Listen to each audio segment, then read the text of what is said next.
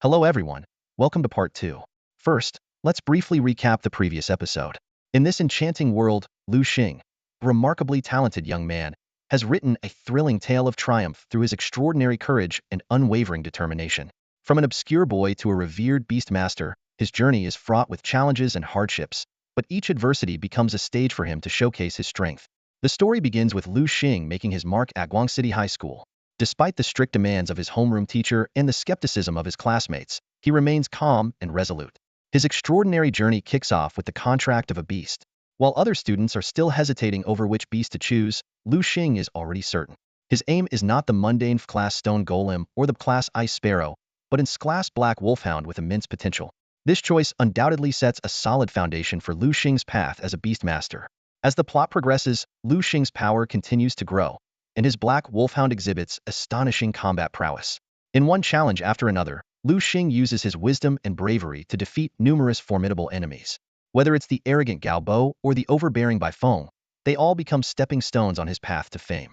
Each battle sees Liu Xing triumph in unexpected ways, leaving everyone in awe. However, Liu Xing's journey is not without hurdles.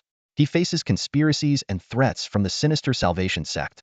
Confronted with the schemes of this evil organization, Liu Xing does not retreat, but instead fortifies his resolve. In each crisis, he not only protects himself but also his friends, showcasing his heroic nature. The most exhilarating moment is Liu Xing's outstanding performance in the national tournament. With his hellhound, he sweeps through the competition, defeating powerful foes and ultimately standing on the final stage. Here, he will face even stronger opponents, but Liu Xing's eyes are filled with determination and fighting spirit. His goal is singular to become the national champion and prove himself as the brightest new star of this era. In this world where strength speaks volumes, Liu Xing's actions define what it means to be truly powerful. That's the recap of part 1. I hope you enjoyed today's part 2. Your likes and comments are my greatest motivation. If you are intrigued by this story and are watching it for the first time, you can find part 1 in the comments section or playlist below. Now, let's dive into the storyline of part 2. Seeing Su Pang's aggrieved face, Liu Xing realized he had said something wrong. He quickly turned to Su Pang and gently comforted him. All right, don't be upset. We'll go find the materials your little glutton needs for evolution, okay? Liu Xing recalled the evolution book given by Yin Ruyu. According to the book, Little Glutton's next evolution is into Big Glutton, which requires 2 conditions. First, Little Glutton must be full, and second, it needs to eat a fruit called appetite fruit. These conditions, while seemingly simple, are actually quite demanding. Just getting Little Glutton full is a daunting task for many, not to mention finding the specific appetite fruit. We need to find an appetite fruit with a ripeness level of 100. Only then can Little Glutton perfectly evolve into Big Glutton, Liu Xing explained. He described the characteristics of the fruit. When perfectly ripe, it has a sweet and tangy flavor. When unripe, it's astringent and hard to swallow. And when overripe, it turns overly sweet and bitter. Armed with this information, Liu Xing and Su Pang ventured into the food forest. To increase their efficiency, Liu Xing also sent out Thunderhawk to search from the sky. Just as they were focused on their search, a roar shattered the forest's peace. Following the sound, Liu Xing was surprised to find the source was a peculiar lionet's mane made of bread. Liu Xing quickly activated his System I to gather information on the bread lion. It had dual attributes of plant and normal, was male, at silver tier 8, with crate potential, and possessed skills such as bite, claw, pounce, and bread shot. Initially, bread lion glared at the intruders with anger, but upon seeing Liu Xing's hellhound, its demeanor softened. After all, a hellhound at gold tier 4 was no match for it. Despite this, Bread Lion remained on guard, growling lowly. Liu Xing decided not to show mercy and commanded, Hellhound, use flame slash on that guy. As soon as he spoke, the hellhound's claws unleashed a fierce flame blade towards Bread Lion. Though Bread Lion tried to flee, the attack speed of a gold tier 4 was far beyond its reaction capability. The flame slash hit its mark, instantly killing Bread Lion. As Liu Xing prepared to move on, Su Pang called out, Liu Xing, wait for me. He rode his wild ape over to Bread Lion's body, expertly cutting off the bread from its neck. While devouring it, he exclaimed, delicious. It's so fragrant and sweet. I'm curious, how can a lion grow bread on its neck? Liu Xing rolled his eyes at Su Pang and replied, how should I know? Why don't you ask why 1 + 1 = 2? Questions like these are basically unanswerable. All right, let's keep moving. They trekked through the jungle for another hour. By this time, Su Pang was drenched in sweat, his clothes soaked as if he had just been pulled out of water. The wild ape he rode, though incredibly strong, had limited stamina and was now panting heavily. Still, the wild ape never complained, silently bearing the heavy burden. Seeing the wild ape's tireless effort, Liu Xing suddenly had a bright idea, as if a light bulb had gone off in his head. In the eyes of the boss, there are two types of people he likes: those who know how to get things done, and those who actually do the work. As Liu Xing looked at the wild gorilla in front of him, he nodded to himself.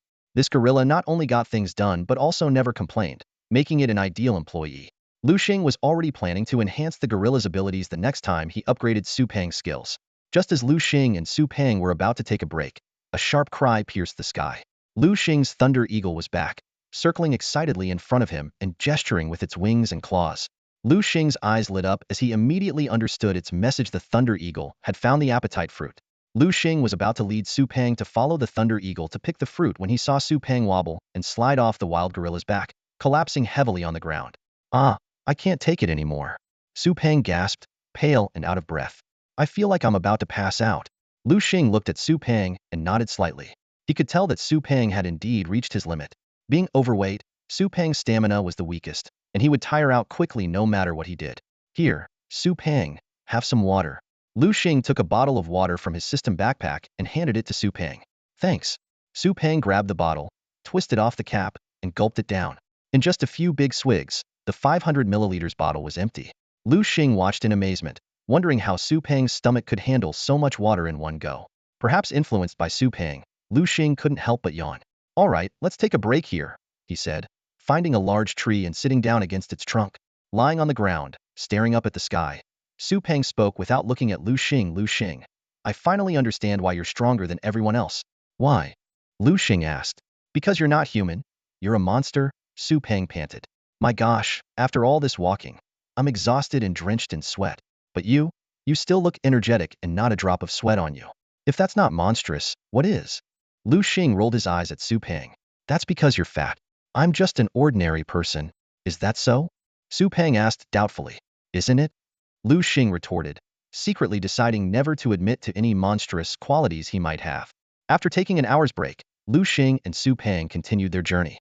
This time, with the Thunder Eagle leading the way, they no longer fumbled blindly through the jungle. Before long, they arrived at the spot where the Thunder Eagle had discovered the appetite fruit. When they saw the location of the fruit, Su Peng couldn't help but curse, "Damn, it's so high up. How are we supposed to get it?" Liu Xing was also stunned. The appetite fruit was growing on a sheer cliff. No wonder no one had found it before. "Liu Xing, what should we do?" Su Peng asked anxiously. The only method he could think of was climbing, but scaling such a high cliff was obviously too dangerous. Liu Xing thought for a moment, and then had a sudden inspiration. He beckoned to the Thunder Eagle, and the intelligent bird immediately understood, flying to his side. Liu Xing nimbly climbed onto the Thunder Eagle's back. Su Peng suddenly realized, "Right? You have a flying Thunder Eagle." "Liu Xing, sorry, but this task is up to you." "Got it," Liu Xing replied, and then rode the Thunder Eagle towards the appetite fruit. Up close, Liu Xing furrowed his brows. The fruit resembled hawthorn from his previous life, bright red and very tempting. But he knew that picking the appetite fruit couldn't be done barehanded.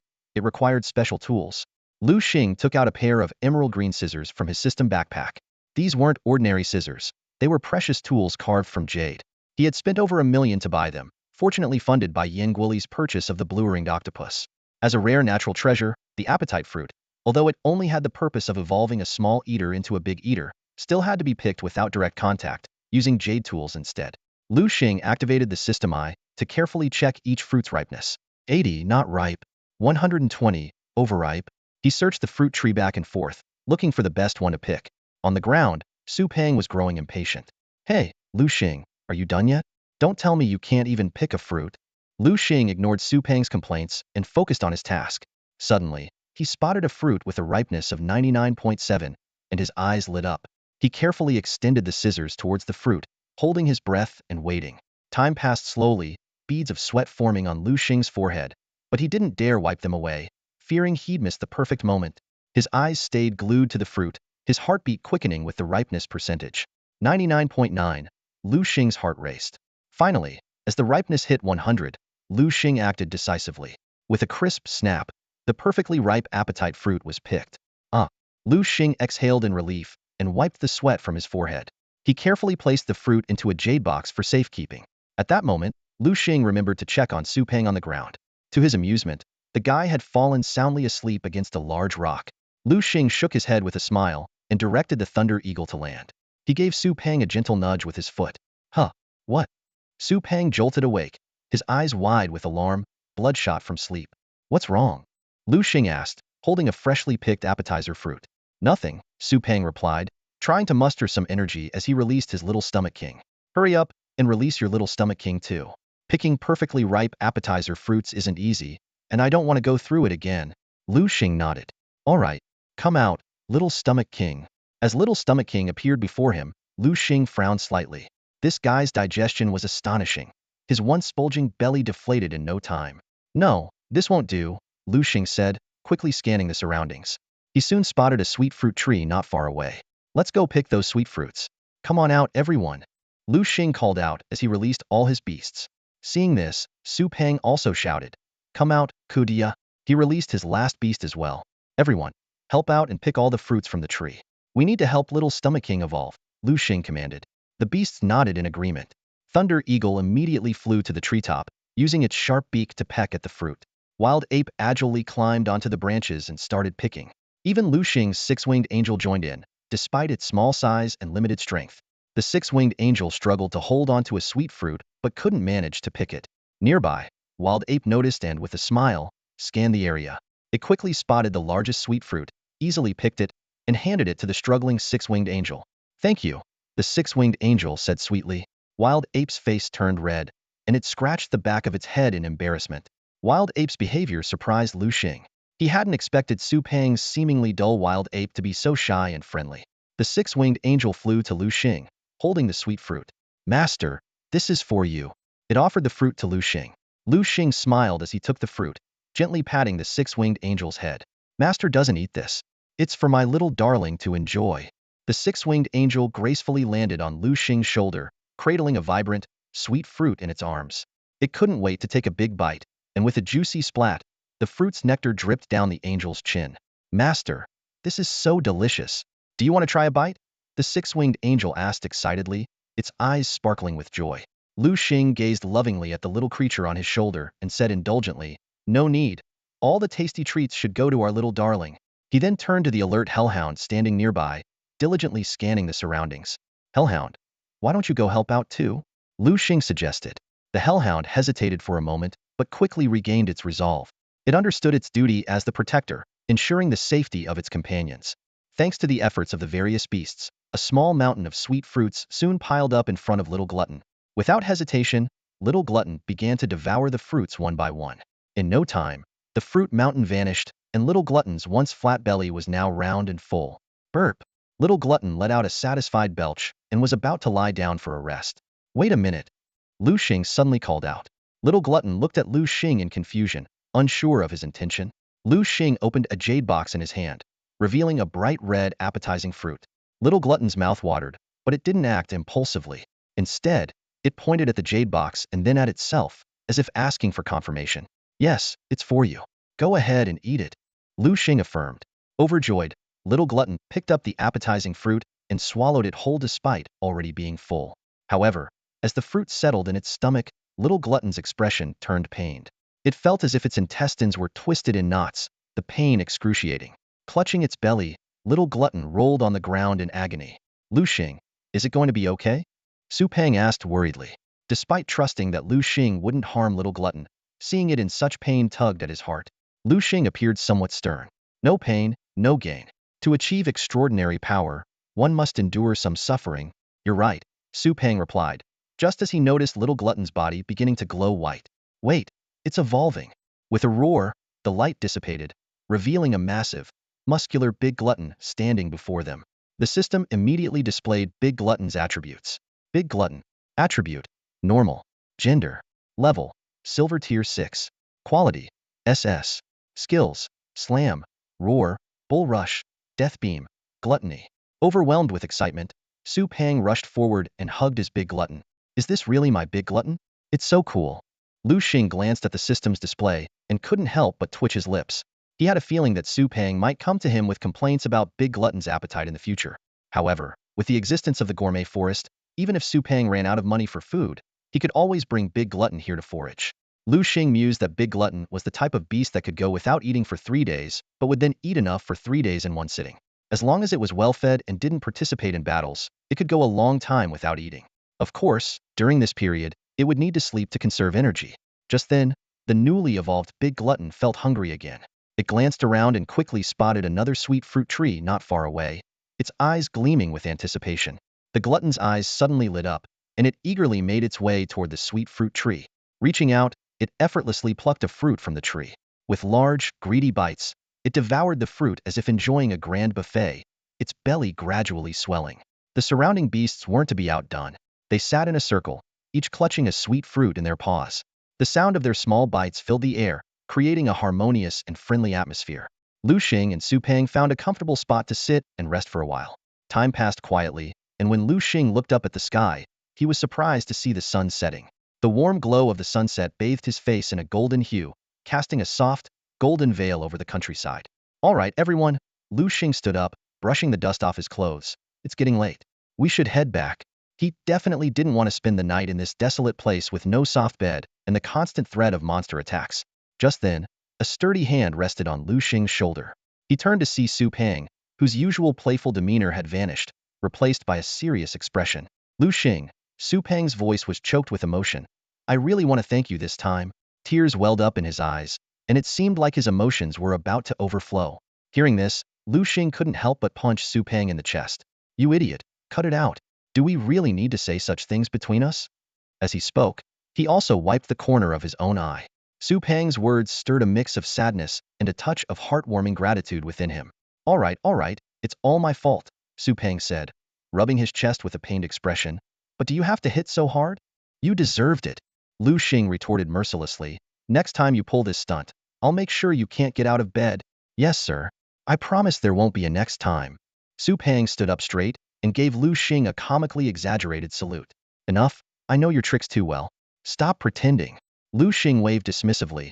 Let's head back, it's getting late. With that, he swiftly mounted the back of his hellhound. Seeing this, Su Peng immediately called out to the glutton. Glutton, let's go. Time to head home. Wow, this is so comfortable. Su Peng exclaimed excitedly as he straddled on Big Eater's broad shoulders, feeling an unprecedented sense of comfort. Big Eater's massive frame and sturdy shoulders felt like a soft recliner, causing Su Peng to let out a satisfied sigh. From this height, he enjoyed a wide, expansive view, sweeping away his previous feelings of oppression. Liu Xing's gaze scanned over Su Peng's Big Eater, finally landing on one of its skills, gluttony. This skill allowed it to devour anything edible and convert it into energy. The more it consumed, the stronger it became. That's awesome. This skill is incredible. Liu Xing couldn't help but admire. Gluttony paired with Big Eater's unbreakable stomach is a perfect match. This guy has an amazing digestive ability. No need to worry about overeating. Watching Su Peng's silly grin, Liu Xing muttered under his breath. Well, it seems like the foolish are blessed with good fortune. He believed that with this skill, Big Eater's power would grow rapidly.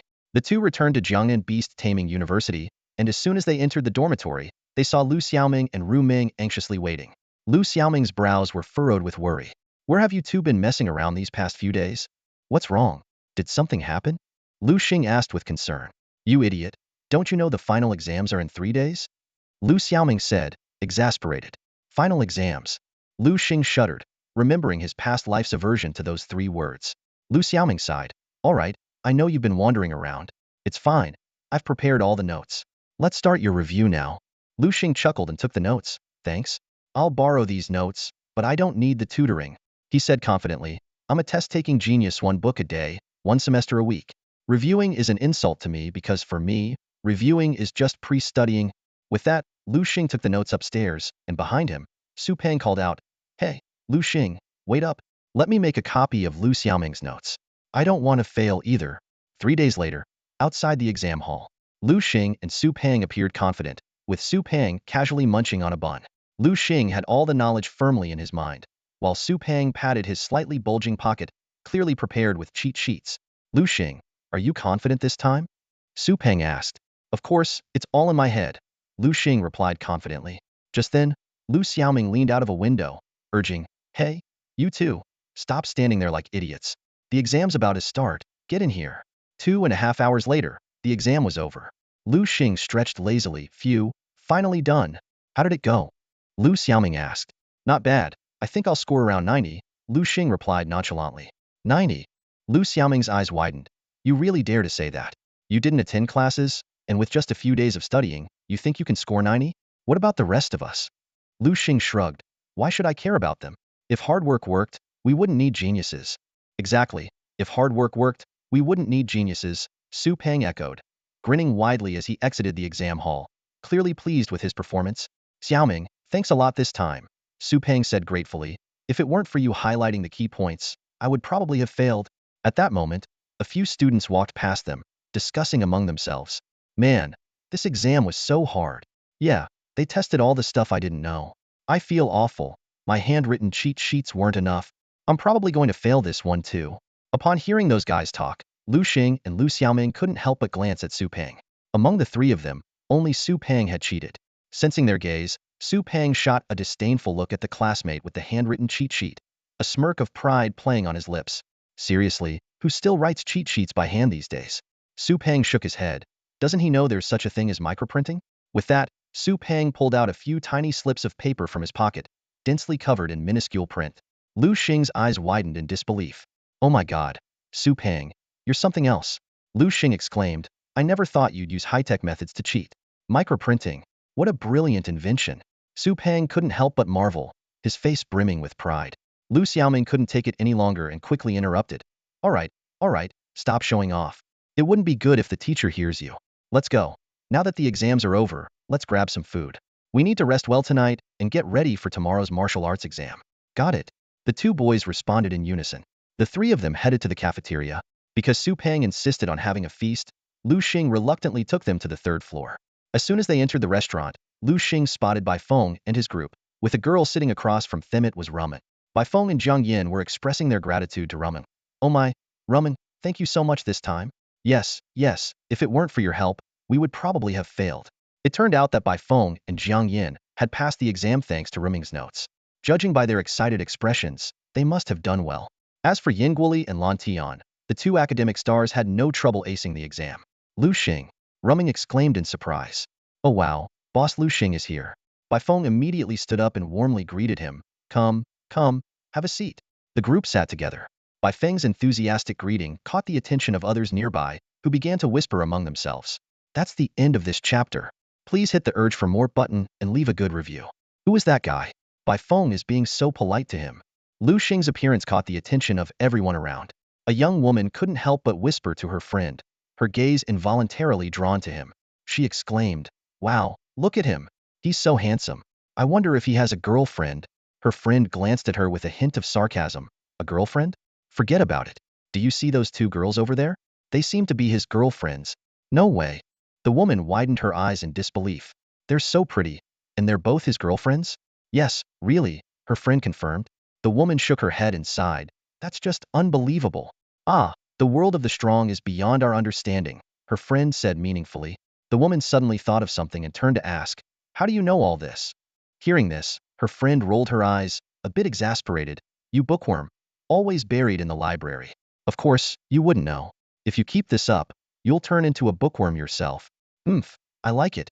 I love reading, the woman retorted stubbornly. After a moment, she couldn't help but sigh. If only I could be his girlfriend. Meanwhile, Liu Xing paid no attention to the curious stares around him. He was used to this kind of attention. They ordered a large table of dishes and a few bottles of wine, and the atmosphere quickly became lively. The next day, Liu Xing, Su Peng, and Liu Xiaoming arrived at the martial arts exam venue for freshmen. As the exam progressed, it was soon Liu Xiaoming's turn. Her iron-winged tiger took down the instructor's yellow-skinned dragonfly with a single move, showcasing her impressive strength. Next was Su Peng's turn. His opponent was a bald instructor using a rock giant. Despite being at silver rank 4, the rock giant was no match for Su Peng's silver rank 6 glutton king. In just 2 moves, the glutton king completely crushed the rock giant. Finally, it was Liu Xing's turn. He walked slowly towards the duel platform, his friends cheering him on from behind. Liu Xing, go for it. Yeah, Liu Xing, finish quickly so we can go out for a good meal. As soon as he stepped onto the platform, Liu Xing drew the attention of his classmates. As a prominent figure among freshmen, his every move was closely watched. Look, the rookie king is up. Where? Where is he? Over there. Let's go watch. The crowd surged forward, surrounding the platform. However, when they saw Liu Xing's opponent, the students couldn't help but shiver, their faces filled with fear. Xie Yuding. Someone stammered out the opponent's name. Clearly, Xie Yuding had left a deep psychological scar on the students, and just mentioning her name sent chills down their spines. Liu Xing awkwardly greeted her. Hello, Teacher Xie. Long time no see. Xie Yuding crossed her arms, her face cold as ice. Yes, long time no see. Nicknamed Xie Ruthless, Xie Yuding was known for her strictness and unyielding nature. Her uncompromising attitude had earned her a bad reputation among both teachers and students, who avoided her whenever possible. But Xie Yuding didn't care about others' opinions and did things her way. Her expression suddenly darkened. You dared to skip my class. To Xie Yuding, it didn't matter how strong Liu Xing was. Skipping class was unacceptable. Since Liu Xing dared to skip, she was determined to teach him a lesson. Come out, charcoal tortoise. Xie Yuding called out her beast. The students erupted in shock. The charcoal tortoise. Oh my god, that's Teacher Xie's strongest beast. The rookie king is in trouble this time. Ha ha ha, serves him right for being so cocky. I agree, Teacher Xie should teach him a lesson, so he won't be so arrogant in the future. The referee's face changed when he saw Xie Yuding's beast. He hadn't expected her to use the charcoal tortoise against Liu Xing. Teacher Xie, isn't this a bit much? The referee cautiously reminded her. Xie Yuding glared at him. What's wrong with it? Am I breaking any rules? The referee, weaker than Xie Yuding, couldn't stand up to her. No, no, he stammered, though inwardly cursing her. Damn tomboy. I hope you never get married. He looked at Liu Xing with a mix of sympathy and a glimmer of hope. The referee secretly wished Liu Xing could give Xie Yuding a taste of her own medicine. Liu Xing knew all too well that defeating a teacher was nearly impossible. Since the establishment of Jiangnan Beastmaster University, no student had ever managed to best a teacher in combat. His gaze fell on Xie Yuding's charcoal turtle. In the system, I immediately analyzed the detailed information of the beast. Charcoal turtle. Attributes: fire, rock. Gender: female. Level: gold tier 5. Quality: A. Skills: flamethrower, magma eruption, smoke screen, flame charge, rock throw. Inequality: gold tier 5 charcoal turtle. Liu Xing assessed silently. This Xie Yuding isn't holding back. She's going all out right from the start. Despite this, Liu Xing remained calm. He quickly formed a seal and summoned his own beast. Come forth, Hellhound. With an earth-shaking roar, the Hellhound materialized, its massive form towering over the arena. Its gaping maw opened wide, emitting a piercing howl that instantly intimidated everyone present. The surrounding students scrambled to the corners in fear, their own beasts cowering on the ground, some even losing control of their bladders in sheer terror. Is that really his beast? That size is monstrous. Is he really just a student? How can he be so powerful? A chorus of astonished murmurs filled the air. Nearby, Su Pang and Lu Xiaoming couldn't help but steal a few more glances, thinking to themselves, Liu Xing's Hellhound seems even stronger than before. Liu Xing quickly compared the strengths of their beasts. In terms of level, Xie Yuding's charcoal turtle was gold tier 5, while his Hellhound was gold tier 4, a level lower. However, the Hellhound's quality far surpassed that of the charcoal turtle, and more importantly, it possessed a terrifying skill: fire devour.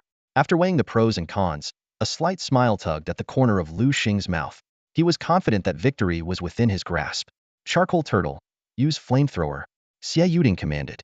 Upon hearing the order, charcoal turtle opened its massive mouth, releasing a torrent of flames like a fountain, aimed directly at Liu Xing's Hellhound. The fiery tongues danced in the air, sending waves of heat forward. However, a smirk of disdain crossed Liu Xing's face. Doesn't she know that my Hellhound is immune to fire attacks? And that this flamethrower will actually boost its attack power? Xie Yuding watched in shock as the flames hit the Hellhound to no effect. Panic set in. How is this possible? What kind of creature is your Hellhound, you brat? Just as Xie Yuding was puzzled, a voice suddenly spoke up. Teacher, his Hellhound is immune to fire attacks. So, don't use fire-type skills against it. Liu Xing turned to see a plain-looking girl standing there. She had buck teeth, a face full of freckles, thick glasses, and a braided ponytail, dressed in an unfashionable outfit. Liu Xing initially wanted to confront the person who spoke out, but upon seeing the girl's appearance, he changed his mind. Thank you, Xiaoqing. Xie Yuding expressed her gratitude to the obedient student sitting in the front row. Liu Xing thought to himself, this must be what they mean when they say ugly people should study more. From now on, whenever I see an unattractive girl, I'll say, you must have read a lot of books. Quickly adjusting her strategy, Xie Yuding commanded, Charcoal turtle, use rock throw. Charcoal turtle spat out a massive rock that whistled through the air. Liu Xing sneered, child's play. Hellhound, shatter it with your rending claws. With a swift swipe of its sharp claws, the Hellhound shattered the rock into pieces, which fell to the ground with a crash. Xie Yuding stood frozen in shock. She had expected this attack to cause significant damage, but it was effortlessly neutralized. Hellhound, it's our turn. Use flame slash. Liu Xing ordered. The hellhound's claws slashed through the air, creating a fiery blade that gouged a deep trench in the ground as it sped towards Charcoal Turtle. Watch out! Charcoal Turtle, dodge it! Xie Yuding screamed.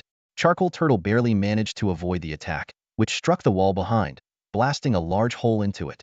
Xie Yuding's face turned pale. What level is your hellhound? Take a guess. Liu Xing replied mockingly. Unwilling to back down, Xie Yuding commanded, Charcoal Turtle, use rock throw again. Another massive rock flew through the air. Liu Xing was slightly taken aback. He had expected Xie Yuding to retreat but was surprised by her persistence. Alright, since you want to fight, I'll play along. Liu Xing's voice carried a hint of provocation. He quickly ordered, Hellhound, dodge that rock and use Rending Claw on the Charcoal Turtle. The hellhound's muscles tensed instantly at the command. With a powerful push from its hind legs, it shot forward like an arrow. In midair, it twisted its body skillfully, evading the Charcoal Turtle's flying rock attack. As it landed, it used all four paws to sprint toward the Charcoal Turtle. Xie Yuding watched the hellhound approach, beads of sweat forming on her forehead. She bit her lower lip and urgently shouted, Charcoal Turtle, use Flame Charge. The Charcoal Turtle's body was immediately enveloped in bright flames. It lowered its head and charged forward, meeting the hellhound's leap Hedon. Bang! A loud crash echoed as the two beasts collided in midair. The Charcoal Turtle's hard shell clashed with the hellhound's sharp claws, sending sparks flying. In the next moment, a dark figure was suddenly flung backward. It was the Charcoal Turtle. Liu Xing's hellhound, empowered by the decayed flesh pile, had tripled in strength. The Charcoal Turtle couldn't withstand the force. Boom! The Charcoal Turtle slammed into the concrete wall behind it, embedding deeply into the structure from the massive impact. Charcoal Turtle! Xie Yuding cried out, rushing toward her fallen beast. Her brows furrowed in frustration, but before she could say anything, the referee interrupted. Miss Xie, please mind your demeanor. The referee's tone was laced with sarcasm, internally gloating, serves you right, you tomboy. Someone finally put you in your place. Oomph! Xie Yuding snorted coldly before turning to attend to her Charcoal Turtle. Liu Xing watched her leave, then turned to the referee and asked, Sir, did I pass? Pass? Of course you did. And with flying colors, the referee beamed. Liu Xing, you did an excellent job this time. He eagerly picked up a black marker and wrote a large 100 in Liu Xing's score column. That's right, a perfect score, no more, no less. As they left the exam hall, Su Peng and Lu Xiaoming followed closely behind Liu Xing. Su Peng frowned slightly and couldn't help but ask, Liu Xing, aren't you worried that treating Xie Yuding like this might make her fail you? Liu Xing shook his head with certainty. She won't. What makes you so sure? Su Peng pressed. Because she's not that kind of person, Liu Xing explained. I've figured out Xie Yuding's temperament. She's a stickler for rules. As long as we follow the rules, she won't cause any trouble. The rules bind us, but they bind her too. Su Peng stretched lazily. The exams are finally over. Liu Xing, where should we go during the break? Liu Xing pondered for a moment. How about we go home first? I suddenly miss my own house. Sure. Su Peng agreed. Lu Xiaoming chimed in. Yeah, I miss my parents too. The next day, the three of them bought tickets for a flight from Jiangnan City to Guang City. On the plane, Liu Xing should have been in high spirits because just last night, his six-winged angel had learned a new skill, Holy Shield. However, he felt extremely uncomfortable. Liu Xing was sandwiched in the middle, with Su Peng snoring loudly on his left and Lu Xiaoming engrossed in reading. The overbearing CEO falls in love with Cinderella on his right. With no other option, Liu Xing decided to take a nap. He gently rested his head on Lu Xiaoming's shoulder and soon fell asleep. He didn't know how much time had passed when a commotion woke him up. Blinking sleepily, he saw several men in black holding cold weapons, standing in the aisle and near the cabin door. One of them, holding a sack, was ordering passengers to hand over their valuables. Hijacking. Liu Xing was shocked. Am I cursed by bad luck? Even a plane ride isn't safe. He quickly scanned his surroundings and counted 5 hijackers, all wearing black hoods. A scrawny guy was eyeing Lu Xiaoming lecherously and rudely shoved the sleeping Su Peng to the floor. When the man reached out to touch Lu Xiaoming, Liu Xing sprang into action. He grabbed the man's arm and twisted it sharply. There was a loud crack as the man's arm broke. The hijacker's scream drew the attention of the others. Liu Xing swiftly lunged at the hijacker holding the sack and, with a quick neck twist, ended his life. Suddenly, a black-furred rat leapt towards Liu Xing, its sharp fangs aimed at him. Just as it was about to bite, a voice rang out, I'll kill you, you nasty rat, for daring to harm my master. A six-winged angel suddenly appeared beside Liu Xing, as if materializing out of thin air. With a pinch of its right hand, a gleaming blade of light instantly formed.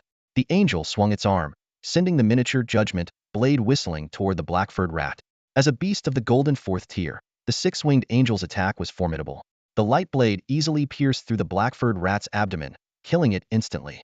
The force of the impact sent the rat's body flying, crashing heavily into a black-clad figure behind it. This is bad. We've run into a tough one. The leader of the black-clad men turned pale.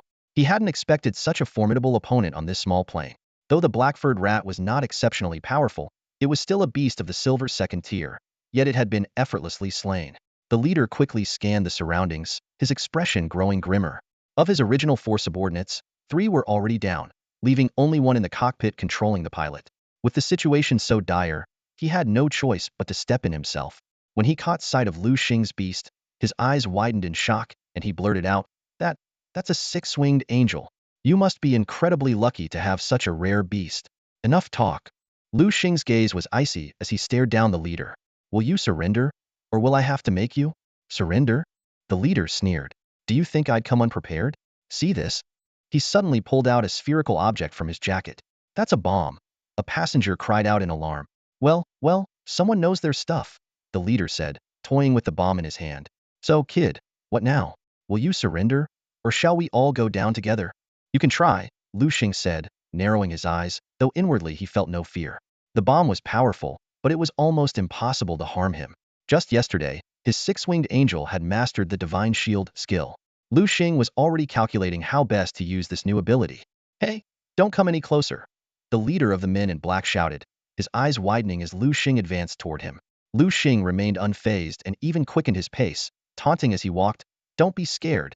Didn't you say you were going to detonate the bomb? Go ahead, do it. The leader's agitation grew as Liu Xing approached. He knew all too well that Liu Xing, a top-tier beastmaster, was far beyond his match in an unknown fight. Beneath Liu Xing's seemingly ordinary physique lay astonishing strength, capable of punching through an airplane's wall.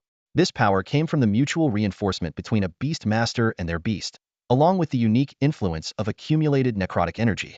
The passengers on the plane were deathly silent, heads down to avoid the gaze of the men in black, fearing that even a glance would seal their fate. Just as the tension reached its peak, someone sprang into action. A bespectacled man in a blue shirt, holding a sharp scalpel, lunged at the leader's abdomen. With a sickening squelch, the blade sank into flesh. The sudden turn of events stunned Liu Xing. He had been about to make his move, only to be preempted. He's dead. Ha ha ha. I killed him. The bespectacled man laughed maniacally, the scalpel in his hand, revealing his profession as a doctor. The leader of the men in black did not die immediately. He coughed, his face twisted in a grimace. Damn it, if I'm going down, you're all coming with me, he snarled, picking up the circular bomb from the floor and pressing the button. See you in hell. As the bomb's countdown began with a series of beeps, Liu Xing acted instantly. 6-winged angel. Use holy shield. The 6-winged angel quickly drew a circle in the air, and in an instant, a protective shield enveloped the leader and the bomb. Boom. The bomb exploded, the shield radiating a blinding white light that forced everyone to close their eyes. When the light faded, the shield was gone, leaving only a pool of blood. Some passengers vomited on the spot, triggering a chain reaction as others followed suit. Even Liu Xing's face turned pale at the sight of a person being blown to bits right before his eyes. Liu Xing exhaled deeply, grateful for the 6-winged angel's holy shield. Without it, they all might have perished. He glanced at the 6-winged angel beside him, silently reviewing its attributes. Psychic and fairy type, female, top-tier gold rank, SSS grade, and capable of judgment, holy healing, and holy shield skills. Liu Xing paid special attention to the holy shield's description. Summons a circular shield that can block all attacks for 5 seconds, with a cooldown of 1 hour, becoming stronger as the user levels up. A real 5-second hero, Liu Xing muttered, understanding that such a powerful skill needed limitations to prevent it from being overpowered. With the leader dead, only one man in black remained in the cockpit. The explosion had awakened the sleeping Su Peng, and the cabin fell into an eerie silence. Liu Xing, is something wrong? If not, just go back to sleep. Su Peng was about to continue sleeping when he suddenly noticed a stream of red liquid flowing toward him. His eyes widened in horror. Oh my god, what is this? Liu Xing answered nonchalantly, nothing, just some blood. Blood? And you say just? Su Peng's voice rose in shock. Liu Xing, you. Before Su Peng could finish, Liu Xing quickly headed toward the cockpit. At that moment, a shout rang out. A man dressed in black, wielding a knife, lunged at Liu Xing. Liu Xing reacted swiftly, sidestepping just in time to avoid the blade. That was close, he thought with a lingering fear. Seeing that his first strike missed, the attacker prepared for another attack. But Liu Xing was quicker. He darted forward and landed a heavy punch to the man's abdomen. As the attacker doubled over in pain, Liu Xing grabbed his wrist and twisted it sharply. A loud crack echoed as the man's wrist snapped. Liu Xing didn't stop. He swiftly clamped his right hand around the man's throat. With a forceful squeeze, another crack sounded, and the man's neck was broken. Liu Xing emotionlessly dropped the lifeless body to the floor, as if discarding trash. Turning to look at the cockpit, Liu Xing's face turned grim. He hadn't expected the man in black to be so ruthless. Apparently, after seeing his leader blown up, he had killed the two pilots, intending to take everyone down with him. Liu Xing, what do we do now? Su Peng panted as he ran in and saw the gruesome scene. Liu Xing glanced at Su Peng and asked, "Hey, Su Peng, can you fly a plane?" "Fly a plane? Up, down, left, right. Alibaba?" Su Peng looked utterly confused. Liu Xing rolled his eyes. "Oh, come on. I don't know how to fly a plane either. But if you need lessons on shooting down planes, I could teach you that." Liu Xing couldn't help but twitch at Su Peng's words. Even in such a critical moment, Su Peng's mouth was still so unreliable. "All right, just sit in the co-pilot seat," Liu Xing ordered. "Liu Xing, what are you?" Su Peng looked puzzled. "Since you can't, I have to take over." Liu Xing sat in the pilot seat. "No way, Liu Xing. You can actually fly a plane?" Su Peng's eyes widened. "You don't seriously think flying a plane is just up, down, left, right, Alibaba, do you?" Liu Xing rolled his eyes again. "If you can shoot down planes, why can't I fly one?" Staring at the complex dashboard in front of him, Liu Xing muttered under his breath, "Guess we'll have to make do with what we have." Liu Xing settled into the pilot seat while Su Peng took the co-pilot's position. The atmosphere inside the cockpit was tense, but Su Peng couldn't resist joking into the intercom.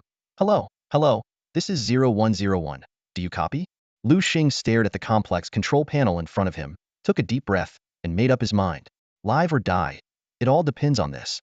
His hand slowly moved to the control stick, and as he did, the entire plane began to shake violently.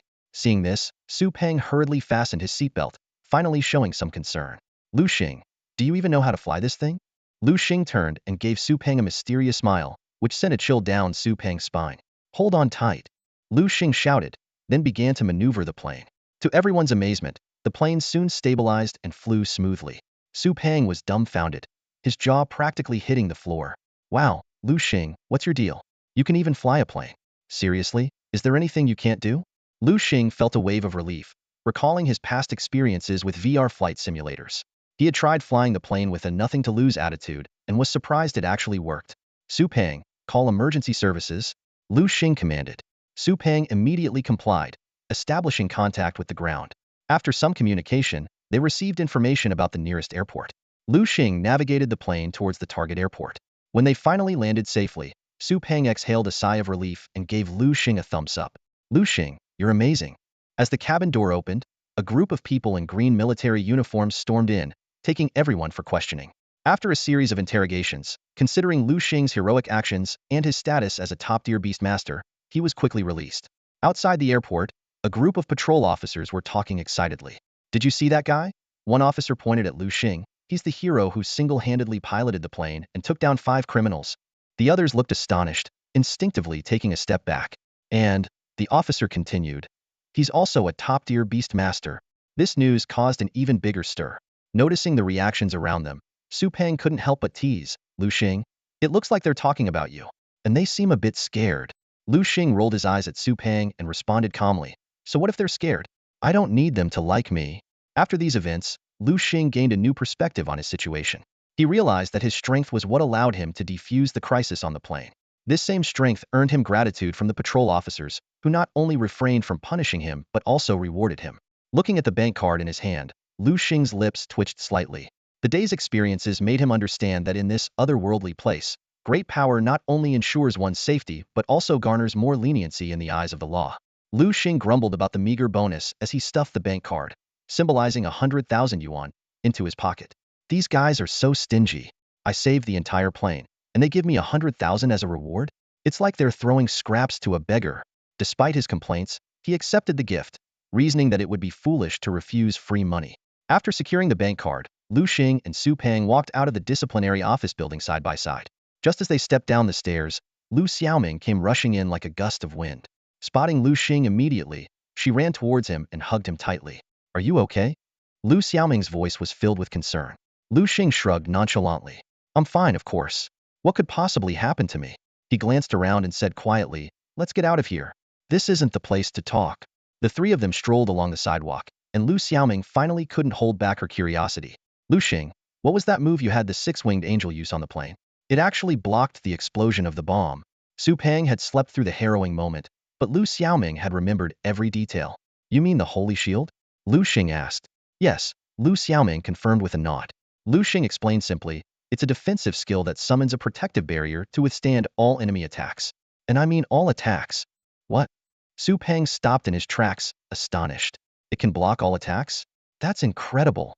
"Yes," Liu Xing nodded. "But the skill has its limitations. It only lasts for a short time and has a cooldown period." "How long does it last?" Liu Xiaoming pressed. 5 seconds, Liu Xing replied. 5 seconds? That number sounds familiar, Su Peng mused, his face flushing slightly. Liu Xiaoming didn't notice Su Peng's reaction and continued. 5 seconds is great. That's a long time. Some skills only last for 1 second, but people still rave about them. Yeah, Liu Xing responded, but he didn't reveal the whole truth. In reality, the duration of the Holy Shield could be extended as the six-winged angel's power grew. He chose to keep this a secret, worried that it might overwhelm Liu Xiaoming. After all, a skill with such potential was truly astonishing. Due to an airplane accident, Liu Xing and his group were forced to land earlier than planned. Fortunately, they weren't far from Guang City.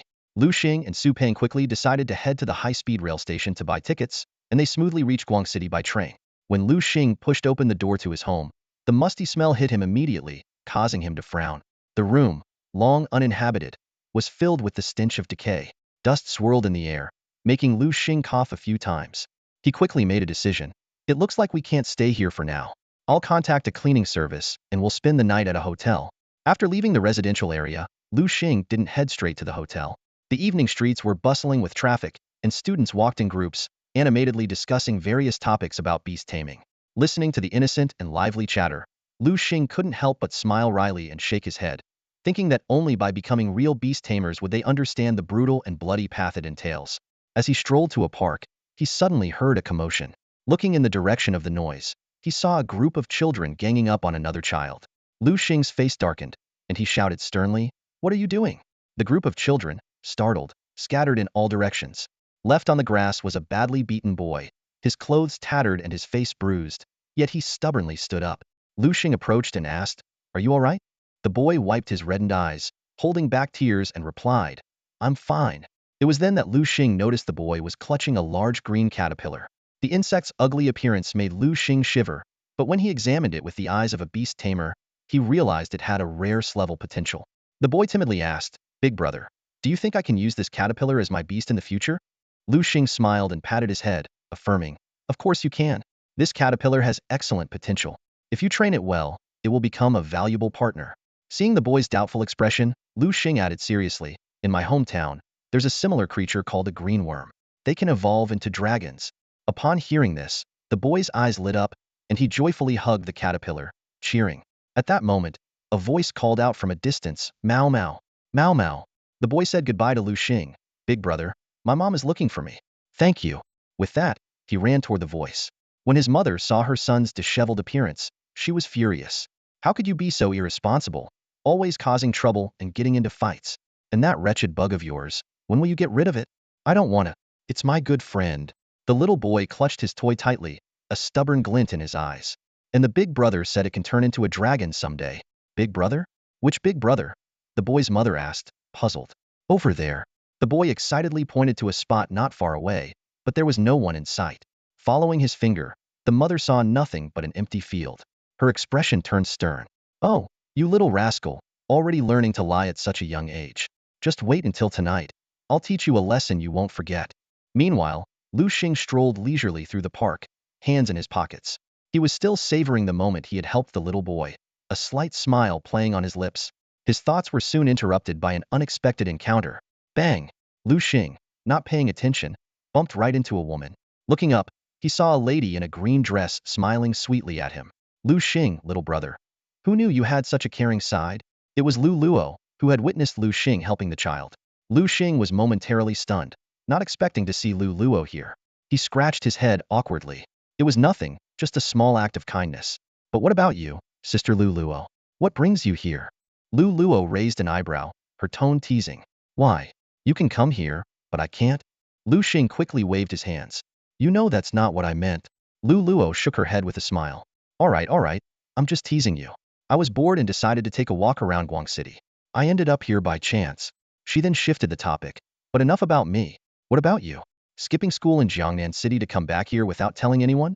Wandering around the park alone. What are you hoping to meet a pretty girl here? Her words left Liu Xing speechless. He thought to himself how unpredictable she could be. Just as he was about to respond, a clear voice interrupted them. Liu Xing, big brother? Liu Xing looked in the direction of the voice and saw a group of lively young girls. One of them, with a ponytail, was waving at him. Seeing this, a mischievous glint appeared in Lu Luo's eyes. Oh, so you have a date with a beauty. Looks like I'm the third wheel here. Liu Xing could only smile wryly. A date? Sister Lu Luo, you're overthinking it. A group of girls quickly approached Liu Xing from the opposite direction. Leading them was Su Peng's younger sister, Su Xiaoya. She blinked her large eyes, curiously eyeing the woman standing next to Liu Xing. Liu Xing, who is she? Su Xiaoya asked, with a hint of subtle wariness in her voice. Liu Xing was taken aback, not expecting to run into Su Peng's sister in the park. He hurriedly introduced them. Xiaoya, this is Lu Luo. Lu Luo, this is Xiaoya, Su Peng's sister. Who's Su Peng? Lu Luo asked, puzzled. He's that chubby guy who's always hanging around me, Liu Xing explained.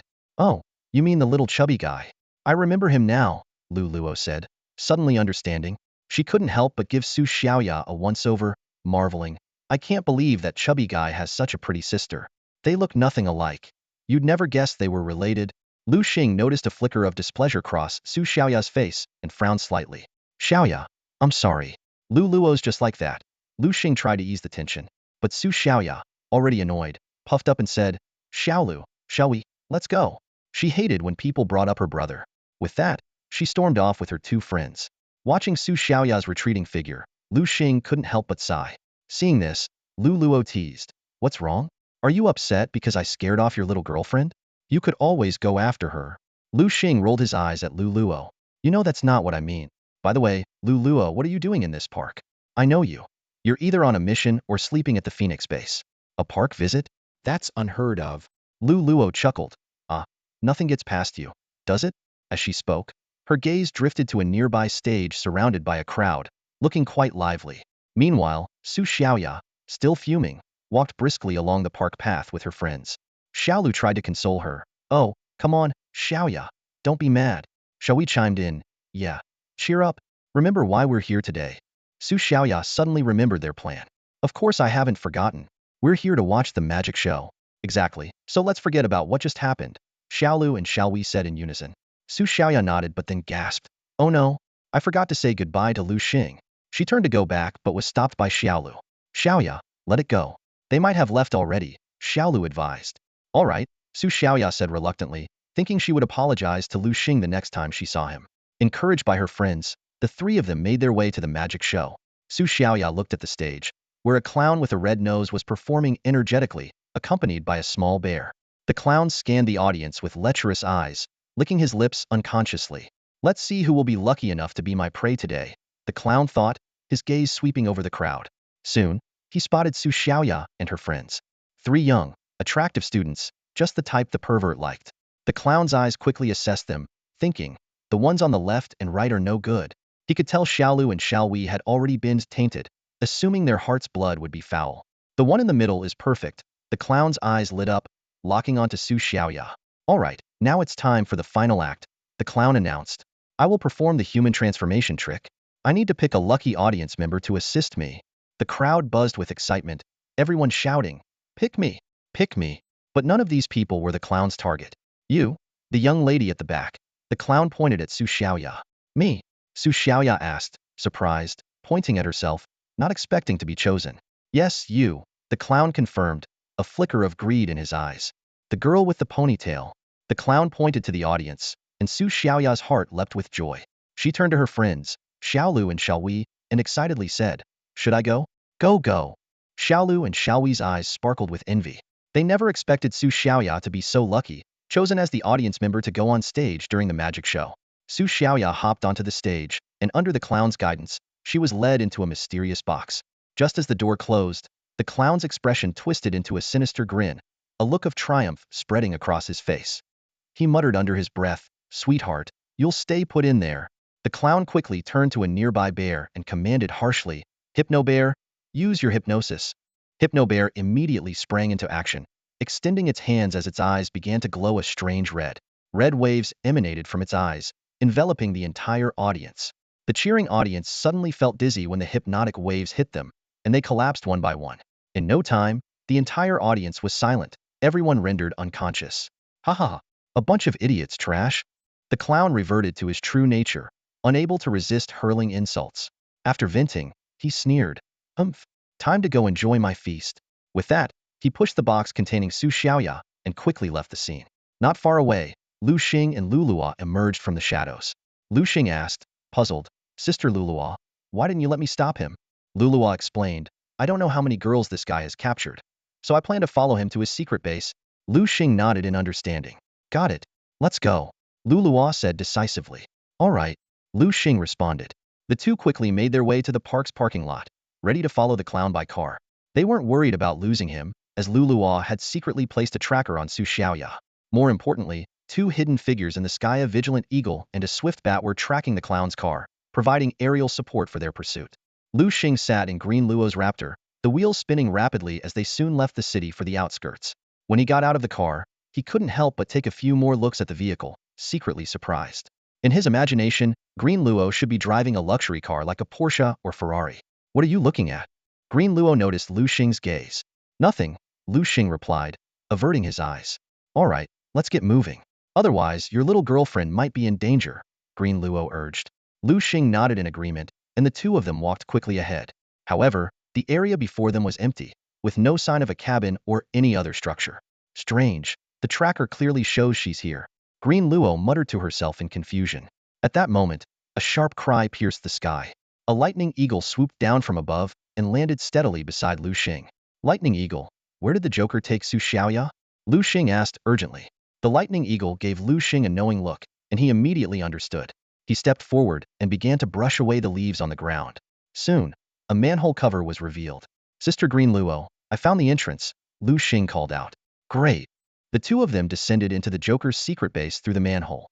Liu Xing couldn't help but marvel. "I didn't expect there to be a whole world down here." After a moment's thought, Liu Xing decided to summon the six-winged angel. The other beasts were too large to maneuver in the confined space. Six-winged angel. Green Luo's eyes lit up when she saw Liu Xing's beast. "Wow, it's so cute. Come, let sister hold you." She reached out to touch the six-winged angel, but it quickly hid in Liu Xing's arms, frightened. "Master!" the six-winged angel exclaimed. "Well, who would have thought this little one is so shy?" Green Luo said, a bit disappointed. "All right, Sister Green Luo, little cutie is a bit scared of strangers. Please don't tease it," Liu Xing explained. Green Luo huffed and pouted, but soon smiled again. "Little cutie, how about I find you a new friend?" She performed a hand gesture and summoned her green sprite. At the sight of the green sprite, the six-winged angel became interested and flew out of Liu Xing's arms to play. "All right, enough playing. Let's go rescue Xiaoya," Liu Xing reminded, his heart filled with concern for Su Xiaoya's safety. They searched the secret base and quickly found Su Xiaoya. She was tied to an operating table, her mouth gagged with a cloth, unable to make a sound. She struggled desperately, tears streaming down her face. In her despair, Su Xiaoya's mind flashed with images of Liu Xing. She recalled how he had saved her at Tiger Head Mountain, a glimmer of hope igniting in her heart, only to be quickly extinguished by reality. "Stay still, little darling." The Joker stood nearby, leisurely pouring himself a glass of red wine. He took a sip, his eyes glinting dangerously. "Stay still, little darling. I'll take good care of you soon." The clown licked his lips, a sinister gleam in his eyes. Su Xiaoya's cries echoed in the chamber, filled with fear and despair. Just then, Liu Xing and Liu Luo quietly arrived outside the chamber door. Liu Xing squinted, his sharp gaze piercing through the crack in the door, landing on the hypno bear next to the clown. He quickly analyzed the attributes of this beast. Hypno bear. Attributes: normal. Gender: female. Level: silver rank 7. Aptitude: B. Skills: hypnosis, drowsy punch, sleep. Liu Xing's brow furrowed as he silently marveled. From his earlier conversations with Liu Luo, he knew the clown had no distinguished background and had achieved his current status through sheer effort. Unfortunately, he chose a dark path. "Little cutie," Liu Xing whispered, "use judgment on that hypno bear. Make sure it's a one-hit kill." At her master's command, the six-winged angel's face flashed with cold intent. It quickly conjured a blade of light and hurled it at the hypno bear. Sensing imminent danger, the hypno-bear's pupils contracted as it tried to flee, but its body couldn't keep up with its mind. With a swift thud, the judgment blade pierced through the hypno-bear's abdomen, pinning it to the wall. The bear's head slumped to the side, its life extinguished in an instant. Hypno-bear! The clown screamed in horror, unable to believe someone had tracked him to his secret base. His eyes turned blood-red, consumed by rage. The hypno-bear was his closest companion, now brutally killed. I'll make you pay, the clown roared, quickly forming seals with his hands. In an instant, two beasts appeared before Liu Xing and Lu Luo, a black wolf king and a black-skinned rat. Liu Xing immediately assessed the attributes of these two beasts, noting that the black wolf king was significantly stronger. Black wolf king. Attributes: dark. Gender: male. Level: silver, rank 9. Aptitude: A. Skills: shadow ball, rending claw, bite. Facing this sudden threat, Liu Xing and Lu Luo quickly assumed battle stances, ready to confront the intense fight that was about to unfold. Sister Green Ivy, I'll take on the Black Wolf King. Please handle the Black Skin Mouse. Liu Xing decisively assigned the tasks, and Green Ivy nodded in agreement. Liu Xing calculated in his mind. Although the Black Skin Mouse was only at the second-tier silver level and posed no threat to Green Ivy, his real intention was to have her rescue Su Xiaoya, who was tied to the bed. He dared not say this out loud, fearing it might alert the clown, who would then use Su Xiaoya's life as leverage. Little Angel, use judgment on the Black Wolf King. Liu Xing quietly ordered the six-winged angel. The angel grasped the air with her right hand, and a blade of light materialized. I'm going to kill you, you filthy dog, for daring to threaten my master and me, the six-winged angel shouted angrily, thrusting the light blade at the Black Wolf King with lightning speed. However, to everyone's surprise, the judgment had no effect on the Black Wolf King. Liu Xing suddenly realized his mistake and cursed himself for being foolish. The Black Wolf King, as an evolved form of the Black Wolf Dog, belonged to the Dark type and was naturally immune to psychic attacks. Evil could devour the mind. This was common knowledge. Seeing this, the clown sneered, Black Wolf King, bite that guy to death. Little Angel, retreat. Liu Xing shouted as he started running, with the Black Wolf King hot on his heels, eyes gleaming with cold light. Liu Xing quickly reached an open area. The Black Wolf King bared its teeth, closing in step by step. You want my life? Let's see if you have what it takes. Come forth, Hellhound. Liu Xing decisively summoned his trump card. The Black Wolf King was immediately intimidated by the Hellhound's imposing presence and tried to flee. But how could the Hellhound let it escape?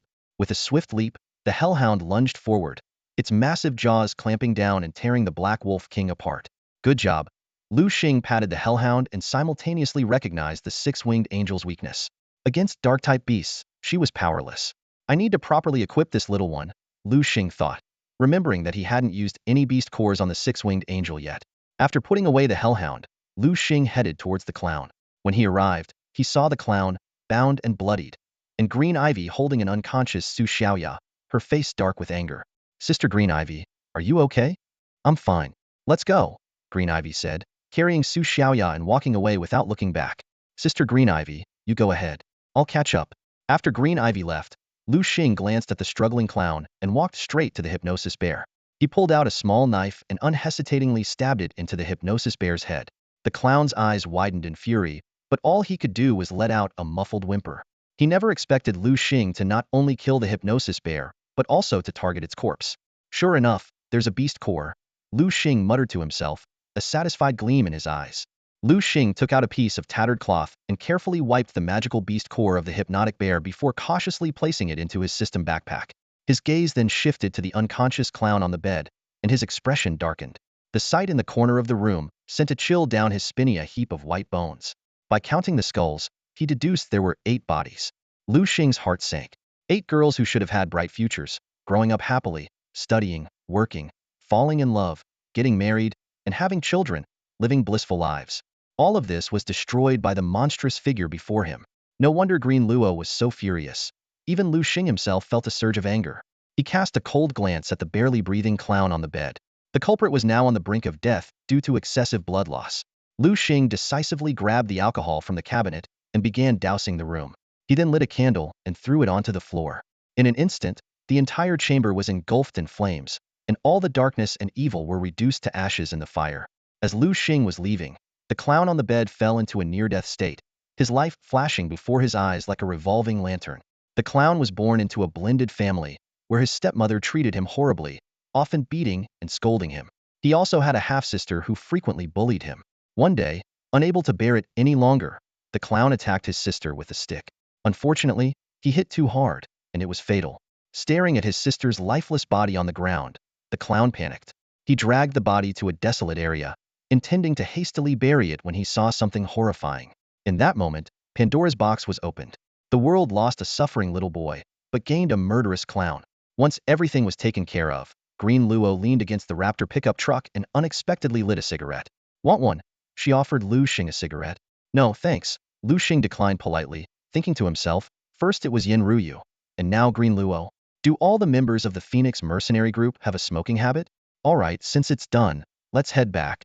Green Luo casually flicked the cigarette butt away and prepared to climb into the driver's seat. Liu Xing didn't get in immediately, but walked over to the still-burning cigarette, and stomped it out forcefully. Sister Green Luo, tossing cigarette butts like that can cause fires, Liu Xing reminded her, his tone carrying a hint of exasperation. Alright, I get it. LV Luo forced an awkward smile, her cheeks flushing with rare embarrassment. I can't believe I just got schooled by a kid. She shook her head in disbelief, silently amazed. Liu Xing swiftly got into the car and turned to ask, where are we heading now?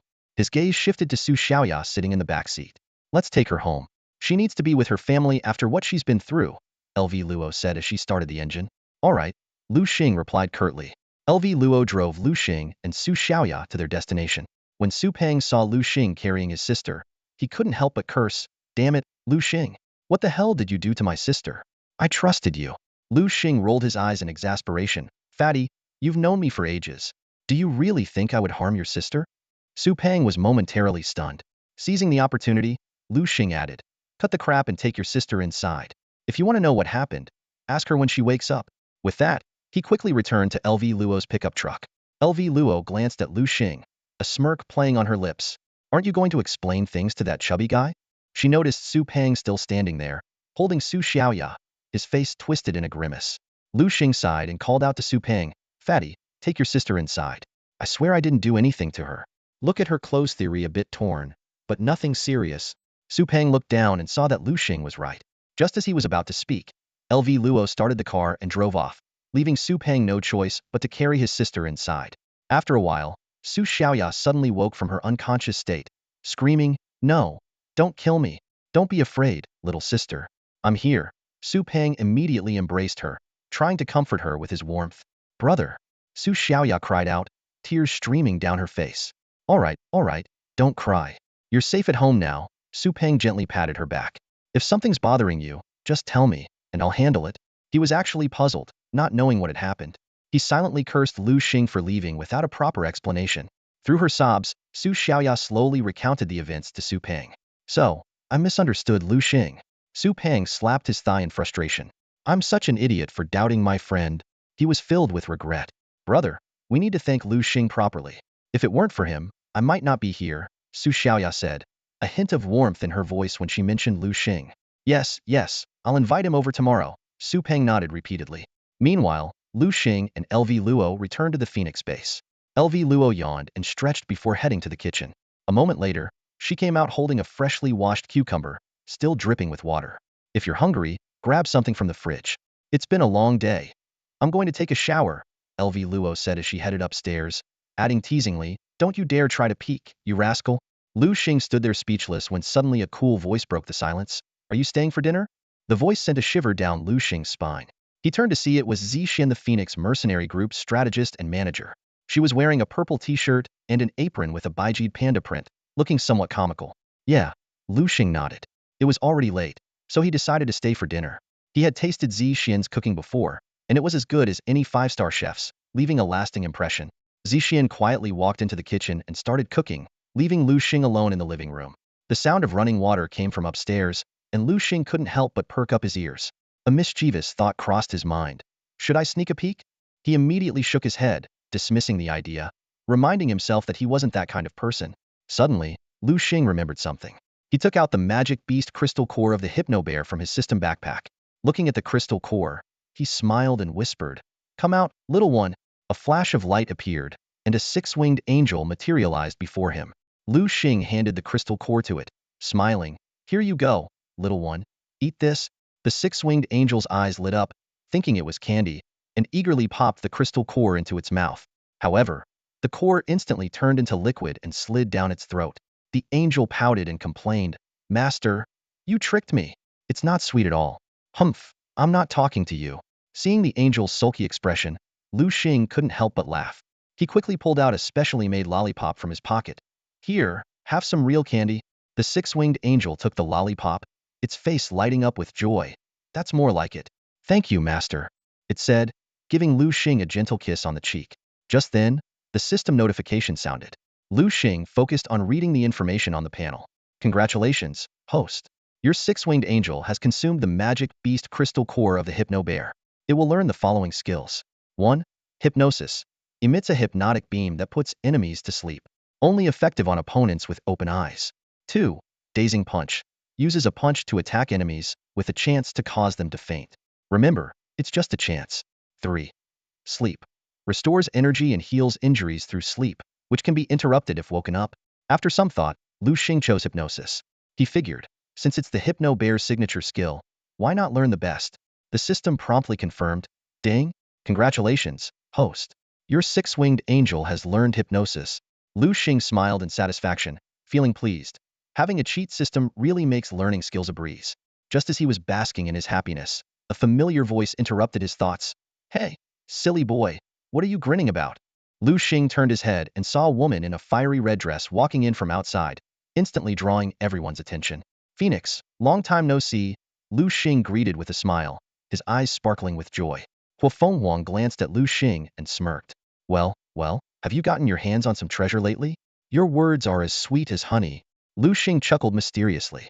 "Come on, follow me," Huang said, leading Liu Xing into the dining room. As soon as they sat down at the table, Zixuan seemed to sense Huang's return from the kitchen. She brought out a plate of edamame and a dish of smashed cucumbers, placing them on the table with swift movements. "The meal will take a while. Have these to tide you over," Zixuan said in her usual indifferent tone, which sent a chill down Liu Xing's spine. "Thanks, Zixuan," Liu Xing said politely. "You're welcome," Zixuan replied coolly before turning to leave. Liu Xing couldn't help but steal another glance at Zixuan's back, wondering to himself what was going on with her. "Hey, what are you staring at?" Huang suddenly asked, startling Liu Xing into looking away quickly. "Nothing," Liu Xing hurriedly explained. Huang leisurely ate some edamame, watching Liu Xing with interest. "So, our little hero, tell me about your latest exploits." "Hero? What are you talking about?" Liu Xing frowned, clearly puzzled by the nickname. "Phoenix, you must be mistaken." "How could I be mistaken?" Huang said, pulling a photo from her pocket and tossing it in front of Liu Xing. "Look at this. Isn't it you?"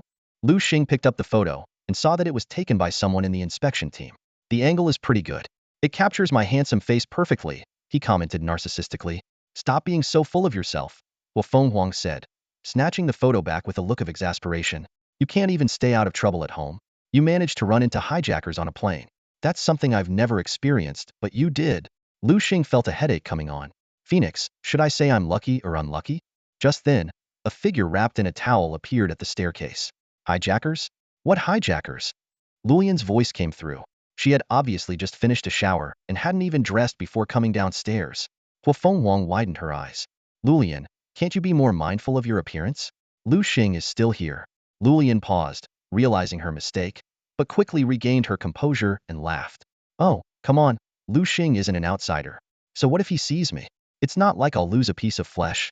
Worst case, I'll just marry him later." Liu Xing groaned inwardly. This girl is a real troublemaker. "All right, that's enough," Huang interrupted, turning the attention back to Liu Xing. "Tell us about your heroic deeds on the plane." For the next 10 minutes, Liu Xing detailed his experience on the plane. When he finished, Huang exclaimed, "Wow, Liu Xing, I didn't know you were so brave. Taking down hijackers in a few moves and preventing a bomb from exploding, saving everyone on the plane. But what surprises me the most is that you can actually fly a plane. Where did you learn that?" Lulian's words made Liu Xing's headache worse. He silently vowed to keep his distance from her in the future. Mom always told him not to play with troublemakers. "So, you really can fly a plane?" Huang asked, frowning. She knew that neither high school nor university offered aviation courses unless it was an aerospace university. "Yes," Liu Xing nodded calmly. "How did you learn?"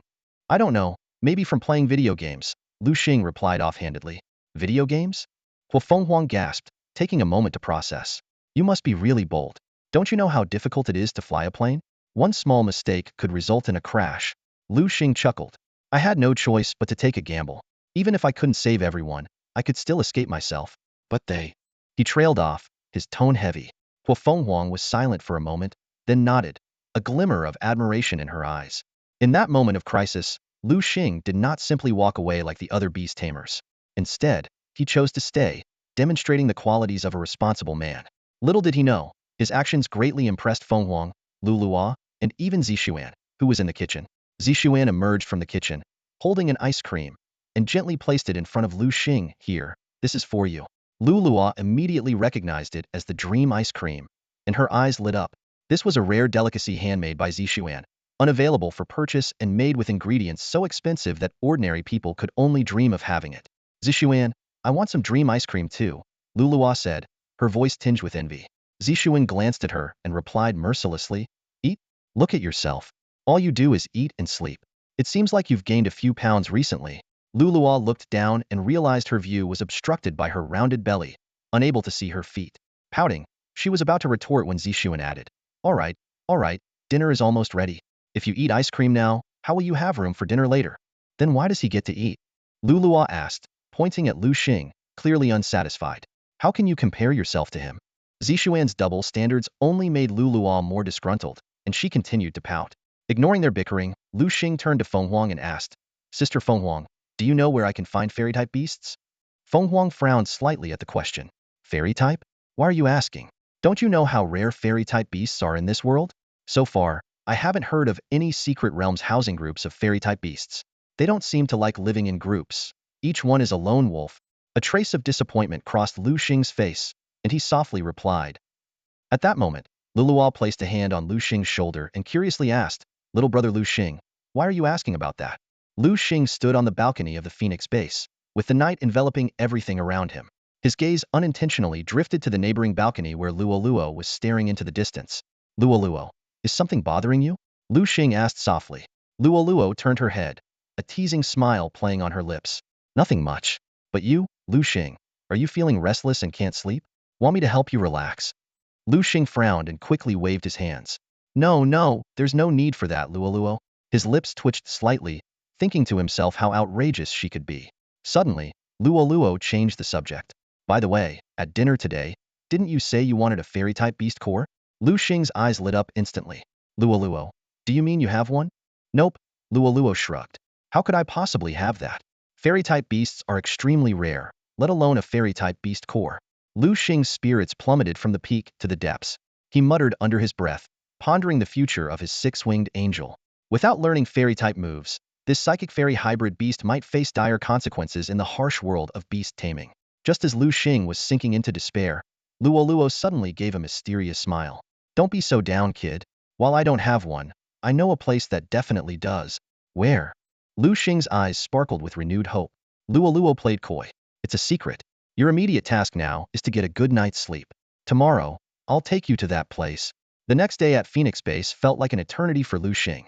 His anxiety was palpable, as if he was on the brink of madness.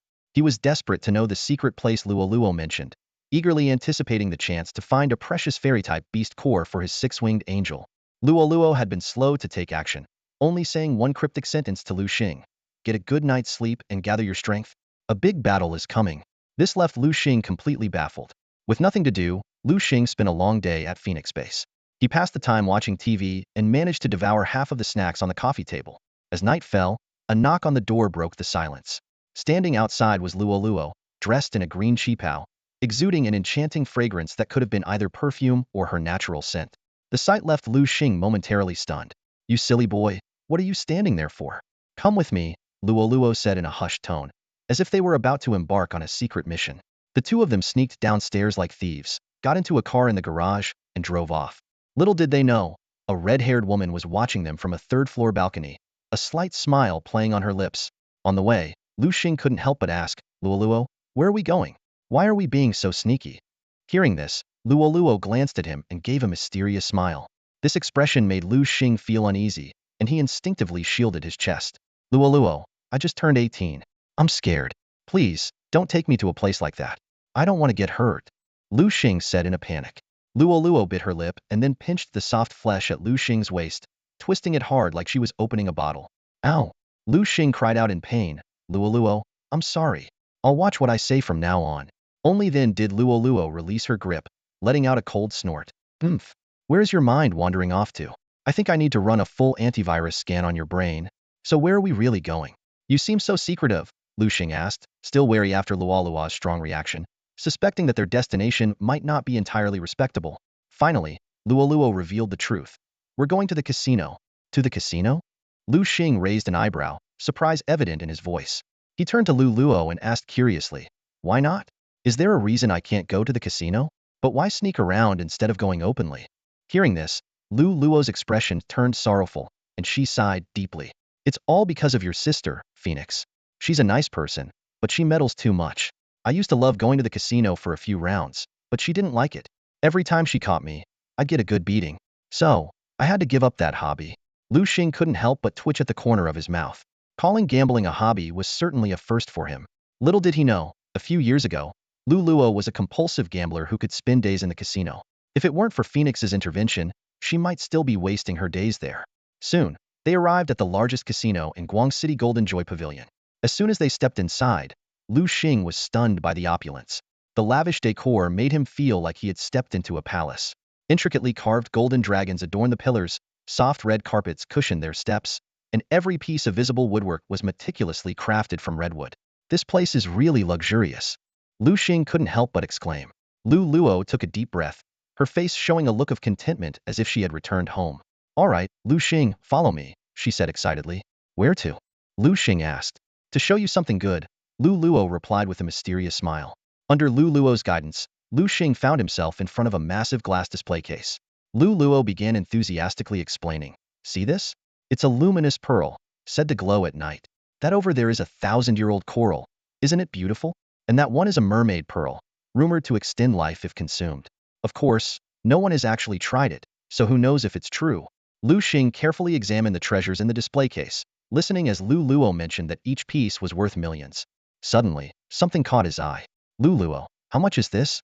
Liu Xing pointed and asked. Luo glanced at it and casually replied. That's the magic beast core of a thorn flower demon, worth 32 million. 32 million, Liu Xing muttered, furrowing his brow. Damn, I don't have that kind of money. Luo's lips curled into a slight smile. Even if you did, it wouldn't matter. Why not? Liu Xing asked, puzzled. You'll find out soon enough, Luo said cryptically. Come on, I'll take you to the next place. It didn't take long for Liu Xing to understand what she meant. They each exchanged 2 million for chips at a window. Luo explained with a grin, Golden Joy Pavilion has a limit on chip exchanges. Each person can only exchange once at a time, and you must use up your chips before you can exchange more. You can't buy chips from others with cash. Then how can we get those things in the display case? Liu Xing asked, realizing that those treasures could only be exchanged for chips, not purchased with cash. Luo rolled her eyes at him. Are you dumb? This is a casino. Of course, you gamble for it. All right, I'm off to have some fun. Do as you please. With that, she walked off excitedly. Watching her leave, Liu Xing felt a headache coming on. He realized that Luo hadn't come to help him. She had just taken the opportunity to gamble herself. Looking around, Liu Xing saw gamblers engrossed in their games, faces flushed with excitement. He shook his head, reminded of the saying, 9 out of 10 gamblers lose. He had no intention of gambling. Staring at the 2 million chips in his hand, Liu Xing hesitated. Should he gamble? A terrifying memory of being chased by a black wolf dog flashed through his mind. If he hadn't run into that clearing in time, he might have been dead. Damn it, let's do this. Liu Xing gritted his teeth, a determined look on his face. He motivated himself, thinking, if Chendeazai could turn 20 bucks into 37 million, Liu Xing, can do it too. And I've got way more chips than he have 2 million. Liu Xing stood in the casino, inwardly grateful for the 5 million yuan opportunity given by Yin Guoli. He didn't rush to place a bet, but instead strolled around, carefully observing the games. Soon, a particular table caught his attention. Approaching the table, Liu Xing was surprised to find that the minimum chip denomination was a staggering 100,000. Just as he marveled at this, the dealer revealed the dice. 112, small. He then smiled broadly as he began to collect the money. Liu Xing halted, his gaze fixed on the dealer. Shortly after, a new round began, and the dealer shook the dice cup vigorously before slamming it onto the table. Place your bets, he called out, prompting the surrounding gamblers to place their wagers. At that moment, a system prompt suddenly appeared before Liu Xing's eyes. 355 big. He blinked in disbelief. As he questioned whether he had seen it correctly, The dealer lifted the dice cup and announced the result. 355 big. Liu Xing was stunned. To ensure it wasn't a coincidence, he observed 4 more rounds. Each time, the system accurately predicted the outcome. Finally, he was convinced he could see through the dice cup. To be cautious, Liu Xing decided to bet half of his funds. 1 million on big, he declared, pushing his chips onto the table. The dealer's eyes lit up at the sight, and his fingers twitched as if he intended to cheat. Hey, watch your hands. Liu Xing's warning immediately drew the attention of the other gamblers. The dealer's hand froze midair, and sweat began to bead on his forehead. Hey, what are you doing? Hurry up and reveal the dice. I'm waiting to collect my winnings, another impatient gambler urged. Yes, right away.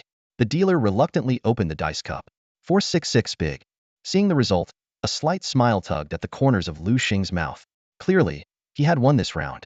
After Liu Xing won several rounds in a row, the dealer began to sweat more and more, his expression shifting from calm to frantic. His brow furrowed, and a cunning glint flashed in his eyes, as if he had thought of a way to deal with Liu Xing. However, Liu Xing noticed every bit of the dealer's scheming. The dealer shook the dice cup vigorously and shouted, "Place your bets." The surrounding gamblers, seeing Liu Xing's winning streak, hesitated to place their bets and waited for Liu Xing's decision. Holding all the chips, Liu Xing played a psychological game, saying, "I'll bet small." Just as the crowd was about to follow suit, he changed his mind. "I'll bet big."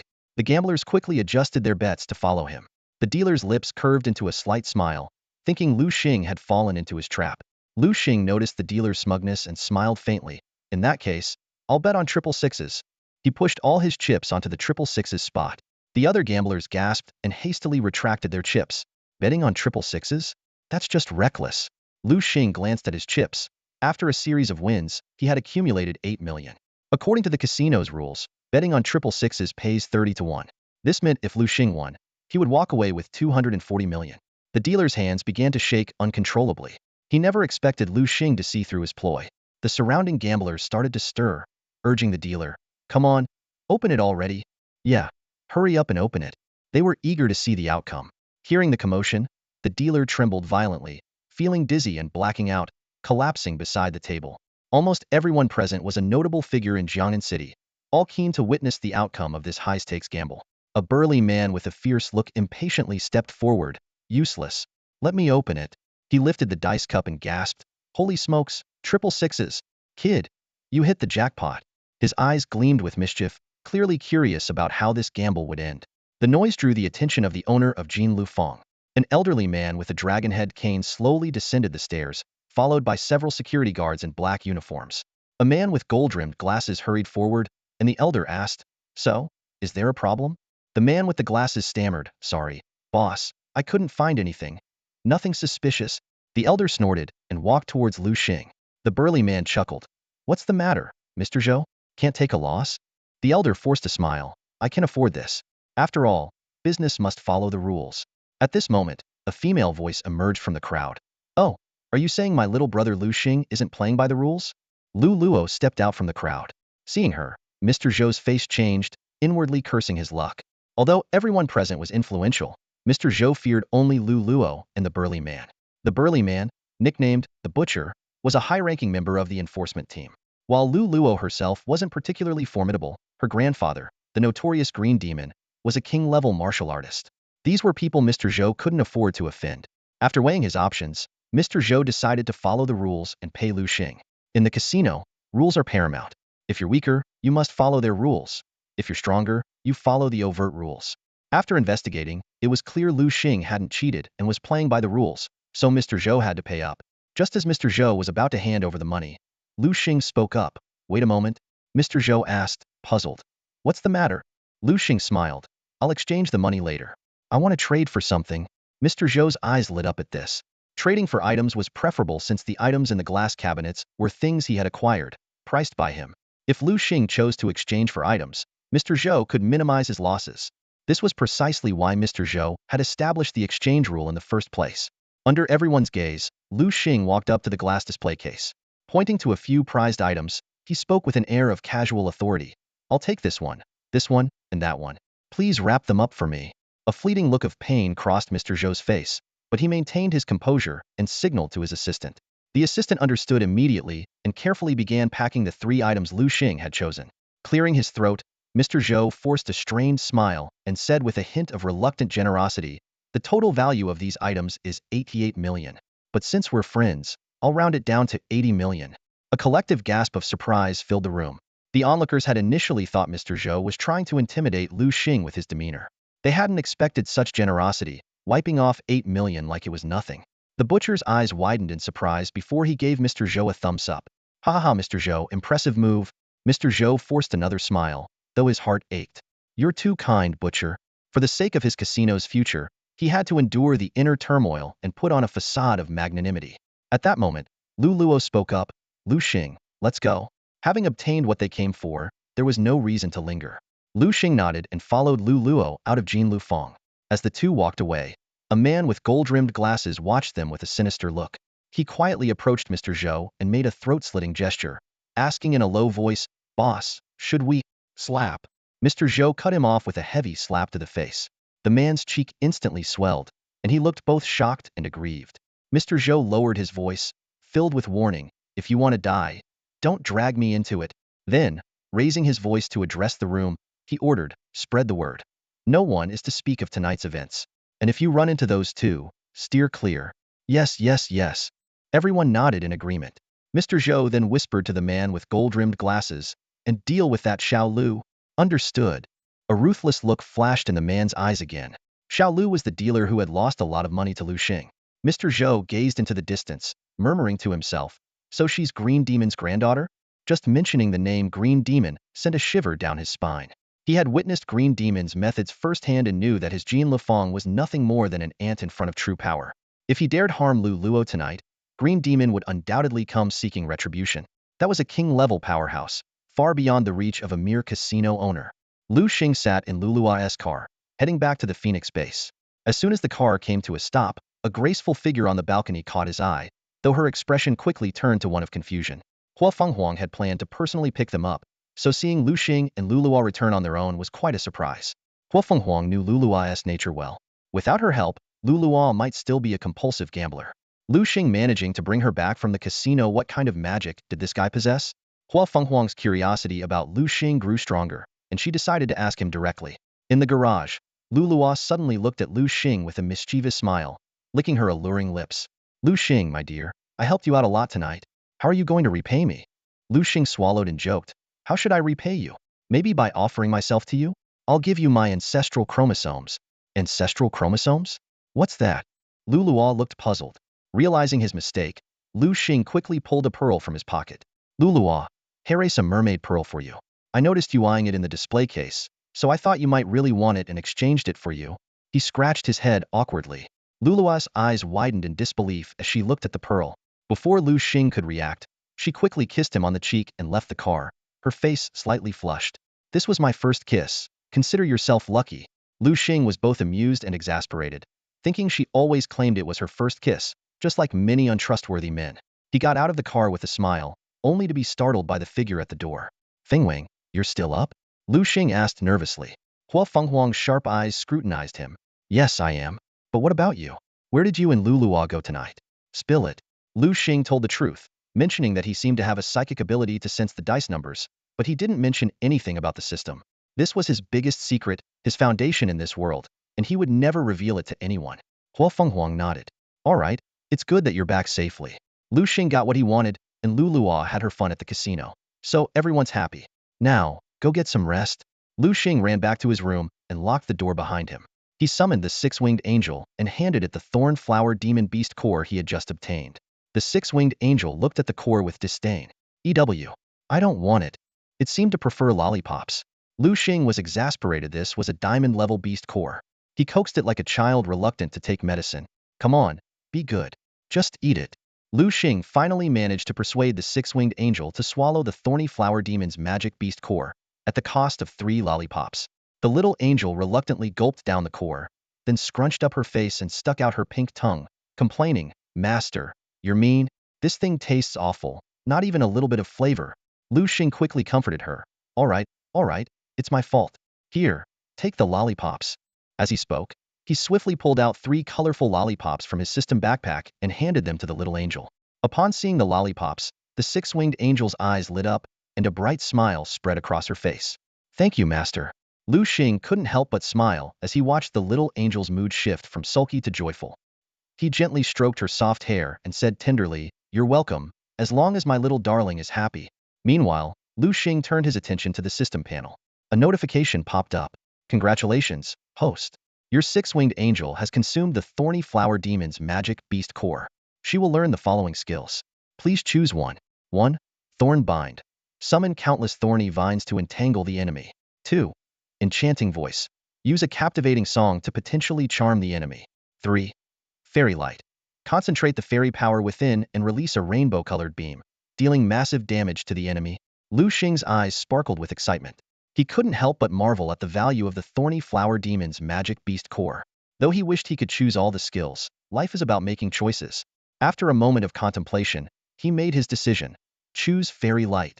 After all, what the six-winged angel lacked most was an offensive skill, and fairy light was the perfect attack move from the fairy class. With this, he no longer had to worry about being chased by the Black Wolf King. The system responded immediately. "Ding! Congratulations, host. Your six-winged angel has learned fairy light." The six-winged angel, who was busy enjoying her lollipops, paused for a moment before bursting with joy.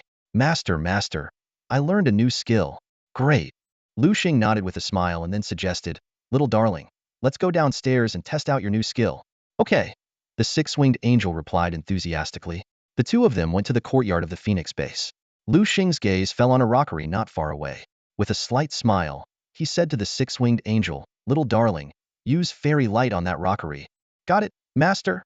The six-winged angel responded cheerfully, ready to demonstrate her newly acquired skill. The six-winged angel quickly stuffed the lollipop into its mouth and took off, wings flapping. Suddenly, a sharp voice rang out, "Hey!" The angel's right hand gathered a ball of multicolored light and pushed it forward. Whoosh! A beam of rainbow light shot out, and with a loud boom, a rockery in the distance exploded into fragments. Liu Xing witnessed this and exclaimed, "So powerful!"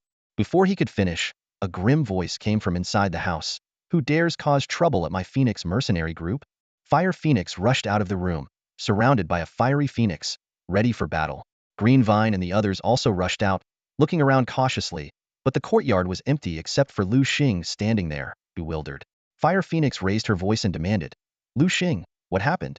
Her voice was so loud it hurt Liu Xing's ears. Liu Xing quickly explained, "Sorry, Phoenix sister, there's no enemy. I was just testing a skill." "Testing a skill?" Fire Phoenix glanced at the shattered rockery, her mouth twitching, silently lamenting the destruction. She turned to Liu Xing and confirmed, "You did that?" Liu Xing nodded in acknowledgement. Fire Phoenix coldly said, "That thing cost 500,000. Tomorrow, give the money to Zixian and have her find someone to fix it." "What?" Liu Xing was stunned. "What do you mean, what?" "Be glad I'm not asking for 1,000,000. Fire Phoenix scolded. "Have you lost your mind? Testing skills in my Phoenix base courtyard? Are you asking for trouble?" Liu Xing sheepishly explained, "Hey, Phoenix sister, I just couldn't help it. I promise it won't happen again." "Again? You think there'll be a next time?" Fire Phoenix was about to explode when Green Vine intervened. All right, since nothing serious happened, let's just let it go this time." She was also surprised, not expecting the skill Liu Xing acquired from the casino's magic beast crystal core to be so powerful. She couldn't help but smile at the thought of Boss Zhou's reaction to this. Reluctantly, Fire Phoenix said, "Since Green Vine is pleading for you, let it slide this time. Go to bed. I'm exhausted. Don't cause any more trouble." "Yes, thank you, Phoenix sister." Liu Xing quickly agreed and scurried back to his room. Lying in bed, he replayed the scene in his mind, clenching his fists.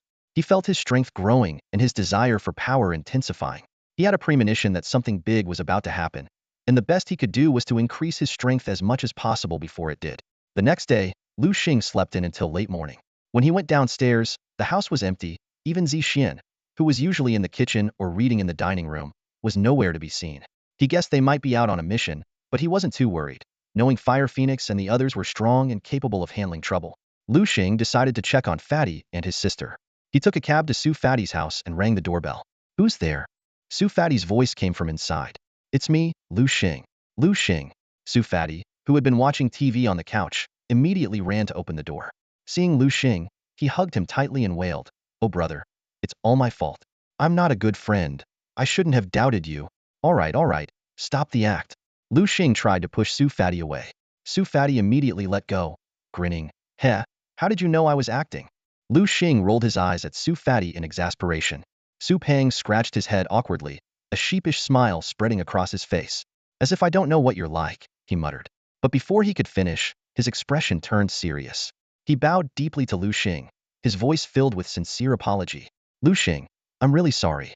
For a moment yesterday, I truly doubted you. Liu Xing quickly stepped forward and helped Su Peng up. It's okay, he said, giving Su Peng a reassuring pat on the shoulder. If I were in your shoes, I'd probably do the same. After all, it's your sister we're talking about, your own flesh and blood. Seeing your sister hurt, no brother would stay calm. Su Peng let out a sigh of relief, gratitude flickering in his eyes. As long as you're not mad at me. Just then, the sound of footsteps came from the stairs. Su Xiaoya slowly descended, her once pale face lighting up with a smile at the sight of Liu Xing. Noticing his sister's reaction, Su Peng sighed inwardly. Oh no, my sister has completely fallen for him. Such a good girl, and now she's going to be taken by Liu Xing. Liu Xing ignored Su Peng's thoughts and quickly walked over to Su Xiaoya, asking with concern, Xiaoya, are you okay? Gratitude shone in Su Xiaoya's eyes. I'm fine, Liu Xing. Thank you so much for saving me again. If it weren't for you, she trailed off, unable to finish her sentence. Liu Xing waved his hand dismissively, his tone relaxed. It's nothing. I did what I had to do. After all, your brother is my good friend. With that, he turned and slung an arm around Su Peng's shoulder. Su Peng chimed in. That's right, Xiaoya. Liu Xing is my brother. From now on, you can call him your big brother too. I don't want to. Su Xiaoya blurted out, her cheeks flushing slightly. Seeing this, Liu Xing quickly changed the subject. All right, let's not just stand here. Have a seat. As soon as the three of them sat down on the couch, Liu Xing noticed Su Peng pulling out his phone and fiddling with it. Su Peng, what are you doing? Liu Xing asked curiously.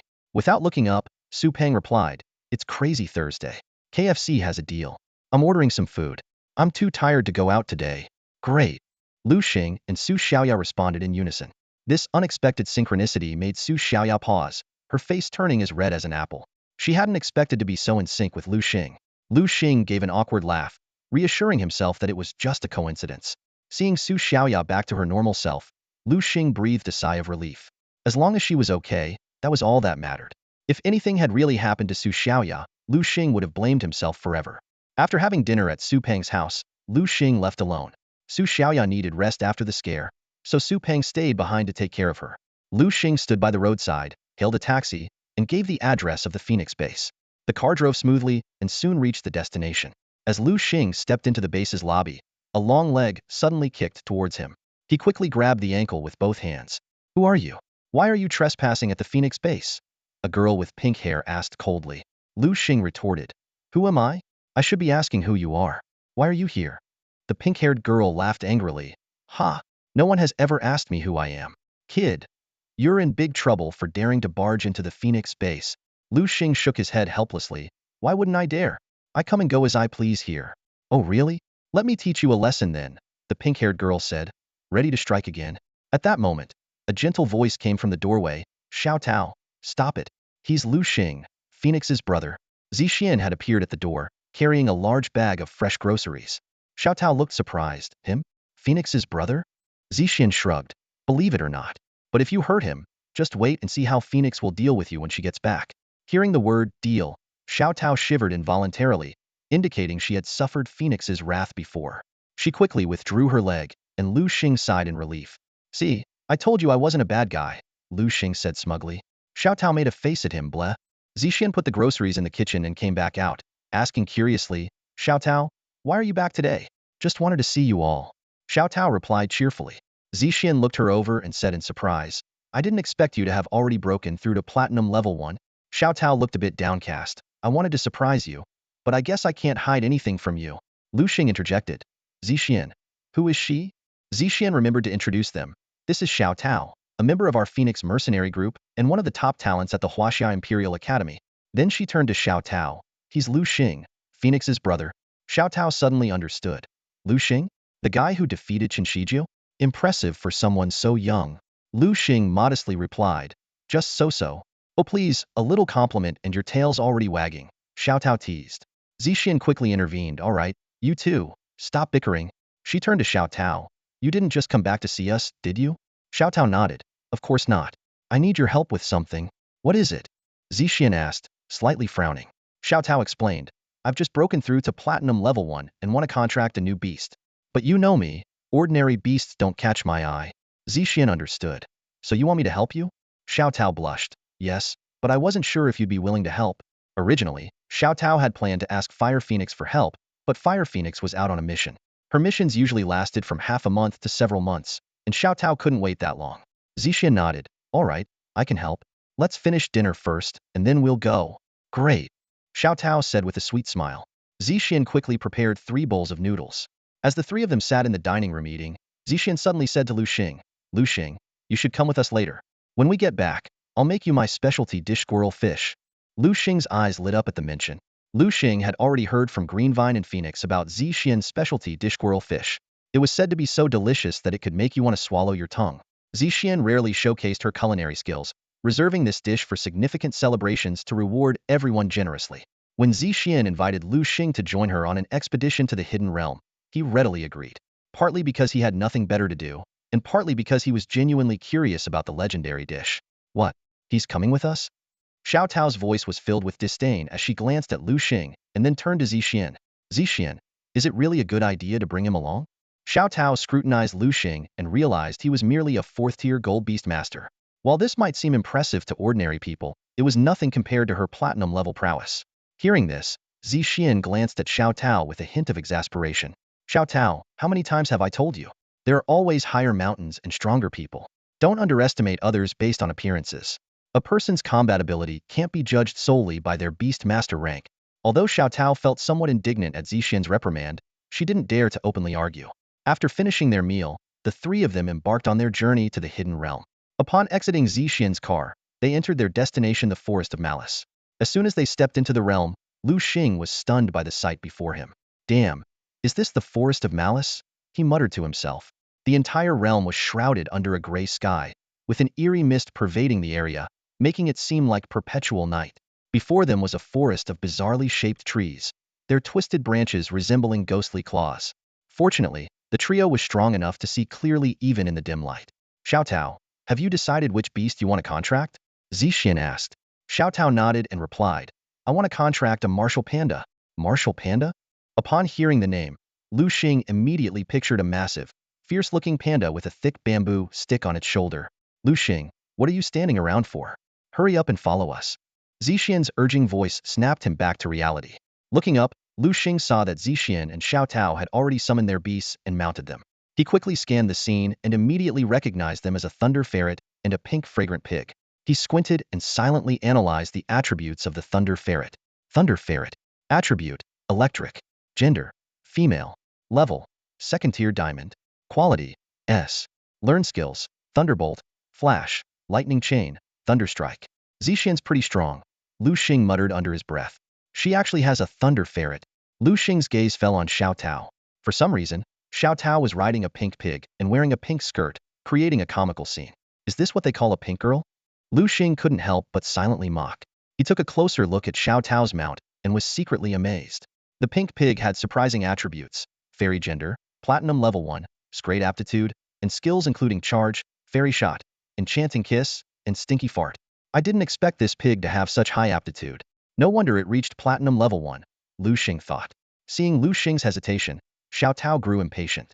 She provocatively said, Liu Xing, are you scared? If you are, just say so and go back.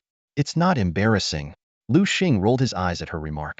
He knew that backing down now would be truly shameful, and he wouldn't be able to hold his head high in front of Zixian and Xiao Tao. Come forth, hellhound. Liu Xing decisively summoned his beast. A massive hellhound appeared before Zixian and Xiao Tao, exuding an intimidating aura. Zixian's eyes lit up at the sight. As expected from someone Phoenix admires, his strength is extraordinary. Even as a diamond-level expert, she could feel the hellhound's terrifying presence. Hellhound. Xiao Tao's eyes widened in jealousy. I can't believe you have such a beast. How did you get so lucky? Liu Xing ignored her and mounted the hellhound, riding up to Zixian. Zixian, let's go. All right. Zixian nodded.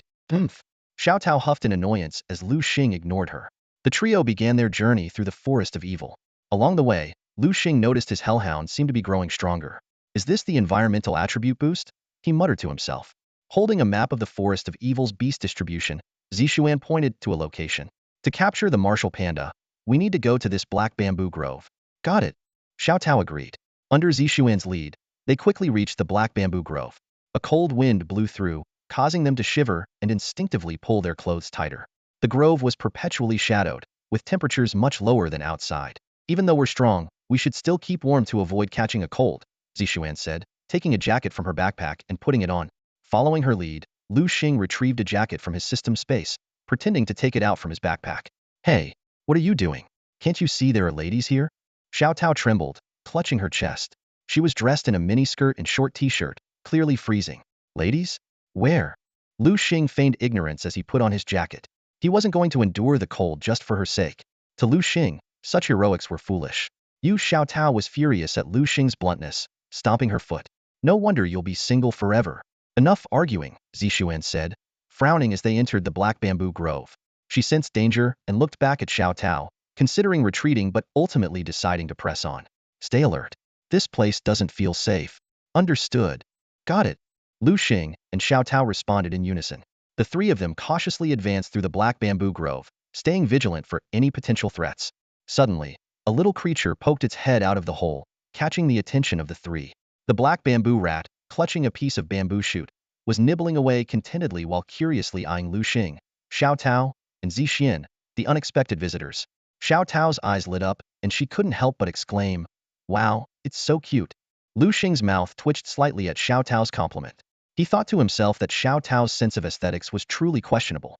However, as he took a closer look at the black bamboo rat, he found himself drawn to its bright eyes and adorably ugly appearance. This little guy looks pretty lively, not a sign of heat stroke at all, Liu Xing remarked, unable to resist a bit of sarcasm. Looks like Huanong Xiaogu won't be having a feast today. What are you mumbling about? Hurry up, Xiao Tao urged. Leading the way, Zixuan continued the search through the black bamboo forest. Xiao Tao's eyes scanned the surroundings constantly, muttering to herself, Martial Panda. Martial Panda. Where could it be? She was extremely meticulous, afraid to miss any clues. Just then, a slender black shadow suddenly lunged at Liu Xing. Fortunately, Liu Xing reacted swiftly, dodging the attack with a quick backbend. The shadow fell to the ground with a thud. It was a black leaf snake. Liu Xing looked at the snake with lingering fear. Its entire body was jet black, and its crimson eyes were fixed on him, its red forked tongue flicking in and out.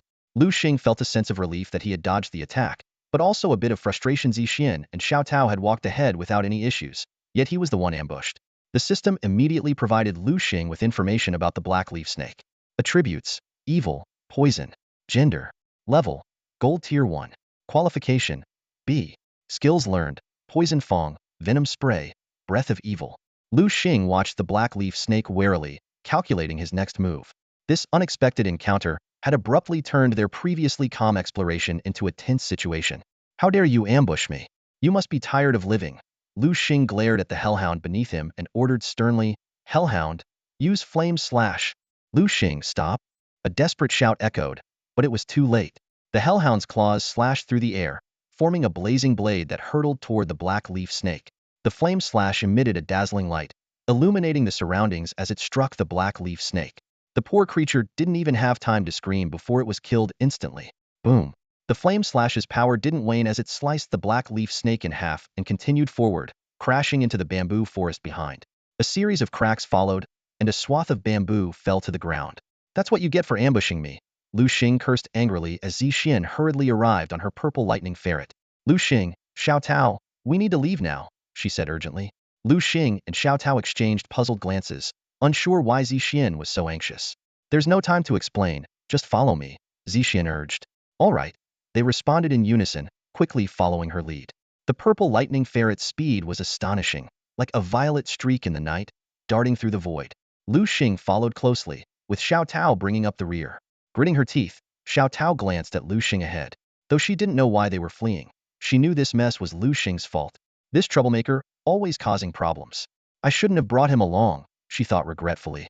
The pink fragrant pig kept running, but its chubby body soon left it gasping for breath. Noticing Xiao Tao falling behind, Liu Xing sighed and extended his hand. Give me your hand. Xiao Tao hesitated for a moment, but hearing the rustling of pursuers behind her, she had no choice but to place her hand in Liu Xing's. With a strong pull, Liu Xing hoisted her onto the hellhound's back. Come back, pink fragrant pig, Xiao Tao called back her pet. The three of them fled for over 10 minutes before the sounds of pursuit finally faded. Liu Xing breathed a sigh of relief and couldn't help but ask, Zixian, what was chasing us back there? Why was it so terrifying? During the escape, Liu Xing had felt a chilling sense of danger. It was the martial panda, Zixian replied. What? The martial panda? Liu Xing was shocked to realize that their pursuer was the very target they'd been seeking. Why did it suddenly become so aggressive? Zixian rolled her eyes and adjusted her glasses. This is the forest of evil. It never sees sunlight, and the plants here grow very slowly. That black bamboo forest is the last home of the martial pandas. Each bamboo is incredibly precious to them. You knocked down a whole section with your flame slash. Of course, they're furious. Liu Xing finally understood. So that's why. As the three conversed, a shadow silently crept into the bushes behind them. Seizing the moment, it leaped out, shouting, Demacia, and lunged at Liu Xing, embodying the essence of a surprise attack. Swish! The hellhound suddenly sprang forward, its sharp claws deflecting the incoming bamboo. With a powerful shake, it sent the attacker reeling. Liu Xing squinted to see a strong panda standing not far away, a thick bamboo pole resting on its shoulder. It was the martial panda. Its face was filled with rage, clearly indignant at Liu Xing's actions. Liu Xing glanced at the martial panda in front of him. The eyes of the battle panda glowed a menacing blood red as it stared intensely at Liu Xing, as if they were sworn enemies. This golden tier, level 6, class battle panda exuded a powerful aura, making Liu Xing inwardly marvel. This creature's strength is truly formidable. Liu Xing felt relieved that his hellhound had previously mastered the decaying flesh skill, significantly boosting its power. Without it, that earlier strike would have been nearly impossible to deflect. Xiao Tao, witnessing the clash between the hellhound and the battle panda, had a look of surprise in her eyes. As a platinum tier, level 1 summoner, she could immediately discern the battle panda's level golden tier, level 6. She thought in disbelief, isn't Liu Xing's hellhound only at golden tier, level 4? It actually managed to repel an opponent 2 levels higher. Seeing the raging battle panda before him, Liu Xing's lips curled into a slight smile as he calmly walked over to Xiao Tao. Xiao Tao, didn't you want the battle panda? I'll leave it to you to handle. I'm afraid if I go too hard, I might accidentally kill it. Xiao Tao rolled her eyes at Liu Xing's words. Previously, she might have thought Liu Xing was boasting. After all, defeating a golden tier, level 6 opponent with golden tier, level 4 strength sounded like pure fantasy. But after witnessing the recent clash, Xiao Tao had to admit it. She even believed that if the hellhound went all out, it might defeat the battle panda in just a few moves. Let me handle this. Xiao Tao sighed, knowing that it was her desire to capture the battle panda, not Liu Xing's. She quickly performed a series of hand signs. Come forth, black and white bear. As soon as she finished speaking, a massive bear appeared out of thin air. Black and white bear? Liu Xing curiously examined the creature Xiao Tao had summoned. Upon seeing its appearance, he couldn't help but twitch his lips. The bear's left side was pitch black, except for its snow-white left eye. The right side was pure white, with only its right eye as black as ink. Liu Xing couldn't resist quipping. Are you trying to paint a taiji symbol? Liu Xing's gaze fell on Xiao Tao's black and white bear. This bear, a female of ordinary gender, possessed an impressive golden tier 8 level qualification and had mastered skills like Mighty Push, Explosive Punch, Thunder Fist, and Sweeping Kick. Although its appearance was somewhat unusual, its strength was undeniable. Xiao Tao turned to the combat panda, her expression suddenly serious, as if she had transformed into a stern school principal.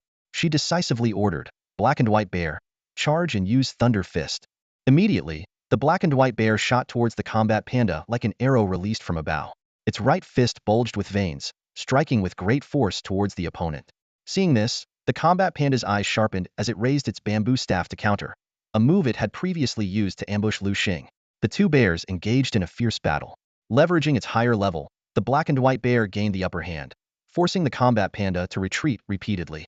Finally, the black and white bear seized an opportunity, its right fist enveloped in a layer of white light, and landed a heavy blow on the combat panda's abdomen. Explosive punch. With a resounding boom, the combat panda's large body was sent flying like a cannonball, crashing into a massive tree trunk that required 3 people to encircle. The intense impact caused the trunk to shudder violently, sending countless leaves fluttering down like a green rain. Xiao Tao's lips curled into a slight smile as she approached the fallen combat panda. All right, stop struggling. You're no match for me now. From now on, you'll be with me. Don't worry, I'll provide plenty of bamboo. How about it?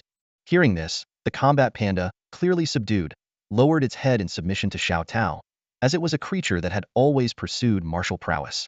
Good, from now on, you'll be my number 5 enforcer, Xiao Tao declared.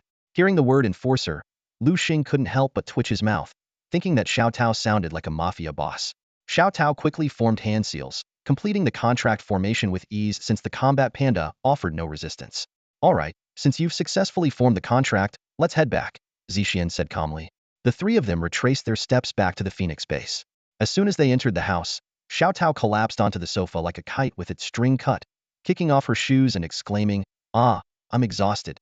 Zixian frowned, bent down to neatly arrange Xiao Tao's shoes, and reminded her, "Xiao Tao, if Phoenix sees you like this, she'll probably give you a hard time again."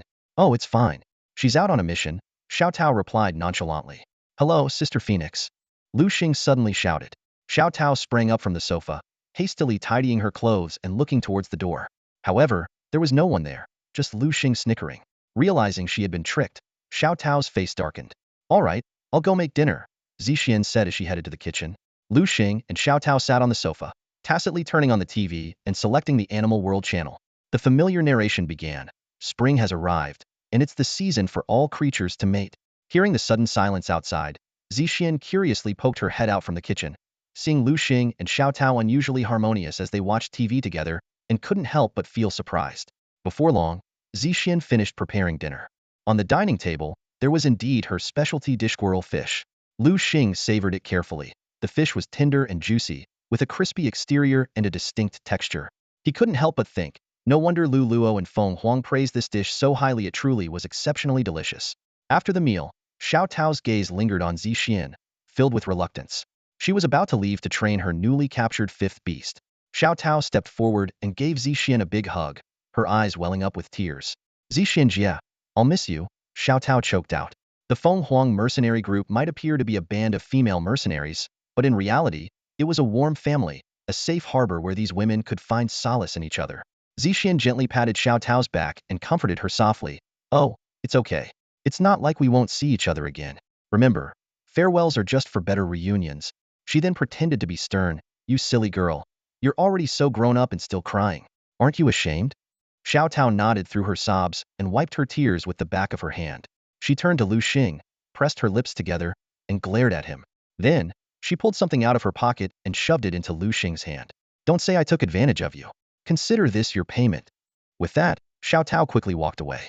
Watching Xiao Tao's hurried departure, Liu Xing shook his head with a wry smile. "What a crazy girl," he muttered under his breath. Liu Xing looked down at the item in his hand, and his eyes lit up. It was a magical beast crystal core. He thought to himself, this crazy girl does have a sense of honor. However, when he saw the core's grade, he couldn't help but smirk. Only a 6-star gold level. She's a bit stingy, isn't she? Liu Xing shamelessly complained, seemingly forgetting that this crystal core could fetch at least 1 million at an auction. He examined the core closely and quickly identified all the skills it contained. This is a 6-star gold level Shadow Wolf's crystal core. It's quite good, but I can't use any of these skills. Liu Xing muttered to himself, realizing there wasn't a single skill he needed. Never mind, I'll keep it. Maybe I can sell it somewhere and get some pocket money. Liu Xing absent-mindedly put the core away, completely unaware that if Xiao Tao heard his words, she would be furious and curse him. "I gave you a gift out of kindness, and not only do you not use it, but you also plan to sell it. You ungrateful wretch." After resolving the issue with Xiao Tao, Liu Xing was about to go upstairs when his phone suddenly rang.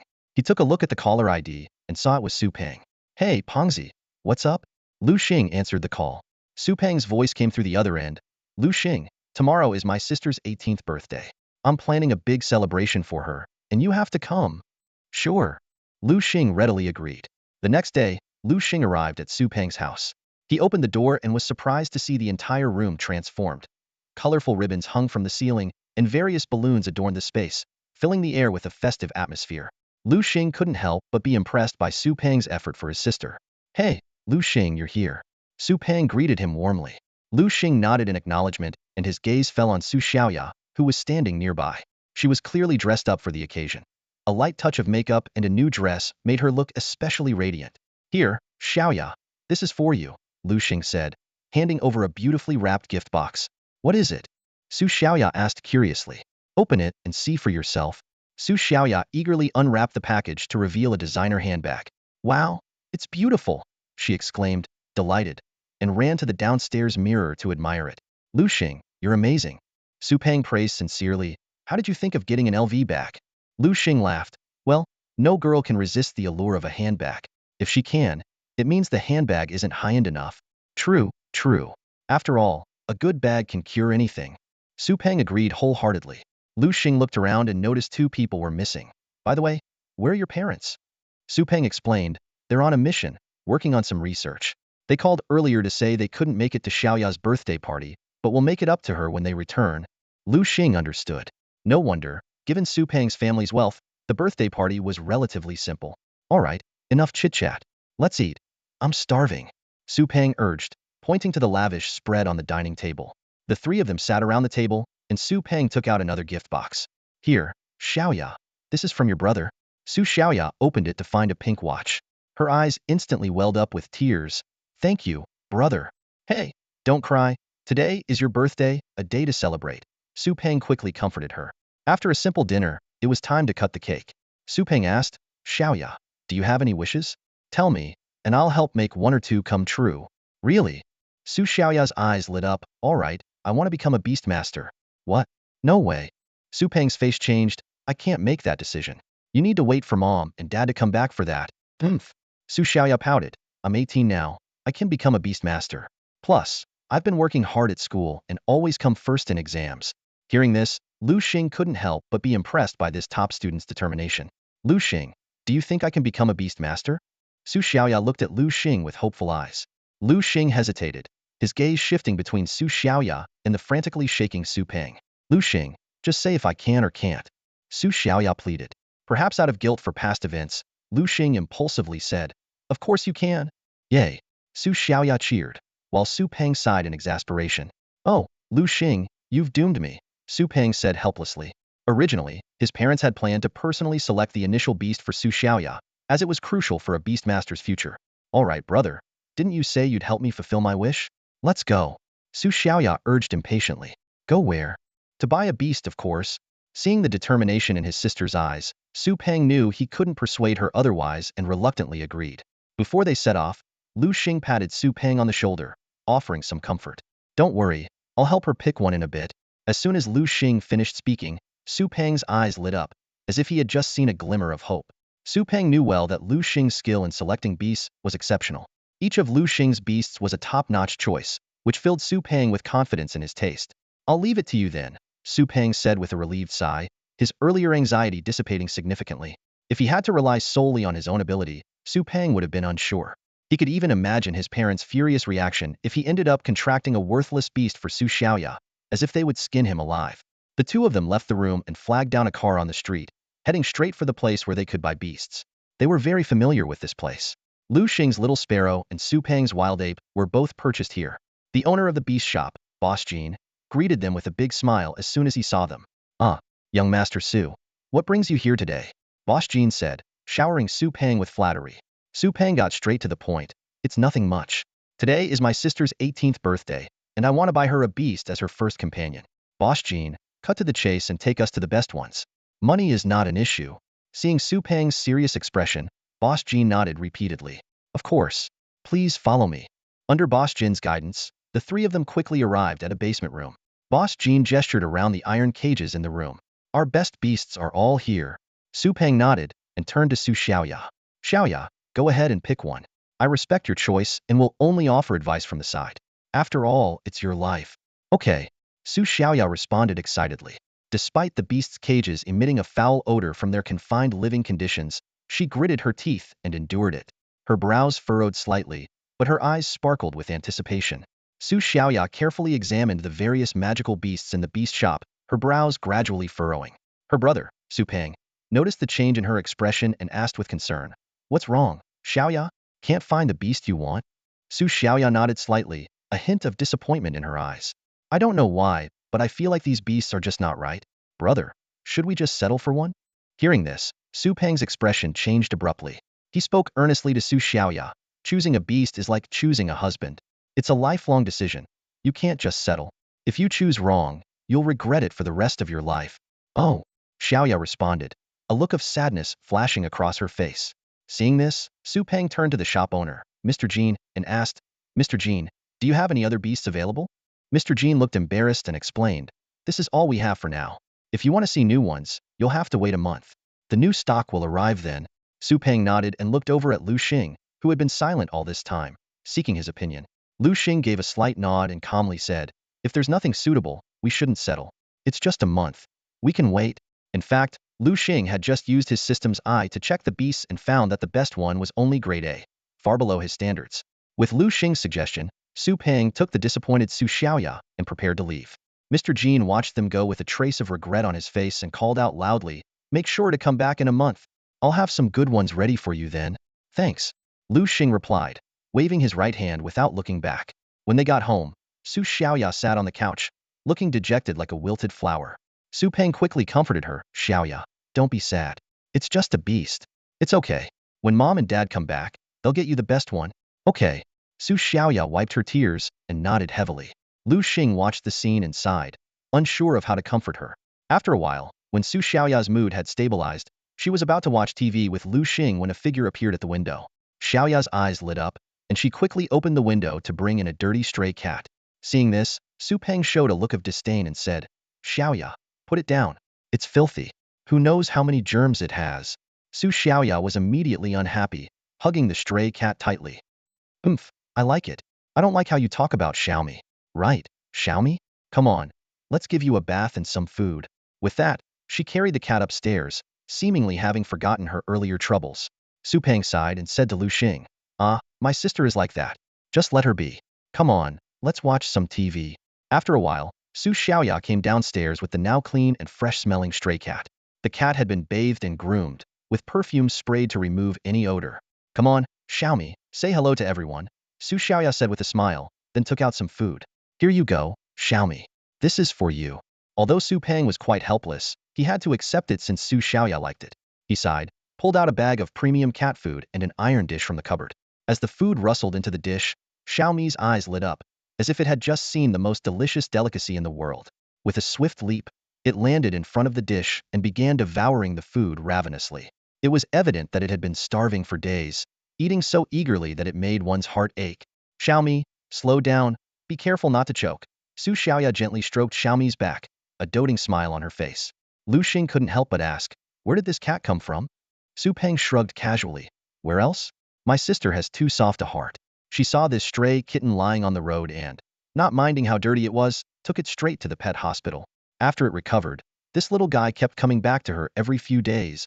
Liu Xing nodded, his gaze falling on the delighted Su Xiaoya, and asked with a smile, "Xiaoya, have you ever thought about making Xiaomi your first contracted beast?" "What?" Su Peng was stunned, frozen in place. He instinctively rubbed his ears, thinking he had misheard. "Liu Xing, did I hear you right? Making Xiaomi a contracted beast?" Su Peng's face was filled with disdain.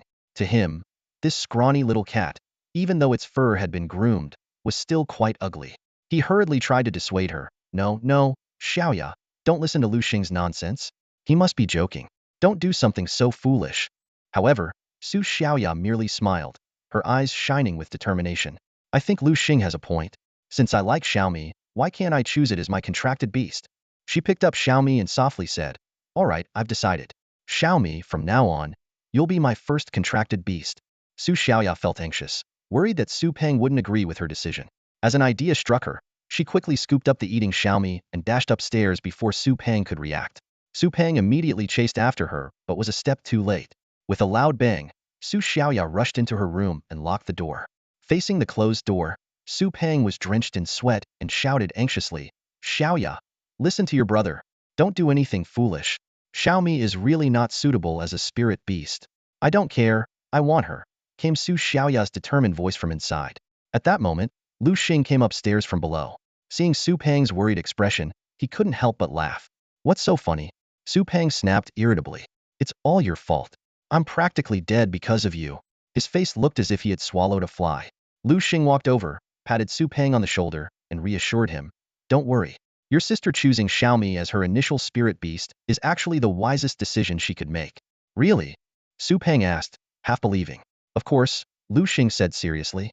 "I consider you a brother, and Xiaoya is like a sister to me. Why would I harm her?"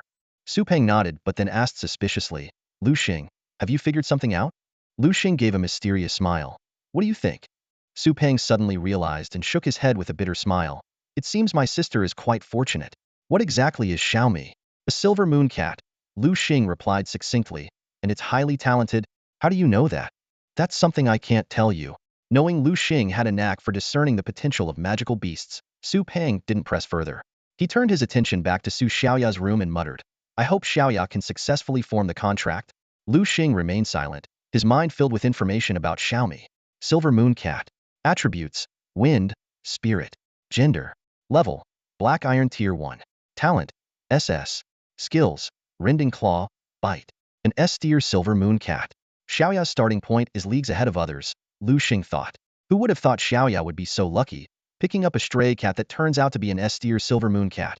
Truly, sometimes the best things happen when you least expect them. As they waited, the door to Su Xiaoya's room finally creaked open.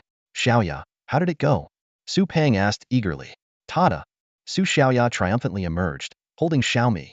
Liu Xing took a quick glance and saw that Su Xiaoya had become a Black Iron Tier 1 Beastmaster, indicating a successful contract.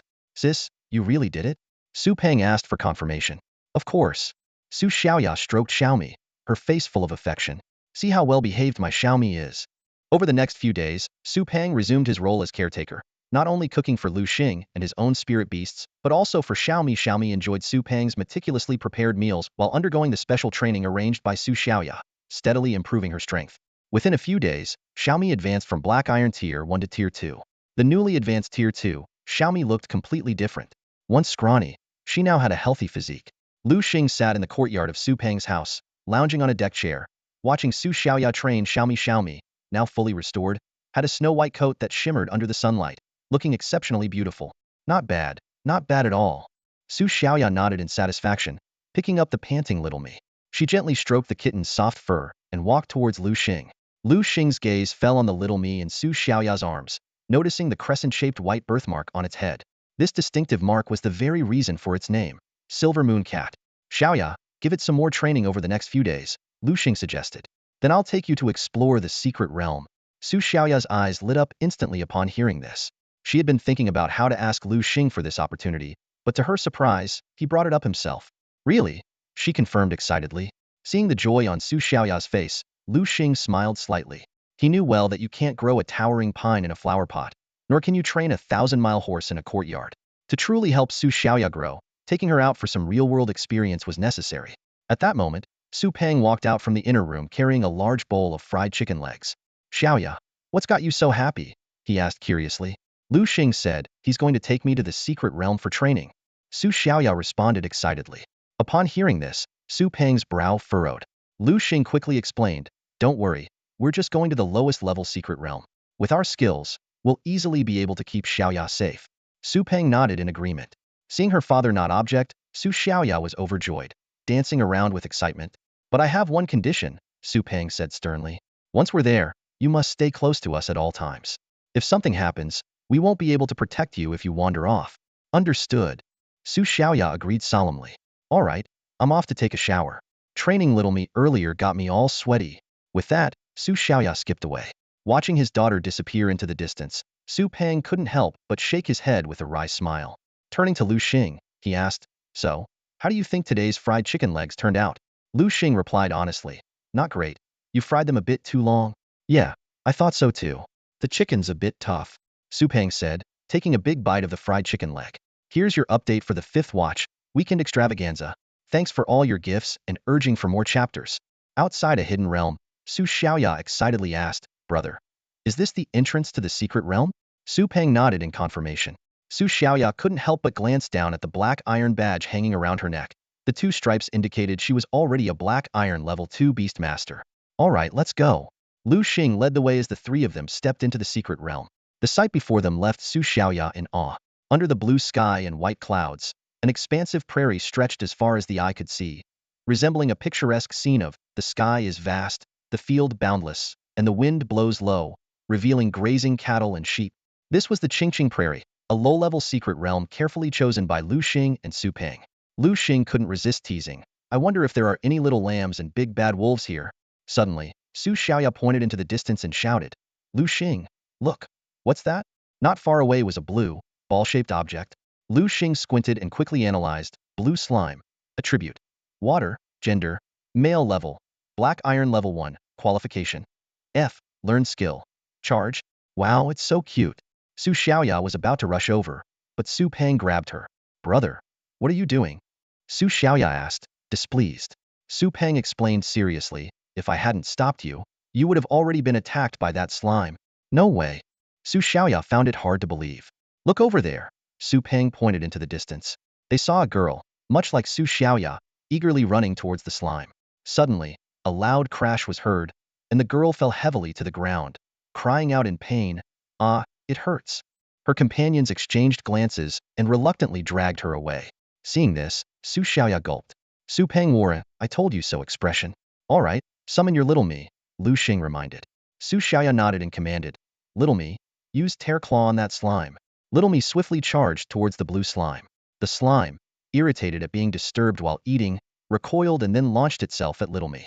Oh no, Little me, dodge quickly, Su Xiaoya exclaimed. However, Little me was prepared. As a former stray cat, it had accumulated rich combat experience in the streets.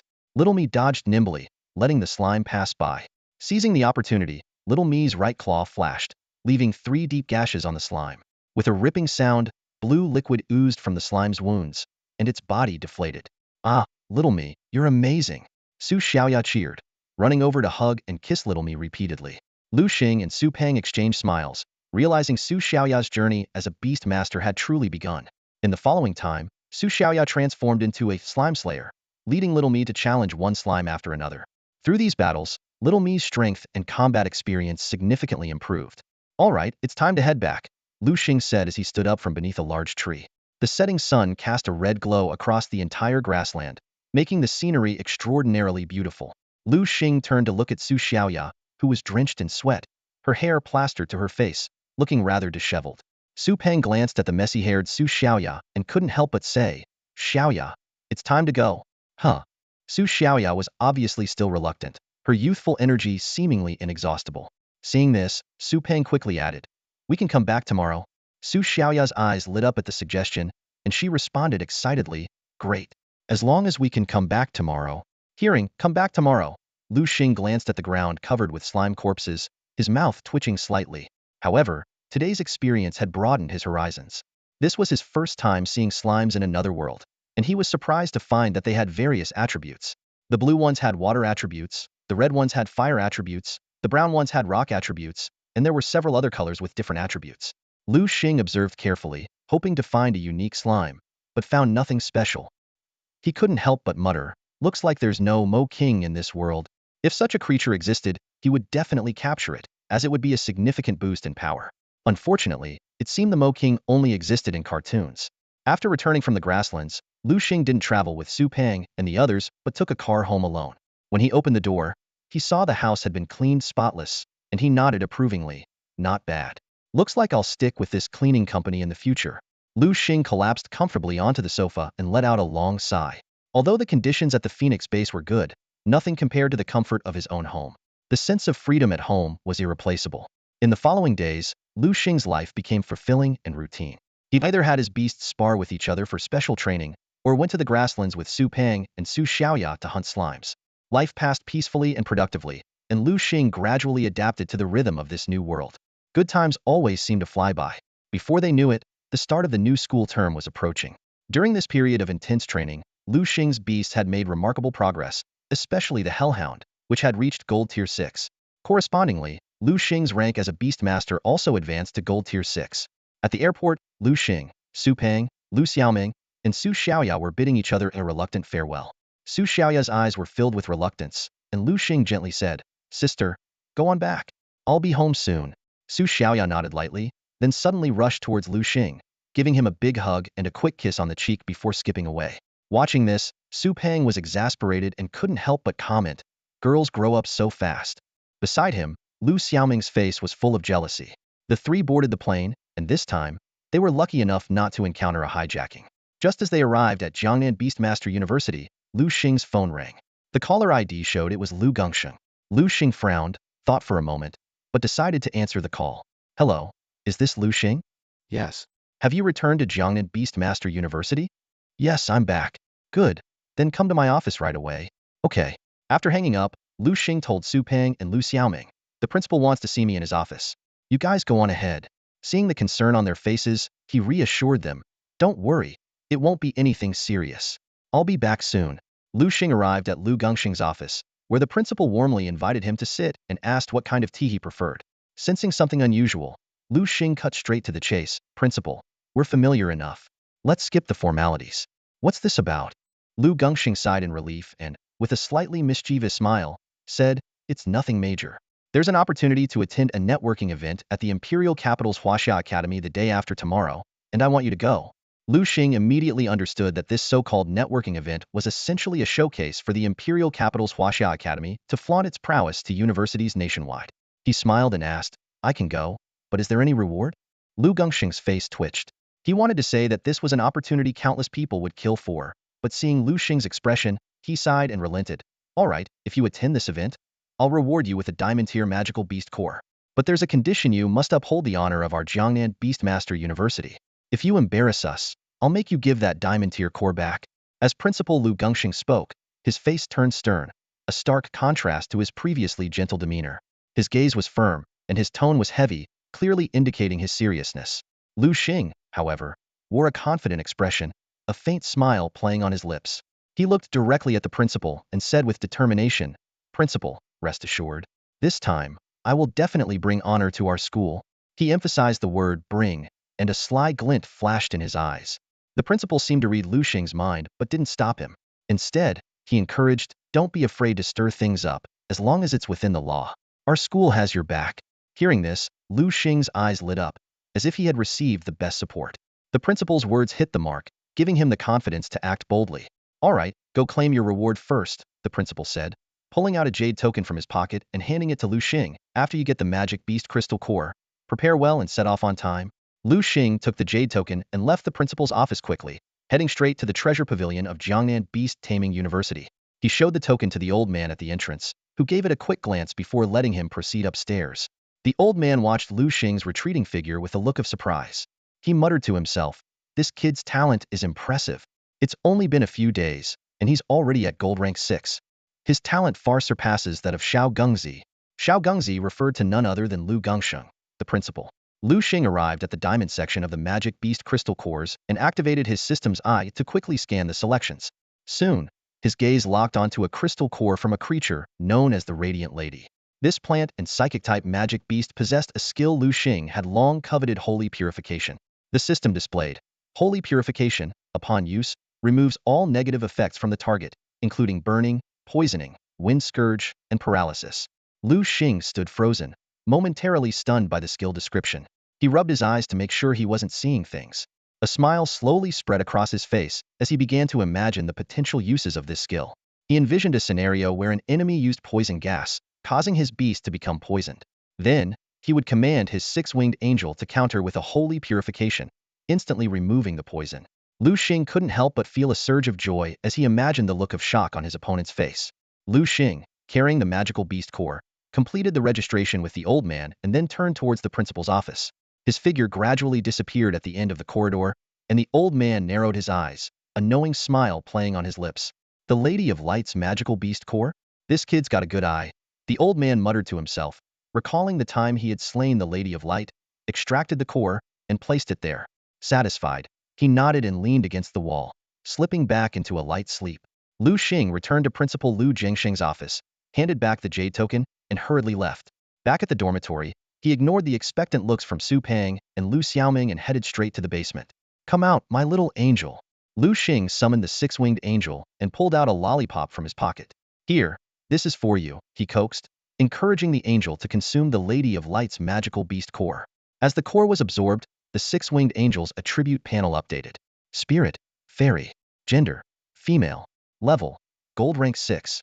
Potential, SSS. Skills learned, Judgment, Holy Healing, Holy Shield, Fairy Light, Hypnosis, Holy Purification. Liu Xing smiled with satisfaction.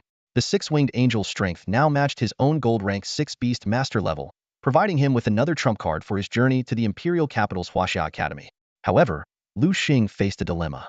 A beast could only learn skills through magical beast cores 4 times, and the six-winged angel had already used 3, Hypnosis, Fairy Light, and Holy Purification. The last skill must be chosen with utmost care, Liu Xing pondered, deciding not to rely on the slim chance that the angel might self-learn a skill. Watching the six-winged angel enjoy the lollipop, Liu Xing chuckled wryly. Little one, my lollipop stash is running low. They'll need Su Pang to make more. Liu Xing exited the basement and spoke to Su Peng, who was sprawled on the couch. Su Peng, I'm heading to the Imperial Capital's Huaxia Academy for the exchange. Take care. I'll bring you back some roast duck. Su Peng weakly waved his hand. Go on, go on. He was exhausted from making lollipops for Liu Xing. Seeing his inventory full of lollipops, Liu Xing felt a surge of joy. With these, his angel's rations were secured. He packed his luggage and headed for the airport. The plane landed at the Imperial Capital Airport, and Liu Xing was awestruck by the majestic sight. Is this really the airport? He looked around, overwhelmed by the grandeur and luxury. The entire place could be summed up in one word: massive. Liu Xing, with his backpack, reached the exit and immediately recognized teacher Wu Yong waiting there. The teacher's distinctive thinning hair brought a smile to Liu Xing's face. Teacher Wu Yong, long time no see, Liu Xing greeted as he approached. Liu Xing, it's been a while. Wu Yong responded with a smile. Liu Xing noticed that his teacher had put on some weight, his once flat stomach now slightly bulging. Wu Yong patted Liu Xing's shoulder and said earnestly, Liu Xing, you must perform well this time. Don't let Jiangnan Beast Master University down. Don't worry, teacher, Liu Xing replied solemnly.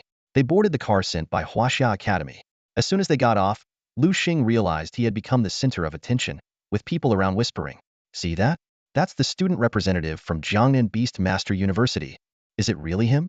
Yes, it is. Wow, so handsome. Jiangnan University of Beast Mastery truly lives up to its reputation. Not only are there many beautiful women, but also a plethora of handsome guys. Liu Xing's appearance caused quite a stir. His strikingly handsome face and constant gentle smile instantly drew numerous admiring glances. To uphold the prestigious name of Jiangnan University of Beast Mastery, Liu Xing specifically purchased a new outfit from Anima. This new attire indeed made him look completely refreshed, elevating his entire demeanor to a new level. His charming appearance immediately captured the hearts of many girls.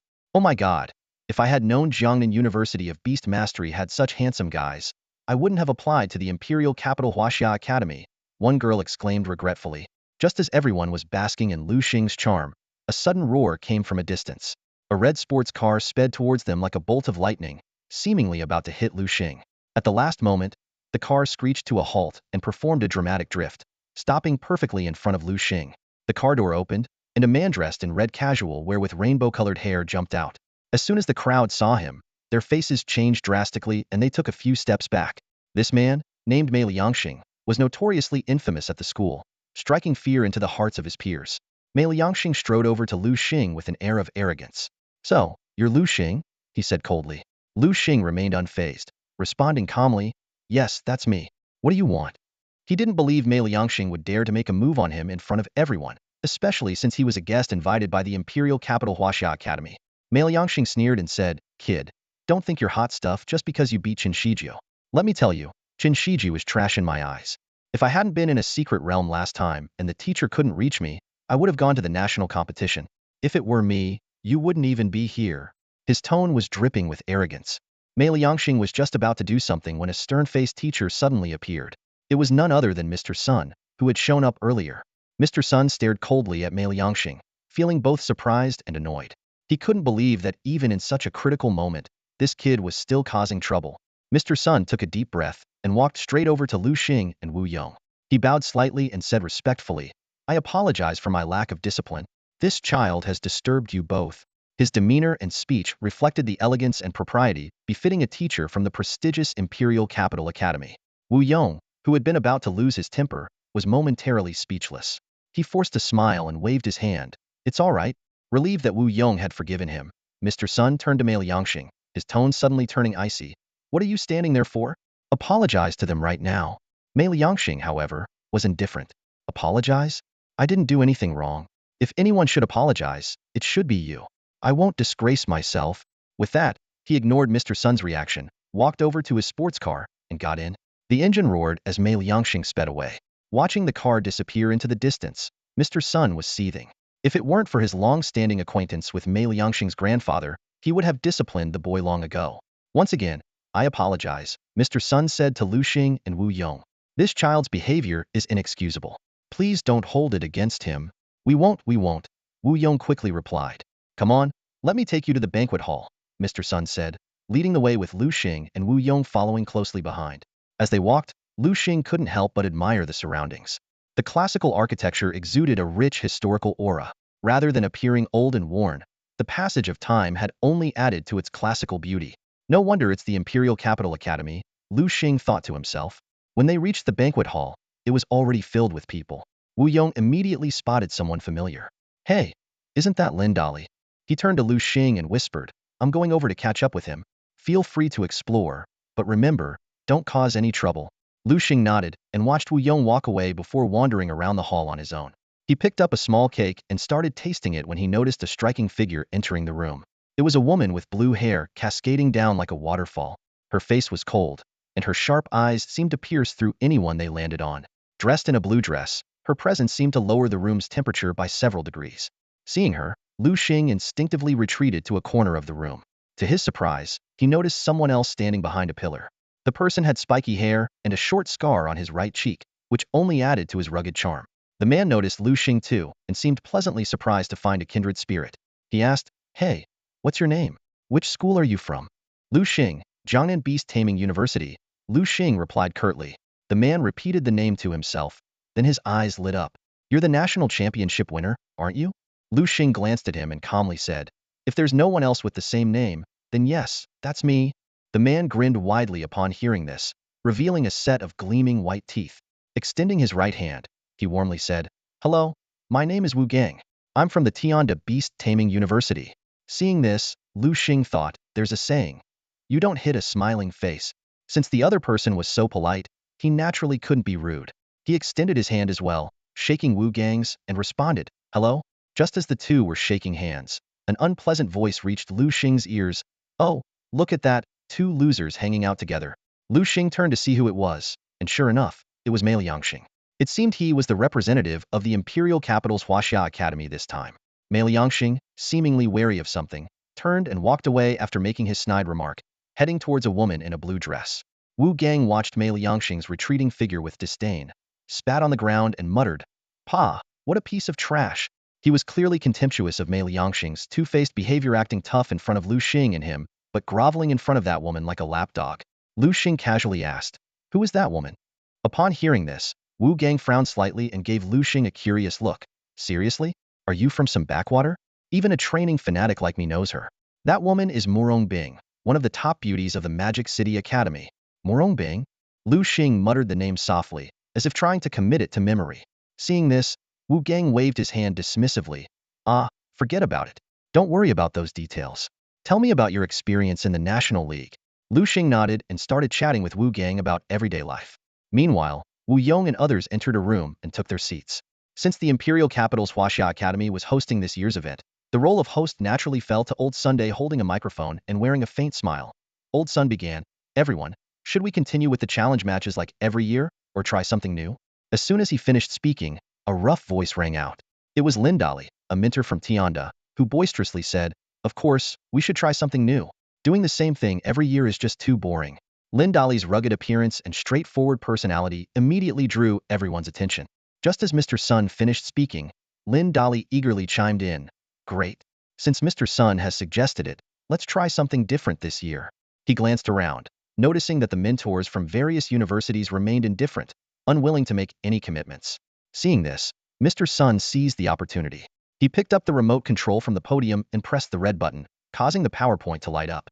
Everyone, please look, he said, pointing at the screen. Our school recently discovered an intermediate secret realm. Although it hasn't been explored yet, I have a proposal. Why not let the students explore it as part of this event? Lin Dali immediately expressed his approval again. Excellent. Mr. Sun's proposal is fantastic. His old acquaintance, Wu Yong, also voiced his agreement. The other mentors exchanged glances and said indifferently, I have no objections.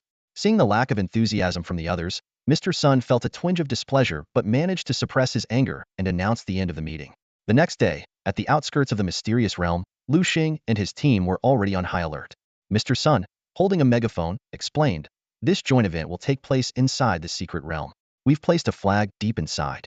Whoever reaches it first will be the winner and will receive a diamond-grade magical beast core. He emphasized the importance of friendship over competition and reminded everyone to act within their limits. With Mr. Sun's command, the participants entered the realm in single file. As soon as Liu Xing stepped inside, he summoned his hellhound, mounted it, and sped off while checking his map. He chuckled to himself, knowing that Mr. Sun's claim of flying for 7 days and 7 nights was just a trap.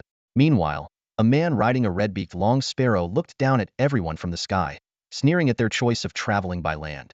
Confidently, he flew towards the flag, unaware that those on the ground were silently cursing him as a fool. Suddenly, a scream shattered the silence. The participants looked at each other, bewildered by what had just happened. If nothing unexpected happens, that guy will have paid with his life for his recklessness. In the monitoring room, Lin Dali couldn't help but burst into laughter. Hey, Wei Xiaodi, that guy was your student, right? Lin Dali said with schadenfreude. Wei Xiaodi stood to the side, watching as the giant snake swallowed his student on the screen, trembling with anger. He gritted his teeth and cursed under his breath. Useless. Absolutely useless. How many times did I tell him not to be careless? He just wouldn't listen. Now look at him, dead.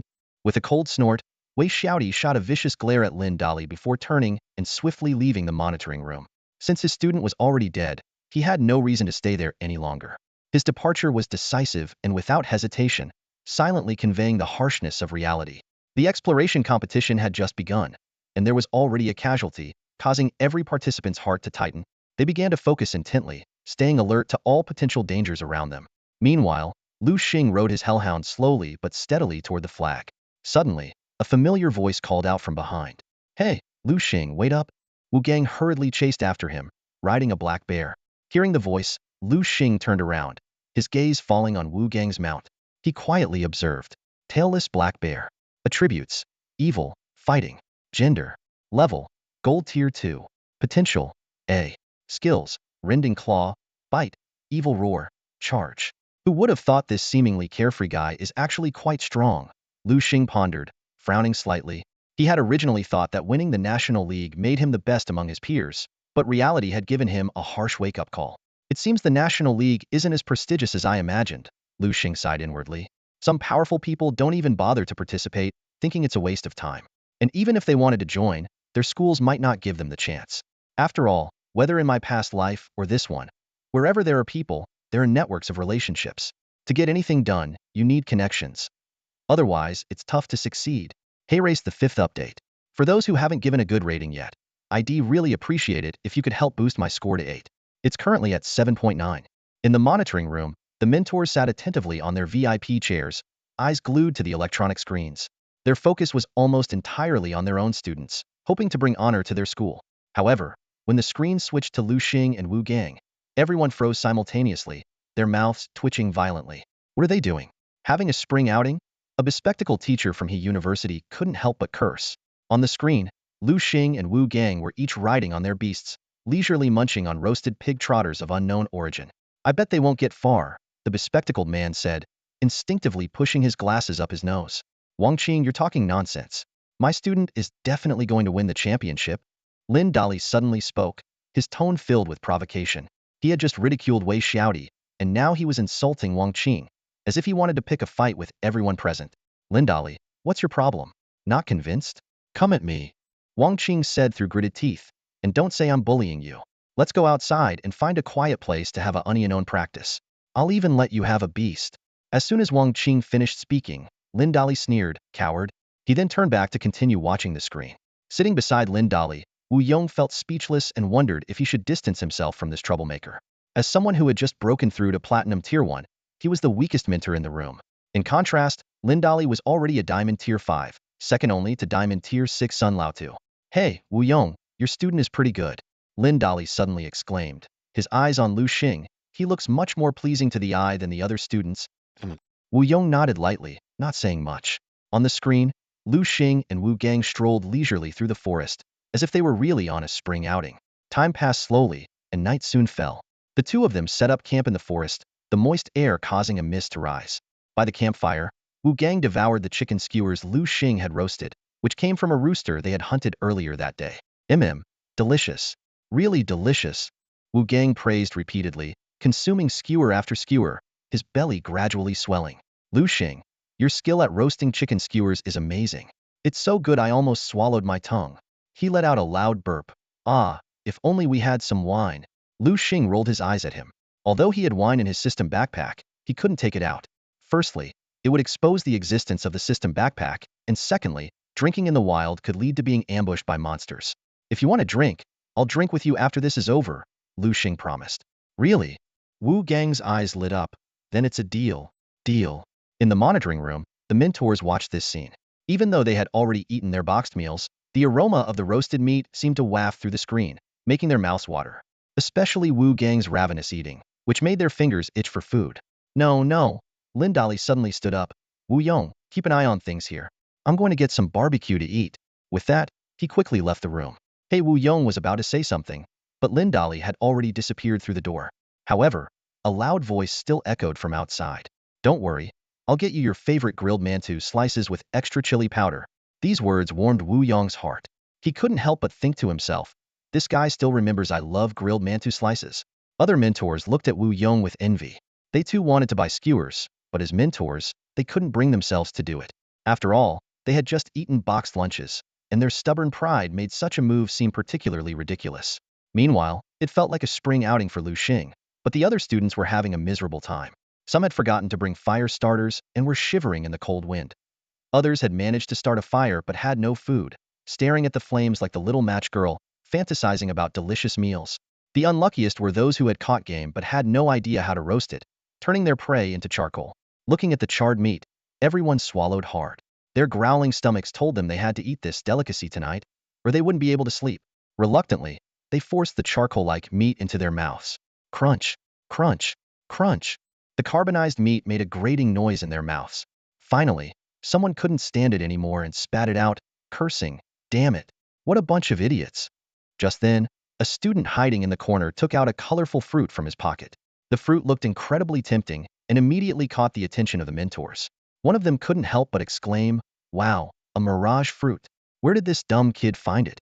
The mirage fruit, as the name suggests, causes hallucinations when eaten. Unfortunately, the student didn't know this and swallowed it like a treasure. Before long, he stood up with a lewd grin on his face. He started stripping and ran towards a tree, hugging and kissing it, even doing some rather inappropriate things. The mentors were speechless. The student's mentor immediately shouted, "Hey, what are you standing around for? Switch the channel." A nearby staff member quickly changed the channel, switching the feed to Liu Xing's side. At that moment, all the instructors had a single thought. Once they got back, they absolutely had to add a survival course to the curriculum. These students, so pampered in their daily lives, were utterly unprepared when left on their own. It was truly embarrassing. In stark contrast was Liu Xing's situation. Not only was he eating well, but he was also sleeping soundly. Having come prepared, Liu Xing had set up a tent and crawled into it after dinner. As for potential nighttime attacks from magical beasts, no worries, as Hellhound was dutifully guarding the tent entrance. Nearby, Wu Gang watched with a tinge of envy.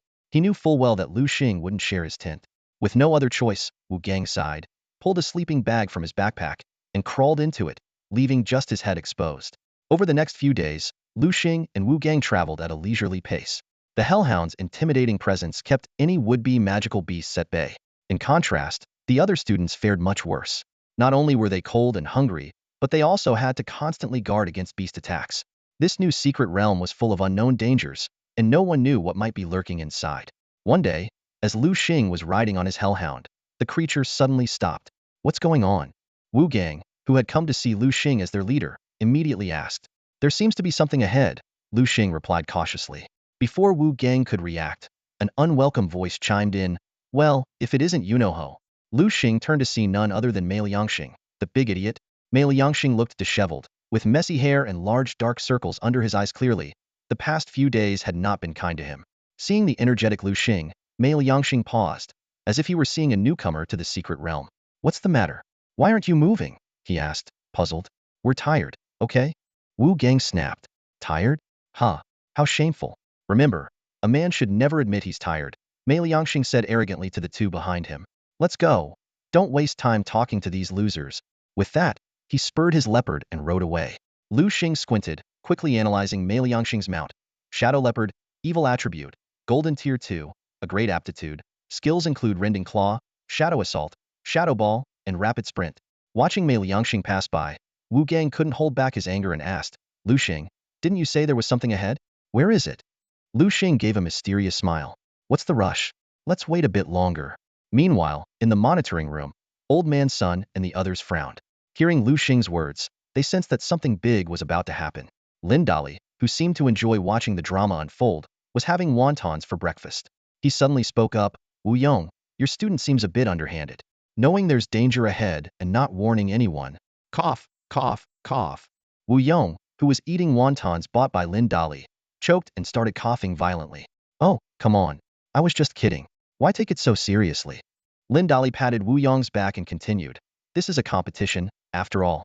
They're all competitors. There's no obligation to warn others. The only rule is no killing. If something happens to them, it's because they're not skilled enough. You can't blame anyone else. Lin Dali's words were clearly meant for the other instructors present. The other teachers nodded in agreement, but Old Man Sun furrowed his brow. He knew Liu Xing was no ordinary person.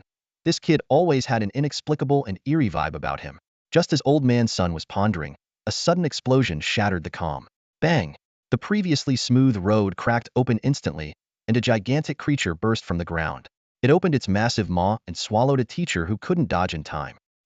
That's a giant mouth worm, one well-informed teacher exclaimed, his voice filled with fear. My God, judging by the look of that giant mouth worm, its power is probably beyond the gold level. Another teacher added, trembling. Seeing this, Liu Xing didn't hesitate and shouted, Move! He mounted his hellhound and dashed toward the rocky area on the right. Despite the giant mouthworm's formidable strength, its movements would be hindered among the obstacles in the rocky terrain. Wu Gang followed closely behind, shouting, Liu Xing, you're amazing. How did you know there was a giant mouthworm ahead? Instinct. Liu Xing replied succinctly, offering just one word. This answer left Wu Gang and the other instructors speechless. Meanwhile, in the monitoring room, Lin Dali burst into laughter. Ha ha, that's hilarious. Instinct, my foot. This Liu Xing guy is right up my alley. He turned to Wu Yong beside him, patting him on the shoulder. Wu Yong, go tell Liu Gengxing to give us this Liu Xing guy. Whatever conditions he wants, as long as I can meet them, I will. Wu Yong, now filled with regret for choosing to stay with Lin Dali, felt a headache coming on. He had intended to keep a low profile, especially since he was the weakest among those present. But now, trouble had come knocking on his door. Sigh. Wu Yong sighed helplessly. He was now caught in a difficult situation, surrounded by instructors who were eyeing him like predators, plotting how to make their lives difficult. Liu Xing and Wu Gang fled the scene, leaving Mei Liangxing to face the danger alone. Mei Liangxing gritted his teeth, glancing back at the spot where Liu Xing had just been. It was now empty. He quickly realized the truth. This place was a trap. As Mei Liangxing pondered, another scream pierced the silence. He turned to see another subordinate being devoured by a giant-mouthed earthworm. After swallowing 2 people, the creature was still unsatisfied and lunged at Mei Liangxing with its bloody maw wide open. Without hesitation, Mei Liangxing spurred his shadow leopard and pursued in the direction Liu Xing had fled. He thought to himself, if he couldn't escape, he would make sure they wouldn't either. It didn't take long for Mei Liangxing to catch up with Liu Xing and Wu Gang. This wasn't because Liu Xing had waited, but rather because Wu Gang's tailless black bear was slow on the rugged terrain. Wu Gang's face was grim, frustrated by his beast's clumsiness. Liu Xing keenly sensed the pursuer behind them. He recognized Mei Liangxing at once, and immediately saw through his intention to shift the danger onto them. Wu Gang, seeing this, turned pale and said to Liu Xing, You should go. It's been great knowing you. In the next life, I still want to be your friend. Liu Xing shot Wu Gang a glance and decisively summoned his Thunder Eagle. Come out, Thunder Eagle. Take that guy away. The Thunder Eagle screeched, its sharp claws reaching for Wu Gang.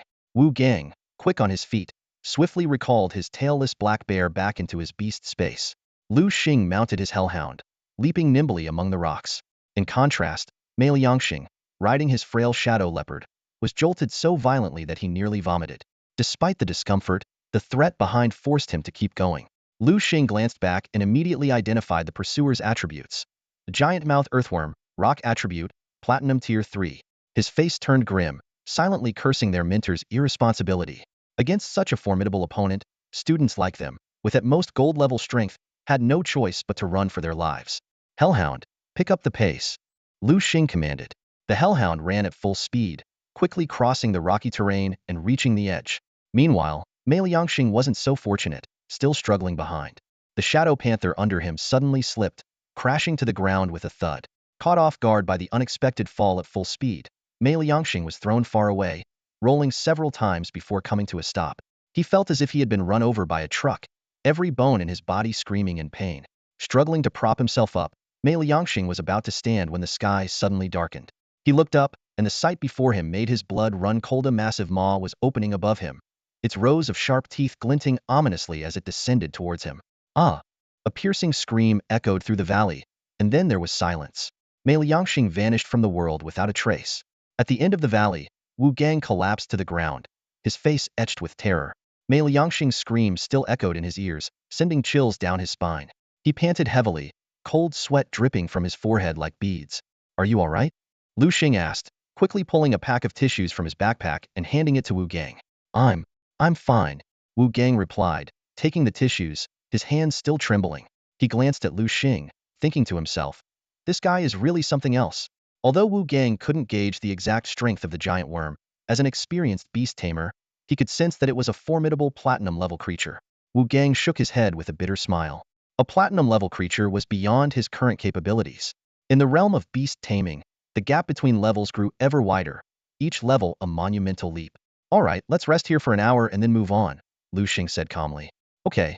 Wu Gang nodded, still shaken. Meanwhile, in the surveillance room, Old Sun's face was grim. He never expected the candidate he sent out would meet such an end. Mei Liangxing, you ungrateful wretch.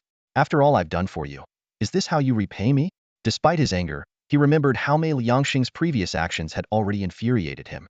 If not for Mei's strength, he would have kicked him out long ago. Old Sun sighed, his gaze shifting to Liu Xing, filled with regret. He recalled how he once had the chance to recruit Liu Xing but had let the opportunity slip away. Now, it seemed that decision would haunt him for a long time. Good, very good. Lin Dali exclaimed repeatedly, his face beaming with a joyful smile. Liu Xing's performance had far exceeded his expectations. When the platinum-level giant earthworm was in hot pursuit, Liu Xing didn't just run for his life. Instead, he risked everything to save Wu Gang, Lin Dali's prize student. This act of bravery warmed Lin Dali's heart. He turned to Wu Yong, who was standing nearby, and said with a smile, Wu Yong, you've trained an excellent student. Looks like all those barbecues and wonton dinners weren't in vain. What do you want for lunch today? How about Peking duck? The two mentors chatted happily, while Liu Xing and Wu Gang, having rested, continued their journey.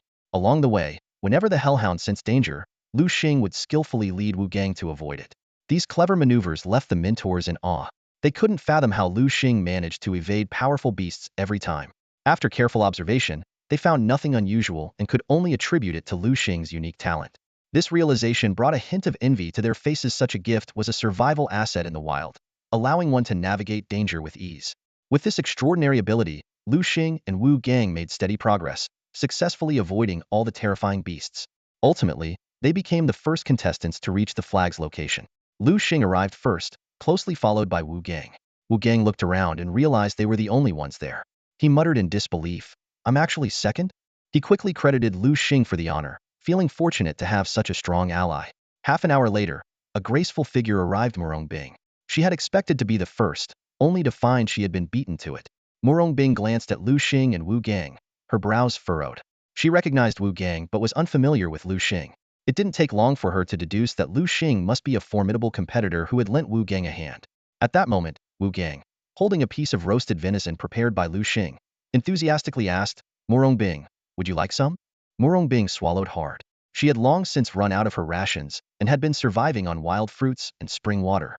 Though it sounded like a fairy tale existence, the lack of essential nutrients had left her gaunt and far from her ethereal appearance. Still, she maintained her composure and replied, No, thank you. Wu Gang, ever the straightforward man, shrugged and said, If you don't want it, I'll eat it myself. Seeing Bing's longing expression, Liu Xing glanced at her indifferently but said nothing. Bing cursed them inwardly, two blockheads. I curse you to be single forever. She then quietly sat down on a large rock nearby. The entire scene was observed by the mentors, who laughed heartily. Interesting, very interesting. Indeed, these two are quite the pair. Did you see Bing's expression? However, one person wasn't laughing. Bing's mentor and father, Bo. His face was dark with displeasure, clearly unhappy with his daughter's performance. Bo's piercing gaze swept across the room like a blade, instantly silencing the previously snickering mentors. They were well aware that among everyone present, Bo was the one person they absolutely could not afford to offend. Despite his usually genteel demeanor, he was a man who hid a dagger behind his smile. The saying, better to offend a gentleman than a petty man, resonated deeply with them at that moment. As Bing arrived, other participants also began to trickle in. After half a day, Old Man's son finally announced, This gathering is now over. Follow me to collect your respective students. As night fell, the imperial capital Huaxia Academy hosted a banquet. However, the students in attendance had no interest in dancing. Instead, they devoured the food like starving people. The experiences of the past 10 days had caused each of them to lose 7 or 8 pounds, and all they wanted now was to fill their stomachs. In a corner, Liu Xing and Wu Gang were also feasting. Liu Xing held a fragrant roasted lamb chop, while Wu Gang clutched a glistening pork knuckle, eating with gusto. Just as everyone was immersed in the food, the door was suddenly kicked open with a bang. A woman in a purple dress with a grim expression stormed in, demanding loudly, "Who is Liu Xing?" Old man's son saw her and exclaimed, "May Daily, what do you want?" May Daily, fuming with anger, questioned, "Teacher, my brother died for the school. Don't you think you owe us an explanation?" Old man's son's face darkened as he retorted, "An explanation? What explanation should I give? I warned Liu Xing before the trip about the dangers. If he didn't want to go, he could have refused. He believed he was skilled enough and voluntarily signed the waiver. Now you're here causing a scene. What's the meaning of this?" Enraged by his words, May Daily shouted, "Fine, son Yu Dao. Just you wait. I'll have my grandfather come and settle this with you." With that, she turned and stormed out.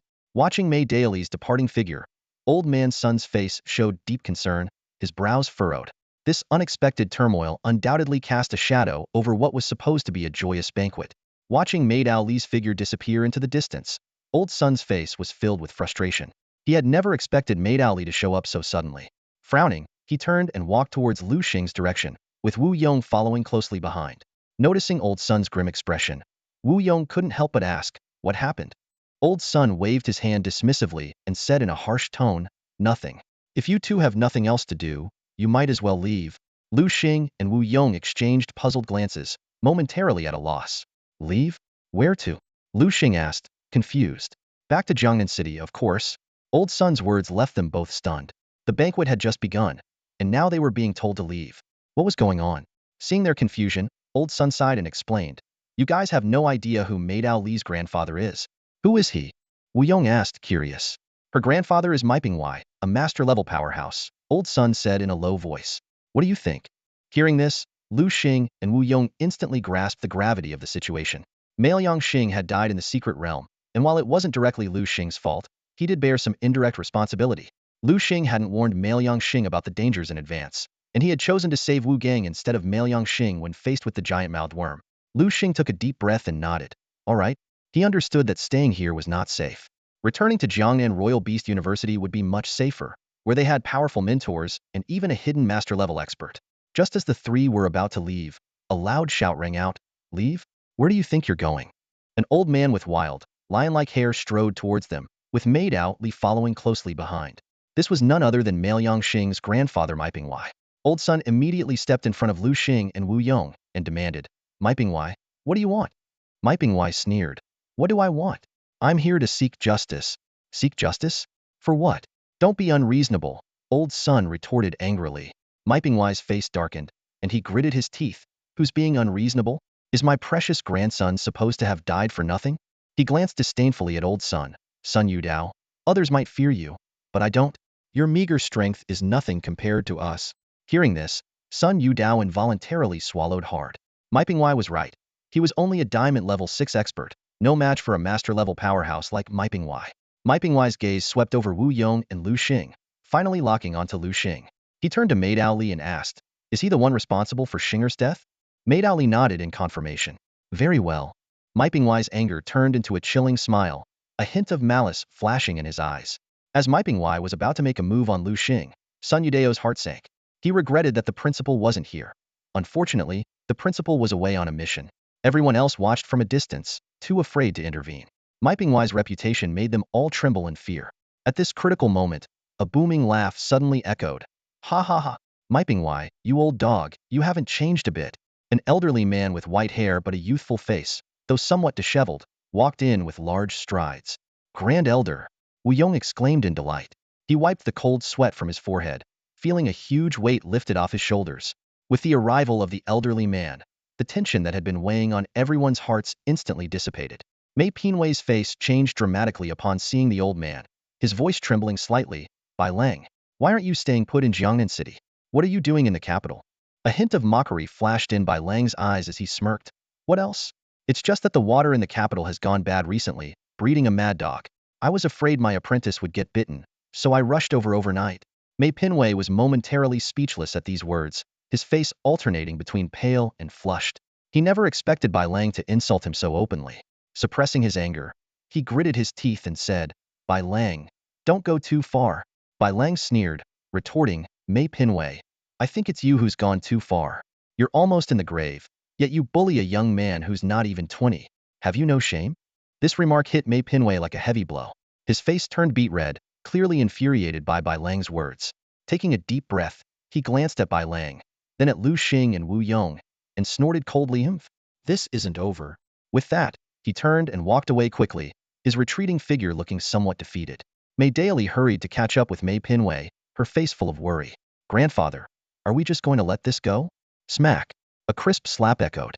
Unable to contain his anger any longer, Mei Pinwei struck Mei Daly hard across the face. What else can we do? Fight them? His gaze involuntarily drifted towards Bai Lang in the room, a flicker of fear in his eyes. He knew all too well that Bai Lang was a formidable master of the third rank, far beyond his own newly acquired first rank. Besides, Bai Lang's rank was reported 3 years ago. Who knew how much stronger he had become since then? Mei Daly clutched her swollen cheek, her eyes filled with venom. She glared fiercely at the room, blaming all her misfortune on Liu Xing. Just you wait. I'll make you pay for this, she vowed silently. With Bai Lang as their pillar of support, everyone finally felt at ease. After a simple dinner, to avoid any further complications, Liu Xing and Wu Yong followed Bai Lang and took a flight back to Jiangnan City overnight. On the plane, Wu Yong couldn't contain his curiosity any longer and cautiously asked, Elder, what brought you here this time? Wu Yong, filled with curiosity, glanced back and forth between Bai Lang and Liu Xing. How did Bai Lang show up so conveniently? Liu Xing chuckled and explained, I heard from Wu Gang that Mei Liangxing has a grandfather who's a master, so I made some preparations and called the principal. Bai Lang nodded in confirmation. Yes, Xiao Gengzi personally invited me. Gazing out the car window, he remarked, it's been a long time since I went out. I can't believe how much this place has changed. Usually, Bai Lang spent his days in the treasure pavilion cultivating his mind and body. This unexpected trip to the capital filled him with mixed emotions. Turning to Liu Xing, he said earnestly, Young man, you need to work hard. You were lucky this time, but you might not be so fortunate next time. His face was full of affection as he spoke. Having taught at Jiangnan Beast-Taming University for many years, he saw the school as his home and cared deeply for his students, especially after discovering Liu Xing's exceptional talent. The three of them returned to Jiangnan Beast-Taming University by car. Bai Lang stretched and said, I'm exhausted. I'm heading back to the treasure pavilion. Remember, don't cause any more trouble for me. With that, he clasped his hands behind his back and walked away. Wu Yong turned to Liu Xing and said, I need to report the recent events to the principal. You can do as you please. Oh, and here's your reward for winning the championship. He pulled a magical beast crystal core from his pocket and handed it to Liu Xing. Liu Xing accepted the crystal core and realized it was a diamond-tier rock serpent core. He muttered to himself, the capital's academy is really stingy. After quickly scanning the skills recorded in the core and finding nothing useful, he put it away, thinking, I'll decide later whether to sell it or give it away. Liu Xing headed back to his dorm. As soon as he walked in, he saw Su Peng lying on the sofa watching TV, looking rounder than ever. Su Peng, you really need to lose some weight? Yeah, I know, Su Peng replied absent-mindedly. By the way, where are Liu Xiaoming and the others? Liu Xing suddenly felt uneasy. Did they say where they were going? Su Peng thought for a moment. I heard Ru Ming mention something about going to a place called Yiming Swamp. So Xiaoming went with her? Yiming Swamp, Liu Xing repeated. All right, I'm off then. You should exercise a bit. Look at all that fat. With that, he quickly left, heading straight for Yiming Swamp. Upon entering the swamp, Liu Xing summoned his hellhound, now at gold tier level 7. Riding the hellhound, he searched the vast swamp for Ru Ming and Liu Xiaoming for several days without success. Just as Liu Xing was beginning to feel puzzled, he suddenly spotted a red hair accessory floating on the water. He swiftly grabbed it and recognized it as Ru Ming's. Looking in the direction it came from, he noticed an island in the middle of the lake, the only place he hadn't searched. Come out, Thunder Eagle. Liu Xing summoned his Thunder Eagle and mounted it. Let's go. Target that island in the middle of the lake. With a piercing cry, the Thunder Eagle soared towards the island. Just as they were about to reach it, a water arrow suddenly shot towards them. Fortunately, the Thunder Eagle reacted quickly, dodging the attack just in time. Liu Xing furrowed his brow and looked warily at the water's surface. He wanted to know which fool had the audacity to ambush him. Suddenly, the water rippled, and a massive swamp crocodile king emerged, its jaws wide open, lunging towards Liu Xing. Liu Xing quickly assessed the swamp crocodile king's attributes. Water and rock type, male, gold tier 3, a rank potential. Its skills included mud shot, water arrow, bite, and sweep. While this creature might seem formidable to the average person, to Liu Xing, it was nothing but a minor nuisance. Thunder Eagle, use thunder. Strike it down, Liu Xing commanded decisively. A cold gleam flashed in Thunder Eagle's eyes, and a blinding bolt of lightning descended from the sky, striking the swamp crocodile king on the water's surface with pinpoint accuracy. The poor creature had no time to evade and was hit directly. The powerful electric currents surged through its body, wreaking havoc on its system. The swamp crocodile king blacked out instantly. Oomph! Liu Xing snorted coldly as he rode Thunder Eagle away from the water, quickly landing on the island. At the island's edge, Liu Xing discovered a trail of footprints, hoping they belonged to Liu Xiaoming and Rumman. Following the trail, he ventured deeper into the island. Unbeknownst to Liu Xing, Liu Xiaoming and Rumman were trapped deep inside a cave on the island. They had barely managed to climb onto a large rock, fearfully eyeing the swarming venomous snakes around them. Both of their faces were pale, especially Rumman, who had been bitten by a snake. Her lips were turning purple, and her complexion was darkening, clear signs of poisoning. Rumman, are we really going to die here? Liu Xiaoming asked, swallowing hard as she looked at the writhing mass of snakes on the ground. I don't know, Rumman replied weakly, her face contorted in pain from the poison. At that moment, both of them couldn't help but think of Liu Xing. They hoped he would come to their rescue, but they knew it was impossible. In their minds, Liu Xing should be attending a social event in the imperial capital, not coming to save them. Meanwhile, Liu Xing rode a hellhound to the entrance of a cave. Staring into the pitch-black entrance, he said in a deep voice, "Come out, spirit water turtle." With that, he summoned the spirit water turtle. The spirit water turtle cautiously led the way, exploring the dark and damp cave. Liu Xing noticed puddles all over the ground and decided to let the turtle go ahead. The hellhound had already confirmed through scent that Liu Xiaoming and Rumman were deep within the cave. Nodding in agreement, the spirit water turtle stepped into the cave. Liu Xing rode on the hellhound's back, closely following, with the six-winged angel perched on his shoulder. For some reason, this place gave Liu Xing a sense of impending danger. Soon, they reached the depths of the cave. Suddenly, a series of hissing sounds echoed around them. Following the sound, Liu Xing was shocked to find black water serpents surrounding them. These snakes were pitch black, with dark green eyes that glowed eerily in the darkness. Is this a snake nest? Liu Xing muttered to himself. Seeing the black water serpents ready to attack, he immediately commanded, "Spirit water turtle, use tidal surge." The spirit water turtle stomped fiercely, summoning a towering wave over 10 meters high, which instantly swept away the weaker black water serpents. Liu Xing scoffed, looking disdainfully at the snake corpses scattered on the ground. Though many ants can kill an elephant, in the end, ants are still ants, and no number can change their fate. Just as Liu Xing was about to move forward, he heard the sound of rushing water from deeper within the cave. "Spirit water turtle, be careful. Something big is coming." As soon as he finished speaking, a gigantic beast appeared before them. "It's the Black Water Serpent King," Liu Xing exclaimed. The system immediately displayed the Serpent King's attributes: water and poison elements, male, golden tier 5, a grade quality, with skills including Poison Fong, Poison Mist, Venom Blast, Water Arrow, and Death Coil. The Black Water Serpent King opened its massive maw, emitting a foul stench. Ugh, when was the last time this guy brushed its teeth? Liu Xing couldn't help but quip. Without hesitation, the spirit water turtle charged at the Serpent King. The Serpent King spat a green venom that sizzled upon contact with the turtle's shell. The spirit water turtle winced in pain, clearly poisoned, but it gritted its teeth and bit down on the Serpent King's body. Furious bite. The spirit water turtle clamped down hard and didn't let go. The Black Water Serpent King howled in pain, struggling desperately but unable to break free. In a last-ditch effort, the Serpent King began to coil its thick body around the turtle. Liu Xing was about to order the hellhound to assist, but the spirit water turtle's determined gaze stopped him. He understood that the turtle wanted to handle this battle alone. The two golden tier 5 beasts were locked in a stalemate, tormenting each other.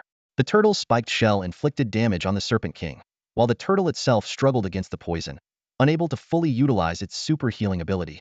Seeing this, Liu Xing decided to offer some support. "Little angel, use divine purification on the spirit water turtle." The six-winged angel promptly cast the spell upon hearing the command. Suddenly, a divine light shot towards the spirit water turtle, instantly purifying the toxins in its body. The turtle felt strength surge through it once again and let out a deafening roar. With its mouth full of sharp teeth wide open, it lunged at the Black Water Serpent King. Already severely injured, the Black Water Serpent King couldn't dodge in time and was viciously bitten by the spirit water turtle. It writhed in agony, its eyes filled with unwillingness and despair, and finally collapsed, its body loosening from around the turtle. Seeing this, the spirit water turtle immediately pounced on the fallen Serpent King, beginning to feast. Its sharp teeth tore into the flesh, greedily devouring the hard-won meal. Watching this scene, Liu Xing fell into deep thought. An idea flashed through his mind. The spirit water turtle could still learn 2 skills. Each skill slot was incredibly valuable, and he had been pondering what to teach it. Now, the answer finally surfaced in his mind. Magic immunity. Liu Xing muttered to himself. I must get a magic immunity skill. His spirit water turtle had strong physical defense and a spiked shell skill that could reflect physical damage. If it learned a magic immunity skill, only physical skills could harm it. Liu Xing began to wonder if such a skill existed in this world. Just then, 2 figures appeared on a nearby platform. It was Liu Xiaoming and Rumeng. With the Black Water Serpent King dead and most of the smaller serpents killed by the spirit water turtle's tidal waves, the remaining serpents fled. Liu Xing quickly rode his hellhound to their side. He noticed that Rumeng was unconscious, her face pale, and her forehead covered in beads of sweat. What happened to her? Liu Xing asked urgently. She was bitten by a black water serpent, Liu Xiaoming replied. Liu Xing nodded and immediately ordered the 6-winged angel beside him. Little angel, use divine purification on Rumeng, then follow up with divine healing. The 6-winged angel responded and waved its hands twice, sending 2 beams of holy light over Rumeng. Her injuries healed instantly, but she remained unconscious. Liu Xing explained. She has exhausted too much energy. Only rest can restore her now. All right, let's move out. Liu Xing commanded decisively, signaling the hellhound to extract the magical beast crystal core from the Blackwater Serpent King. On the way back, he also retrieved the crystal core from the Swamp Crocodile King, thinking these small gains would be a nice supplement. Upon returning to Jiangnan Beast-Taming University, the trio immediately settled Rumeng in bed to rest. Liu Xiaoming stayed behind to take care of her while Liu Xing went downstairs to check on things. In the kitchen, Su Peng was busy cooking porridge, intending to bring it up to Rumeng once she woke up. Liu Xing sat on the sofa in the living room, picking up a well-worn bestiary of magical beasts and began reading it carefully. Time passed slowly, and after a while, there was a noise from upstairs. Rumeng, supported by Liu Xiaoming, slowly made her way down the stairs. Liu Xing quickly got up to greet her, carefully helping her to the sofa. Rumeng, are you all right? He asked with concern. Rumeng shook her head gently. I'm fine, feeling much better now. She paused for a moment, then asked curiously, by the way, why did you all suddenly go to Yumeng Swamp? Liu Xing's gaze shifted between Rumeng and Liu Xiaoming. Liu Xiaoming, looking slightly embarrassed, explained, oh, it's my fault. I watched a TV show that mentioned the beautiful Yumeng fairy in Yumeng Swamp. I wanted to see if it was true, so I dragged Rumeng along. But as soon as we got to the island in the lake, we were targeted by the Blackwater Serpent King. It brought a bunch of smaller snakes to attack us. Fortunately, we found a narrow place to hide, or we would have been snake dinner. Liu Xing couldn't help but feel speechless after hearing this. Just as he was about to say something, Rumeng interjected softly, Liu Xing, don't blame Xiaoming. I also wanted to see it.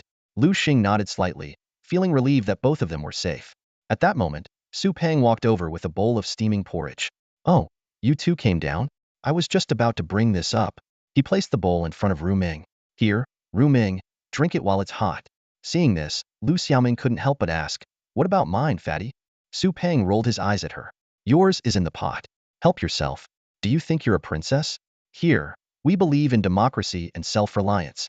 Liu Xiaoming pouted in dissatisfaction, while Su Peng turned to Liu Xing, were you looking for something just now? I saw you with that bestiary for a long time, looking troubled. Haven't found what you're looking for? Liu Xing sighed. Yeah, it's really hard to find. Rumeng, who was drinking porridge, put down her spoon and asked with concern, Liu Xing, what are you looking for? Maybe I know. Liu Xing's eyes lit up. Right, you're the university genius. Su Peng shivered dramatically. All right, stop with the lovey-dovey stuff. Just spill it. Liu Xing cleared his throat. Rumeng, do you know of any magical beasts in this world that have a magic immunity skill? Rumeng pondered for a moment, then her eyes lit up. I know of a magical beast called the Forbidden Magic Statue. While I'm not entirely sure if they have magic immunity, the name suggests they might.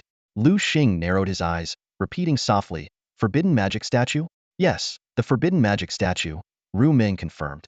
As Rumeng spoke, she skillfully flipped through the pages of the tattered bestiary encyclopedia. Her movements were smooth and effortless, as if she knew the book by heart. With just a few casual flips, she found the page about the anti-magic statue with pinpoint accuracy. Liu Xing leaned in closer and his eyes fell on the words, Desert Sea. The name immediately made Liu Xing frown.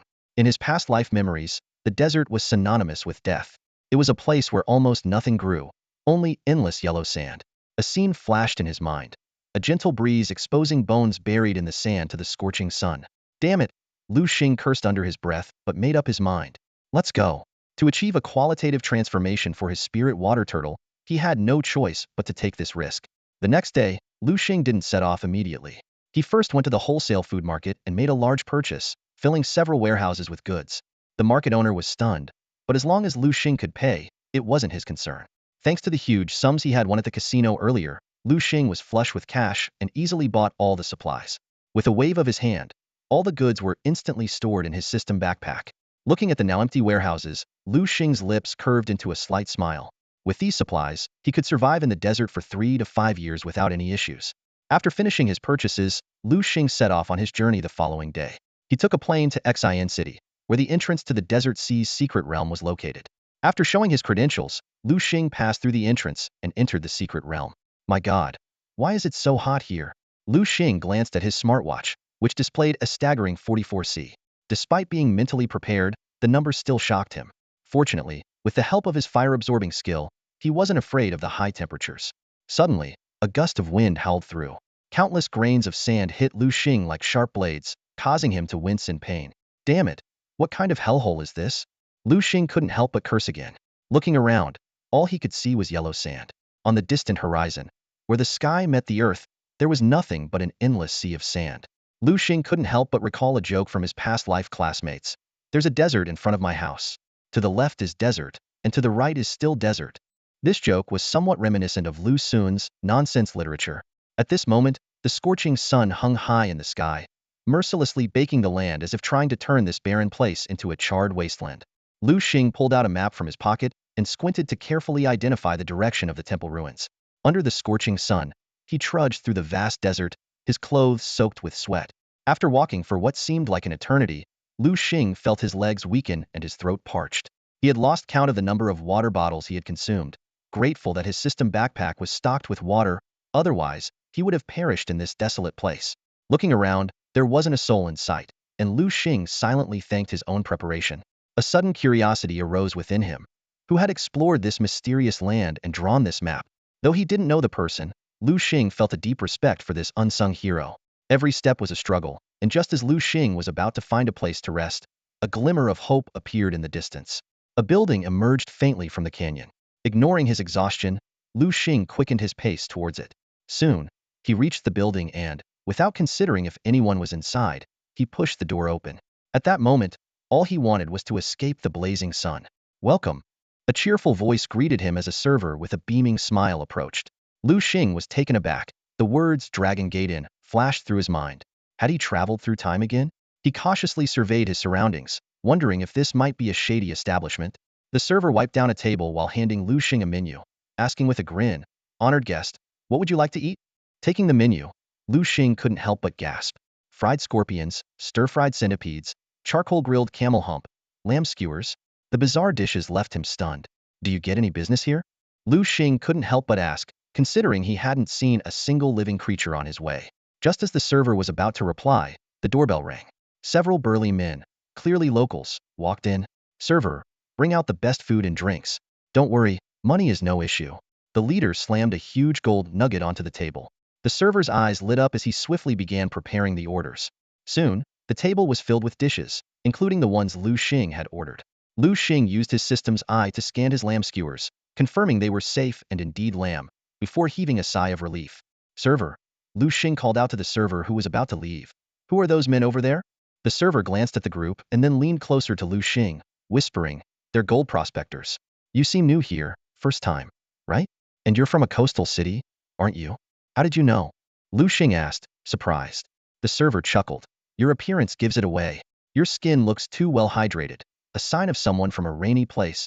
Liu Xing realized the server was right, remembering how the southern coastal region was indeed rainy. "You said they're gold prospectors, meaning there's gold in this desert?" Liu Xing probed further. The server nodded. "There's a place in the desert called Gold Lake, said to be rich in gold at the lake's bottom. Those men are here to prospect for gold." Glancing at the prospectors again, the server leaned in even closer to Liu Xing and whispered, "Judging by your appearance, you don't seem to be lacking money either. Are you interested in experiencing gold prospecting yourself?" The innkeeper's words caught Liu Xing slightly off guard. He had only asked casually, not expecting such a reaction. Seeing the innkeeper's serious expression, Liu Xing's interest was piqued. "Why shouldn't I go?" Liu Xing asked, a hint of curiosity in his eyes. The innkeeper sighed and pointed to a group of people not far away. "Do you see those people over there? Except for the burly man leading them, the rest are all new faces. Lowering his voice, he continued, gold prospecting here is no joke. I've seen too many people carried out, some missing limbs and others who didn't make it out alive. Hearing this, Liu Xing couldn't help but feel a bit of goodwill toward the honest innkeeper. He smiled slightly and said, "Thank you for the warning. I'll be careful." After paying the bill, Liu Xing was about to leave, silently lamenting how expensive things were in the desert. A simple meal had cost him over 1,000. Just then, he heard someone calling out to him from behind. "Hey!" Liu Xing turned around to see the burly man from the group of prospectors. "Can I help you?" Liu Xing asked. The man stood up from his seat, bowed slightly, and introduced himself. "Hello, my name is Mulatali. Judging by your appearance, you're heading into the desert too? How about we travel together for safety?" After a brief moment of thought, Liu Xing replied, "I'm heading to the temple ruins, so our paths might not align." Mulatali smiled at this and said, "If you're going somewhere else, perhaps not. But the temple ruins, we are indeed going there. The gold prospecting lake we're headed to is right next to the temple ruins." This piqued Liu Xing's interest. Quickly connecting the dots, he asked, "So, you're saying the temple site was once inhabited but later fell into decline? And the so-called gold prospecting lake is actually a barrier lake formed by rainwater, where you're salvaging gold from the ruins?" "Bingo!" Mulatali exclaimed in admiration. "I didn't expect you to figure it out so quickly." Liu Xing pondered for a moment. Since the other party was familiar with the route, why not take advantage of it? As for the danger, he used his system's eye to scan the group and found that none of them were stronger than him, which put his mind at ease. "All right, let's travel together then," Liu Xing agreed readily. After a short break, Liu Xing and Mulatali's group resumed their journey. Riding on desert camels, Liu Xing couldn't help but marvel at the steady gait of these ships of the desert, moving effortlessly through the vast sea of sand. Mulatali's men were equally amazed. One of them couldn't resist asking, "Boss, why did you bring that kid into the team?" Mulatali squinted his eyes and spoke in a low tone, "Didn't you notice he's different?" Seeing the puzzled look on his subordinate's face, he snorted, "Short-sighted. Think about it, reached that in alone without a camel. That speaks volumes about his abilities. More importantly, I sense an overwhelming aura from him." Hearing this, the subordinate's mouth dropped open in shock. He knew well that Mulatali was a powerful figure, a second-tier gold ranker, capable of being a big shot in any city. Yet now, Mulatali seemed to fear Liu Xing. Just how strong was Liu Xing? Mulatali continued his instructions. "Tell the others to be respectful to Liu Xing. If they anger him, I won't be able to help." The subordinate quickly nodded, swallowing hard. Riding up to Liu Xing, Mulatali handed him a white scarf. "Brother Liu Xing, the sun is harsh. Wear this." Liu Xing thanked him and wrapped the scarf around his head and neck, mimicking Mulatali. This special scarf not only didn't feel hot, but also provided a cooling sensation. After a day's journey, night fell. At the bottom of a canyon, the group sat around a campfire. As the wind howled and temperatures plummeted, everyone shivered and tightened their clothes. Someone rubbed their hands together for warmth and complained, "It's so cold." Liu Xing took a fur coat made from flaming mink out of his backpack and put it on, instantly feeling warm all over. This coat, worth 70 to 80,000, drew envious looks from the group. Some even harbored malicious thoughts, considering killing him for it. Mulatali noticed but didn't intervene. If someone wanted to court death, there wasn't much he could do. Liu Xing sensed the malicious gazes and smirked. "Want my fur coat? Let's see if you have what it takes. Come out, hellhound." As a massive hellhound appeared, the group recoiled in terror, stepping back several meters. They stared at the fearsome creature, swallowing nervously and trembling. The greed in their hearts vanished instantly. Not even daring to face it, how can you challenge it? Liu Xing yawned calmly, his eyelids drooping slightly. He turned to Muratali and said in a composed tone, "Brother Muratali, it's getting late. I'm going to sleep now. Remember to wake me up when you leave in the morning." Muratali nodded in agreement. Liu Xing then crawled into his tent, while his imposing hellhound stood guard outside, vigilantly scanning the surroundings. Seeing the massive and intimidating beast, Muratali's men couldn't help but swallow nervously, a hint of fear flickering in their eyes. One of the men, summoning his courage, approached Muratali and whispered with admiration, "Boss, you're amazing. How did you gauge his strength?" "Instinct," Muratali replied coolly. As a seasoned veteran of the underworld, he had developed a keen eye over the years. He had committed numerous crimes, but always chose his targets carefully. Liu Xing was clearly not someone they could afford to provoke. Muratali cast a cold glance at the men who had originally planned to attack Liu Xing, his tone carrying a warning, "Fools, it's a good thing you didn't act. Otherwise, it would be you lying on the ground now." The men exchanged awkward glances and lowered their heads in embarrassment. They had to admit their own short-sightedness. If not for Liu Xing's magnanimity, they would likely have met their demise already. The next morning, Liu Xing joined Muradili's group as they continued their journey. After the events of the previous night, everyone's attitude towards Liu Xing had changed noticeably. They no longer saw him as an easy target but addressed him with respect, calling him Master Liu Xing with a tone as sweet as honey. Suddenly, Liu Xing raised his right hand and called out, "Wait a minute." The group came to an abrupt halt. Muradili asked in confusion, "Brother Liu Xing, is something wrong?" Liu Xing frowned slightly, his gaze sharp as he stared ahead. "Something's off up there." "Really?" Muradili followed Liu Xing's line of sight, seeing nothing but silence ahead. One reckless guy, riding a desert camel, walked a few steps forward and joked, "Come on, Brother Liu Xing. Maybe you haven't rested well these past few days and you're seeing things." The smug guy barely had time to gloat before letting out a piercing scream. A sand serpent suddenly shot out from the sand and sank its fangs into his arm. "It's a sand serpent." Muladili's face turned pale with fear. "Everyone, run."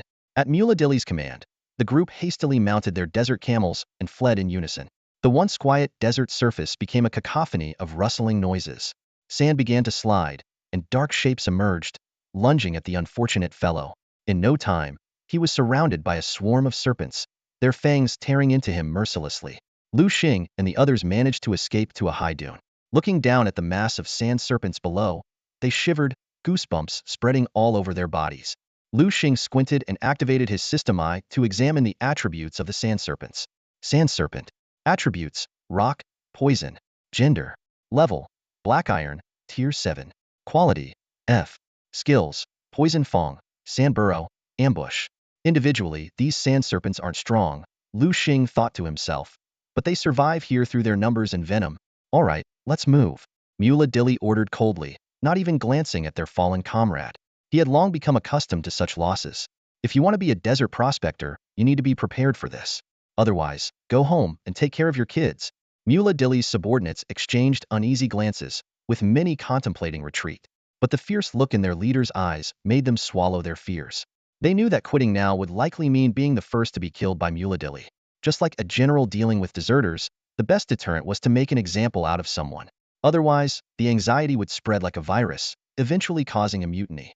Fortunately, Muladili's authority was strong enough to suppress their thoughts of retreat for the moment. "Hey, what are you standing around for?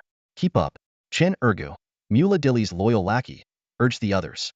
They had no choice but to quicken their pace, following closely behind Muladili and Liu Xing. After the harrowing incident, the once lively group was now silent. All eyes turned to Liu Xing.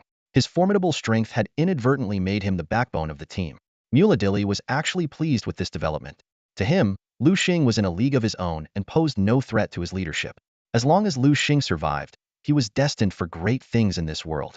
Muladili had no fear of Liu Xing challenging his position within the team. Throughout their journey, Liu Xing led the group through numerous beast attacks, earning their increasing respect. Muladili was convinced that recruiting Liu Xing had been the smartest decision of his life. After a week of traversing the desert, Liu Xing and his companions finally spotted the temple ruins. In the distance stood an ancient structure composed of numerous stone pillars, some of which had fallen due to the ravages of time, giving the place a dilapidated appearance. Not far from the temple, a clear lake shimmered under the sunlight, its surface sparkling invitingly. "It's the Gold Lake." "Yes, it really is the Gold Lake." "Fantastic, we finally made it." The prospectors behind Liu Xing cheered, tears of joy streaming down their faces. They had finally reached their long-awaited destination. Only they themselves truly understand the hardships they have endured on this journey. To reach this place, they have borne unimaginable suffering. Even with Liu Xing guiding and warning them, dangers still loomed at every turn. They couldn't help but imagine that without Liu Xing, many of their companions might have already perished in the desert sands. Thinking of this, they all turned their grateful gazes toward Liu Xing, who was leading the group. Liu Xing looked around and announced solemnly, "Up ahead is the temple ruins. I will be parting ways with you now." As soon as he finished speaking, the faces of the gold prospectors immediately showed reluctance, and they began to call out, "Boss Liu Xing." Their way of addressing him had unconsciously shifted from young brother to boss. Seeing this, Liu Xing's lips curved into a slight smile. "You guys, why are you crying? It's not like you won't see me again." He gave a brief explanation of the next steps. "I'll be exploring the temple ruins inside, and you all should head to Gold Lake and give it your best shot. Remember what you said. Make some money, build a big house, marry a beautiful wife, and have a chubby baby." Everyone nodded in agreement upon hearing this. Liu Xing gave one last reminder. "All right, I'm off. Take care of yourselves." With that, he spurred his desert camel, speeding towards the temple ruins. This desert camel wasn't a wild beast but a domesticated magical creature, trained to obey only those who fed it. As they watched Liu Xing ride away, a complex expression flashed in Muladili's eyes. He turned to face his followers and sternly said, "Why are you crying? You're all grown men, and all you can do is cry. Let's go to Gold Lake and strike it rich. Once you've got heaps of gold, then you can cry all you want." The group responded promptly and marched toward Gold Lake in unison. Liu Xing arrived at the entrance of the temple ruins, dismounted, and stared at the dark entrance, his brows furrowing.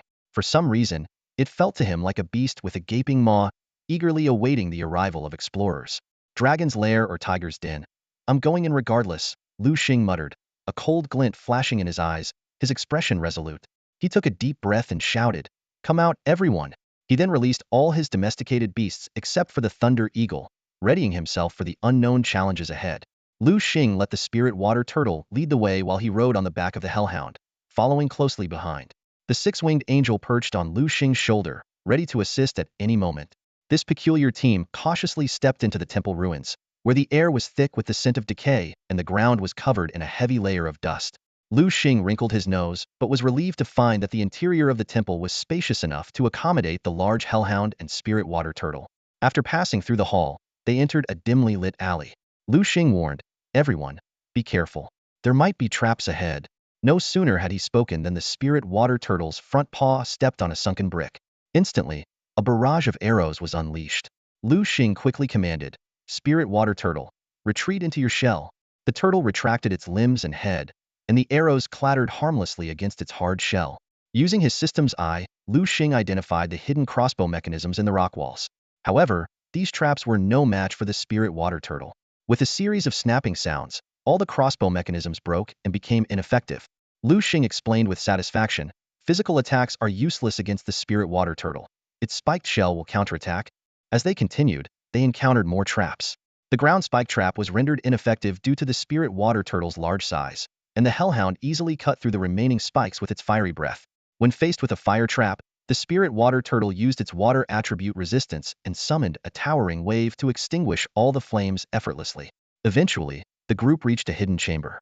Liu Xing put on a headlamp to illuminate their surroundings. Suddenly, a shadowy figure scurried towards them. The hellhound swiped at it, but missed.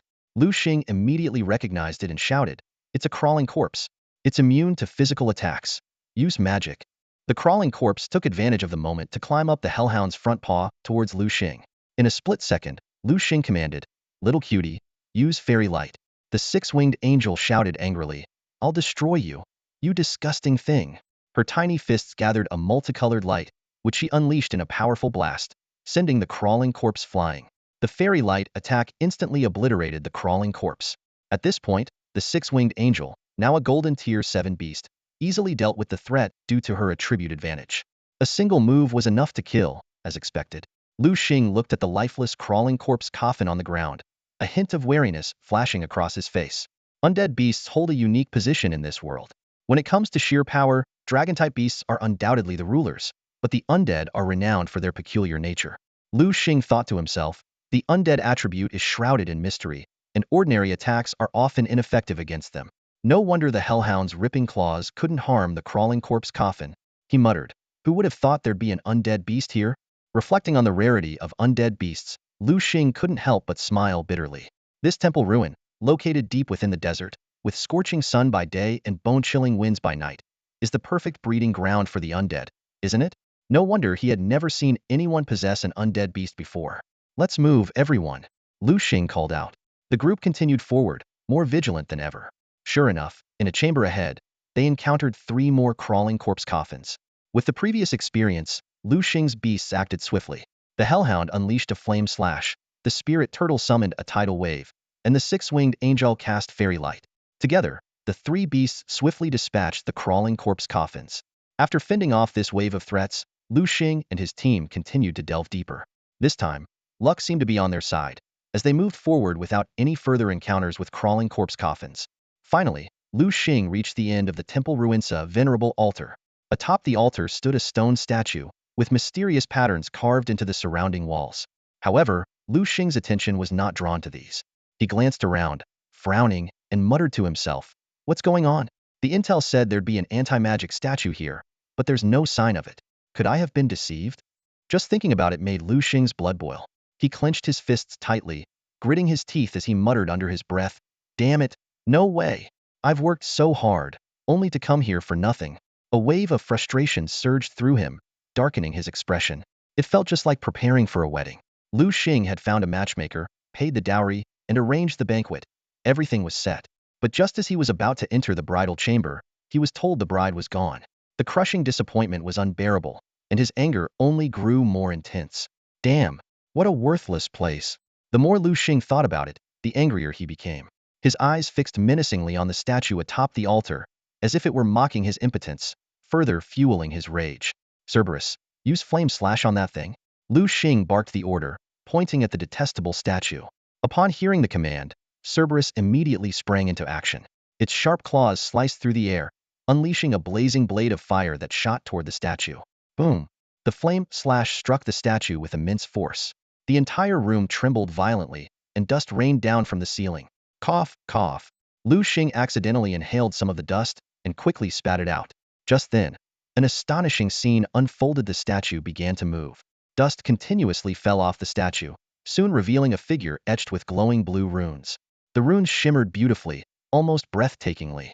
The statue's eyes glowed blue, glaring at Liu Xing with unmistakable fury, clearly displeased at being disturbed. Anti-magic statue. Liu Xing gasped in shock. He hadn't expected such a treasure to be hidden within that seemingly dilapidated statue. Using his system's eye, he quickly analyzed the anti-magic statue's attributes. Anti-magic statue attributes. Type, rock, psychic. Gender, level, gold tier 8. Quality, S. Skills, magic immunity, anti-magic body. Huh, what's going on? Why does this guy only have 2 skills?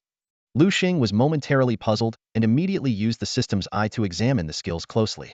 Magic immunity. The bearer of this skill is immune to all magical attacks. This skill is ineffective against physical attacks.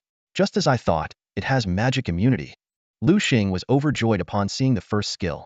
In this world, beast attacks are categorized into 2 types: physical attacks like ripping claw and magical attacks like flame slash. He then focused on the second skill, anti-magic body. With this skill, your body will be unable to harbor magical elements, rendering you incapable of using magic forever. Reading this skill's description, Liu Xing couldn't help but twitch his mouth. No magic usage? Disgusting. Absolutely disgusting. He hadn't expected to encounter such an unpleasant skill. Although he had seen similar skills before, they paled in comparison to this one. Once a beast learns this skill, it loses the ability to use magical attacks entirely, leaving only regular attacks. Thinking about this, Liu Xing's mouth twitched again. What a pity. What a pity. Liu Xing lamented internally. This anti-magic statue is one of a kind. If only there were another one without the magic immunity skill. He fantasized about using its magic core to annoy others, but it was just a pipe dream. The awakened anti-magic statue was visibly enraged. It suddenly lifted its leg and charged at Liu Xing. Bring it on.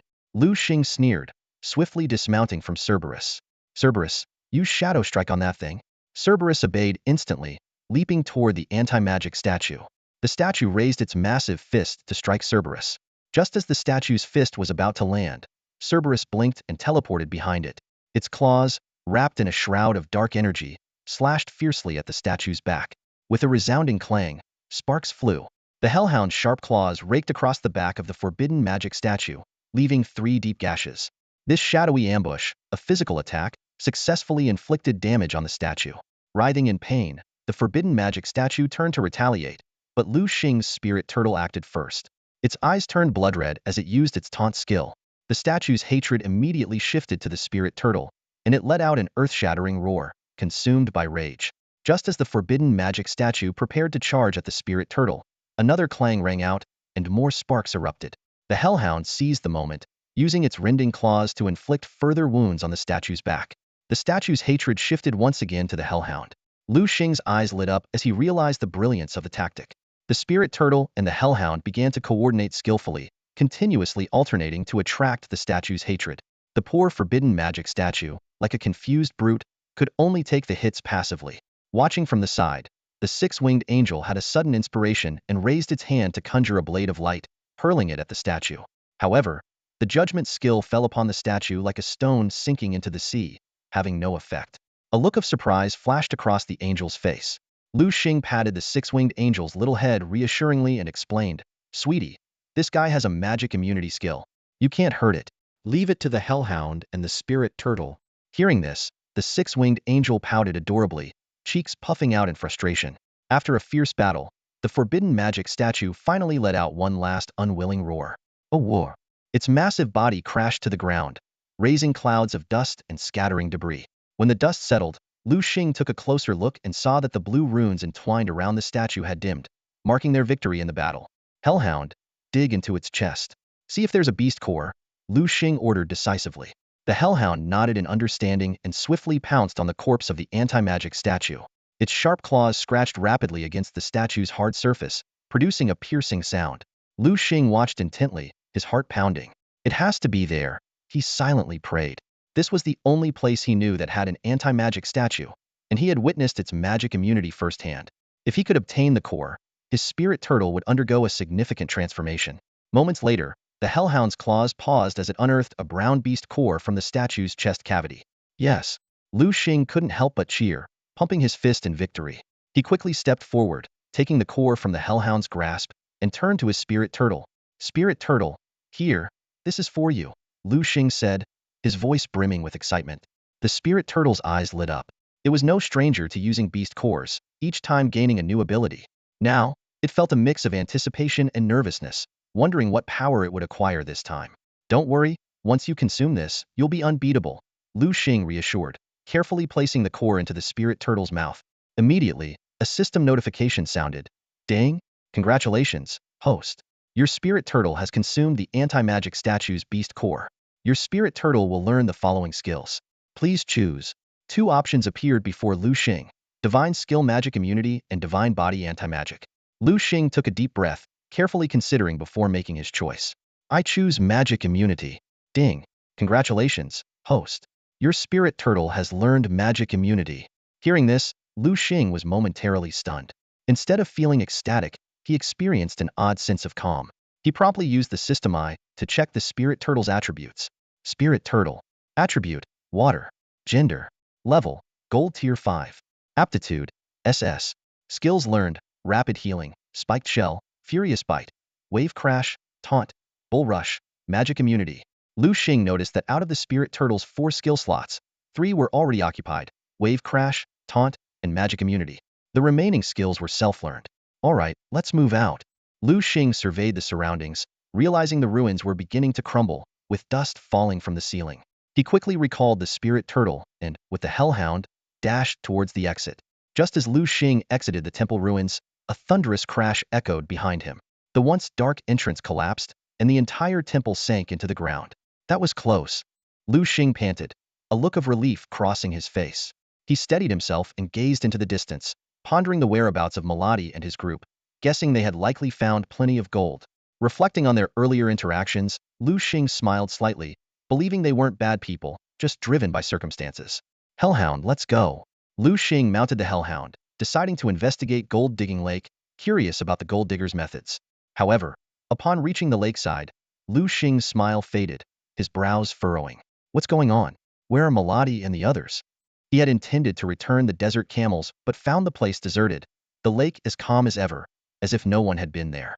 A breeze blew by, carrying a sharp scent of blood. Over there, Liu Xing muttered, turning swiftly, his eyes locking onto the source of the smell. Liu Xing rode his hellhound towards the source of the bloody scent. In the distance, a blurry figure of a corpse came into view. He immediately changed direction, urging his mount towards the body. As he closed the distance, Liu Xing was shocked to discover it was Muradili. However, Muradili was not entirely dead. Although his lower half was missing, he was still clinging to life. His eyelids fluttered, and upon seeing Liu Xing, a sudden light flashed in his eyes. With a surge of newfound strength, he rasped out, "Run!" Liu Xing frowned, filled with confusion. Why was Muradili so desperate for him to flee? What unknown danger could be lurking? Just as Liu Xing was lost in thought, a loud crash shattered his contemplation. The sand beside him erupted as a massive creature burst forth, its gaping maw lunging at Liu Xing. Fortunately, the hellhound reacted swiftly, dodging the sudden attack with a quick sidestep. The beast missed and vanished back into the sand like a shadow, leaving no trace. Using his system eye, Liu Xing quickly gathered information on the creature. Sand shark. Attribute: Rock. Gender: Level: Gold rank 5. Quality: A. Skills: Furious Bite, Mud Shot, Sandstorm, Sand affinity. Liu Xing mused to himself, realizing that the sand shark was a special type of shark that thrived in the sand, moving through it effortlessly. His gaze returned to Murali, whose eyes were wide open in death, clearly not at peace. Beside him, a black pouch had been torn open by the sand shark's attack, spilling a hoard of gold that glittered temptingly on the sand. Witnessing the tragic scene, Liu Xing couldn't help but sigh. People really do die for wealth, just as birds die for food. He quickly refocused on the re-emerging sand shark. The massive creature swam just beneath the sand surface, its dorsal fin slicing through like a knife, revealing its position. Liu Xing smirked and quipped, "This guy really doesn't know which end is up." His eyes locked onto the sand shark's distinctive fin, ready for the impending battle. "Hellhound, use Shadow Ball over there," Liu Xing commanded. The two-headed dog immediately sprang into action. Each head formed a black orb of energy, emitting a faint hum in the air. Whoosh, whoosh. The two shadow balls shot forward like arrows, heading straight for their target. Bang! The first one hit a sand shark hiding beneath the sand, causing it to let out a pained whoop. The sand shark quickly sank and disappeared into the soft sand. Liu Xing frowned as he stared at the spot where the sand shark vanished, quickly formulating a strategy in his mind. Moments later, he made a decision. "Come out, Aqua Turtle." With a flash of white light, the Aqua Turtle appeared on the battlefield. The sand shark swam rapidly underground, its keen heat-sensing system detecting changes on the surface. What were once 2 heat sources had now become 3. The sand shark hesitated briefly before a ruthless glint flashed in its eyes. Among all the targets, it judged the Aqua Turtle to be the weakest link. Suddenly, the sand shark burst out of the ground, its gaping maw aimed straight at the Aqua Turtle. However, just as it was about to strike, the sand shark realized its mistake. The Aqua Turtle's shell was covered in sharp spikes. Unfortunately, it was too late. The sand shark couldn't retract its attack. Instinctively, the Aqua Turtle withdrew its limbs and head into its hard shell. Clang! The sand shark's sharp teeth bit down hard on the turtle's shell, sending sparks flying. A metallic burning smell mixed with the scent of blood filled the shark's mouth. Its upper jaw was cut by the spikes, and several teeth broke off from the impact. Realizing it had bitten off more than it could chew, the sand shark just wanted to flee. But Liu Xing wouldn't let it escape. "Aqua Turtle, use taunt." With the command, the Aqua Turtle's eyes turned blood red, instantly drawing the sand shark's ire. It opened its jaws wide again, lunging at the Aqua Turtle. The Aqua Turtle swiftly emerged from its shell and charged forward. Bull rush. With a piercing sound, the Aqua Turtle's spikes drove deep into the sand shark's body. The sand shark let out a horrific scream as its blood stained the turtle's back. With a quick flick, the Aqua Turtle tossed the sand shark aside and then stomped its foot forcefully. Tidal wave. A massive wave, over 10 meters high, materialized out of nowhere, crashing down on the sand shark. Bam! The attack finished the sand shark off, leaving its lifeless body sprawled on the ground. Liu Xing cast a cold glance at the sand shark's corpse and ordered, "Hellhound, extract its beast core." The two-headed dog swiftly complied, digging out a brown core with a single swipe. Satisfied, Liu Xing pocketed the core and gathered the gold from the treasure hunters. As for Muladili's body, he had the Aqua Turtle dig a hole to bury it. All right, time to head back. Liu Xing mounted his desert camel and set off towards the inn they had stayed at before. He had just stepped into the room when the waiter enthusiastically approached him. The waiter's eyes lit up, and a look of surprise crossed his face. "It's you," he exclaimed. But then, he paused for a moment. Liu Xing, who had once had fair and delicate skin, was now tanned a deep bronze from the sun. His face had lost some of its youthful innocence and now bore a more mature appearance. The waiter thought to himself, although he's tan now, it won't be long before his skin returns to its original color. He warmly asked, "Sir, you're back? Where are Muladili and the others?" The waiter remembered that Liu Xing had been traveling with them. At these words, a pained expression immediately appeared on Liu Xing's face. Realizing his mistake, the waiter slapped his own face and said, "Oh no, my big mouth." Having spent years in the business, the waiter quickly deduced that Muladili and the others had likely perished in the desert. He hurriedly tried to console Liu Xing. "It's okay. It's okay. It's good that you're back safely. What would you like to eat?"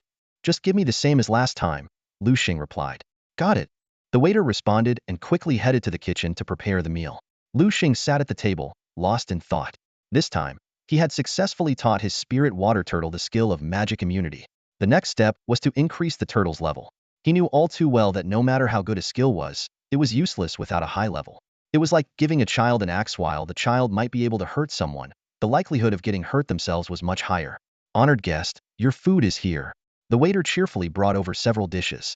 After finishing his meal, Liu Xing left the place and headed to the entrance of the secret realm. He took one last look at the terrifying sea of desert before turning towards the airport. He bought a ticket for a direct flight to Jiangnan City and began his journey home. Back in his dormitory, Liu Xing let out a long sigh of relief. Ah, there's nothing like home. As soon as he walked in, he was greeted by a refreshing coolness. No doubt, it was Su Peng hiding downstairs, enjoying the air conditioning, eating watermelon, and watching TV again. Sure enough, as Liu Xing walked in, he saw Su Peng lounging on the sofa in a tank top and beach shorts, watching TV. Hearing the door open, Su Peng turned his head towards the door. Seeing who it was, he burst into laughter. Ha ha ha, Liu Xing, did someone trick you into working in a coal mine? How did you get so dark all of a sudden? Liu Xing rolled his eyes at Su Peng and said irritably, cut it out. Hurry up and get me some watermelon. He was parched and just wanted to enjoy some cold, refreshing watermelon. Watermelon? Su Peng's eyes immediately darted to the coffee table at the mention. The sight before him made him feel awkward, nothing but a mess of watermelon rinds and spilled juice. We're out, Su Peng said sheepishly to Liu Xing. Liu Xing shot him a glare, showing a rare haughty side. I don't care, I want some now.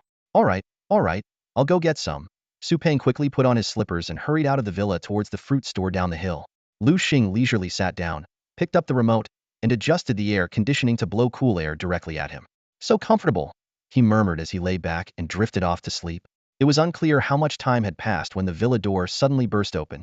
Liu Xing, Liu Xing. Su Peng's voice was unusually excited, as if something incredible had happened. What is it? Did you win the lottery, or something? Liu Xing frowned, clearly annoyed at being woken up. Actually, I did win. Su Peng beamed, carefully placing 2 large watermelons on the table.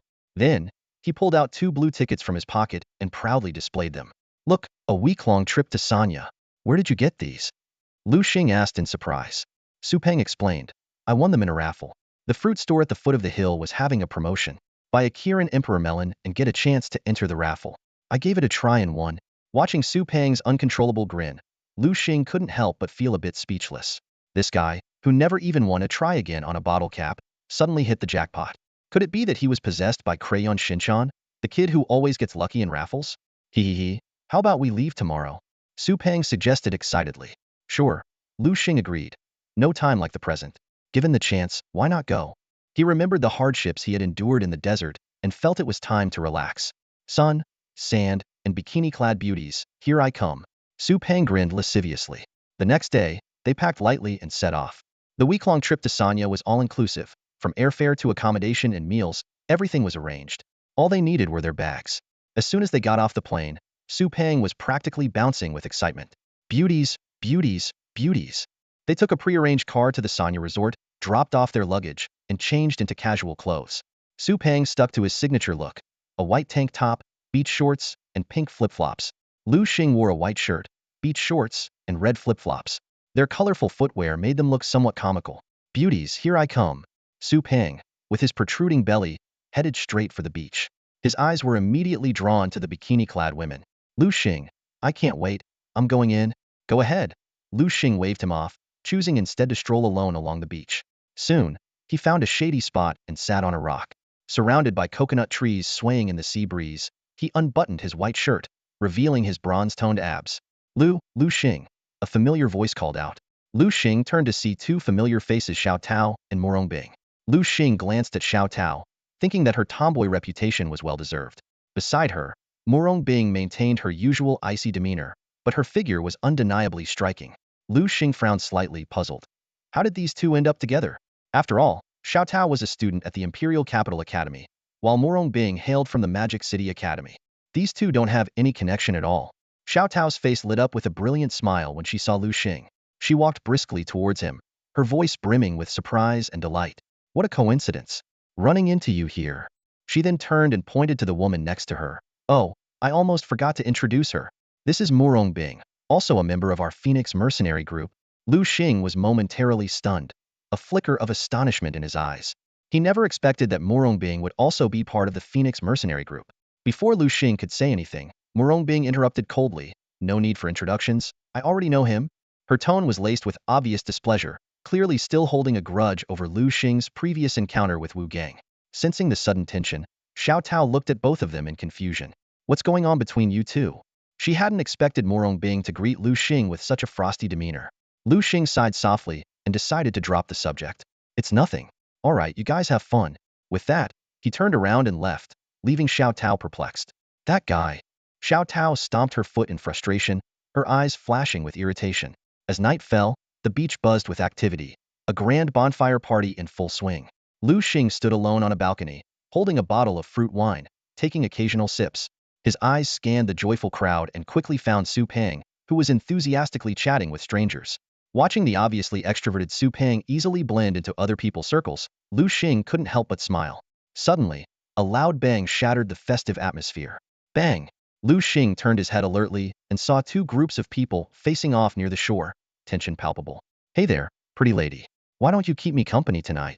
One of the men, with a sleazy grin, cackled. Don't worry, I'm really good at what I do. Ha ha ha. They exuded an air of arrogant confidence. Seeing this, Liu Xing shook his head in resignation. He had grown accustomed to such scenes and usually preferred not to get involved. However, a familiar shout made him frown instantly. You're asking for it. That voice. Wasn't it Xiao Tao? Liu Xing's heart tightened, and he quickly made his way to the scene. When he arrived, he saw Xiao Tao and her companions confronting the gang. Each side had summoned a beast, ready for a showdown. In front of Xiao Tao stood a burly battle panda, emanating an imposing aura. Liu Xing scrutinized the panda, surprise flickering in his eyes. He remembered that Xiao Tao's battle panda was at the 6th tier of the gold rank before. Now, it had advanced to the 7th tier. Such rapid progress was indeed astonishing. Liu Xing glanced at the opposing Shamate's beast, his eyes locking onto the rogue monkey. He quickly analyzed the beast's attributes. Fighting type, male, gold tier 5, grade potential. Its skills included monkey fist, monkey steals the peach, combo attack, and whip leg. So, this guy has a gold tier 5 rogue monkey. Liu Xing thought to himself. No wonder he's so cocky. But unfortunately for him, he picked the wrong opponent. If it were anyone else, this Shamate might have succeeded. But he ran into Xiao Tao, a tough nut to crack. Xiao Tao looked at the Shamate with excitement rather than anger. As a die-hard battle fanatic, she would light up at any chance to fight. Xiao Tao slightly frowned, scrutinizing the lecherous-looking rogue monkey. Perfect, I can use you to test the results of my Martial Panda's special training, she murmured before shouting. Martial Panda, charge and use frenzied flurry on the rogue monkey. The Martial Panda's eyes turned cold at her command. It picked up its black bamboo staff and lunged at the rogue monkey. Liu Xing noticed that the Martial Panda had gained some weight, likely from all the good food Xiao Tao had been feeding it. The two beasts clashed instantly. The rogue monkey dodged nimbly, while the Martial Panda swung its staff with fierce speed. Soon, the continuous attacks began to tire the Martial Panda. Seeing this, the rogue monkey's eyes gleamed. It rolled away from the staff, diving under the Martial Panda. Spotting the two large lychees, a smirk spread across the rogue monkey's face. Monkey steals the peach. Arg. The Martial Panda let out a painful howl, clutching its groin and crouching down. Liu Xing couldn't help but wince, feeling a sympathetic pain. Martial Panda. Xiao Tao cried out, her face turning livid. Despicable. The Shamate, however, looked smug, as if despicable were the highest compliment. Rogue monkey, finish it off. Use monkey fist. The rogue monkey obeyed, leaping up with a clenched right fist, aiming straight for the Martial Panda. Martial Panda, watch out, Xiao Tao shouted urgently. With eyes blazing red, the Martial Panda suddenly sprang up from the ground. It grabbed its bamboo staff and swung it fiercely at the charging rogue monkey. Hefty strike. Boom. The rogue monkey couldn't dodge in time and was sent flying like a baseball, landing straight into the sea. The Martial Panda had put all its strength into that swing, seeking revenge for the previous attack. Whether the rogue monkey survived or not, it was undoubtedly crippled. With Xiao Tao having taken care of the Shamate's beast, Liu Xing saw no reason to stick around. He turned to leave, only to run into some familiar faces. What are you guys doing here? Liu Xing asked, surprised. The four were equally stunned, and one couldn't help but laugh. Boss Liu Xing, what a coincidence. Didn't expect to see you here. Yeah? Liu Xing nodded, surprised to bump into Bai Feng and the others. Alright, stop standing around. Let's go to the room and have a drink, Jiang Yin urged, smiling broadly. He seemed genuinely pleased to run into Liu Xing. Sure, but wait a moment. I need to call someone, Liu Xing said. A moment later, in Bai Feng's room, Su Pang stood on the second-floor balcony, marveling. Wow, you guys really know how to live. Renting such a big place. Just making do, someone replied. Liu Xing couldn't help but twitch at the response. A 180-square-meter villa, just making do? If this is making do, what would luxury be like? He took a sip of a red cocktail and asked, so, what brings you guys here? It's all because of him, Yingwili said, pushing Jiang Yin towards Liu Xing. Him? What about him? Liu Xing raised an eyebrow. Jiang Yin, hurry and explain to Liu Xing, someone urged. Zhang Yan's face reddened as he stammered, "Well, Boss Liu Xing, I just broke through to the gold tier. So, I plan to contract a new beast." Liu Xing struggled internally as he faced everyone's advice. He had always been passionate about fire-type beasts, but they suggested he contract with a water-type one. After a heated discussion, they proposed a compromise, finding a beast with both water and fire attributes. A beast with both water and fire attributes? Liu Xing frowned and thought, aren't water and fire opposing elements? Does such a beast even exist? Zhang Yin didn't answer directly. Instead, he turned his gaze to Yingguili. Yingguili adjusted his glasses, a glint of wisdom flashing in his eyes. This pretentious display made Liu Xing silently scoff. Stop pretending to be all-knowing. Yingguili picked up a copy of the Encyclopedia of Magical Beasts from the sofa and flipped to a specific page. Liu Xing leaned in to see a peculiar beast's picture prominently displayed, accompanied by a detailed description. Waterfire crab, Liu Xing read aloud, carefully going through the description. After finishing, he was astonished to realize that such a dual attribute beast actually existed. The crab had a unique appearance, with its left side a deep blue and its right side a fiery red, clearly representing water and fire attributes. So, Liu Xing, what do you think? Bai Feng asked enthusiastically. We're planning to search for this creature tomorrow. Want to join us? Liu Xing pondered for a moment. Since he was already here, it seemed more worthwhile to seek out this unusual creature than to lounge on the beach chatting with beauties. Fatty, what about you? Bai Feng turned to Su Peng, who was happily devouring a watermelon. I'm easy, Su Peng mumbled through a mouthful. As long as Liu Xing goes, I'll go too. Bai Feng smiled slightly. Ever since Su Peng had saved him and Zhang Yan, the F4's attitude toward him had noticeably changed. The former disdain in their eyes had vanished. All right, I'll go get a small boat. You guys enjoy your food and drinks, Bai Feng said before hurrying off. The next day, with the sun high in the sky, Liu Xing and his group arrived at the beach. When they saw the small boat in front of them, Liu Xing was stunned. Bai Feng, is this what you call a small boat? Liu Xing asked, pointing at the luxurious yacht, his mouth twitching in disbelief. Yeah, what's the problem? Bai Feng replied innocently. Does Boss Liu Xing think it's too small? Liu Xing shook his head speechlessly, thinking, too small, my foot. The group boarded the yacht. Since Yingguili had experience in sailing, he took on the role of captain. Wearing a captain's hat, he stood at the helm with a serious expression, looking quite impressive. Liu Xing and the others went to the deck to have fun. As the yacht slowly moved forward, the sea breeze was refreshing and invigorating. Yingguili watched his friends laughing and playing on the deck, a smile spreading across his face. Suddenly, Yingguili had an idea. Come out, blue-ringed octopus, he called, releasing his beast into the sea. The blue-ringed octopus happily swam around as soon as it hit the water. Not to be outdone, Bai Feng followed suit. Come out, white-furred sea lion. His sea lion leaped into the water right after. Seeing their actions, Liu Xing decided to join in. Come out, spirit water turtle. He quickly performed a hand gesture, and a blue magic circle appeared on the water's surface. A massive spirit water turtle emerged before them. Bai Feng and the others couldn't help but gulp at the sight of Liu Xing's turtle. The spirit water turtle was not only significantly larger than before, but also radiated an intimidating aura of power. The white-furred sea lion and blue-ringed octopus looked terrified and would have fled if not for Yingguili and Bai Feng's presence. Zhang Yan watched Liu Xing's spirit water turtle with a hint of envy in his eyes. He thought, if I could contract a spirit water turtle like that, it wouldn't be bad at all. Although Zhang Yan usually favored fire-type beasts, Liu Xing's turtle made him reconsider. With the spirit water turtle escorting them, wild monsters avoided their path, and the group smoothly reached their destination, a mysterious island. We're here. That's Crab Island ahead, Bai Feng announced, pointing forward. Crab Island? Su Peng's eyes lit up. You mean the island is full of crabs? Maybe. We've never been here before, Bai Feng shrugged. Su Peng grew more excited, even starting to drool. If there are crabs, I'm in for a treat. Steamed crabs, braised crabs, drunken crabs. He began listing dishes, leaving Bai Feng and the others speechless. They docked the yacht and secured it to the rocks with ropes. Liu Xing decided not to bring the spirit water turtle ashore, leaving it to guard the yacht. Take care of the boat. It's our ride back, he instructed. The turtle nodded solemnly, understanding the importance of its task. Bai Feng and Yingguili also left their sea lion and octopus at the shore. The group then ventured into the depths of Crab Island. After walking a short distance, Liu Xing spotted a crab. Liu Xing, is that a hermit crab? Bai Feng asked, pointing ahead. Liu Xing observed closely and mentally analyzed. Hermit crab. Attribute, water. Gender, male. Level, black iron 9th tier. Quality, E. Skills, water gun. Retreat into shell. At that moment, Su Peng was about to capture the hermit crab when Liu Xing stopped him. Let's take care of our main task first. We can deal with the crabs later. This island is full of them. You'll have plenty to eat. Got it. Su Peng nodded, reluctantly suppressing his appetite. To avoid alarming the crabs, Liu Xing didn't summon his massive hellhound, but chose to summon a six-winged angel instead. The six-winged angel was small, powerful, and skilled at concealing its presence, ensuring the crabs wouldn't be scared away. Liu Xing and the others started walking around the island. The scorching sun beat down on their skin, and sweat quickly soaked through their clothes. After a thorough search, they were exhausted and out of breath, but still had found nothing. Bai Feng wiped the sweat from his forehead, his face full of disappointment. Are you kidding me? Is there really no waterfire crab on this island?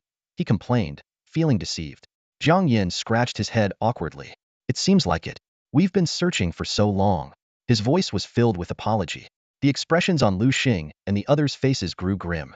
The six of them had spread out in different directions to search, yet they hadn't seen a single crab, which was indeed frustrating. Jiang Yin tried to lighten the mood. Maybe we should just give up. It's not like I absolutely need a water-type beast. Yin Guili immediately objected. No way. His tone was firm, and his eyes reflected his expectations of Jiang Yin. We have to keep looking. You need a water-fire-type beast to help you grow. Just as they were about to continue their search, a series of dull thuds suddenly echoed. Thump, thump, thump. The sound was rhythmic, as if something was repeatedly hitting a tree. They exchanged glances and quickly headed toward the source of the sound. Soon, they saw what was making the noisy a large fighting crab. Liu Xing carefully observed the creature, silently noting its details. Fighting crab. Attributes: water, fighting. Gender: level, silver rank 7. Aptitude: A. Skills: crab fist, heavy strike, water spray, split attack. This fighting crab was exceptionally robust, its enormous pincers resembling boxing gloves, exuding immense power. It seemed unaware of Liu Xing and the others' presence, fully focused on striking a thick coconut tree with its pincers. The tree, which was wide enough for 3 people to wrap their arms around, trembled under the crab's fierce attacks. Suddenly, a loud crash was heard. A large coconut, unable to withstand the impact, fell from the tree and hit the ground with a heavy thud, creating a noticeable dent. The fighting crab's eyes gleamed with joy at the sight. It quickly lunged at the coconut, its sharp pincers clamping down hard. With a crisp clang, the coconut split open. Yin Guili's eyes lit up as he witnessed this. He gently nudged Jiang Yin and whispered, Jiang Yin, that guy seems pretty strong. Why don't you try to tame it? I don't want it. Jiang Yin immediately refused upon seeing the appearance of the fighting crab. Yin Guili asked in confusion, why not? I think it's pretty good. Jiang Yin rolled his eyes at Yin Guili and retorted, that's what you think. Don't you think that guy looks dumb and brutish? Everyone present was stunned by Jiang Yan's remark. They had to admit, the fighting crab did look a bit silly, but hearing such an evaluation from Jiang Yin was still surprising. Noticing the odd expressions on everyone's faces, Jiang Yin became annoyed. What kind of looks are those? Yin Guili awkwardly responded, nothing. At that moment, Bai Feng suddenly whispered, Sure, look over there. Everyone turned their attention to the fighting crab. They saw the large crab leisurely drinking coconut water when it was interrupted by a smaller fighting crab. The small crab gesticulated wildly, seemingly trying to convey something. The large crab, upon hearing this, became enraged. It threw the coconut it was holding to the ground, and then raised its enormous claws, smashing the coconut into pieces. Wow, what strength! Yin Guili exclaimed, then turned to Jiang Yin and asked, are you sure you don't want it? Jiang Yin responded with another eye roll. Bai Feng noticed the fighting crab following the smaller crab and curiously asked, where are they going? Su Peng, munching on a drumstick he had pulled out from somewhere, said, probably going to fight. How do you know? Just a guess, but it's pretty obvious. Liu Xing decisively ordered, all right, let's follow them. We still don't have any news about the water and fire crabs, but we might find something useful by following these crabs. The group followed the fighting crab from the east coast to the west coast of Crab Island. After passing through dense bushes, they arrived at the edge of a cliff. Bai Feng, walking too fast, nearly fell off the cliff, but Liu Xing quickly grabbed him. Thanks, Liu Xing. If it weren't for you, I'd be done for today, Bai Feng said, looking at the jagged rocks below with lingering fear. Liu Xing calmly replied, no problem, just a small effort. Suddenly, Jiang Yin exclaimed, look, so many crabs. Su Peng wiped the drool from the corner of his mouth, as if already imagining a grand crab feast. Yeah, a lot of them. Yin Guili frowned and asked, are those the water and fire crabs? Liu Xing nodded in confirmation, yes. Everyone looked down from the cliff and saw a large group of crabs on the beach below, divided into 2 opposing factions. On the left were the fighting crabs, and on the right were the water and fire crabs, with numbers evenly matched. A massive water and fire crab stood proudly on a rock, arms crossed, looking down at the fighting crabs with disdain, as if it could defeat them with a single move. Suddenly, the water and fire crab's expression changed. The coconut-picking fighting crab, led by the smaller crab, had stepped to the front of the group. The water and fire crab on the rock became serious, clearly recognizing the fighting crab, suggesting they had crossed paths before. With the arrival of the coconut-picking fighting crab, the previously demoralized fighting crabs suddenly became invigorated. The fighting crab glanced coldly at the water and fire crab on the rock, its eyes filled with disdain. Enraged by the provocative stare, the water and fire crab raised its bright red claw and aimed it at the fighting crab. Boom! A scorching flame shot out from the water and fire crab's claw. In response to the sudden attack, the fighting crab quickly opened its mouth. Whoosh! A sudden burst of blue water shot out, colliding with the flames opposite. The two crabs immediately entered a fierce standoff, with fire and water clashing violently in midair, generating billows of white steam at their intersection. The flames would sometimes advance towards the combat crab, only to be pushed back by the water jet, creating a deadlock. By Feng, watching the stalemate between the two crabs, couldn't help but turn to Liu Xing and ask, "Boss Liu Xing, which crab do you think will win?" Lan Tian and the others also looked over curiously, clearly uncertain of the outcome. Liu Xing replied calmly, "The water-fire crab will win." "Why?" Bai Feng asked in surprise. "You'll see," Liu Xing said cryptically, his eyes revealing the attributes of the water-fire crab. Water-fire crab. Attributes: water, fire. Gender: level, silver tier 8. Quality: S. Skills: fire spout, water jet, crab punch. Sure enough, just as Liu Xing finished speaking, the water-fire crab took a step forward and intensified its fire output. In an instant, its flames overpowered the combat crab's water jet, striking the opponent directly. The combat crab was sent flying by the massive impact, crashing heavily into the rocks behind it, severely injured. It lost. It actually lost. The combat crab's face was filled with despair. As a consistent victor, it had always won against the water-fire crab in previous encounters, but this time, it was defeated. Feeling both unwilling and helpless, the combat crab dejectedly left the battlefield. The water-fire crab watched its opponent retreat, dancing with excitement. For years, it had been working tirelessly, all for the day it could defeat the combat crab and reclaim this stretch of coastline for its clan. Now, it had finally succeeded. Standing on the rocks, it raised its claws high in a victorious pose. The water-fire crabs on the shore cheered, as if shouting, "We won! We finally won!" On the cliffside, Liu Xing glanced at Jiang Yin. "What's the matter?" Jiang Yin asked, puzzled. Liu Xing rolled his eyes and said, "Didn't you want to capture the water-fire crab? If you don't go now, what are you waiting for? Do you want to wait until it leaves?" Oh, right. Jiang Yin snapped out of his daze and quickly searched for a path, racing towards the water-fire crab. Jiang Yin walked straight up to the group of aquafire crabs, his presence instantly putting them on high alert. They raised their claws, ready for battle. One aquafire crab, seemingly the leader, emerged from the back and waved its claws at its companions, clearly challenging Jiang Yin to an unknown duel. The recent victory over the fighting crab seemed to have made it a bit overconfident. Bai Feng shouted to Jiang Yin, "Come on, you better not lose to this thing or I'll look down on you." Jiang Yin shot him a glance and responded confidently, "Relax, I can handle it with one hand tied behind my back." Jiang Yin quickly made a series of hand signs and summoned, "Come forth, my old companion." A red magic circle appeared on the ground, and a majestic red lion emerged in front of everyone. "It's a flame lion," someone exclaimed. The flame lion opened its massive jaws and let out an earth-shaking roar, exuding the majesty of the king of the grasslands. The weaker aquafire crabs felt the terrifying pressure and retreated. Liu Xing activated his system eye to check the flame lion stats. Flame lion attributes: fire. Gender: level, gold rank 1. Quality: A. Skills learned: blaze, sharp claw, flame charge, armor break claw. Not bad. He's raised this flame lion pretty well. Liu Xing nodded slightly. Yin Guoli, however, frowned. Not bad. I think it's still a bit risky. That aquafire crab has both water and fire attributes, which puts it at an advantage. Jiang Yin glanced back at them and smiled confidently. "Don't worry, watch me take it down in a few moves." Flame lion, use blaze on the aquafire crab. Jiang Yin commanded, thinking to himself that he'd never lost in a fire-to-fire confrontation. The flame lion opened its mouth and unleashed a searing flame that pierced through the air, targeting the aquafire crab on the reef. The aquafire crab quickly counterattacked, raising its blue claw and shooting out a sky-blue water jet. Boom!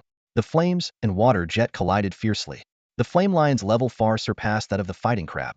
Despite water's advantage over fire, the intensity of the flame quickly evaporated the water jet and continued to blast towards the aquafire crab. The aquafire crab was hit by the flames and fell off the reef. Surprisingly, the surrounding aquafire crabs did not come to its aid but instead scattered. Jiang Yin smirked. Flame Lion. Finish it off with armor break claw. The flame lion lunged forward like an arrow, its sharp claws glinting in the sunlight as they easily tore through the thick shell of the aquafire crab. Severely injured, the aquafire crab fell into a weakened state. Seizing the moment, Jiang Yin channeled his spiritual energy and cast a contract spell circle beneath the aquafire crab. Despite its desperate struggle, the aquafire crab was too weak to resist and was eventually successfully contracted by Jiang Yin. Gotcha! Jiang Yin triumphantly stored the newly contracted aquafire crab in his beast space and walked over to Liu Xing and the others with a proud grin. So, Liu Xing, how would you rate my performance? Jiang Yin asked with a smile. Liu Xing pondered for a moment. I'll give you 82 points, and the rest in the form of 666. As soon as Jiang Yin finished speaking, Liu Xing's expression changed instantly. At first, his brow furrowed upon hearing 82 points. But when he heard 666, his frown quickly turned into a smile. Oh, come on. I'm not that amazing, Jiang Yin said, scratching his head in embarrassment, a slight blush creeping up his cheeks. Bai Feng couldn't help but tease. All right, stop being so modest.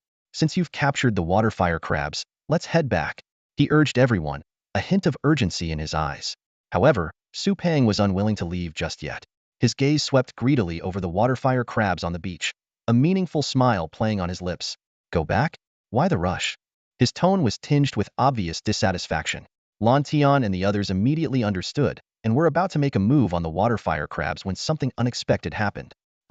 Bai Feng and Yin Guoli screamed in pain simultaneously, clutching their heads, their faces contorted in agony. It felt as if countless needles were piercing their brains.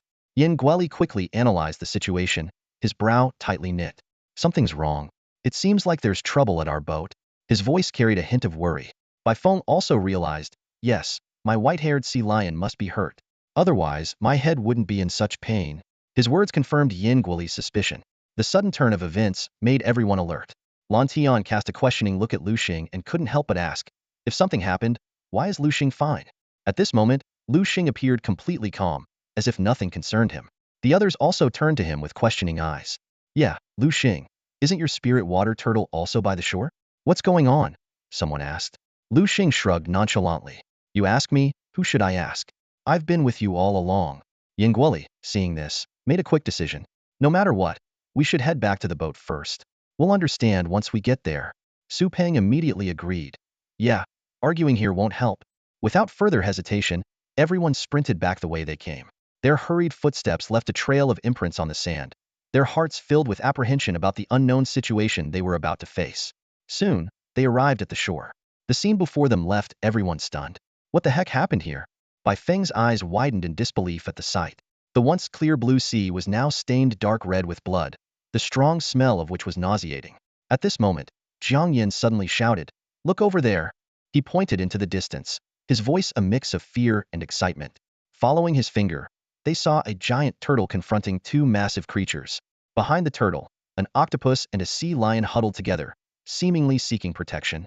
The sight left everyone holding their breath, unsure of what would happen next. That's a tiger shark. Yin Guoli instantly recognized the two massive creatures in the water, showcasing his extensive knowledge. Upon hearing this, Bai Feng frowned slightly and was about to ask a question when a sudden exclamation interrupted him. Whoa, look over there. Bai Feng pointed to the nearby shore, where several enormous tiger shark carcasses lay strewn across the beach, their blood staining the surrounding seawater red. There was no doubt that this was the handiwork of Liu Xing's spirit water turtle. At this moment, the two surviving tiger sharks in the sea had blood-red eyes, filled with fury over their companions' deaths. Tiger sharks always hunted in packs, executing their attacks with perfect coordination. Today, their group had suffered a devastating blow, and the culprit was the seemingly peaceful spirit water turtle before them. The two tiger sharks opened their massive jaws simultaneously. Whoosh, whoosh. Two thick jets of water shot out like cannonballs, aimed directly at the spirit water turtle. That's the tiger shark's water cannon attack. Yin Guoli recognized the deadly strike and shouted urgently to Liu Xing. Liu Xing, get your spirit water turtle to dodge. However, faced with this astonishing assault, Liu Xing remained unusually calm, even showing a faint smile. No need to panic. Boom, boom. The two water cannons struck the spirit water turtle, sending up towering splashes of water that shrouded the scene in a thick mist. When the mist cleared, the sight left Bai Feng and the others dumbfounded. The spirit water turtle stood unscathed, without a single scratch. My God, what just happened? Bai Feng stammered. Liu Xing, why is your spirit water turtle completely fine? Yeah, was I seeing things? Another person chimed in. I clearly saw those water cannons hit your spirit water turtle. How come it's unharmed? Even if it's a water-type beast, it shouldn't be completely unscathed. Jiang Yin suddenly had a light bulb moment and said excitedly, could it be? Before he could finish, Yingguoli cut in, Liu Xing, does your spirit water turtle have a skill that makes it immune to water attacks? Hey, Yingguoli, you stole my line. Jiang Yin said, displeased. Liu Xing smiled slightly and gave a vague reply. Something like that, only he knew the truth. Those water cannons were magical attacks, and his spirit water turtle had a magic immunity skill, rendering any magical attack ineffective. This magic immunity is really amazing. Liu Xing thought to himself, feeling quite pleased. Seeing that their long-range attacks were ineffective, the two tiger sharks became even more ferocious. They exchanged a glance and then charged at the spirit water turtle like arrows released from a bow. If long-range attacks wouldn't work, then they'd engage in close combat. In the blink of an eye, the two massive creatures swam up to the spirit water turtle, opening their jaws wide to reveal sharp fangs, ready to bite down viciously. Seeing this, the spirit water turtle's eyes gleamed coldly. It quickly retracted its limbs and then thrust them backwards, propelling its enormous body forward like a moving mountain, crashing into the two tiger sharks with lightning speed. Bull rush. Smash. The spirit water turtle's massive body collided heavily with the tiger sharks. With a cracking sound, the skulls of the two sharks were shattered, their heads caving in as blood mixed with brain matter oozed from the cracks. This shocking scene left Bai Feng and the others completely stunned, taking them a while to snap out of it. This is too powerful. Bai Feng stammered, then looked at Liu Xing with a near-fearful gaze. A monster. This guy must be a monster. It's one thing to have an invincible hellhound, but this spirit water turtle is also insanely strong. How are we supposed to compete? Looking at the blood-soaked spirit water turtle, Jiang Yin was not afraid but rather showed a regretful expression. Can I return my water fire crab? I want a spirit water turtle, even if it only has water attributes. Hearing Jiang Yan's ridiculous comment, Yingguoli's face darkened. He adjusted his glasses and said seriously, all right, enough joking. Then he turned to Liu Xing, his eyes gleaming with desire. Liu Xing, please just tell us the truth. Where did you catch this spirit water turtle? I want one too. Yingguoli's words left Su Peng speechless. He had expected Yingguoli to say something serious, but he was taken aback by the request. Faced with everyone's reactions, Liu Xing couldn't help but show a wry smile. Sorry about that, I only got it by chance, Liu Xing said somewhat apologetically. A look of disappointment flashed across Yingguoli's face. He had no idea that Liu Xing had caught the spirit water turtle purely by luck. Not to mention, Liu Xing had a well-kept secret, could always learn any skill he desired with a 100% success rate. This was why Liu Xing's spirit water turtle was so powerful. If it had been someone else's spirit water turtle, it would have likely fallen to the attacks of those two razor-toothed tiger sharks. All right, let's not dwell on it. Su Peng chimed in to break the tension. Since everything's settled, let's have a party. Yeah, let's have a party. Bai Feng immediately echoed. Following Su Peng's suggestion, the group soon started a lively party by the seaside. As night fell, the bonfire cast a warm glow on everyone's faces. They sat around the fire, eating skewers and enjoying the stunning sunset over the ocean. Hey, fatty, I want another grilled shrimp. Can you make me one? Bai Feng called out. What did you call me? Su Peng frowned. Bai Feng quickly corrected himself. Oh, fat brother, I want some grilled shrimp. All right, coming right up. Hearing fat brother, Su Peng immediately got busy with a grin. Bai Feng took a bite of his grilled shrimp and turned to Jiang Yin beside him. Jiang Yin was devouring a large crab, eating ravenously as if he hadn't eaten in days. Bai Feng couldn't help but roll his eyes and reminded him, hey, Jiang Yin, slow down. Be careful not to choke. Here, have some beer. With that, Bai Feng opened a bottle of snow beer and handed it to Jiang Yin. Jiang Yin took the beer and chugged it down in a few gulps, then continued to attack the grilled crab with a vengeance, as if he had a personal grudge against it. In fact, Jiang Yin did have a grudge against the crab. After witnessing Liu Xing's spirit water turtle's heroic performance, Jiang Yin had been simmering with frustration. He had taken it out on a fighting crab he found and quickly killed it. Now, he had a deep-seated hatred for crabs, thinking that if it weren't for that damned crab, he might have a formidable spirit water turtle like Liu Xing's. Yingguoli and Lan Tian sat quietly by the bonfire. With their small appetites, they had already eaten their fill. They watched Liu Xing, who was still drinking and chatting with Su Peng, with envious eyes. At night, Crab Island was enveloped in silence. The relentless waves crashed against the shore, their rhythmic sound echoing through the air.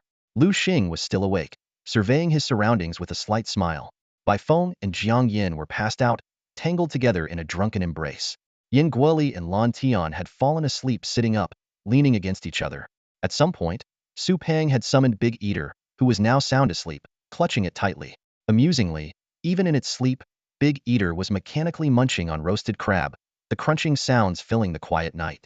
Liu Xing shook his head with a chuckle, marveling at Big Eater's muscle memory. He looked up at the sky, where a bright full moon hung high, casting a gentle light that illuminated the entire island. Reflecting on the day's battle with the spirit turtle, Liu Xing felt fortunate for having taught it the magic immunity skill. It had proven to be a wise decision. Apart from the sound of the waves, all was peaceful. Liu Xing walked over to the hellhound and sat down beside it, quickly drifting off to sleep. The hellhound looked at the sleeping Liu Xing, a hint of satisfaction in its eyes, pleased to be of help. The task of keeping watch for the night naturally fell to it. As night gave way to dawn, Liu Xing was jolted awake by a commotion. Opening his eyes, he saw everyone gathered around Bai Feng. Approaching them, he saw Bai Feng's face pale, clutching his stomach in pain and groaning. Liu Xing, help me. My stomach hurts so much. Yin Guoli asked anxiously. Bai Feng, did you eat something bad? No, I ate the same things as you guys, Bai Feng replied weakly. Liu Xing analyzed. It's likely a seafood allergy. Crab is cold in nature, and Bai Feng might have eaten too much. Jiang Yin, puzzled, asked, then why are we fine? Bai Feng managed a weak joke. Not everyone has a thick skin like you. Nothing ever bothers you. Jiang Yin smirked and gave Bai Feng a playful slap on the butt. True. Our playboy here has delicate skin. Liu Xing interrupted. All right, enough. Jiang Yin, carry Bai Feng. We need to get him to a hospital immediately. Why me? Jiang Yin asked, confused. Liu Xing gave him a meaningful look. Jiang Yin glanced around, weighed his options, and reluctantly picked up Bai Feng. Back on the yacht, Liu Xing, to be safe, summoned both the spirit turtle and the thunder eagle. With the two beasts escorting them, they reached the shore and hurried to the hospital. On the hospital bed, with an 4 drip in his arm, Bai Feng looked despondent. Liu Xing, if I die, will you guys miss me? Don't worry, you'll be fine, Liu Xing reassured him. Jiang Yin, eating an orange, peeled a segment and held it to Bai Feng's mouth. Oh, come on, you drama queen. You'll live a long life. Here, have an orange. Liu Xing quickly snatched the orange away. Are you trying to kill him? He's got seafood poisoning, and you're giving him something rich in vitamin C.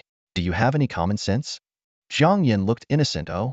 After spending some time in the hospital room, Liu Xing left with Su Pang. As they walked down the hospital corridor, their footsteps echoed in the empty hallway. Suddenly, a thunderous sound broke the silence, catching Liu Xing's attention. He turned to look at Su Pang, whose face had turned a bit red with embarrassment. Su Pang sheepishly scratched his head and said, a bit awkwardly, I haven't eaten anything since earlier, so I'm really hungry. Liu Xing glanced around and quickly spotted a small noodle shop. See over there? Looks like there's a noodle shop. Let's go eat there. Sure. Su Pang nodded enthusiastically, his eyes sparkling with anticipation. The two of them walked briskly towards the noodle shop. As they pushed open the door, a wave of warmth greeted them. An elderly woman with a beaming smile welcomed them. Welcome. What would you like to eat? Her smile was incredibly comforting, making Liu Xing think, this is what real customer service feels like. Su Pang eagerly placed his order. I'll have a bowl of beef offal noodles. Oh, and add an extra pork chop. And, throw in a marinated egg too. The elderly woman then turned to Liu Xing. And you? Liu Xing scanned the menu briefly. I'll have a bowl of beef noodles, please. The elderly woman called out to the back with a strong voice. Old man, 1 beef offal noodle with extra pork chop and an egg, and 1 beef noodle. A loud got it came from the kitchen. As they sat down, Su Pang started fiddling with his chopsticks absent-mindedly. He noticed that Liu Xing's gaze kept drifting towards the kitchen, his face showing a thoughtful expression. Unable to resist, Su Pang teased, Hey, Liu Xing, don't tell me you're interested in that old lady. I'm warning you, that's a crime. If you really can't hold it in, just tell me. I can take you somewhere to have some fun. He finished with a mischievous smile. Liu Xing rolled his eyes at Su Pang's comment. You really have no limits. I just think that voice sounds a bit familiar. A familiar voice? Su Pang looked incredulous. No way, we're in Sanya. How could there be someone you know here? Liu Xing murmured thoughtfully, maybe. Here you go, the beef noodles you ordered. And for you, the beef offal noodles with an extra pork chop and a marinated egg. The old lady swiftly placed 2 steaming bowls of noodles on the table, filling the air with a mouth-watering aroma. Liu Xing and Su Pang sat in the small noodle shop, their stomachs growling. Su Peng couldn't wait to break apart his disposable chopsticks and started devouring his meal. As he ate voraciously, he kept glancing at Liu Xing, who seemed distracted. Hey, aren't you just curious if that old man in the back is someone you know? No worries, I'll handle it. With a mischievous grin, Su Peng picked up a piece of pork intestine and suddenly shouted, "What the heck? This pork intestine hasn't been cleaned properly. There's still poop in it." The old man in the kitchen instantly flew into a rage. Grabbing a cleaver from the counter, he stormed out, his face flushed red with anger. Who? Who's spreading lies here? He demanded, scanning the room. Say anything about me, but don't insult my cooking. I've cleaned that pork intestine thoroughly. How could there be poop? Just as the old man was looking around in confusion, Liu Xing spoke up. Grandpa Liu. The old man froze, his anger dissipating, and looked at Liu Xing in surprise. Liu Xing? Grandpa Liu, long time no see, Liu Xing said with a smile. Ha ha ha, indeed, Liu Xing, it's been a while. What brings you here? The old man, Liu Ran, was the same person Liu Xing had met in the Forest of Willows. Curious, Liu Xing asked, Grandpa Liu, did you manage to win her over? Liu Ran gave Liu Xing a knowing look, and they both shared a laugh, understanding each other without words. Come on, Liu Xing, since you're here, I'll cook something special for you myself. Forget about these noodles, Liu Ran said, swiftly taking away Liu Xing's bowl and heading back into the kitchen. Watching Liu Ran's busy figure, Su Peng nudged Liu Xing with his elbow. Hey, Liu Xing, how do you know him? And what's with all the secrecy? Liu Xing gave a mysterious smile. That's a secret. Ugh, fine. Su Peng pouted and continued eating. Liu Xing watched Liu Ran bustling in the kitchen, recalling their moonlit conversation. He had once shared with Liu Ran the 3 golden rules for courting women. First, be shameless. Second, persist in being shameless. Third, be handsome. If you're handsome, you can skip the first 2 rules. If not, stick with being shameless. Clearly, Liu Ran had succeeded with the old lady by embracing the spirit of shamelessness. Before long, the table was filled with delicious dishes. Su Peng, benefiting from Liu Xing's connection, began to wolf down the food, showing no signs of having already eaten a bowl of beef awful noodles. Raising his glass, Liu Ran said, Let's have a drink, Liu Xing. Cheers, Liu Xing responded. As they drank, they chatted about everyday matters. By the way, how's that recipe book I gave you? Useful? Liu Ran asked. It's all right, Liu Xing replied, but Su Peng stopped eating mid-bite. What? You mean that recipe book was written by you? Su Peng's eyes widened in shock. Of course, who else? Liu Ran confirmed with a nod. Master. Su Peng stood up excitedly and walked over to Liu Ran. He had long admired the author of that recipe book. Liu Ran was taken aback by Su Peng's reaction. Liu Xing, what's going on here? Well, Grandpa Liu, I'm not much of a cook, so I gave the recipe book to him. Technically, he's half your disciple, Liu Xing explained. Oh. Liu Ran understood and looked Su Peng up and down.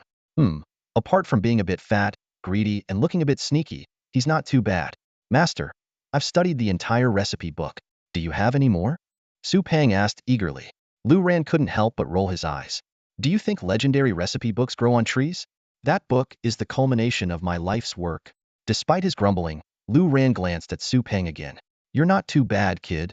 After all, he had a soft spot for Liu Xing, and by extension, a bit of goodwill towards Su Peng. Master, are you sure there aren't any more? Su Peng pressed on. Stop calling me master all the time, Liu Ran said, waving his hand in exasperation. I'm not your master. Liu Ran shook his head, frowning slightly. And you call me your master without even offering me a sip of the traditional apprentice wine. How can you call me your master? Upon hearing this, Su Peng's eyes lit up with a mischievous smile. He was always quick on the uptake and immediately understood. Master, just wait. I'll go get it for you right now. With that, he turned and was ready to head out, already planning to buy a few bottles of Fate Yin Mao Dai. However, just as he took a step, Liu Ran called him back. Hey, wait a second. What are you doing? Master. Su Peng turned around eagerly, looking at Liu Ran with anticipation. Don't go buying any. I don't like the taste of store-bought wine. Su Peng was puzzled and cautiously asked, Then what do you want to drink? With a sly smile, Liu Ran's eyes gleamed. Have you heard of monkey wine? If you can bring me some monkey wine, I'll take you as my apprentice. Really? Su Peng's eyes widened with excitement. Of course it's true, Liu Ran said seriously. Why would I lie to you? Great. What are we waiting for then? Su Peng, in his excitement, grabbed Liu Xing, who was sitting on a stool. Liu Xing, let's go get some monkey wine. Liu Xing was startled by the sudden action, almost dropping the bowl he was holding. Hey, wait, let me finish my meal. But Su Peng was already dragging him out the door, leaving Liu Xing no choice but to follow. Watching the two disappear into the distance, a mysterious smile appeared on Liu Ran's face. He murmured to himself, "My dear apprentice, consider this a test from your master. If you can bring back that monkey wine, I'll have a great gift for you." At that moment, Su Peng had no idea that Lu Ran already considered him a disciple. Lu Ran thought to himself, Su Peng might not have any outstanding traits, but he has a rare quality: sincerity. Whatever he does or says, he does it wholeheartedly. Such a straightforward person is very easy to get along with. Plus, he's a good friend of Liu Xing. Lu Ran believed that people of similar nature tend to gather together. If Liu Xing was excellent, Su Peng couldn't be too far off, or they wouldn't be such good friends. On the street, Liu Xing shook his wrist, which had turned a bit red from Su Peng's grip. "Hey, Su Peng. I barely had a few bites of my meal before you dragged me out." Su Peng, hearing this, pulled out an oil paper package from his pocket like a magician. "Here." He waved the package triumphantly. Liu Xing was surprised to see the food. "I didn't expect you to have something to eat in your pocket." Su Peng shrugged. "This is the last one. I was saving it for a snack, but now you can have it." "Thanks, then," Liu Xing said, eagerly tearing open the oil paper to reveal a delicious-looking chicken drumstick. He took a big bite and said with satisfaction, "Delicious." Watching Liu Xing devour the drumstick, Su Peng couldn't help but swallow, a hint of envy flashing in his eyes. "What, are you still not full?" Liu Xing teased Su Peng, who was beside him. Su Peng had been devouring his food just moments ago. Upon hearing Liu Xing's words, he merely chuckled, looking quite satisfied. However, Su Peng's smile suddenly froze. His brows furrowed as if he had remembered something important, and he came to a halt. "Darn it!" Su Peng slapped his forehead in frustration. "I forgot to ask Master how to get the monkey wine." Liu Xing rolled his eyes, his tone tinged with exasperation. "Then you'd better go back and ask." "All right." Su Peng immediately perked up and dashed back. His hefty frame wobbled with each step, making Liu Xing shake his head. Before long, Su Peng returned, panting heavily, his face flushed from the exertion. He gasped for breath and managed to say, I asked." Once he caught his breath, Su Peng explained, "My master said there's a place called Monkey Mountain. There's a type of monkey there known as the wine-brewing monkey. They're experts at making wine, often gathering wild fruits and herbs from the mountains to brew delicious wine. The wine they make is called monkey wine." "Got it." Liu Xing nodded. "Let's get going." "Wait a minute," Su Peng suddenly called out. "What now?" "We should stock up on supplies first." Liu Xing felt a wave of speechlessness. He knew Su Peng too well. This guy was likely planning a massive shopping spree.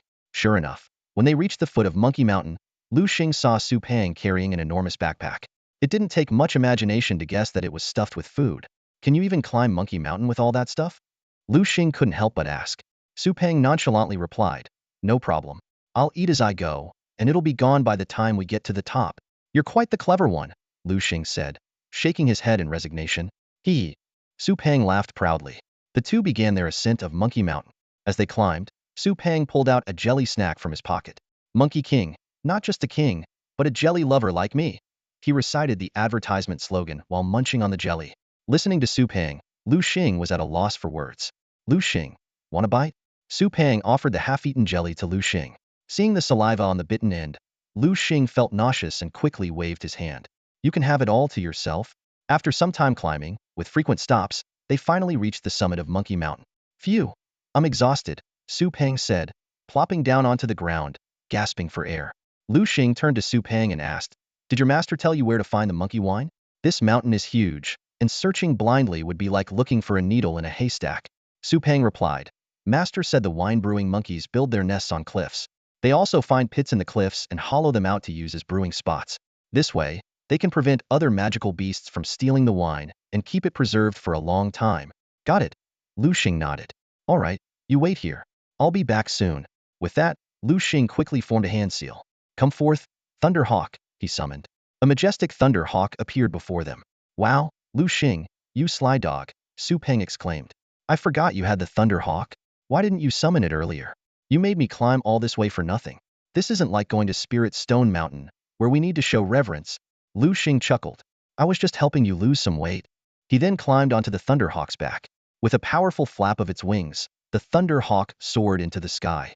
"Thunder Hawk, help me look for any monkeys," Liu Xing instructed. The Thunder Hawk, with its keen eyesight, soon spotted a monkey climbing on a cliff.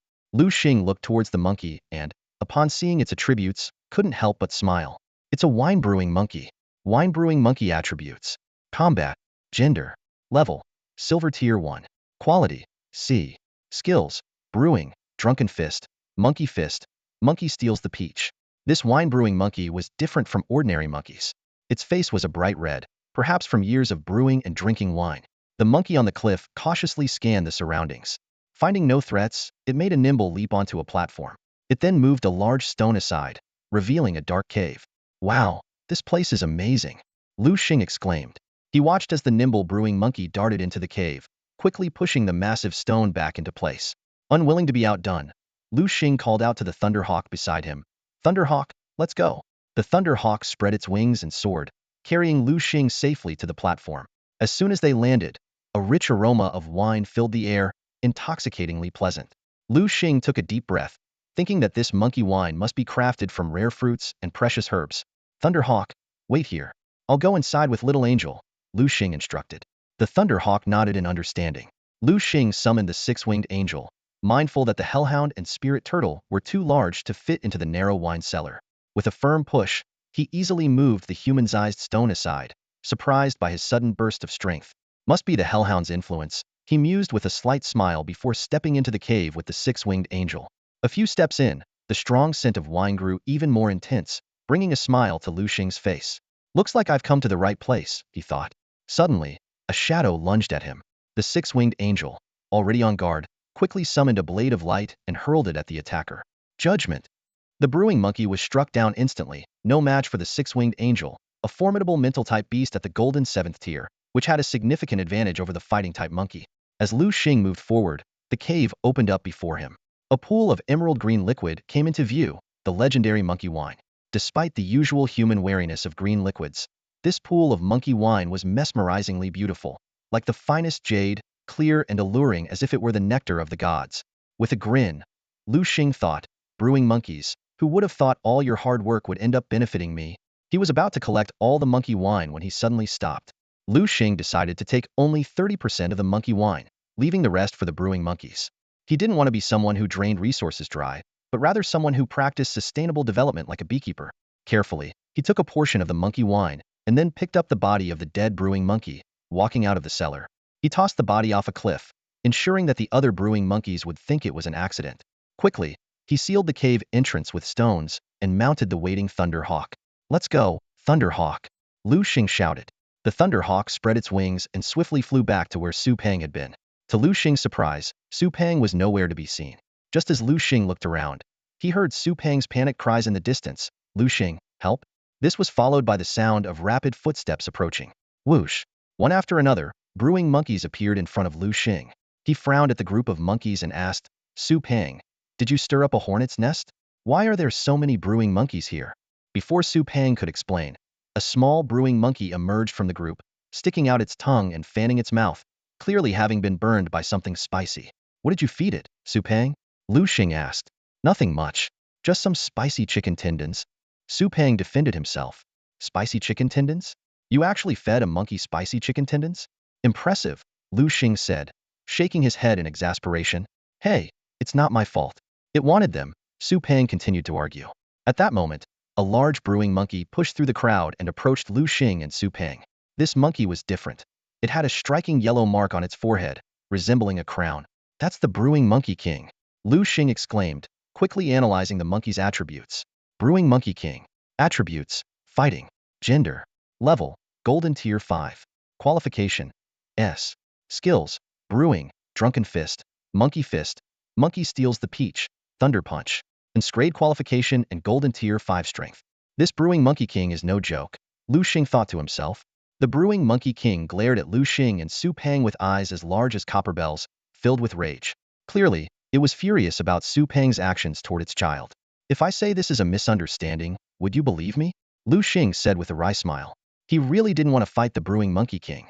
After all, he already had the monkey wine, and fighting now seemed pointless. However, the brewing monkey king was not going to let it go easily. It lunged at Liu Xing, raising its fist high, ready to deliver a deadly blow. "Run, Liu Xing!" Su Peng shouted, pulling Liu Xing to escape. "Why run? Come out, spirit water turtle!" Liu Xing decisively summoned his spirit water turtle. With a loud thud, the spirit water turtle, resembling a mobile fortress, positioned itself in front of Liu Xing. The brewing monkey king's fist struck the turtle's spiked shell, receiving a rebound injury and retreating in pain. Although the spirit water turtle was pushed back a step by the powerful impact, it remained unharmed. Liu Xing explained. The brewing Monkey King just used Thunder Punch. It channels all its strength into its fist for a powerful blow. This is purely a physical attack, so the Spirit Water Turtle's magic immunity didn't trigger. But no worries, my Spirit Water Turtle's defense is incredible. Even the Brewing Monkey King's heavy punch can't shake it. The Brewing Monkey King's eyes narrowed with a hint of apprehension. Seeing this, Liu Xing tried to reconcile once more. I told you, I don't want to fight, and you're no match for me. How about we call a truce? Liu Xing secretly felt relieved. He didn't want to go all out against the Monkey King. If he accidentally killed it, the wine-making monkeys would scatter, and his chances of ever tasting monkey wine again would vanish. The Monkey King, hearing this, flashed a look of unwillingness in its eyes and clenched its teeth. However, it chose to submit. It could tell that Liu Xing hadn't used his full strength.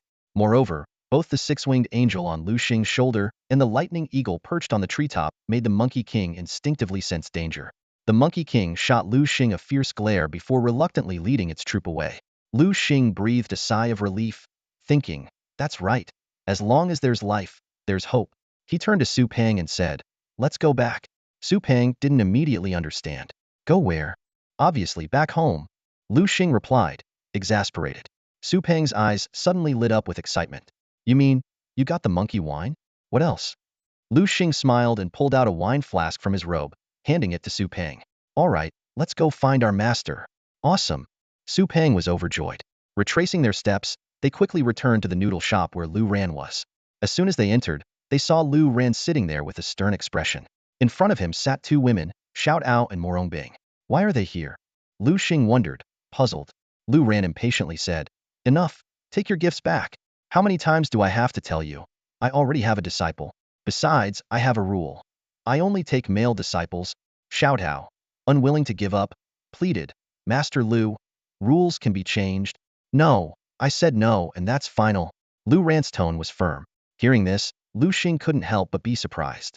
He hadn't expected the old man to have such a deeply ingrained preference for male disciples. At that moment, Liu Ran noticed Liu Xing and Su Peng and immediately smiled. Look, my disciples are back. Seeing this, Su Peng quickly stepped forward and handed the wine flask filled with monkey wine to Liu Ran.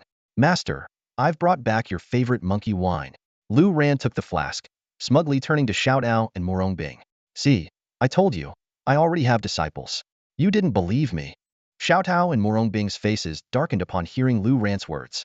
Just as Xiao Ao was about to turn and leave, a familiar figure came into view. Liu Xing? What are you doing here? Xiao Ao asked in surprise. Liu Xing replied awkwardly. Me? I'm here to accompany Su Peng to visit his master. By the way, why are you here? And do you know Grandpa Liu? Xiao Ao shot Liu Xing a disdainful look, her tone tinged with scorn. Master Liu Ran is the third-ranked beast tamer in the country. Who doesn't know him? Third-ranked. Liu Ran's face darkened instantly upon hearing this, his mouth twitching as if about to lose his temper. At that moment, Su Peng quickly interjected. His face flushed, breathing heavily. He angrily shouted at Xiao Ao. What nonsense are you two spouting? My master is not just the best in the country, but the best in the world. Su Peng's expression was deadly serious, showing he meant every word. Ever since he got that recipe book from Liu Xing, he had become increasingly aware of the wisdom it contained. The book was practically a masterpiece of human intellect, worthy of founding a school. For someone like Xiao Ao to belittle its creator was something Su Peng couldn't tolerate. Su Peng. Liu Ran was moved to see Su Peng standing up for him.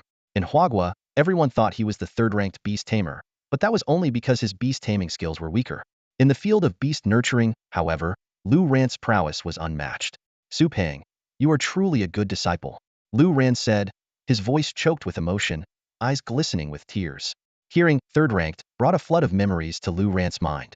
He had traveled across the country, tirelessly researching to become the top beast nurturer, eventually creating that recipe book. Yet now, his efforts were not receiving the respect they deserved. Get out. You are not welcome here, Liu Ran shouted angrily. Just as Xiao Ao was about to retort, Morong Bing grabbed her arm. Xiao Ao, let's go. Xiao Ao bit her lip, holding back her anger. I won't stoop to your level. She followed Morong Bing out. Master, don't pay attention to them. They're just blind to your greatness, Su Peng consoled. All right, Liu Ran nodded in satisfaction, his gaze falling on Su Peng with increasing fondness. He had been considering taking on a disciple for some time, initially intending to take Liu Xing under his wing, which was why he had given him the recipe book. However, Liu Xing showed no interest, while his friend Su Peng displayed remarkable talent. Liu Ran had sent Su Peng to fetch monkey wine as a test of character, but now it seemed unnecessary. Su Peng not only passed but exceeded expectations. As the saying goes, a person is known by the company they keep, Liu Ran remarked, glancing at Liu Xing. It was a pity he couldn't take Liu Xing as a disciple, but that's life. Liu Ran took a swig from his wine flask. Ah, delicious. Whether it was the quality of the monkey wine or his good mood, it was hard to tell. At the airport, Su Peng looked at Liu Xing with reluctance. Fatty, make sure you put in your best effort with Grandpa Liu, Liu Xing advised. Yeah, I will, Su Peng nodded. He had always been troubled by how to catch up with Liu Xing, who seemed to be leaving him behind. Now, by becoming Liu Ran's disciple, he finally saw hope. Liu Xing, just you wait. All right, Liu Xing said, walking towards the waiting F4 group. Is Fatty staying behind? Zhang Yin asked curiously. Ever since tasting Su Peng's cooking, he had become somewhat addicted. Yeah, let him learn well here, Liu Xing replied. In his view, Jiangnan Beast-Taming University didn't offer much real knowledge. University courses were too basic and catered to the average student, offering little to geniuses like them. Liu Xing and F4 took a plane back to Jiangnan City. As soon as the 5 of them stepped onto campus, they immediately drew the attention of onlookers. Wow, it's F4. They're so handsome. A wave of exclamations erupted from the crowd, drawing everyone's attention to a group of young men walking together. Among them were the famous F4, but even more eye-catching was the person accompanying them. Look over there. It's the rising star, Liu Xing. Someone recognized the figure who was outshining even F4. Oh my gosh, he's even more handsome than F4. They look like mere sidekicks next to him. Listening to the murmurs around them, Bai Feng and the others couldn't help but twitch their lips. They began to regret walking with Liu Xing, as he was stealing all the spotlight. Just as they were about to head back to their dorms on the hill, a figure suddenly blocked their path. Liu Xing looked up and saw that it was Principal Liu Gongsheng, his brows furrowed and expression serious. Principal, is there something you need? Liu Xing asked. Liu Gongsheng nodded, yes. Without saying more, he gestured for them to follow. He led them to his office and handed them a document. Take a look at this. Liu Xing and the others took the document and began to read carefully. 10 minutes later, Liu Xing looked up, somewhat puzzled, and asked, Principal, are you asking us to help out? Liu Gongsheng nodded again. I intended to go myself, but I need to stay and protect this area. So, I have to ask you to take on this task. As the pillar of Jiangnan Beast-Taming University, his duties extended beyond teaching. He was also responsible for the students' safety. Don't worry, we've already sent third-year students. You are the strongest aside from them. Third-year students? Liu Xing frowned. This was the first time he had heard of them. Since arriving at Jiangnan Beast-Taming University, he had never seen a single third-year student. Sensing Liu Xing's confusion, Liu Gongsheng explained, our school is a bit unique. Unlike other schools, all our students are not on the same campus. Our third-year students are in another city. Oh, I see. Liu Xing finally understood. He had been so busy training his beasts that he hadn't paid attention to these details. Did they issue this call for help? Liu Gongsheng nodded in confirmation, then asked, so, will you go? Bai Feng, unusually serious, replied, of course we'll go. We've been training hard for a moment like this. The other members of F4 also nodded solemnly in agreement. Liu Xing, what about you? Principal Liu Gongsheng looked at Liu Xing with hopeful eyes. At that moment, Liu Xing fell into deep thought, his brow slightly furrowed. Wind locusts? He muttered softly, recalling the entries in the bestiary. Wind locusts, these wind elemental insects, were astonishingly large, each the size of a small dog. Liu Xing couldn't help but gasp, imagining the devastation they could cause. Remembering the pain of past hunger, Liu Xing's eyes grew resolute. The country was in trouble. How could he stand by and do nothing? Besides, this might be a rare opportunity for growth. Go? Of course I'll go. Liu Xing declared firmly, his voice full of determination. Principal Liu Gongsheng nodded in approval. Good, then you should head out immediately. I've sent you the address. Without a second thought, Liu Xing and his team, known as F4, set off on their mission. After 2 hours of rapid marching, they finally arrived at the designated location. The sight before them was shocking. A vast swarm of wind locusts filled the sky, resembling a moving gray cloud. Oh my God! What are these things? Bai Feng couldn't help but exclaim, his voice trembling slightly. The wind locusts were clinging to the trees like starving ghosts, ravenously devouring leaves and bark. In no time, a tree was stripped bare, and they swiftly moved to their next target. Liu Xing pressed his lips together, a look of determination flashing in his eyes. I'm going in. Be careful, everyone. With that, he quickly formed a spell and summoned all his beasts. Everyone, follow me. We must annihilate these wind locusts. Liu Xing led the charge, riding on the back of his hellhound, looking every bit like a formidable war god. Soon, Liu Xing's aggressive attack caught the attention of a wind locust leader. This particularly massive locust's eyes gleamed coldly as it charged at Liu Xing. Liu Xing's eyes quickly scanned its attribute panel. Wind locust. Attributes: wind, insect. Gender: male. Level: gold tier 8. Quality: A. Skills: wind blade, tailwind, bite, leap. Hellhound: use flame slash. Liu Xing commanded decisively. The hellhound's claws slashed through the air, sending a fiery blade hurtling towards the wind locust leader. On its way, the flame slash bisected several ordinary wind locusts. The wind locust leader narrowly dodged the lethal strike with a powerful flap of its wings. Just as it was about to breathe a sigh of relief, a thick bolt of lightning descended from the sky, striking it precisely. It turned out that Liu Xing's Thunder Eagle had seized the moment to use its lightning attack, which was effective against wind attributes. Having reached gold tier 7, the Thunder Eagle's strike instantly killed the wind locust leader. With the leader's fall, the remaining wind locusts were thrown into chaos, scattering in all directions. Think you can escape? Not a chance. Thunderhawk, come. Liu Xing's shout pierced the sky. A lightning-fast figure descended from Abavite was the majestic Thunderhawk. With a nimble leap, Liu Xing landed steadily on Thunderhawk's back. He looked down at the Hellhound and taunted, "Hellhound, let's have a real fight." The Hellhound's 4 eyes gleamed with excitement. It had been a long time since it had had a good battle. Now, with Thunderhawk backing Liu Xing, it could finally unleash its full power. Roar! The Hellhound let out an earth-shaking roar. In an instant, it was engulfed in flames, forming a blazing armor around it. It charged like a fiery comet towards the swarm of wind locusts, beginning a ruthless slaughter. The wind locusts, mostly at the bronze level of strength, were no match for the Hellhound. With their leader already slain by Liu Xing, the remaining swarm was nothing more than a disorganized mob, easy prey for the Hellhound. Ha ha ha! This is exhilarating.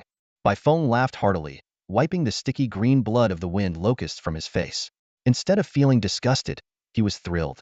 The other members of F4 were equally fired up, their fighting spirits soaring. Zhang Yin, commanding his flame lion, had just taken down several wind locusts when he laughed and said, "Ha, it seems like there aren't enough wind locusts to go around."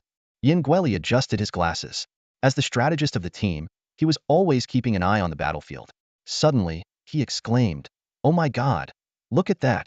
Everyone turned to see what he was pointing at.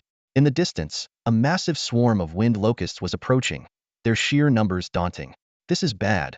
We need to get out of here," Yin Guili urged. "If they surround us, we're done for." While they could handle individual wind locusts with ease, facing hundreds at once was a different story. Even though the wind locusts weren't particularly strong, a coordinated wind blade attack from that many could spell disaster.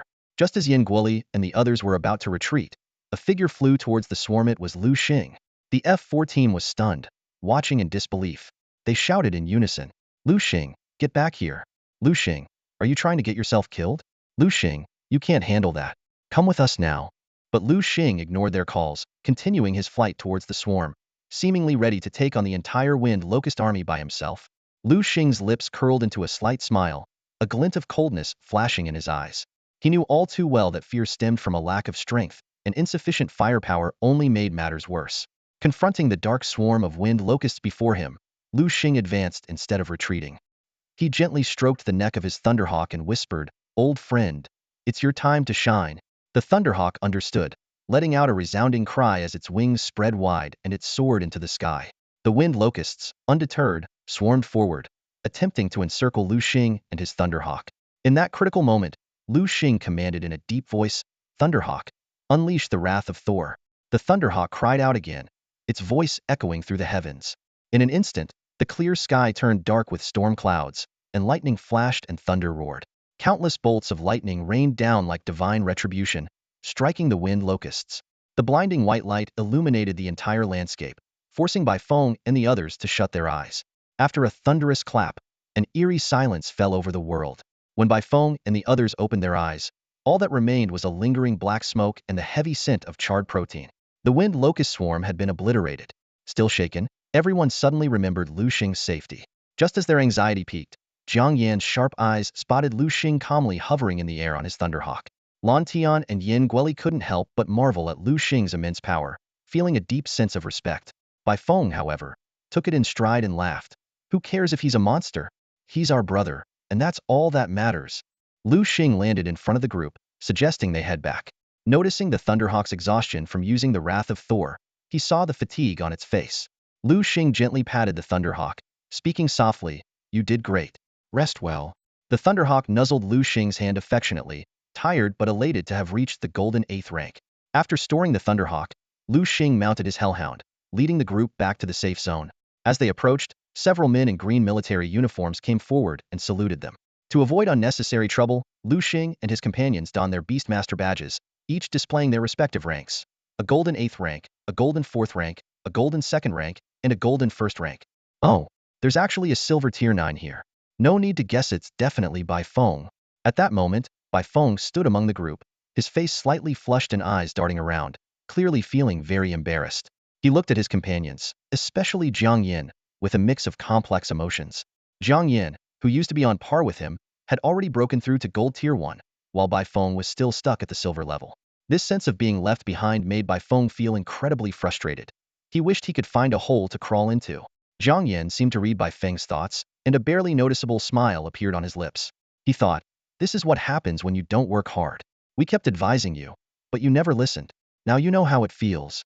At that moment, Liu Xing turned to a nearby soldier and politely asked, "Hello, we just came back from the front lines. Could you arrange a tent and some food for us?" The soldier looked at Liu Xing and his blood-soaked companions with a flash of respect in his eyes. The bloodstains of the wind locusts silently told the story of the fierce battle they had just endured. "No problem." The soldier immediately replied and arranged for them to be taken to a tent. Before long, a few simple dishes and a bowl of steamed buns were brought over. The soldier delivering the food apologized somewhat sheepishly. "Sorry, the conditions during wartime are rough. This is all we could prepare." Liu Xing smiled and responded, "It's fine, as long as we have something to eat. We're not picky." The others nodded in agreement. After the soldier left, Liu Xing called out to everyone, "Come on, let's eat." He picked up a steamed bun and started eating. Jiang Yin and the others also began to dig in. However, Bai Feng frowned at the sight of the stewed cabbage and steamed buns, losing his appetite. He couldn't help but complain, "Is this all we get to eat? How are we supposed to replenish our strength with this?" Bai Feng's words immediately drew Jiang Yan's ire. He coldly retorted, "Eat it or don't. Do you still think you're some rich young master? Look at Liu Xing and the others. Their skills are all better than yours, and they can eat just fine. Why are you so special?" Feeling even more embarrassed by Jiang Yan's scolding, Bai Feng pouted and tried to defend himself. "I didn't say I wouldn't eat. Why are you being so harsh?" Jiang Yan shot him a disdainful look. "Harsh? You're just being ungrateful." Realizing he was indeed being a bit unreasonable, Bai Feng finally lowered his head. He showed a look of regret and quietly said, "All right, I was wrong. I'm sorry. Please accept my apology." At that moment, the kitchen in the safe zone was filled with a rich aroma. A sergeant in a green uniform pushed the door open, took a deep breath, and his eyes immediately locked onto the large pot on the stove. "Wow, that smells amazing." He moved closer to the pot, where the chef was preparing braised pork. The meat chunks were simmering in a thick sauce, releasing an irresistible fragrance. The sergeant praised, "Shaoli, your cooking skills are getting better and better." Shaoli replied proudly, "Of course. You should know that my ancestors were royal chefs in the palace." All right, you're the best." The sergeant laughed, urging, "Hurry up and get that braised pork out of the pot. If you cook it any longer, I'll burn." "Got it." Shaoli quickly sprang into action, and in no time, he had a plate of fragrant braised pork ready. The sergeant couldn't resist grabbing a piece and popping it into his mouth. "Delicious. Absolutely delicious," he exclaimed as he chewed, then picked up the entire plate and headed out of the tent. Suddenly, he stopped in his tracks, his face changing color. Shaoli hesitated for a moment before speaking up. "This is for the young masters." "The young masters?" A look of disdain crossed the sergeant's face. "They don't deserve this. They should be eating that." He pointed to a bucket of swamp water in the corner. "Humph." The sergeant snorted. "If they ask, tell them I ate it." Shaoli looked uneasy but said nothing more. "Enough with the hesitation. Be a man," the sergeant said as he left the kitchen with the braised pork. Before long, he arrived at Liu Xing and the others' tent. "Here, look what I've brought you." The sergeant grinned, especially when he saw the bloodstains on Liu Xing and the others. His smile widened. "Those are the badges of honor for slaying the wind locusts. Smells amazing. What is it?" Bai Feng asked curiously. Jiang Yin, with his sharp eyes, immediately spotted the plate of braised pork and shouted excitedly, "It's braised pork. They say it's better to live without bamboo than to live without meat. Come on, give me a piece." "Me too," Bai Feng chimed in. "Come on, everyone, don't rush," the sergeant warmly invited. "Take your time eating. If it's not enough, I'll have the kitchen make some more." Just then, a loud shout came from outside. "Chun Chong, Get out here. Everyone frowned at the sound. Chen Chang's face changed, showing a wry smile, and he said to Liu Xing and the others, "You guys go ahead and eat. I'll be right back." With that, he left the tent, leaving the others puzzled. Liu Xing, should we go out and see what's happening? Someone suggested. Zhang Yin answered for Liu Xing. No need. He said he could handle it. Suddenly, there was a loud crash. A shadow flew into the tent, hitting the dining table and knocking the food and steamed buns to the ground. My braised pork. Bai Feng let out an earth-shattering roar. Who has the guts to disturb our meal? With that, he stormed out of the tent, followed closely by Lan Tian and the others. Outside, a few figures came into view. At the forefront was a burly man with a smug smile on his face. "So, you ate my braised pork? You've got some nerve," the burly man said, his eyes narrowing with a hint of menace. "Yeah, you've got some nerve eating brother who's braised pork," someone beside him echoed. "Brother who?" Lan Tian frowned. "You're just a level 4 gold rank. I thought you were something impressive." Well, brother who sneered. "It looks like someone doesn't respect us. Seems like I need to teach you a lesson so you know who's in charge." He snapped his fingers, ready to crush Lan Tian and the others. Just as brother who was about to make a move, a weak voice called out, "Stop!" Chen Chang, supported by Liu Xing, shakily emerged from the tent. "What's the matter? Haven't you had enough of my buns?" Tiger raised his fist, as big as a sandbag, his eyes gleaming with menace. He looked around, a sneer tugging at the corner of his mouth. "Don't you know this is against the law?" "Against the law?" Tiger threw his head back and laughed, the sound echoing in the cramped space. "Ha ha ha, around here, I am the law.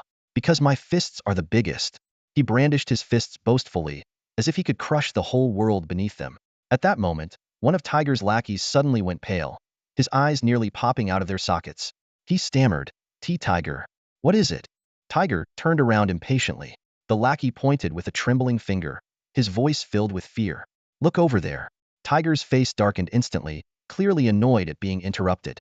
He followed the lackey's gaze and, when his eyes landed on Liu Xing standing next to Chen Chang, he froze as if struck by lightning. "G Golden Rank 8, Tiger muttered, disbelief written all over his face. He clearly saw the badge on Liu Xing's chest, signifying his Golden Rank 8 status. Shock washed over Tiger's face. My god, what is a Golden Rank 8 doing here? Fear surged through him like a tidal wave, and he instinctively shouted, "Run! Get out of here now!" But just as they turned to flee, Liu Xing's cold voice rang out, "Leaving so soon?" The voice was like a bucket of ice water poured over Tiger, making him shiver. He immediately turned back around, his face plastered with a fawning smile. He nodded and bowed, saying, "It's a misunderstanding, just a big misunderstanding. Please, don't take it to heart." Liu Xing looked at Tiger and his lackeys with a cold, disdainful gaze. A misunderstanding? I don't think so. He noticed these people were well-fed and well-dressed, clearly not having participated in the battle against the storm locusts. What infuriated him even more was that they were wearing uniforms from Jiangnan Beast-Taming University. They were students. Standing beside him, Bai Feng spat out angrily, "Scum, a bunch of scum. These students from Jiangnan are a disgrace to us all." Zhang Yin couldn't help but agree. Yeah, exactly. In times like these, you still have the nerve to hide and play around. Have you no conscience? Bai Feng and Zhang Yan's words made Tiger's face even darker, and he looked like he had seen a ghost. He stood there frozen, cold sweat dripping from his forehead, his eyes filled with fear and hesitation. He knew very well that he was no match for Liu Xing, a Golden Rank 8 master. If Liu Xing wanted his life, it would be as easy as crushing an ant. Liu Xing looked at Tiger's pitiful state with indifference and spoke calmly. "My demands are simple. Join me in hunting wind locusts, at least 100 of them. Complete this task, and today's incident will be forgotten." Hearing this unexpectedly straightforward demand, a glimmer of hope appeared on Tiger's face, as if he had found a lifeline. He pounded his chest and promised, "No problem. 100? Heck, even 500 is a piece of cake. I swear, if I don't kill at least 500, I'll be a son of a dog." Bai Feng watched Tiger's confident boast with a cold smile. He silently praised Liu Xing's cleverness. Not a single soldier lost, yet he could use Tiger to do his dirty work. Bai Feng knew the terror of the wind locusts well. Though each one was weak individually, their sheer numbers made them extremely dangerous when they swarmed. Without Lan Tian and the others' support, he would have perished to the wind locusts long ago. After a brief rest, Liu Xing's group set off again, now joined by Tiger and a few new faces. Liu Xing led the group, focusing on taking down the stronger wind locusts, allowing Lan Tian and the others to handle the regular ones with ease. One of Tiger's lackeys excitedly said, "Tiger, this wind locust hunting isn't so tough after all." Tiger agreed.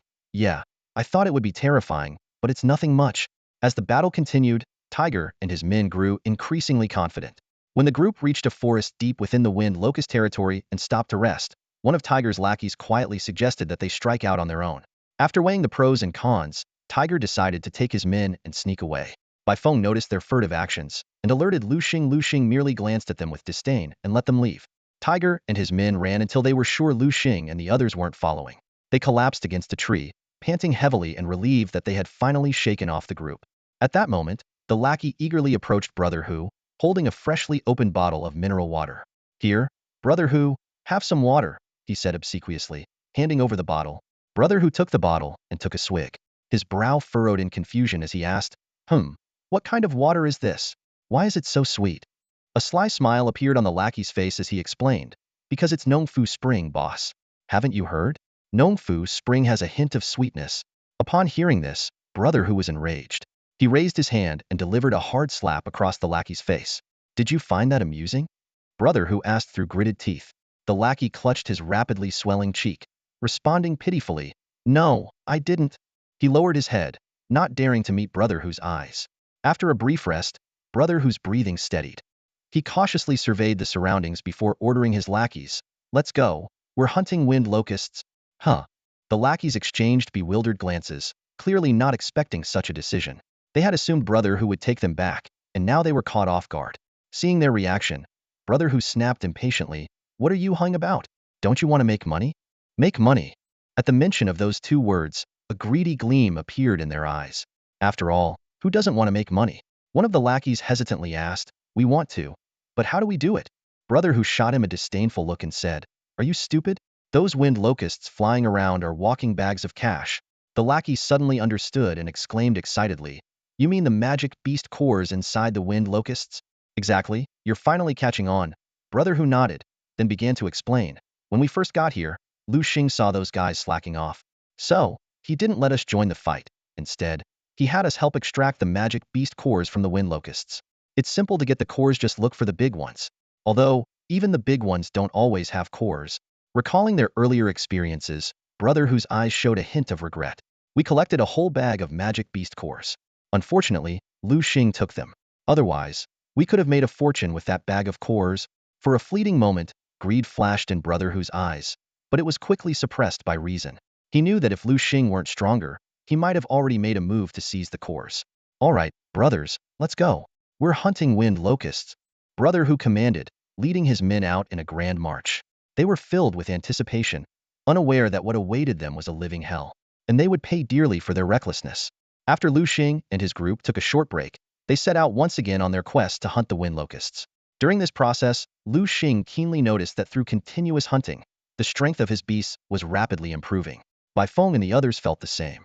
A few days later, as Liu Xing and his group continued their slaughter of the wind locusts, a piercing cry for help suddenly echoed through the air. "Help me!" A man, covered in blood and grievously injured, came running towards them, his right arm missing. Jiang Yan immediately recognized the disheveled figure. "That's that idiot, Hu Gu," he exclaimed. Bai Feng sneered, "Serves him right." It was clear he had no sympathy for Hu Gu. Seeing Liu Xing and the others, Hu Gu ran towards them as if they were his last hope. However, just as he was about to reach them, a sharp wind blade sliced through the air. With a sickening crack, Hu Ji's head was severed from his body, blood gushing from his neck like a fountain. His head rolled a few times on the ground before stopping at their feet. Bai Feng and the others swallowed hard, shocked by the gruesome scene, but Liu Xing's attention had already shifted to the attacker. "Everyone, be careful," Liu Xing warned, his eyes fixed on a distant figure. Wind Locust King. Attributes: Wind, Insect. Gender: Level, Platinum Tier 2. Quality: S. Skills: Wind Blade, Tailwind, Bug Bite, Leap, Bug Cry, Wind Tornado. Upon seeing the Wind Locust King's attributes, Liu Xing's expression turned grim. "This is bad," he muttered under his breath. "What's wrong?" Bai Feng and the others asked, puzzled by Liu Xing's expression, which they had never seen before. "Get out of here now." "I'll hold it off," Liu Xing ordered decisively. "Why?" "That thing is at Platinum Tier 2. We can't defeat it." Bai Feng and the others were stunned by this revelation. Liu Xing urged them, "What are you waiting for? Run. Do you have a death wish? Take care." Bai Feng and the others didn't dare linger any longer and quickly fled. Their highest strength was only at Gold Tier 4, and staying would only be a burden. The Wind Locust King paid no heed to the fleeing Baifeng and the others, sensing their weakness. Instead, it focused on the stronger Liu Xing. Liu Xing's expression was serious.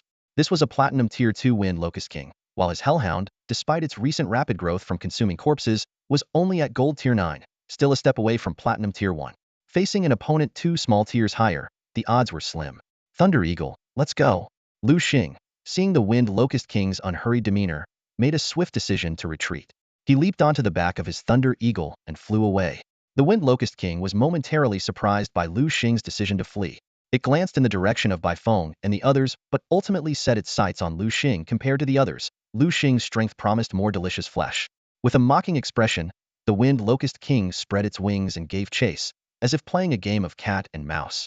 As the Wind Locust King drew closer, Liu Xing gritted his teeth and commanded, Thunder Eagle, use Thunder Flash. With a thunderous crack, the Thunder Eagle instantly appeared 100 meters away. The Wind Locust King was momentarily taken aback, but quickly accelerated its pursuit. Liu Xing silently regretted his predicament, unsure of what to do next.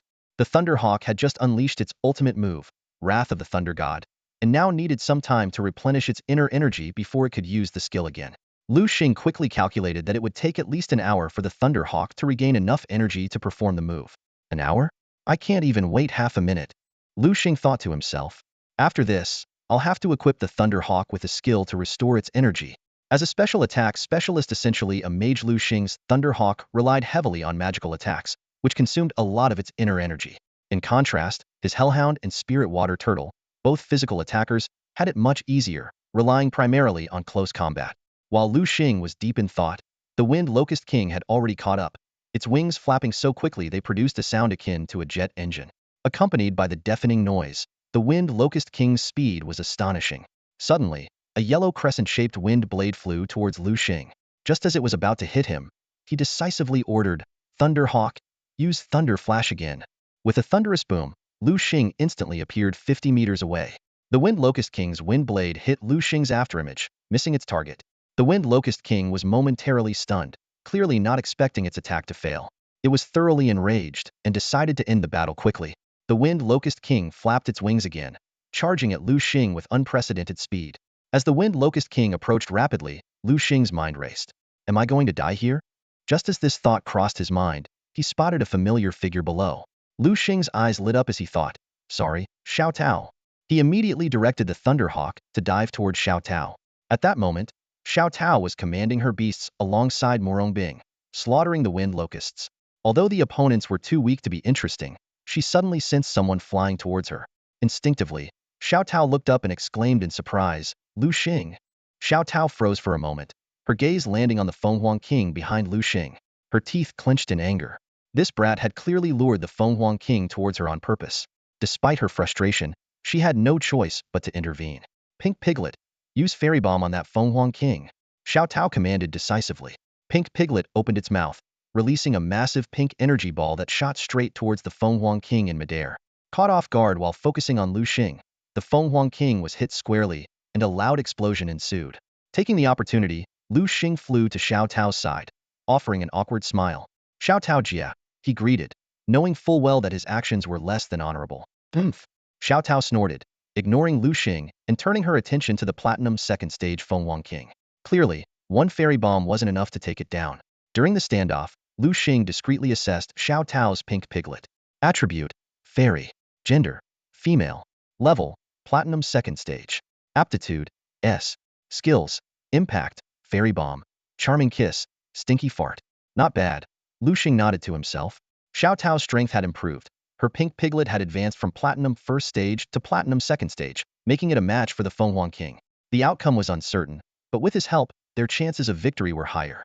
Enraged by the attack, the Fenghuang King roared, summoning a fierce tornado that swept towards Liu Xing with terrifying speed. Xiao Tao Jia, watch out. That's the Fenghuang King's wind tornado. Morong Bing warned from the side.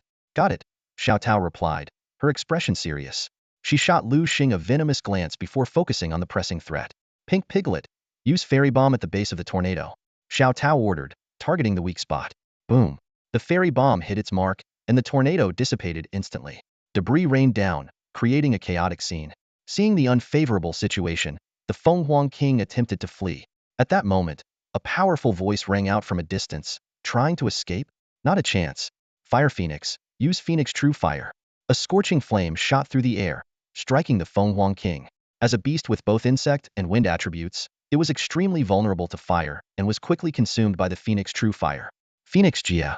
Liu Xing looked up to see Phoenix, dressed in a fiery red gown, riding atop a blazing fire phoenix, resembling a celestial being descended from the heavens. Brat, what are you doing here? Phoenix asked. Hee, my teacher sent me, Liu Xing replied with a grin. Alright, this place isn't safe. Come with me. Sure. Liu Xing followed Phoenix to a camp. To his surprise, the tent was filled with women, each more beautiful than the last. Stunned, Liu Xing couldn't help but wonder. What is going on here? Have I walked into a beauty camp? Liu Xing glanced around, his eyes lingering on the women passing by. Seeing this, Fenghuang immediately warned him. Hey, watch where you're looking. If you anger one of the ladies here, I won't be able to help you. At her words, Liu Xing quickly averted his curious gaze and followed Fenghuang into a tent. He asked curiously, Sister Fenghuang, what is this place? This is the temporary residence of our Phoenix mercenary group, Fenghuang explained briefly before getting to the point. So, tell me, how have you been these past few days? I can't believe your strength has risen to the 9th gold level in such a short time. Are you some sort of reincarnated big shot? Otherwise, your progress is just too fast. Liu Xing grinned proudly and said, maybe I just have extraordinary talent. Show off. Fenghuang was about to say something when someone hurried in with a report. Fenghuang took the report, her frown deepening as she read it. There's a diamond-level wind locust king to the west, she quickly decided. Liu Xing, Xiao Tao, you stay here. Zixian, they're in your hands. I'll be back soon. Got it. Zixian responded. Fenghuang left with a group of people, and the atmosphere in the tent immediately became awkward. Just then, a familiar voice came from outside. Little brother Liu Xing, little brother Liu Xing. I heard you're here. Where are you? Hearing this, Liu Xing's face darkened as he thought to himself, little brother? One day, I'll make you call me big brother and show you what I'm capable of. The tent flap was lifted, and Lu Luo walked in. She was still wearing her green dress, but it was stained with blood, some of which had dried and turned black. Liu Xing asked with concern, Sister Lu Luo, are you hurt? Lu Luo frowned slightly, glanced down at her clothes, then relaxed. Oh, it's nothing. The ones injured were members of our Phoenix mercenary group, not me. It turned out that Lu Luo had been tending to the wounded elsewhere. When she heard that Fenghuang had brought back a man, she immediately guessed it might be Liu Xing and rushed over. After all, Fenghuang wouldn't casually bring other men into the mercenary group's camp. Lu Luo quickly walked into the tent and instantly recognized Liu Xing lying on the sickbed. She stared at him in surprise, marveling to herself. In just a few days, this guy has already broken through to the 9th gold level. Given a little more time, he might even advance to the 1st platinum level. Thinking about how old she was when she advanced to the 1st platinum level, Lu Luo felt her cheeks flush with embarrassment. Just then, urgent shouts came from outside the tent. Luluo, Lulu. Lu Luo hurriedly lifted the flap and stepped out, asking, what's wrong? Chuntao and the others can't hold on much longer. What? Lu Luo's eyes widened in disbelief. Haven't we already taken emergency measures? Yes, but their injuries are too severe. Lu Luo's face instantly darkened. Take me to see them, she said, striding away. Liu Xing heard everything and followed without hesitation. Seeing this, Zixuan immediately called out, Liu Xing, where are you going? I'm going to see if I can help, Liu Xing explained. Zixuan paused for a moment before understanding why Fenghuang was so fond of Liu Xing. All right, I'll go with you. The group entered a large tent, and the sight inside left Morong being stunned. The tent was filled with sickbeds, each occupied by injured women wrapped in bandages, groaning in pain. Xiao Tao's face was ashen, and she said through gritted teeth, this is the brutality of war. If humanity can't defeat the locusts, we will face total annihilation. Morong Bing listened, her face full of shock. She had thought this was just a small-scale locust eradication operation, not realizing how serious the situation was. Suddenly, a loud shout rang out, and Lu Luo punched a nearby pillar, breaking it in half. Liu Xing saw this and quickly ran to her side. Lu Luo, what's wrong? What happened? Liu Xing noticed Lu Luo's face was pale, her eyes bloodshot, and tears welling up. Lu Luo gritted her teeth, her body trembling uncontrollably. It's all because of that White Wolf group. They took all the healers. If we still had healers, things would be different. Lu Luo, don't be sad. You've done your best. My best? No, I haven't. With that, Lu Luo suddenly broke down in tears. Without a second thought, Liu Xing stepped forward and held Lu Luo in his arms. Lu Luo, don't cry. Tell me what's going on. Liu Xing, I want to save them. I really want to save them. Lu Luo buried her head in Liu Xing's chest, her tears quickly soaking his shirt. Liu Xing looked around and saw the women on the sickbeds, barely clinging to life. He immediately understood the situation. These members of the Phoenix Mercenary Corps were gravely injured, and Lu Luo wanted to use the green spirits to help, but their energy had already been exhausted. Several members of the Phoenix Mercenary Group found themselves in dire straits. They had planned to seek help from the rescue team, only to discover that all the doctors had been taken by the White Wolf Group. Meanwhile, the White Wolf Group was in a celebratory mood, hosting a grand feast. The leader of the White Wolf Group wore a smug grin and laughed loudly. Ha ha ha, I wonder how many of those Phoenix women will die this time. It'd be best if they all perished, so they can never oppose us again. Cheers. He raised his glass. When Liu Xing heard the news, a murderous glint flashed across his face. He gritted his teeth and muttered, White Wolf Group, it's you again. You keep hurting the people around me. One day, I will kill every last one of you. Suddenly, a cry shattered the silence of the Phoenix Mercenary Group's camp. Green Luo, Xiaohe is not going to make it. Xiaohe, lying on the second bed, suddenly coughed up blood, barely clinging to life. What do we do? Xiaohe, you can't die. Her teammates cried out in despair. Why are you so unfair, God? Xiaohe is such a good person. How can you cruelly take her young life? Everyone's face turned somber, and some of the more emotional members couldn't control their grief, breaking into sobs. Seeing this, Liu Xing furrowed his brows and suddenly said, Maybe I have a way. His words were like a beacon of hope in the darkness. Xiao Tao immediately stepped forward, asking excitedly, Liu Xing, do you really have a way? Liu Xing replied cautiously, I can try, but if it doesn't work, you can't blame me. We won't. Xiao Tao hastily assured him. As long as you try your best, we won't blame you. At this point, we have no other choice. All right, everyone, make some room. Give me some space. Liu Xing's voice rang out from the crowd. Hearing him, the people parted like the sea, creating a path for him. Liu Xing strode forward to the four barely conscious women, a frown creasing his brow and a hint of pain flashing in his eyes. These were Sister Phoenix's elite warriors. He took a deep breath and raised his voice. Come out, little angel. As soon as he spoke, a dazzling light bloomed beside him, revealing the figure of a six-winged angel. The crowd gasped in amazement, their eyes fixed on the mysterious being. A six-winged angel. Oh my God. He actually has a six-winged angel. I've heard they're not only powerful but also have top-notch healing abilities. Absolutely. It's said that six-winged angels can bring the dead back to life and heal the gravest wounds. Isn't that a bit exaggerated?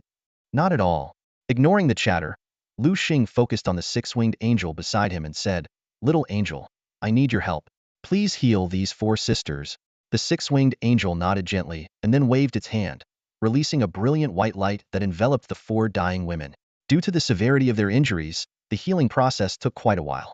Finally, the light faded. The six-winged angel suddenly wobbled, nearly falling from the air. Liu Xing quickly caught it. Little angel, are you okay? He exclaimed, seeing his six-winged angel so weak for the first time. Little angel's face flushed red, panting heavily, with sweat beading on its forehead. Master, I'm fine. I'm very strong.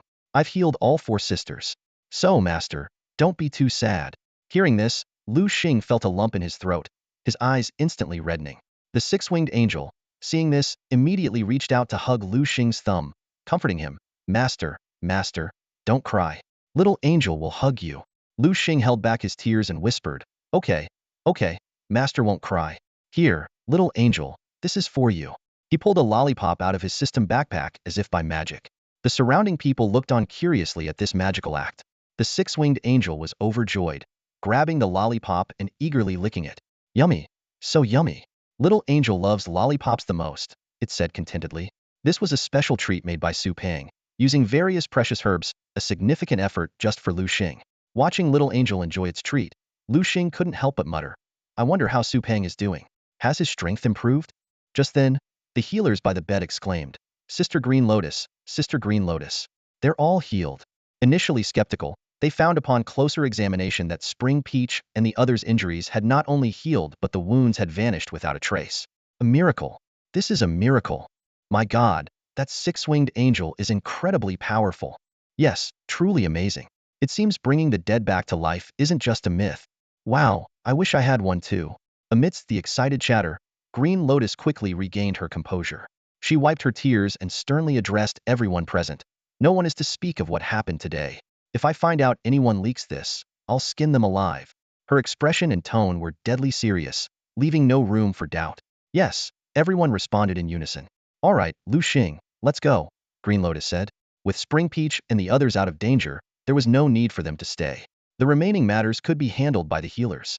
With that, Green Lotus turned and walked out of the tent, Liu Xing following closely behind. However, just then, Green Lotus suddenly wobbled, about to collapse. Liu Xing reacted swiftly, catching her in his arms. Green Lotus, are you all right?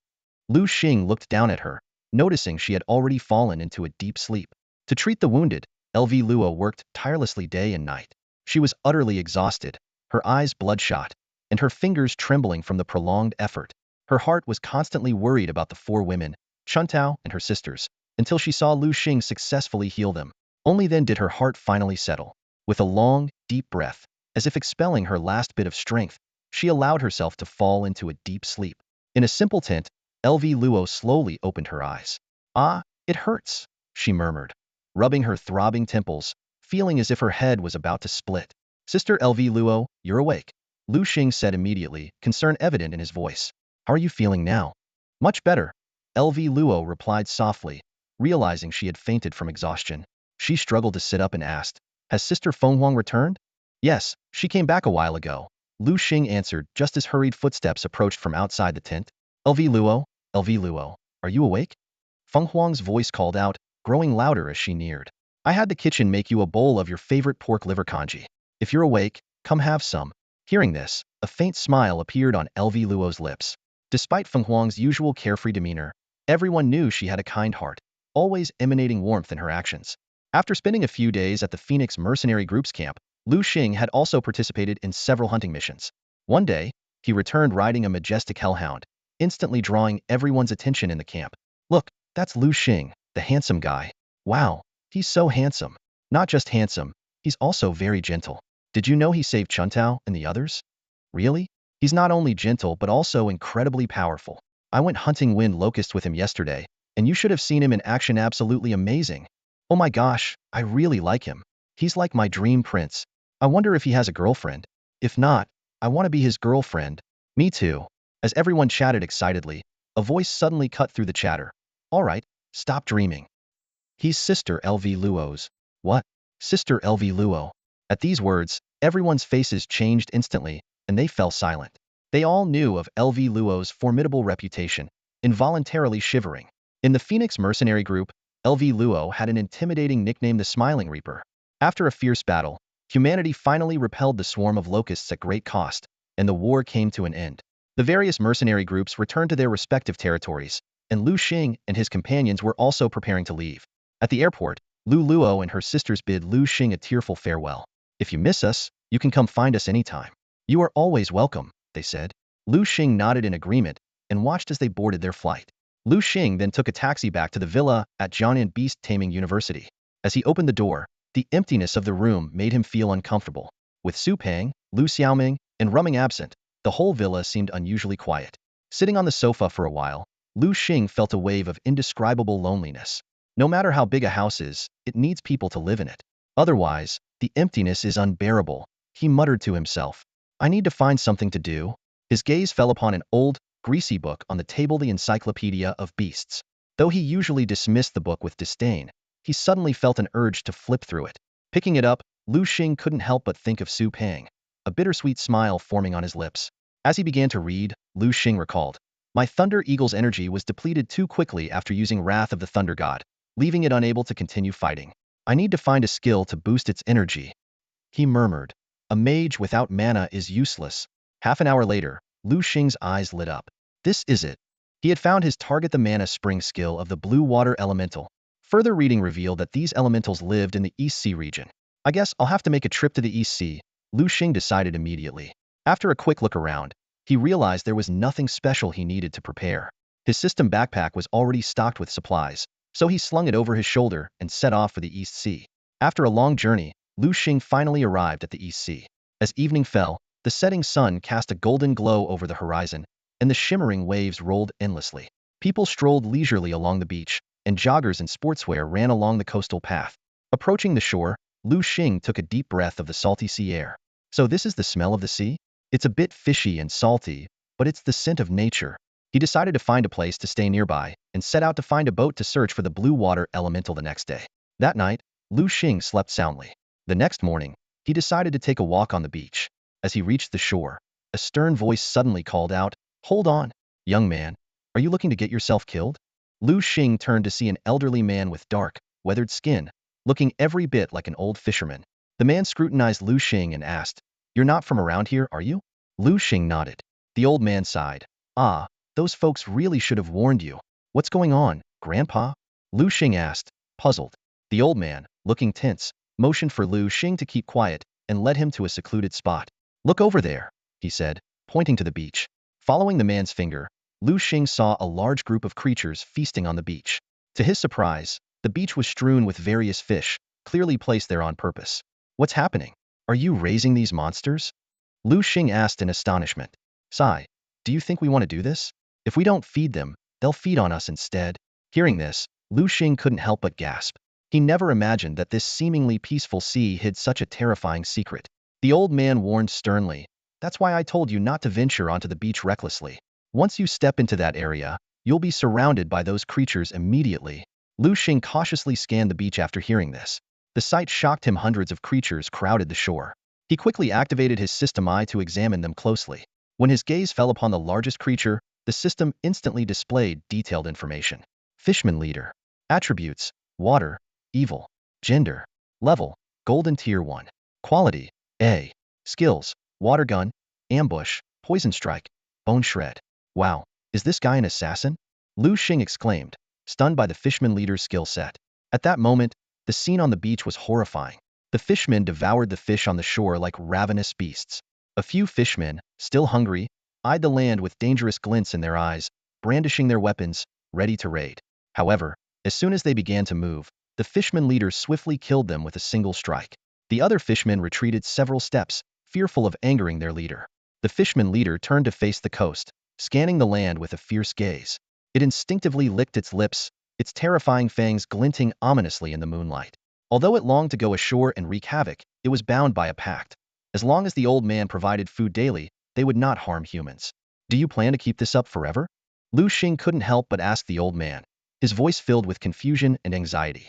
"We don't want to, but we have no choice," the old man replied helplessly. "Can't you get someone to exterminate them?" Liu Xing pressed on. The old man explained with a bitter smile. "Do you think we haven't thought of that? Hiring people costs a fortune and only provides a temporary solution. Even if we manage to kill some fishmen, there will always be survivors. Given time, they'll come back stronger. When that happens, we'll face an even more terrifying massacre." As he spoke, the old man seemed to recall a dreadful memory, shivering involuntarily. It was only then that Liu Xing noticed, in the dim light, the old man's arms and neck were covered in ghastly scars, silently telling a tale of bloody history. These scars tell the story of the old man's hard life. In the distance, a child's voice suddenly called out, "Grandpa! Grandpa! Where are you?" The old man beside Liu Xing heard this and his face immediately darkened. He shouted anxiously, "Xiao Miao! No, don't come over here." The old man's roar caught the attention of the fishmen. They were about to leave, but when they saw a little girl in a pink dress, barefoot, their eyes lit up. The fishman leader remembered the agreement with the old man. As long as humans didn't cross the shoreline at night, they wouldn't attack. But now, the little girl had stepped onto the beach. "Grandpa!" The little girl excitedly opened her arms and ran toward the old man. The fishman leader also became excited, drooling. It had tasted human girls before, and the flavor was unforgettable. The fishman leader vanished in an instant, lunging at the little girl. Just as she was about to be struck down, two massive black energy balls slammed into the fishman leader, sending it flying. It was Liu Xing's hellhound that had attacked, and the shadow balls sent the fishman leader straight to the afterlife. Seeing this, the other fishmen's eyes turned red with rage, and they charged at Liu Xing. The old man collapsed to the ground, the memory of the fishmen's massacre of his village years ago filling his face with despair. At that moment, Liu Xing stepped forward. With a determined look, he shouted, "Come forth, Thunder Eagle! Shatter the darkness with your lightning. Use Thunder God's wrath." With a piercing screech, the sky darkened in an instant. Thunderclouds rolled, and countless bolts of lightning rained down, striking all the fishmen precisely. The blinding white light illuminated the night, making it impossible for the old man to keep his eyes open. When the light faded, the beach was littered with the charred bodies of fishmen, the air thick with the smell of burnt flesh. The old man was too shocked to speak. Liu Xing walked over to the little girl and gently said, "Little sister, come, let me take you to your grandpa, okay?" The little girl, seeing Liu Xing's handsome face, nodded obediently. Liu Xing carried the little girl to the old man's side. Grandpa! The little girl threw herself into her grandfather's arms. The old man hugged his granddaughter, tears streaming down his face. Grandpa, why are you crying? The little girl asked, puzzled. It's nothing, Grandpa is just happy. So happy. The old man choked out, hugging his little granddaughter tightly. After a brief chat with the old man, Liu Xing left. The next morning, as the sun slowly rose above the horizon, its golden rays glistened on the shimmering sea. Liu Xing stood at the dock by the beach, his face dark and ominous. He looked around at the various boats moored along the shore, silently cursing. Seriously? Not a single boat is willing to take me to the enchanted island. Initially, Liu Xing thought his offer was too low, so he kept increasing it. He believed that a high reward would surely attract someone brave enough, but the boat owners seemed to value their lives more than he had anticipated. An elderly captain shook his head and advised, "Young man, I suggest you don't go to the enchanted island. It's too terrifying." Terrifying? Liu Xing asked with a frown. Yes, the captain sighed. No one who goes there ever comes back alive. That's why we call it the Island of Death. Hearing this, Liu Xing nodded, finally understanding why everyone refused to take him. In the face of death, money seemed utterly insignificant. Only with life can one talk about earning and spending money. Without it, nothing else matters. He fell into deep thought, his brows furrowed. Am I really going to take my spirit water turtle to that island? Liu Xing shivered at the thought, picturing the turtle's fearsome, spiked shell. Although he had crafted a special seat, he really didn't want to take the risk if he could avoid it. Let's keep looking. Liu Xing gritted his teeth and resolutely continued his search for a willing boat at the dock. As he was anxiously searching, a familiar voice called out to him, "Liu Xing." Turning around, Liu Xing saw the old man he had met the previous day. "Grandpa Lin, what are you doing here?" Liu Xing asked in surprise. Grandpa Lin chuckled, the wrinkles at the corners of his eyes smoothing out. "I've been a fisherman all my life. Even though I don't go out to sea anymore, I still like to wander around the beach occasionally." Suddenly, his tone changed, and his brows furrowed slightly. "Liu, you seem troubled. Is something bothering you?" Liu Xing hesitated for a moment before nodding. "Yes, I do have something on my mind." "What is it?" "Tell me, maybe I can help," Grandpa Lin said kindly. Liu Xing frowned, glancing at Grandpa Lin with some doubt. "You can help me?" "Yes, go ahead and tell me," Grandpa Lin encouraged. Taking a deep breath, Liu Xing decided to come clean. "Well, I want to go to the enchanted island, but no one here is willing to take me." Grandpa Lin gasped at the mention of the enchanted island. His expression became serious, and his voice dropped a few tones. "Why would you want to go there? It's not a place to visit. Do you know that no one from here who went there has ever returned?" Liu Xing managed a bitter smile. His eyes showed determination as he whispered, "I have to go, no matter what." After Liu Xing's investigation, he discovered that only the Island of Magic had blue water elements, and they were seemingly absent elsewhere. Seeing the determined look on Liu Xing's face, Grandpa Lin sighed deeply, his brows furrowed. "Hey, since you're determined to go there, I'll accompany you," Grandpa Lin said with a hint of helplessness in his voice, as if making a difficult decision in his heart. Liu Xing asked in surprise, "You mean you'll take me there? Aren't you afraid we might not come back?" Grandpa Lin gave a bitter smile and replied, "Afraid? Of course I am. But you have done me a great favor, one deeper than the sea and higher than the sky. I have to repay you. If I don't help you this time, I'll regret it for the rest of my life. I've lived long enough. I'll go crazy with you this once." Seeing Grandpa Lin's resolute and self-sacrificing demeanor, Liu Xing couldn't help but laugh. He patted Grandpa Lin on the shoulder and said confidently, "Don't worry, as long as I'm here, I'll make sure you come back safe and sound, without a scratch." Grandpa Lin looked at Liu Xing with a burning gaze and nodded. "All right, I believe you. Follow me now." Under Grandpa Lin's guidance, Liu Xing arrived at a cave by the coast. Curious, Liu Xing asked, "Grandpa Lin, what is this place?" Grandpa Lin gave a mysterious smile. "You'll find out soon." It didn't take long for Liu Xing to understand Grandpa Lin's intention. Grandpa Lin led him to a large object covered with a tarp, and with a swift motion, he unveiled a fishing boat. "Old buddy, long time no see," Grandpa Lin said, gently stroking the boat's hull with a nostalgic expression on his face. "I didn't expect we'd get another chance to set sail." With practiced ease, Grandpa Lin boarded the boat and started the engine, calling out to Liu Xing, "Xiao Lu, get on board. We're ready to set off." Liu Xing leaped onto the boat. Grandpa Lin reminded him, "Hold on tight. I'm about to start the boat." With Grandpa Lin's command, the fishing boat began to move out of the cave and soon reached the open sea. Knowing the location of the Island of Magic, Grandpa Lin steered the boat directly towards their destination. Along the way, Liu Xing noticed that Grandpa Lin's brows remained tightly knit, his eyes frequently glancing at Liu Xing, as if he wanted to say something but hesitated. Liu Xing understood that Grandpa Lin still wanted to persuade him to turn back. However, Liu Xing had made up his mind and was determined to go. To lighten the mood and reassure Grandpa Lin, Liu Xing suddenly shouted, "Come out, spirit water turtle!" A massive spirit water turtle appeared beside the boat, splashing water everywhere. Spirit water turtle. Grandpa Lin's eyes widened, his pupils trembling. How can it be this big?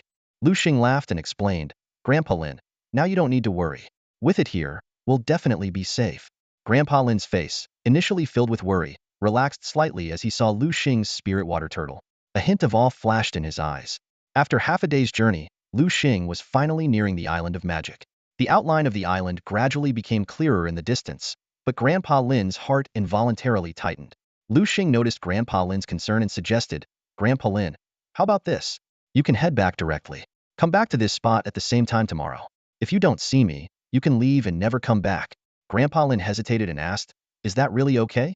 "Yes, trust me," Liu Xing insisted. He understood that Grandpa Lin was just an ordinary person, and bringing him this far was already a great favor. Had it not been for Liu Xing saving his granddaughter in the past, Grandpa Lin wouldn't have risked his life to help him. All right, Grandpa Lin sighed in relief and agreed. He had wanted to return, and Liu Xing's suggestion gave him the perfect excuse. "All right, I'm off then," Liu Xing said as he leaped onto the rocks by the shore without hesitation. He turned to Grandpa Lin and said, "Grandpa Lin, you can head back now. Take it slow on your way home." Grandpa Lin nodded and replied, "Okay," before turning to leave. After taking a few steps, he couldn't help but look back and shout, "Xiao Lu, be careful. Remember our agreement, I'll come here at this time tomorrow to pick you up. Don't forget, you mustn't break your promise." Hearing this, Liu Xing's lips curled into a slight smile. Once Grandpa Lin's figure disappeared into the distance, he quickly put away his smile, his eyes becoming sharp. "Come out, hellhound." With Liu Xing's summons, a massive, two-headed canine creature appeared out of thin air. Liu Xing agilely vaulted onto the back of the hellhound and sped toward the interior of the island. About 10 minutes later, a commotion caught his attention. He gently parted the obstructing bushes, and the sight before him made him pounce. A group of mermen were frolicking and playing, surrounded by a few makeshift huts built from weeds. Have I arrived at a merman village? Liu Xing wondered to himself. These obviously weak mermen didn't interest him in the slightest. Riding the hellhound, he continued deeper into the island. After encountering several similar merman villages, Liu Xing finally understood why Grandpa Lin's area was frequently harassed by mermen. With so many mermen inhabiting this island alone, it was no wonder they were a constant nuisance. A thought suddenly flashed in Liu Xing's mind. Should I just wipe them all out? They say to cut the weeds, you must pull up the roots.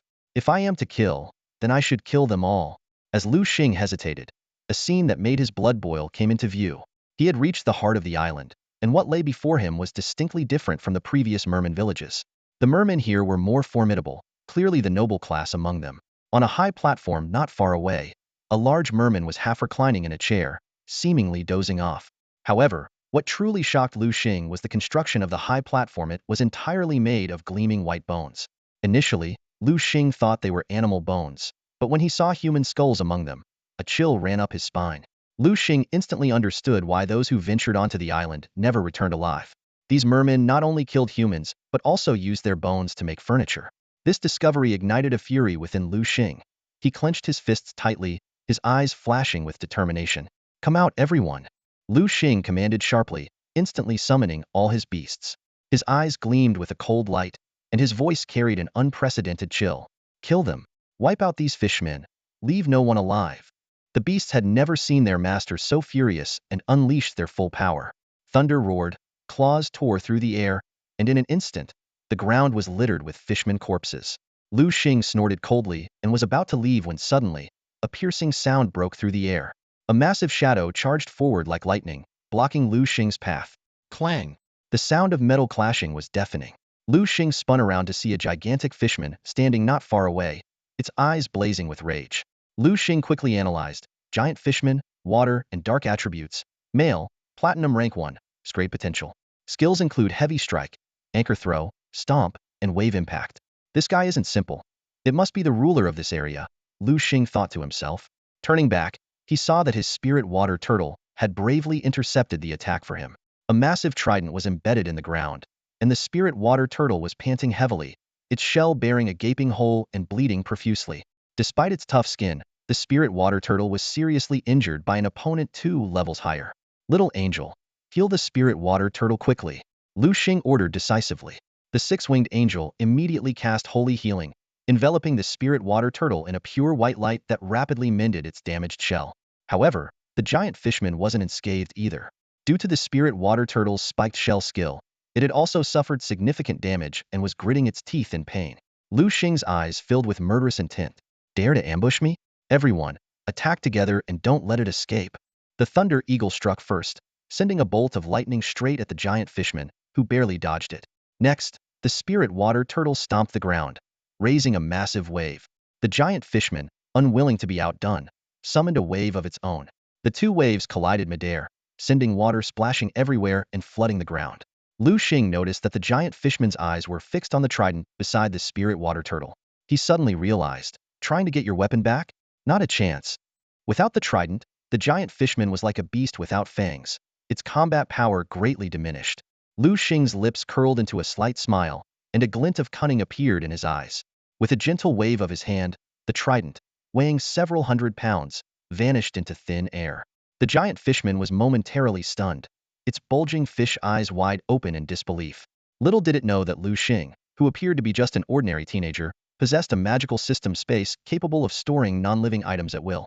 While the fishman was still bewildered, a dark shadow suddenly sprang from Liu Xing's side. It was his hellhound, darting towards the fishman like an arrow released from a bow, its sharp claws glinting menacingly. Seeing this, a cold light flashed in the fishman's eyes. Although it had lost its trident, it still did not consider itself an easy target. The fishman clenched its right fist, the muscles on its thick arm bulging, and threw a powerful punch at the hellhound. The punch was so fast that it created a sonic boom in the air. Just as the fist was about to land on the hellhound, the dark shadow vanished without a trace. The fishman's punch hit nothing but air, causing its body to lurch forward from the momentum. In that split second, the hellhound reappeared behind the fishman. It had used Shadow Strike to deftly avoid the attack. Now, its claws, shrouded in dark energy, slashed viciously at the fishman's back. With a ripping sound, the sharp claws tore through the fishman's skin, leaving several deep, bone-revealing wounds. The fishman roared in pain and was about to turn around to retaliate. However, Liu Xing's other beast, the spirit water turtle, intervened at that moment. Its eyes glowed red as it used its taunt skill. The fishman's rage was instantly redirected towards the spirit water turtle, and it charged at the new target. Just then, a thunderclap echoed through the sky. A thick bolt of lightning descended from above, striking the fishman with precision. It was Liu Xing's thunder eagle attacking again, and this lightning skill caused the fishman's health to plummet further. Severely wounded, the fishman staggered, looking as fragile as a candle in the wind.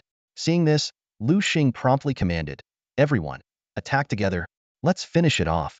Following Liu Xing's order, his beasts launched a coordinated assault. The Thunder Eagle unleashed another lightning strike. The Hellhound fired a shadow ball. The Spirit Water Turtle continued to use taunt to draw aggro, and the six-winged angel cast fairy light. The combined attacks rained down on the fishman like a storm, and with a resounding crash, the formidable opponent finally fell, utterly defeated. Chirp! After the Thunderhawk killed the giant merman, a sudden screech echoed in midair. A flash of white light appeared, and Liu Xing was pleasantly surprised to find that it had leveled up again. Its power now at the 9th rank of gold, just a step away from platinum. During this period, the Thunderhawk, with its Wrath of Thorb skill, had been annihilating magical beasts within a 150-meter radius like a mage casting a powerful spell, contributing the most and advancing the fastest. Good. Let's head to the next tribe, Liu Xing said, leading his beasts to clean up the battlefield and begin a new round of slaughter. The remaining merman tribes were weak, and they were wiped out almost effortlessly. However, as the massacre continued, Liu Xing noticed a problem. This place, known as the Island of Magic, should logically have a large number of blue water elements, but he hadn't seen a single one so far. Moreover, besides the mermen, there seemed to be no other magical beasts on the island. What Liu Xing didn't know was that the mermen, like scavengers, made it difficult for other creatures to survive wherever they were. These greedy and brutal mermen had likely already exterminated all the blue water elements on the island. Are we going to leave empty-handed this time? Liu Xing pondered this question while slaughtering the mermen, his mood becoming increasingly irritable. After decimating another merman tribe, Liu Xing was about to move on when he suddenly heard a rustling sound from nearby bushes. Thunderhawk, chase it! At his command, the Thunderhawk's eyes gleamed coldly as it pursued the figure. The creature dashed away, quickly disappearing into a cave. Liu Xing followed closely and was surprised to find a concealed cave entrance. If it weren't for the Thunderhawk tracking that shadow, he would never have discovered this place. The entrance was too small for the Hellhound to enter, so Liu Xing had to go in with the six-winged angel. Hellhound, use Flame Slash. At Liu Xing's command, the Hellhound swung a fierce blade of fire, instantly cutting through the vines at the cave entrance, revealing a dark hole. Let's go, sweetie. The six-winged angel popped a lollipop into its mouth and followed Liu Xing into the cave. Not long after they entered, a figure suddenly lunged at Liu Xing. Prepared for this, Liu Xing ordered the six-winged angel to use Fairy Light, instantly killing the assailant. Liu Xing looked at the merman corpse on the ground with disdain and continued deeper into the cave. Finally, Liu Xing reached the depths of the cave and found a merman hatchery. Before him were rows of merman eggs, and his heart tightened as he realized these were potential threats. If these hatch, Grandpa Lin's town could face a disaster. Sweetie, destroy all these merman eggs. The six-winged angel nodded in agreement, conjuring two blades of light out of thin air. It hurled the blades, easily piercing the fragile merman eggs. In no time, all the eggs were destroyed. As Liu Xing looked at the egg fluid spilling everywhere, he frowned in disgust. The air was filled with a pungent stench unique to the merman eggs. Just as Liu Xing was about to leave, a chest caught his attention. Why is there a chest here? He was very curious. Approaching the chest, he saw that its surface was covered in green slime, so he didn't touch it with his hands, but kicked it instead. The chest wasn't locked, and Liu Xing kicked it open with one swift motion. As the lid flew open, its contents were revealed to him: magic beast cores. Liu Xing's eyes widened in disbelief as he stared at the sight before him. The chest was filled to the brim with various magic beast cores, each emitting a faint glow in the dim cave. He bent down and examined them closely. His fingers gently brushed over each core as he identified their origins. This one's from a black rat, this one's from a horned snake, and this one's from a yellow-furred squirrel. Liu Xing muttered to himself, swiftly transferring the unwanted magic beast cores into his system backpack. After a thorough search, Liu Xing's gaze finally settled on the bottom of the chest. There lay a massive blue magic beast core, standing out prominently against the ordinary ones around it. The systems I activated immediately, displaying all the information about this special core to Liu Xing. Blue water element magic beast core, gold rank 9. Liu Xing read aloud, excitement gleaming in his eyes. Using this will grant 5 skills: Wave Impact, Magic Water Bullet, Water Dragon Surge, Magic Source, and Liquefy. His eyes quickly scanned through the skill descriptions, finally settling on Magic Source. This passive skill could rapidly restore the spirit power of his beasts, a capability Liu Xing had long dreamed of. After ensuring he hadn't missed anything, Liu Xing left the cave with his six-winged angel. As soon as he stepped outside, his eagerly waiting beasts, including the Hellhound, rushed up to him. Here, Thunder Eagle, this is for you. Liu Xing handed the blue water element magic beast core to the Thunder Eagle. The Thunder Eagle's eyes lit up, and it swallowed the core without hesitation. The system notification sounded immediately. Ding! Your Thunder Eagle has consumed a blue water element magic beast core. It will learn the following skills. Please make your selection. Liu Xing was prepared and said decisively, choose Magic Source. Ding! Congratulations, your Thunder Eagle has learned Magic Source. The system's voice announced, marking the successful end of this adventure. Fantastic! With this new skill, I'll never have to worry about my Thunder Hawk running out of energy again. Liu Xing exclaimed, his gaze falling on his loyal companion, Thunder Hawk. Instantly, Thunder Hawk's attribute panel appeared before his eyes. Thunder Hawk attributes. Gender. Level. Gold rank 9. Quality. SS. Skills learned. Electric Shock, Lightning Flash, Thunderstorm, Wrath of the Thunder God, Mana Spring. Liu Xing nimbly leaped onto Thunder Hawk's back. Thunder Hawk, let's go. Let's have some fun. In the forest, the sound of hurried footsteps approached. Riding on Thunder Hawk, Liu Xing's lips curled into a confident smile. Come on, all of you, he muttered. To increase efficiency, Liu Xing sent his other beasts to lure the enemies. Soon, a massive horde of fishmen surged forward, creating an impressive spectacle. Liu Xing guided Thunder Hawk to soar above the beach. Looking back, he saw the dense crowd of fishmen wielding fishbone knives, roaring thunderously as they closed in. Once all the fishmen were within attack range, Liu Xing decisively commanded, Thunder Hawk, it's your turn. Use Wrath of the Thunder God. With a long cry, Thunder Hawk ascended into the sky. In an instant, dark clouds gathered, blotting out the sun, turning the once clear sky ominously dark. Thunder roared and lightning flashed, as hundreds of thick bolts of lightning struck down, hitting each fishman with precision. The electric currents raged, turning the fishmen into charred remains in moments. After the storm, Liu Xing surveyed the battlefield from above.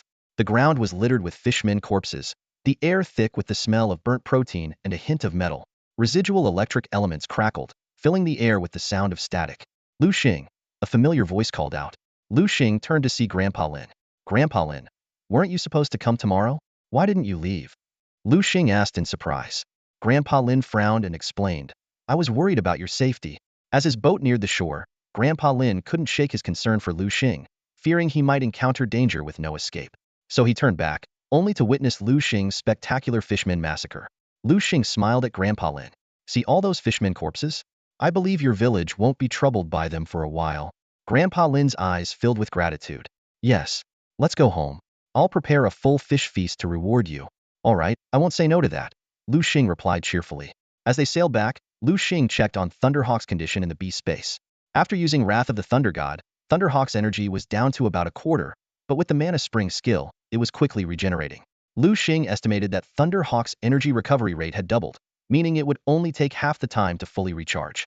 As their strength grew, the recovery speed and energy capacity would increase significantly, potentially allowing Thunderhawk to use Wrath of the Thunder God 2 to 3 times in a short period. This was an exciting prospect. Back at the village, Liu Xing enjoyed a sumptuous fish feast at Grandpa Lin's house. After a restful night, he set off for Jiang'an Beast University. Just as he stepped through the gates, he saw a familiar figure. Hey, fatty. Liu Xing jogged a few steps to catch up with Su Peng, who was carrying a huge travel bag. It was clear that both of them had just returned. Su Peng was savoring a small cake when he heard the familiar voice. He turned around, and a bright smile spread across his face. Liu Xing, what are you doing here? He asked excitedly. Liu Xing couldn't help but laugh as he looked at Su Peng's tan skin. My goodness, fatty, what has your master been making you do these days? How did you get so dark? Did he send you to work in a coal mine? Su Peng shivered involuntarily at the mention, as if recalling the hardships of the past days. No, my master just gave me some special training, he said softly. Special training? Liu Xing scrutinized Su Peng and was astonished to find that his beast tamer level had risen from silver to gold tier 3. He patted Su Peng's shoulder, feeling the solid muscle that had replaced the former softness. Fatty, you've really come a long way. Looks like you've been through quite a bit. Curious, Liu Xing pressed on. So, tell me, how exactly did your master train you? Su Peng looked hesitant but, encouraged by Liu Xing, decided to share the secret. Promise you won't tell anyone, he said. After Liu Xing gave his word, Su Peng began to recount his special training experience. When Su Peng finished explaining, Liu Xing whispered to confirm. So you're saying your master developed a technique that boosts your strength just by eating? Su Peng nodded affirmatively, then eagerly asked, what do you think? Do you want to learn it? However, as someone with a unique system, Liu Xing declined the offer. I think I'll pass, he said, knowing well that his strength synchronized with his beast tamer level and he didn't need any additional techniques, except for the six-winged angel. A hint of disappointment flashed across Su Peng's face. Noticing this, Liu Xing immediately placed a hand on his shoulder. My dear Su Peng, Liu Xing whispered, everything you told me today must remain a secret. Do you understand? A technique that relies solely on eating is a terrifying thing. If anyone covets it, you'll be in danger. Su Peng nodded earnestly, his eyes showing understanding and gratitude. He had intended to keep this secret to himself, but didn't want to hide it from Liu Xing. All right, let's go. Liu Xing patted Su Peng's back. We'll drop off our bags at the dorm, and then go out for a good meal to celebrate our reunion. Sure. Su Peng responded enthusiastically. Later, the two arrived at a restaurant. Su Peng devoured the dishes on the table, leaving nothing behind. He rubbed his round belly with satisfaction, a happy smile spreading across his face. Looking at the table full of empty plates, Liu Xing couldn't help but joke, this guy eats so clean. If I hadn't stopped him, the kitchen staff wouldn't have any dishes to wash. Despite his words, a smile crept onto Liu Xing's face as he looked at Su Peng. Being with this guileless friend with a truly kind heart made him genuinely happy. Are you full? Liu Xing asked. Yes, I'm full, Su Peng replied contentedly. Then let's head back and rest. They left the restaurant and walked down the quiet night street. The street was deserted except for the quiet chirping of crickets in the grass. Suddenly, a cold breeze sent a shiver down Liu Xing's spine, making him pull his clothes tighter. At that moment, Liu Xing's face changed, a chill running through him. Instinctively, he dodged to the left, narrowly avoiding a sudden attack from behind. A dagger glowing with green light brushed past him, clearly poisoned. Come out, everyone! Liu Xing immediately summoned all his beasts, turning to face the attacker. It was a goblin assassin, its attribute panel showing it was of golden rank 8, adept at stealth, backstabbing, poisoning, and sinister attacks. Liu Xing was puzzled. Why would such a creature appear in the city? Suddenly, a round of applause echoed. Liu Xing turned, his face darkening instantly. It's you. That's right, it's me. The figure removed his hood, revealing a familiar and fearsome face. Han Mingming. Liu Xing scanned him with his system's eye and exclaimed in surprise, well, looks like you got lucky and broke through to Platinum Rank 1. Han Mingming's face darkened at the words, then he laughed angrily, all thanks to you. Do you know what I've been through? After being on the run, Han Mingming had finally broken through to Platinum Rank 1 through relentless effort and a bit of talent, contracting this goblin assassin. Liu Xing scrutinized the goblin assassin before him. It was small, only as tall as a 13 or 14-year-old child, with green skin and a dagger glowing with green light, its crimson eyes fixed on Liu Xing. I almost got killed by this thing, Liu Xing thought, alert. I can't afford to let my guard down in the future. Facing the sudden crisis, Liu Xing's mind raced, strategizing his next move. At this moment, Liu Xing's strength had reached the 9th tier of the gold rank, just a step away from the platinum rank. He had been pondering the choice of his next beast for a while, and now he had finally made a decision. This new beast must possess reconnaissance skills, because his team already had a tank, a warrior, a mage, and a healer, but lacked a bodyguard, a guardian who could ensure the safety of others at all times. Liu Xing's requirements for this bodyguard were not high. It just needed to detect enemies and hold them off, buying time for the other beasts to come to the rescue. If it could eliminate the assailants, that would be even better. But the most urgent task at hand was dealing with Han Mingming. As Liu Xing was contemplating, Han Mingming had already summoned his beasts. Han Mingming's eyes gleamed with a fierce light, clearly intent on a quick victory. Liu Xing shared this sentiment. To him, Han Mingming was already a dead man walking. Even if it cost him his life, Liu Xing was determined to kill Han Mingming here and now. Liu Xing activated his system eye and quickly scanned Han Mingming's beasts. Gold rank, 4th tier, a robust golden eagle.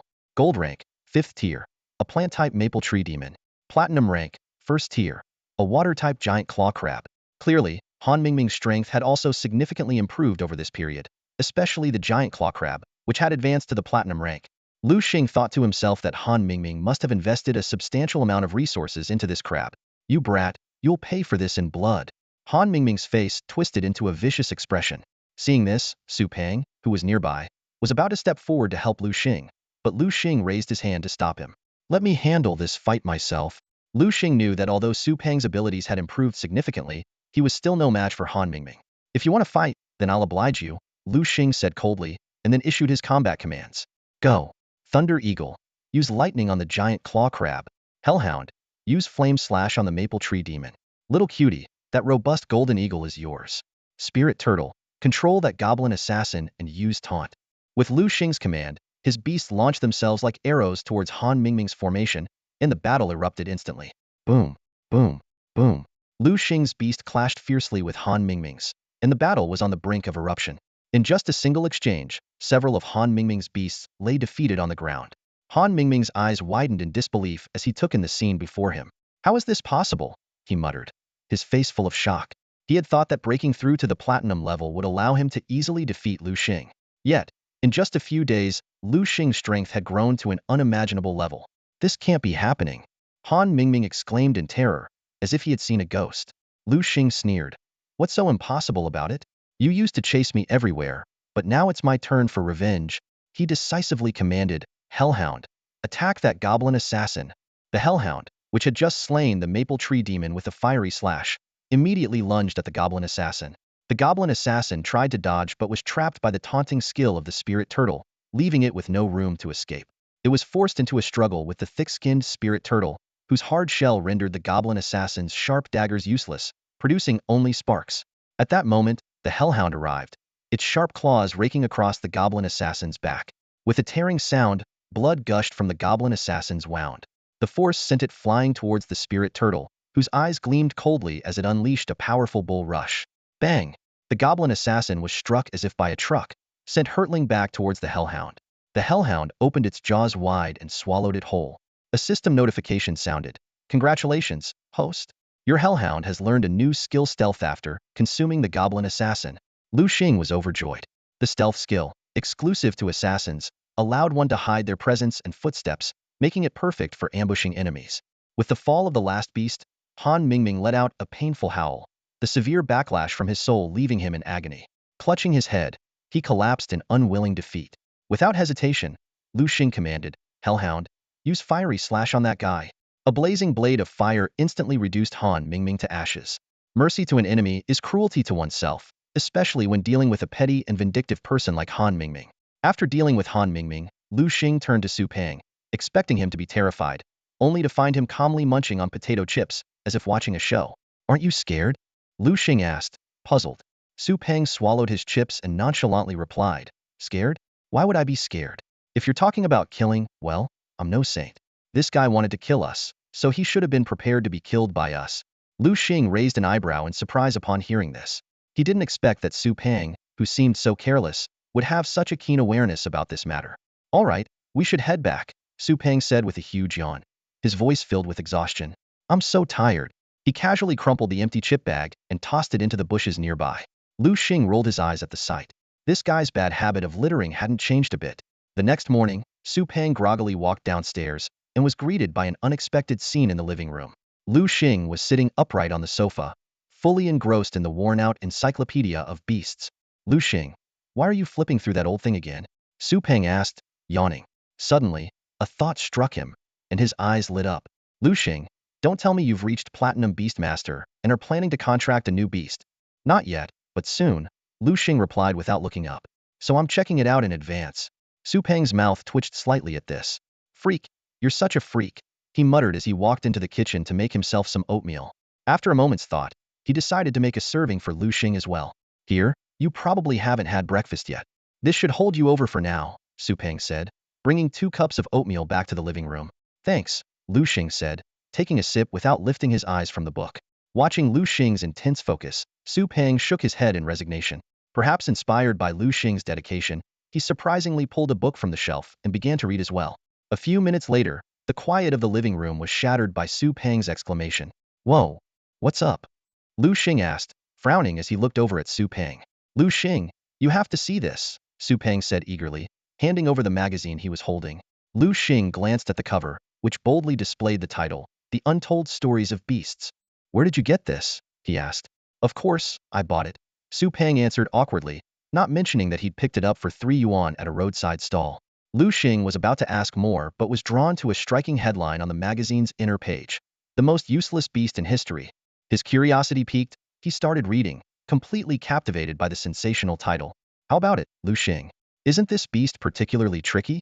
Hearing this, Liu Xing frowned, deep in thought. Tricky? He muttered, scanning the book's description with growing interest in the beast.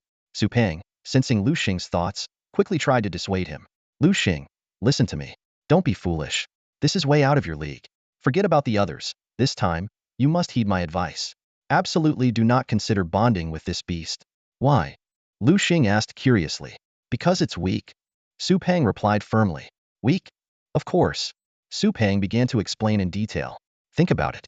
Although it's called the Herculean ant, which sounds impressive, it has a fatal weakness: it's extremely afraid of fire. The Herculean ant is a beast with both insect and metal attributes. Insects fear fire, and metal does too.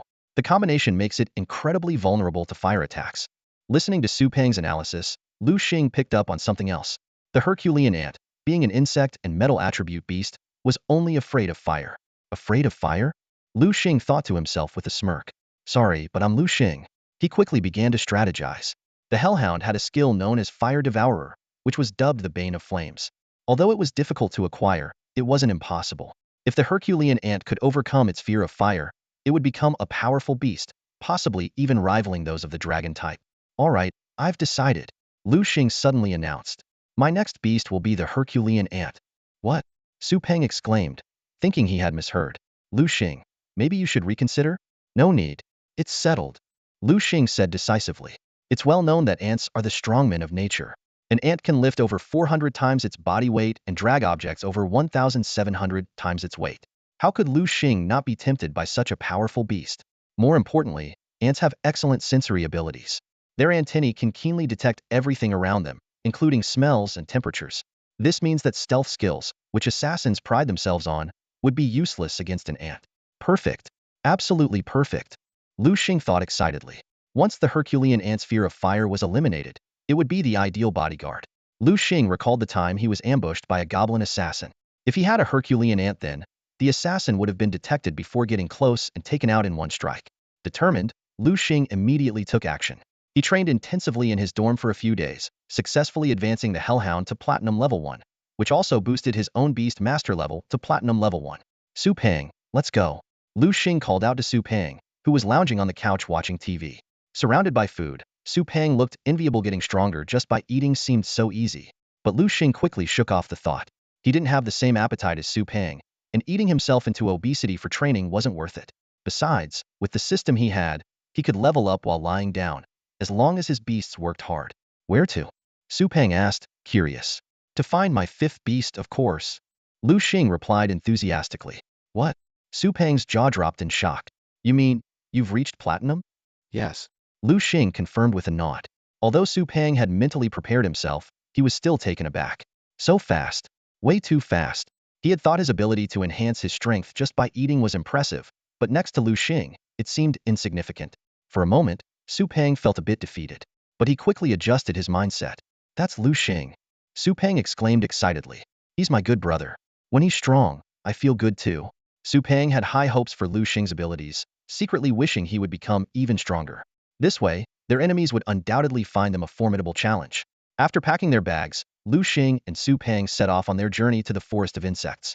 Located inland in Gue City, the two took a flight to reach their destination.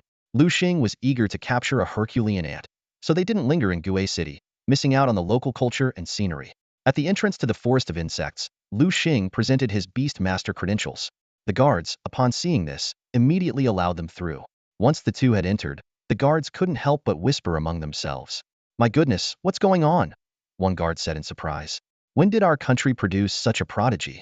A 19-year-old is already a platinum-level beast master. Is this what a genius looks like? Another guard sighed. Heavens, life is so unfair. Shoo, keep it down, his companion warned. Be careful not to let him hear you. The guards wisely fell silent and continued their duties.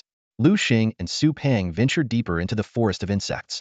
True to its name, the place was teeming with all kinds of bugs. Su Peng excitedly pointed out the various insects around them. Liu Xing, look, that's a green skin bug. Oh, and that's a poison locust. There's a flying grasshopper. And that one, it's a tiger-striped dragonfly. Seeing Su Peng's enthusiasm for the insects, Liu Xing couldn't help but furrow his brow, questioning his friend's taste. After all, most people found bugs repulsive. All right, enough chatter. Let's get moving. Liu Xing interrupted Su Peng's excitement. To avoid unnecessary trouble, Liu Xing summoned his hellhound and swiftly mounted it. Not wanting to be outdone, Su Peng shouted, Come out, my big eater. Immediately, Su Peng's big eater appeared.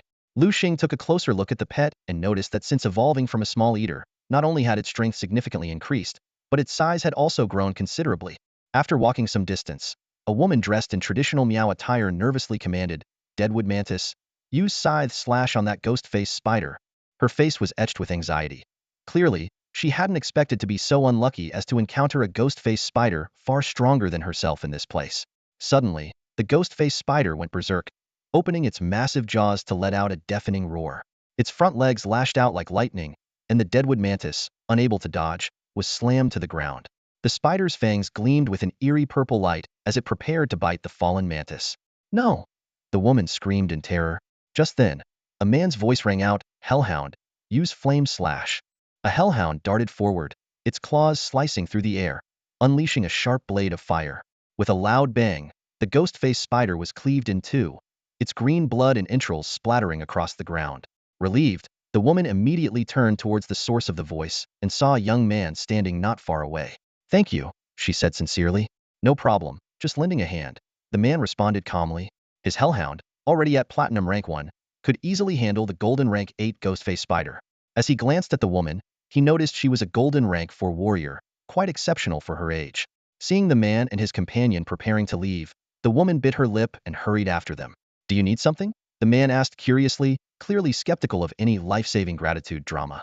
You saved me, and I want to repay you. The woman said straightforwardly. You seem to be looking for something. Tell me, I'm a local and have been in this secret realm for years. Maybe I can help. The man nodded. I'm looking for the Herculean ant. The Herculean ant?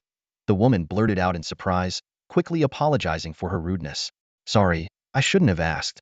If you're looking for the Herculean ant, follow me. She turned to lead the way, and the man's companion couldn't help but ask, should we trust her? What if she's a scammer? Don't worry, she's not lying. The man replied confidently, as if he could see through all deception. Under the woman's guidance, the trio navigated through the dense forest and arrived at the edge of a vast canyon. Pointing to the red soil below, the woman said, That's the Herculean ant's territory. She hesitated for a moment but couldn't resist warning them. I don't know why you need the Herculean ant, but I advise you not to enter their territory lightly.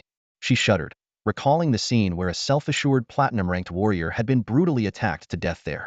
Thanks, the man replied politely, though it was clear he didn't take the warning to heart. He and his companion found a narrow path and headed straight towards the Herculean ant's domain. Watching them leave, the woman bit her lip. She had fulfilled her duty of gratitude by bringing them here and warning them. She shook her head and quickly left, unwilling to risk accompanying them into such a dangerous place. Liu Xing and Su Peng descended the mountain and embarked on the path leading to the canyon. Su Peng's face was filled with anxiety.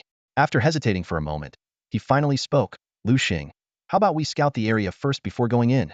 That woman's words did make some sense. Liu Xing paused slightly at Su Peng's suggestion and asked, puzzled, Scout? How do you plan to scout? Su Peng chuckled mysteriously. I might not be good at other things, but leave this to me. With that, he mounted his large companion, Dui Wang, and pulled out a large jar of special honey from his backpack. The honey exuded an especially enticing aroma, which was almost intoxicating. Watching Su Peng's actions, a smile of appreciation appeared on Liu Xing's face. He suddenly realized that this usually unreliable partner was proving to be quite dependable at this moment. Su Peng quickly got to work, smearing the honey on several large rocks situated upwind. The howling mountain wind carried the honey's fragrance throughout the entire canyon. After completing this task, Su Peng mounted Dui Wang again and urged, let's go. Liu Xing nodded in agreement, and the two swiftly returned to their previous vantage point on the hillside. Before long, they heard the sound of a dense rustling. Looking up, Liu Xing and Su Peng saw a swarm of Hercules ants rushing towards the honey-smeared rocks. These Hercules ants were nothing like ordinary ants. They resembled miniature ant warriors, wielding silvery, conical spears, covering the ground densely. Excitedly, Su Peng said, Liu Xing, take a look and see if any of them meet your expectations. Liu Xing nodded and quickly activated his system's eye to scan the ants. Soon, he locked onto a target. The system displayed Hercules ant soldier ant. Attributes, bug, metal. Gender, level, platinum tier 1. Potential, S. Evolution path, none. Skills, super strength beginner, heavy strike, ant thrust, ant acid, perception. Liu Xing murmured in surprise, I didn't expect this Hercules ant to be so strong. It must be the leader of all the soldier ants. Noticing the soldier ant suffix, he speculated that there might be other branches as well. Since upgrading to the platinum level and acquiring the evolution book, the system interface had also upgraded. Now, Liu Xing could directly understand each beast's evolution path with just a glance. This new feature greatly intrigued him, and he began thinking about how to use this information to strengthen his team. Liu Xing's attention was caught by a giant Hercules ant, and Su Peng noticed it too. Shaking his head, Liu Xing remarked, that guy is decent, but just decent. Su Peng immediately understood that Liu Xing's decent actually meant not good enough. Suddenly, the scene below made Liu Xing frown. After consuming Su Peng's special honey, the Hercules ants' eyes turned blood red, and they began to frantically run back in the direction they came from. Liu Xing asked in surprise, Su Peng, what did you feed them? These Hercules ants have detection skills. Su Peng gave a mysterious smile but didn't answer. Liu Xing shook his head with a wry smile. You sly devil. All right, let's follow them. The two of them followed the Hercules ants and soon arrived at the entrance of a massive cavern. As soon as they reached the entrance, Liu Xing caught a whiff of a nauseating ant acid odor. He frowned and said, what's going on?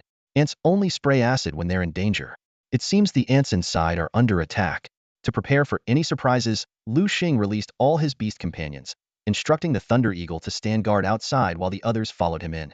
Along the way, the path was littered with the corpses of Hercules ants. Liu Xing clicked his tongue in amazement, wondering what Su Peng had fed them to cause such infighting. What he thought would be a terrifying battle turned out to be surprisingly easy. Led by the Hellhound, the two navigated the maze-like passages and arrived at the Queen Ant's chamber. The Queen Ant was glaring furiously at the Hercules soldier ants in front of her, clearly not expecting them to rebel. A crazed Hercules ant lunged at the Queen again, but with a flash of cold light in her eyes, she thrust her silver spear, killing it with a splat. Liu Xing and Su Peng witnessed this scene and then checked the Queen Ant's attribute panel. Hercules Ant Queen. Attributes, bug, metal. Gender, level, platinum tier 2. Aptitude, SS. Evolution path, none. Skills learned, super strength beginner, heavy strike, ant thrust, acid spray, detection. Liu Xing frowned deeply. The Queen Ant's level surpassed his own beast tamer level, making it impossible to capture her. He was contemplating whether to return and level up before coming back when he noticed an egg beneath the queen. Unhatched Hercules ant. Attributes, bug, metal. Gender, Undetermined. Level. None. Aptitude. SSS. Evolution path. God-Eater Ant, Hercules Ant Queen. Skills learned. Super Strength Beginner. Detection. Liu Xing was astonished. He didn't expect to find a golden phoenix in this old nest. Clearly, this SSS aptitude egg was carefully selected from thousands, intended to be the next queen. Liu Xing turned his gaze to the Hercules Ant Queen, a cold glint flashing in his eyes as killing intent surged. With this egg in hand, the current queen was no longer necessary. He decisively ordered, Hellhound, use flame slash on the Hercules Ant Queen. After a fierce battle, the Hercules Ant Queen was battered and barely clinging to life. The Hellhound, hearing her plight, let out a deep growl from both of its heads, and with a swift swipe of its sharp claws, a fiery red blade arced through the air, speeding towards the queen. The Hercules Ant Queen struggled to lift her heavy head and saw the incoming fiery slash. She endured the excruciating pain and mustered all her strength to dodge to the side. Boom! The fiery slash grazed her antennae and struck the wall behind her, instantly turning the hard rock red-hot. In an instant, smoke and debris filled the air. Taking advantage of the momentary chaos, the Hercules Ant Queen quickly grabbed the precious Hercules Ant Egg and moved swiftly on her 6 legs, trying to escape the perilous situation. However, her actions did not escape Liu Xing's keen eyes. Trying to flee? Liu Xing sneered. His system eye easily pierced through the smoke. Aqua Turtle, stop her. Use taunt. The Aqua Turtle obeyed immediately, its eyes glowing with an eerie red light. Just as the Hercules Ant Queen was about to escape, she suddenly stopped in her tracks, as if controlled by an invisible force. Her compound eyes turned crimson, and her body involuntarily faced the Aqua Turtle, raising her iron spear in a threatening stance. At this critical moment, 2 lethal attacks sliced through the air. One was the Hellhound's fiery slash, a blazing red line in the sky. The other was the 6-winged angel's judgment, a holy light piercing like a sword. Both attacks struck the Hercules Ant Queen almost simultaneously. Arg! The Hercules Ant Queen let out a harrowing scream as her tough exoskeleton shattered under the immense power of the dual attacks. As an insect-type and metal-type beast, she was particularly vulnerable to fire. The Hellhound's fiery slash nearly obliterated her, and the 6-winged angel's judgment finished her off. The Hercules Ant Queen fell heavily to the ground, her life force rapidly fading away. Liu Xing was about to step forward to inspect her when Su Peng grabbed his arm. What's the matter? Liu Xing asked, puzzled. Su Peng cautiously replied, maybe we should wait a bit? Let's make sure she's really dead. What if she's not?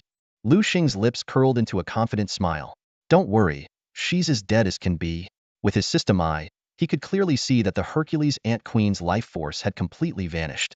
He walked straight to the queen's corpse and picked up the oval-shaped Hercules ant egg. Liu Xing examined the egg carefully, his eyes falling on the evolution path section in the egg's attributes. Evolution path. Devourer Ant King. Soak the Hercules ant egg in the blood of the gluttonous boar king to hatch a devourer ant. Evolution path. Hercules Ant Queen. When the old queen falls, a new one rises. Soak this egg in the blood of the fallen Hercules Ant Queen to hatch a new Hercules Ant Queen. Hercules Ant Queen?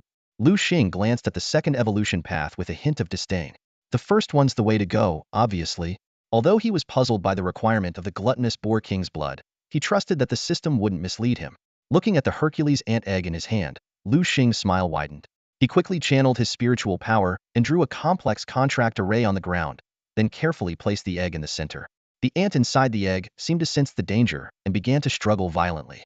However, faced with Liu Xing's overwhelming power, its resistance was futile. Ultimately, it could only submit and accept the binding of the contract.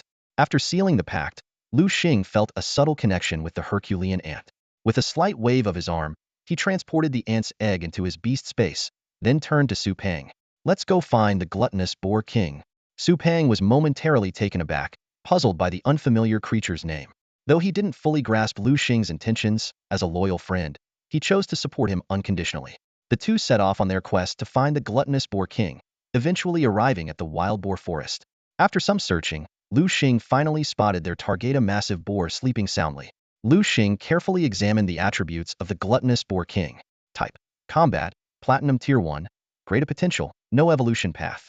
Skills: Gluttony, Sloth, Boar Rush, Thick Fat. Liu Xing quickly skimmed through the skill descriptions, his brow furrowing slightly. Although these skills sounded somewhat comical, his sharp instincts told him that the gluttony skill might be the key to the Herculean ant's evolution. Without further hesitation, Liu Xing ordered the attack. Hellhound, Flame Slash. 6-winged angel, Judgment. Thunder Eagle, Thunderstrike. Aqua Turtle, Wave surge. The four beasts launched their attacks simultaneously, instantly annihilating the sleeping gluttonous boar king. Blood gushed from the wounds, and Liu Xing swiftly took out a huge red barrel to collect it. Su Peng was astonished by Liu Xing's preparation, but Liu Xing had no time to explain, focusing instead on collecting the precious boar blood. As the blood neared the brim, Liu Xing muttered, "This should be enough." He summoned the Herculean ant's egg and immersed it in the fresh blood. The egg immediately began to shake violently, as if coming to life, absorbing the blood in large quantities. Seeing the blood depleting rapidly, Liu Xing hurriedly commanded the hellhound to slice open the boar's corpse again, ensuring a steady blood supply. As minutes ticked by, Liu Xing's heart raced with anticipation. Finally, the blood absorption ceased, and the once white eggshell turned completely black. Moments later, the eggshell started to crack. A tiny creature emerged, clutching a black spear. It quickly devoured the remaining shell, as if replenishing its energy. Holding his breath, Liu Xing watched the newborn creature closely, eager to witness its growth and future power. However, the little creature still seemed hungry. Ignoring Liu Xing, it agilely leapt onto the corpse of the gluttonous pig king. With its sharp fangs, it began to feast voraciously. In no time, the entire gluttonous pig king was devoured. Su Peng stared in astonishment at the god-eating ant and asked, "Liu Xing, what kind of monster have you created?" The god-eating ant, which was only the size of a baby when it hatched, was now growing rapidly before their eyes. In the blink of an eye, it had reached the size of a 10-year-old child. Liu Xing activated the system eye and carefully examined the god-eating ant king in front of him. The system immediately displayed its attributes. God-eating ant king. Attributes: insect, metal. Gender: level, silver tier 1. Quality: SSS. Evolution path: none. Skills learned: Herculean strength beginner. Strength increased twofold, can evolve, strength multiplier doubles upon evolution. Next evolution level: diamond. Perception: counters all assassins or traps, no scheme can escape detection. Effect depends on user's intelligence. Gluttony: greatly enhances appetite, strength increases accordingly. The god-eating ant king, resembling a general clad in black armor, walked straight up to Liu Xing and respectfully bowed. "Awesome. Just awesome," Liu Xing exclaimed, his eyes fixed on the skill list of the god-eating ant king. He was particularly pleased with the gluttony skill. Suddenly, a series of frantic pig squeals echoed from a distance.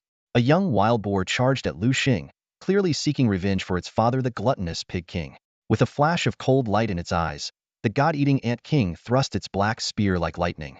The young wild boar, at bronze tier 8, was instantly killed, its eyes filled with unwillingness and despair in its final moments. Before Liu Xing could react, the god-eating ant king had already picked up the young wild boar and, ignoring its filth, began to feast. In no time, the entire young wild boar was consumed. Liu Xing's mouth twitched as he couldn't help but remark, "Great, now I've got another foodie around." Hearing the term foodie, Su Peng scratched his head sheepishly and chuckled. Over the next few days, Liu Xing and Su Peng didn't head back immediately. Instead, they decided to set up camp in Wild Boar Forest. Liu Xing launched a thrilling hunting campaign, dealing a devastating blow to the wild boar population. The powerful boar leaders were taken down one by one, ultimately becoming a feast for the devouring ant king. To Liu Xing's surprise, no matter how much the devouring ant king consumed, its size remained unchanged, likely due to its gluttony skill. Nonetheless, the overall size of the devouring ant king had significantly increased. From its initial childlike size, it had now grown to resemble an adult. Liu Xing looked at the devouring ant king by his side with satisfaction, nodding to himself. In just a few days, the devouring ant king's strength had skyrocketed from bronze level 1 to bronze level 5, an astonishing rate of improvement. "All right, Su Peng, it's time for us to head back," Liu Xing finally said. Head back? Su Peng, who had been feasting on wild boar meat for days, was not only not tired of it, but seemed to have developed a taste for it. "Aren't you going to continue leveling up your devouring ant king?" Liu Xing shook his head and explained, "No, I plan to let the devouring ant king settle for a while. Just like martial arts training, rapid level-ups might seem beneficial, but they could lead to an unstable foundation. So where are we going now? Back to school, or should we explore Gue City a bit?" Su Peng asked, a hint of anticipation in his eyes. Liu Xing noticed the eagerness in Su Peng's eyes, knowing that this guy definitely wanted to explore Gue City but was hesitant to say it outright. "Let's explore Gue City first," Liu Xing decided. "Great. Awesome." Su Peng's face lit up with joy at Liu Xing's words. Suddenly, Liu Xing turned alertly. "Who's there?" He heard a rustling sound from the nearby bushes, instantly tensing up. "Don't attack. Don't attack. I'm a friend." A sneaky-looking guy emerged from the bushes. "Who are you? Why were you sneaking around?" What are you up to? Su Peng immediately bombarded the man with questions. Misunderstanding. It's all a misunderstanding. The man quickly explained. I saw you two fighting earlier and thought you were pretty strong. I just wanted to make friends. Make friends? Su Peng frowned. Why should we be friends with you? The man grinned. Come on. There's an old saying. At home, you rely on your parents. Outside, you rely on friends. The more friends you have, the more options you get. Liu Xing stared at the man with a sly smile and couldn't help but ask, what do you really want? Nothing, nothing. The man stammered. It's just that I have a lucrative deal. I wonder if you two are interested. No thanks. You can keep your lucrative deal to yourself. Liu Xing saw through the man's intentions and firmly refused. Wait. The man pleaded. Aren't you tempted by a chest full of diamond-grade magical beast cores? A chest full of diamond-grade magical beast cores. Su Peng exclaimed, my goodness, how much would that be worth? His eyes lit up with excitement. However, Liu Xing remained indifferent. The man who suddenly appeared was named Yang Guisheng, nicknamed Yang Gosher. He usually engaged in petty theft. Just yesterday, he had sneaked into a mansion to steal something but found the owner still at home. With no other choice, he hid in a corner and eavesdropped. That was how he learned an important piece of information. Someone was bringing a chest full of magical beast cores to Gue City's Duobao Pavilion for auction. Moreover, that person was already staying at the VIP Pavilion Hotel, arranged by the mansion's owner. Yang Guisheng had waited there for a long time, but seeing that the owner wasn't going to sleep anytime soon, he had to leave disappointed. Since returning, he had been pondering how to get his hands on that chest of cores, but had yet to come up with a feasible plan. Just as he was feeling hungry, he decided to head to Wild Boar Forest to hunt a wild boar for a meal. Yang Guisheng stepped into the forest and coincidentally ran into Liu Xing and Su Peng. Liu Xing's heroic display of hunting a wild boar immediately caught Yang Guisheng's attention. Liu Xing moved with agility and speed, handling the fierce wild boar king with ease. Yang Guisheng watched in disbelief as the wild boar king couldn't last a single round against Liu Xing, each time being taken down with a single strike. If I could get such a skilled person to join us, wouldn't taking the chest be a breeze? Yang Guisheng thought to himself.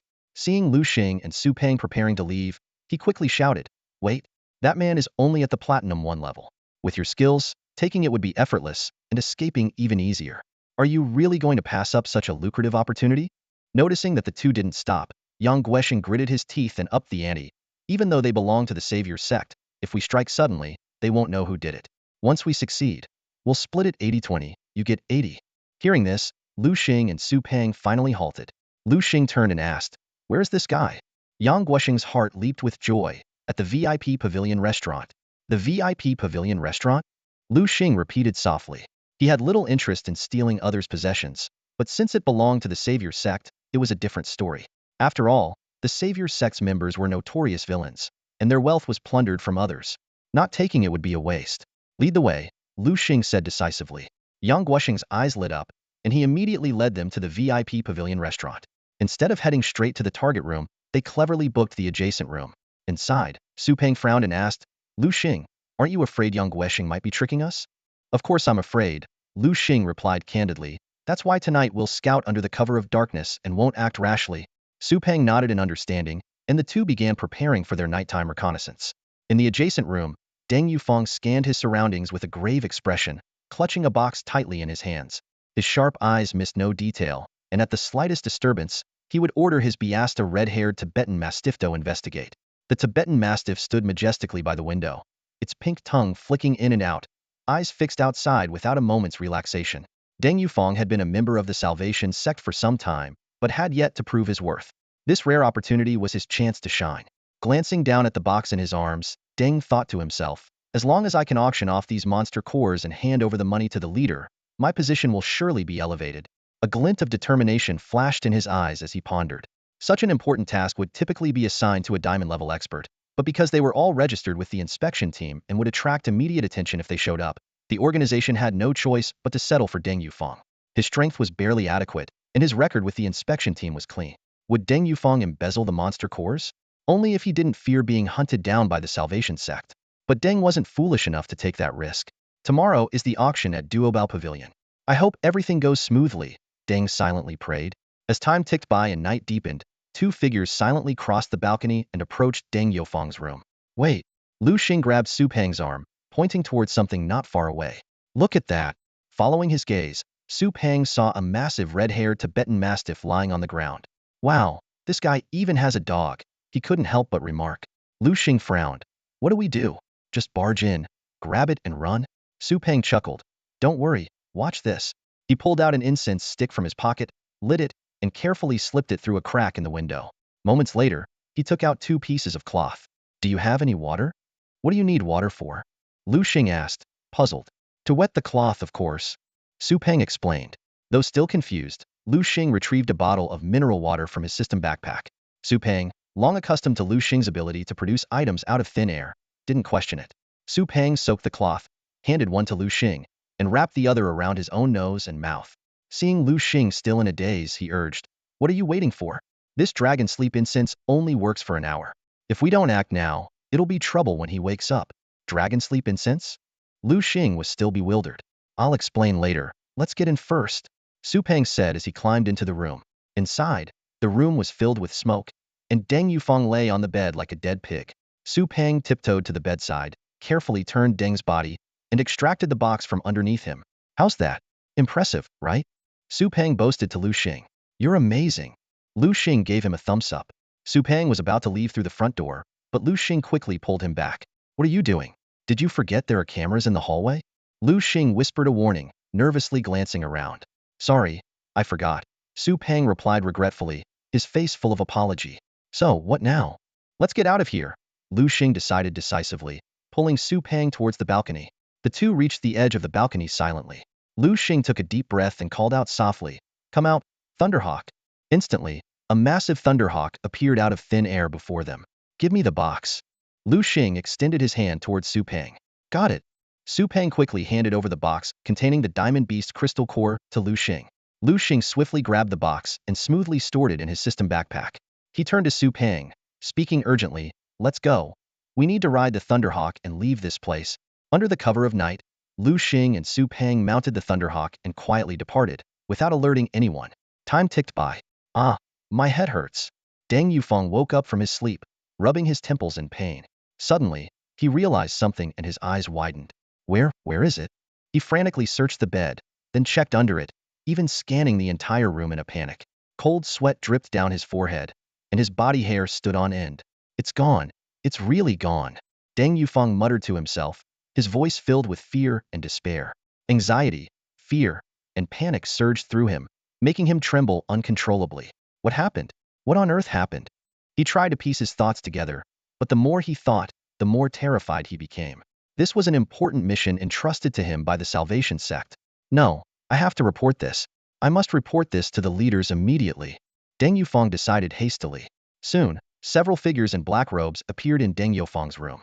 Leading them was an elderly man with white hair. His hooked nose and piercing gaze sent chills down one's spine. What exactly happened?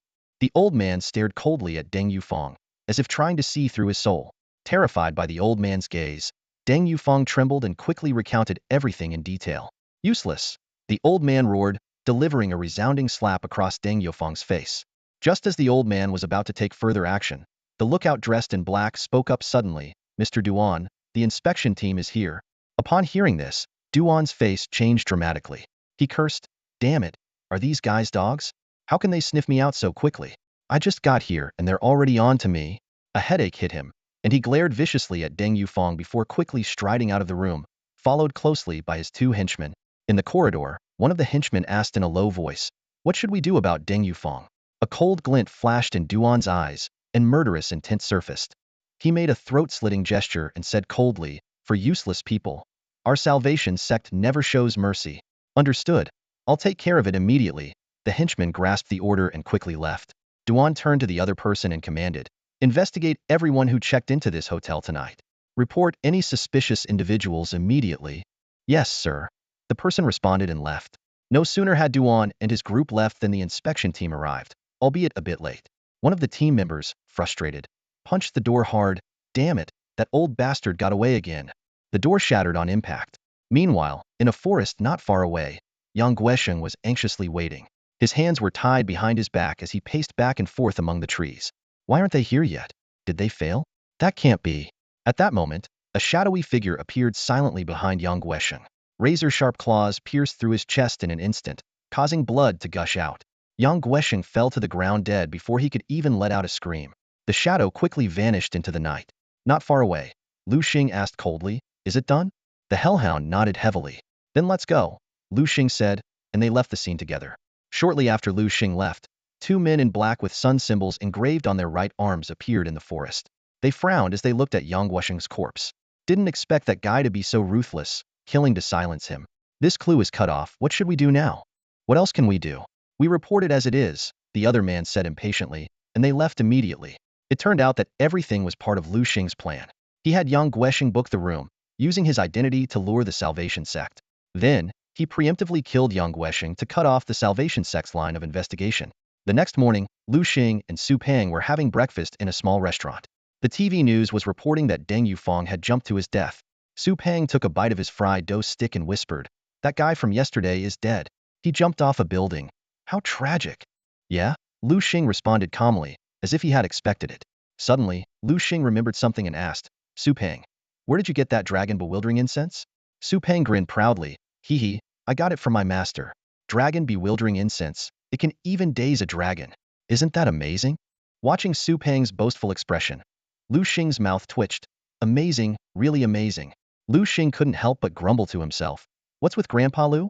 It's one thing to take Su Peng as a disciple, but why teach him that stuff? Little did he know, Liu Ran gave Su Peng the dragon mist incense to use as an escape tool against strong enemies. However, the crafty Su Peng had the bright idea to use it for other, less serious purposes. Meanwhile, far away in Sanya, Liu Ran suddenly sneezed loudly. Old man, did you catch a cold? His wife asked with concern. Seems like it. Liu Ran replied, feeling puzzled. How could someone of his master-level strength catch a cold? I'll make you some 666 cold granules in a bit. All right. Liu Ran nodded in agreement. Back with Liu Xing, Su Peng was stuffing his face and couldn't help but ask, after we finish eating, are we going home? No, we're going to the treasure pavilion, Liu Xing answered calmly. Why are we going there? Su Peng asked, curious. To attend the auction, of course. What? Su Peng lowered his voice. Liu Xing, don't tell me you plan to auction off the magic beast crystal core we got yesterday. As if. Liu Xing rolled his eyes. I'm not that dumb. If I sold it now, the cult of salvation would definitely come after us. Then what do you plan to do? Just to see the world and maybe buy something good. Su Peng was speechless. Do you even have money? In his mind, auctions were for the super rich, and any random item there would cost millions. Liu Xing smiled slightly. Money? He thought to himself. Maybe he didn't have much else, but right now, he was secretly wealthy. The 1.6 billion yuan he won with Green Luo at the casino was still untouched. With that money, Liu Xing felt a lot more confident. Fatty, are you full yet? Liu Xing asked. Get me 2 more buns. I'll eat them on the way. Sure. Su Peng responded, then turned to the waiter. Could we get 2 more buns to go, please? Of course, just a moment. The waiter replied efficiently. Before long, Liu Xing and Su Peng arrived at the auction house in the treasure pavilion. Su Peng was still eating, his mouth greasy. Stop. The security guard at the door reached out to block them. At that moment, a man in a suit quickly approached. Smack. He slapped the security guard hard across the face. Get out of my sight, you blind fool.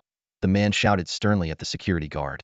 Then, with a sycophantic smile plastered on his face, he quickly walked over to Liu Xing and Su Peng. Please, come inside. He invited them with a respectful gesture. Liu Xing and Su Peng exchanged puzzled looks. The sudden change in the man's attitude caught them off guard, completely shattering their expectations of a dramatic confrontation. Nevertheless, given the man's enthusiastic hospitality, they felt it would be impolite to refuse and followed him into the auction hall. As Liu Xing and Su Peng walked away, the man's smile vanished, replaced by a dark expression.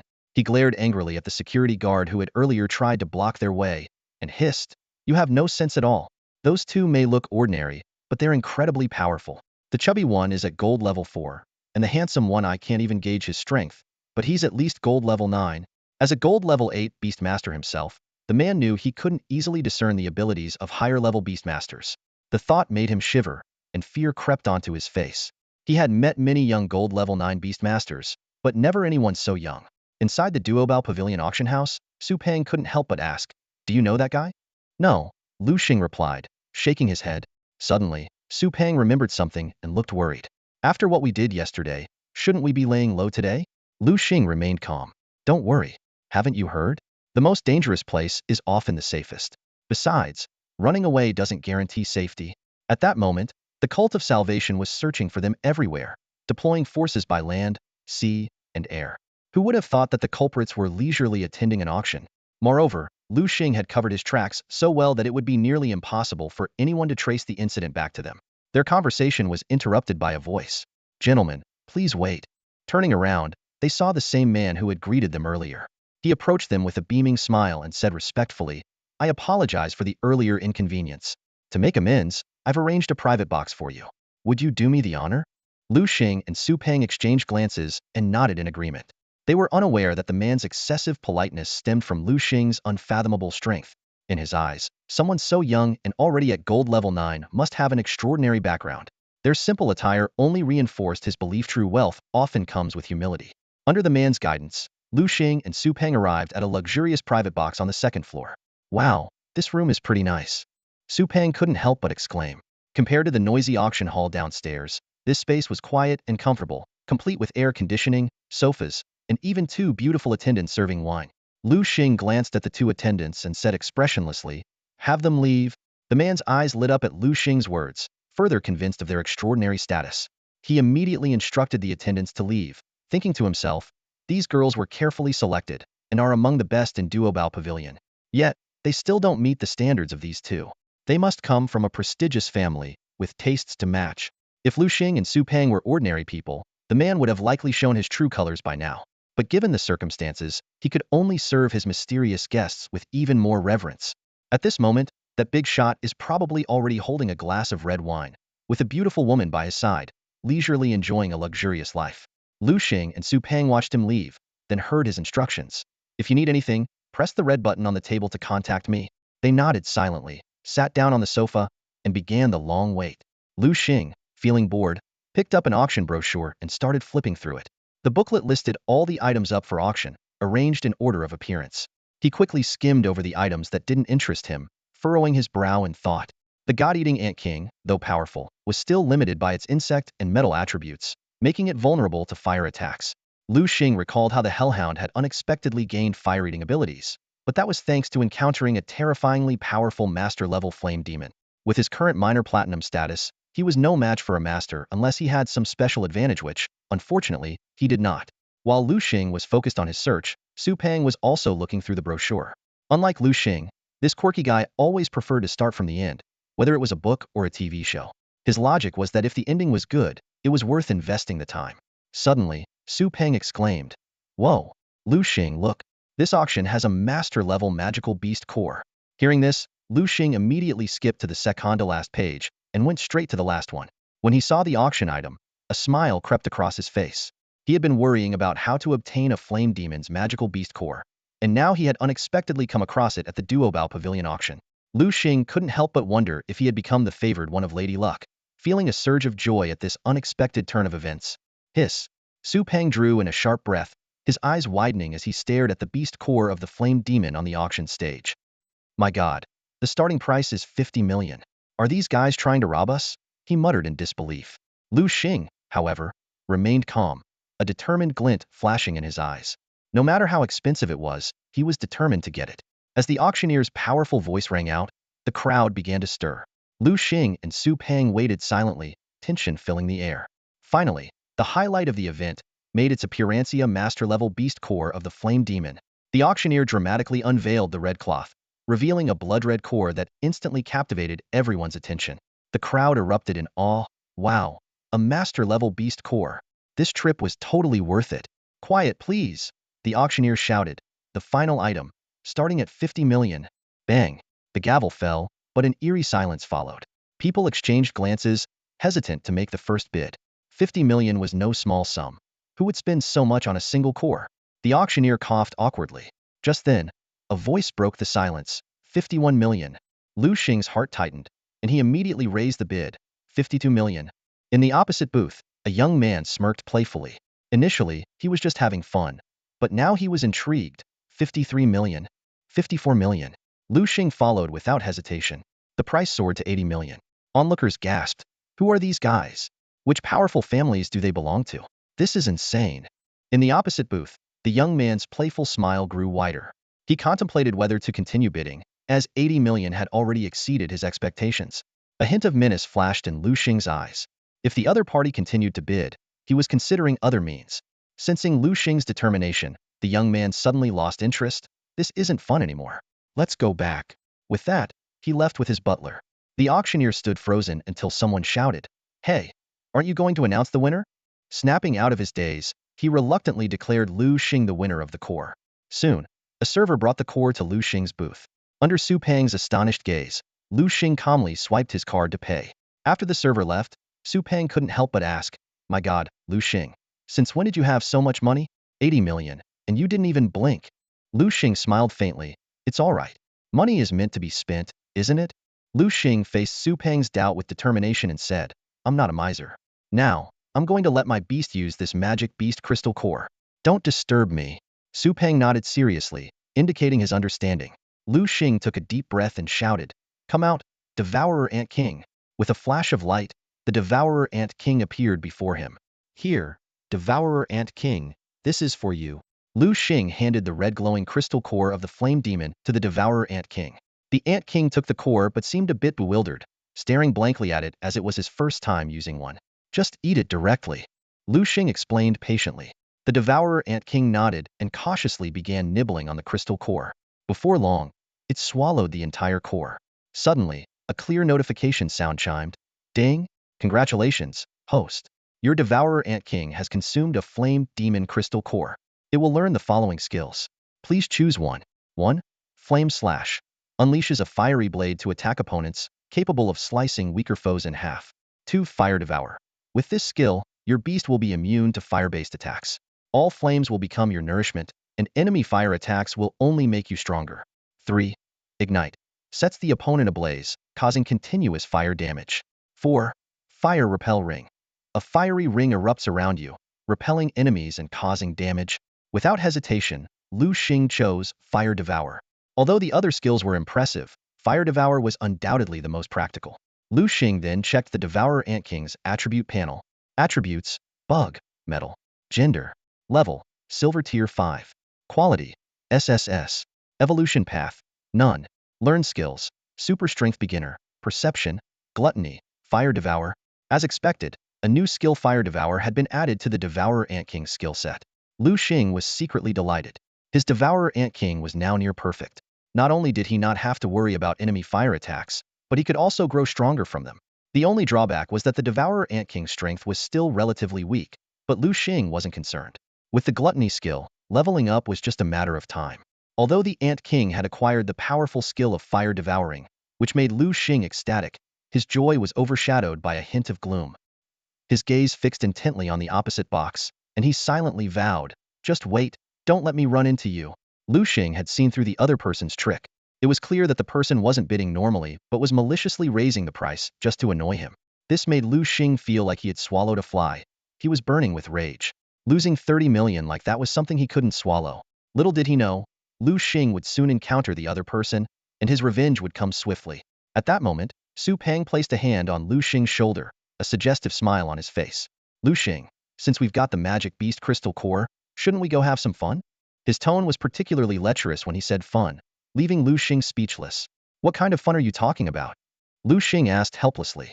Su Peng immediately revealed his true intentions. "Of course, we're going to the Yaoqi Fairy Palace in the city." "Yaoqi Fairy Palace? Is that place legit?" Liu Xing asked, his face darkening at the name. "Legit, of course it's legit." Su Peng's smile grew even more lascivious. Considering Su Peng had helped him many times, and Liu Xing also wanted to relax, he reluctantly agreed. The two left the auction and headed straight for Yaoqi Fairy Palace. A lavish palace came into view, shrouded in mist, with women dressed in palace-made skirts bustling about. Liu Xing couldn't help but twitch his mouth. "Su Peng, this is what you call legit?" Su Peng got anxious. "Which part of this doesn't look legit to you?" Before he could finish, a woman dressed as a madam approached. "Gentlemen, which Yaoqi fairy would you like to choose?" "Biyue and Xiuhua," Su Peng replied, clearly prepared. The madam quickly made the arrangements. In the room, Liu Xing and Su Peng lay on the bed as two women massaged their feet. "This is what you call relaxing?" Liu Xing asked. "What else?" "Hee, you weren't thinking of." Su Peng's smile became even more suggestive. Liu Xing looked speechlessly at the twin women before him. They wore white long skirts and white veils, giving them a mysterious beauty. But their true appearance was hard to discern, especially with masks on. Anyone could look like a beauty. Suddenly, a young master barged in confidently. "Hey, where are Biyue and Xiuhua?" "Oh dear, young master one. I'm sorry, but Biyue and Xiuhua already have guests today, the madam quickly explained. They have guests? Young Master Wen's face darkened. I don't care. I want to see Biyue and Xiuhua now. But, no buts. I'll pay double. This. Triple. Young Master Wa. 5 times. No more. If you keep arguing, you know the consequences. All right, I'll make the arrangements immediately. Shortly after, the madam entered Liu Xing and Su Peng's room with an apologetic look. I'm sorry, but a guest has specifically requested Biyue and Xiuhua. To make up for it, I'll arrange for 2 new technicians for you, and today's on the house. How does that sound? Su Peng, who was enjoying grapes and a foot massage, was immediately displeased. He was about to explode when Liu Xing stopped him. Thank you, madam, Liu Xing said with a smile. But make sure the new ones are as good as these 2 sisters. Of course, said the old woman, and with that, she left the room with Biyue and Xiuhua. Only Liu Xing and Su Peng remained inside. Su Peng gazed at Liu Xing, hesitant to speak. He had never seen Liu Xing so timid before and was quite surprised. Noticing Su Peng's stare, Liu Xing's lips curled into a faint, cold smile. Fatty, remember that guy who was bidding against me at the auction earlier? Su Peng nodded. Of course I do. If it weren't for him, you could have gotten the item for much less. That guy really screwed you over. Liu Xing's eyes turned sharp at Su Peng's words. What a small world. I didn't expect to run into him here. Su Peng was momentarily stunned. Then he realized. You mean that guy just now was? Liu Xing nodded slightly, confirming Su Peng's suspicion. A wicked smile spread across Su Peng's face. Want me to? No need. I want to handle this myself, Liu Xing said firmly. Night had fallen, and a drunken man staggered down a deserted alley, followed closely by an old butler with a worried expression. The butler's brow was furrowed with concern as he thought to himself. After what the young master did today, how am I supposed to report this to the master? He glanced at his young master, a flash of disdain in his eyes, though he was helpless to do anything about it. Initially, the butler had planned to drive the young master back to the mansion, but for some reason, the young master insisted on walking. Butler, do you know? The drunken young master suddenly spoke up. I'm so happy today. I tricked some poor kid out of 30 million. 30 million. I wonder what that kid's face looks like right now. The young master stumbled, nearly falling. The butler quickly moved to support him. Just then, a chill ran down the butler's spine. Something's wrong. Alarm bells went off in the butler's mind, but it was too late. A sharp claw pierced through his back, instantly taking his life. Butler! The young master cried out in horror, stumbling backward, his drunkenness vanishing in an instant. Trembling, he quickly summoned his beast. Who's there? Who is it? The young master demanded, his face pale as he scanned the surrounding darkness with sharp, wary eyes. Soon, Liu Xing's gaze locked onto 2 figures standing not far away, Liu Xing and Su Peng. Su Peng was leisurely munching on a slice of watermelon, his eyes glinting with amusement as he stared directly at the eldest son of the One family. The eldest son of the One family wore a grim expression, seething with anger as he demanded, Who are you? Why are you attacking us? Liu Xing let out a cold snort, his tone dripping with sarcasm. You want to know who we are? Ask the king of hell yourself. As soon as he finished speaking, a dark shadow flashed behind the eldest son of the One family. With a sharp thud, a pitch-black spear pierced through his heart. In disbelief, he touched his chest, his hand instantly covered in blood. With a look of unwillingness and terror, he collapsed heavily to the ground.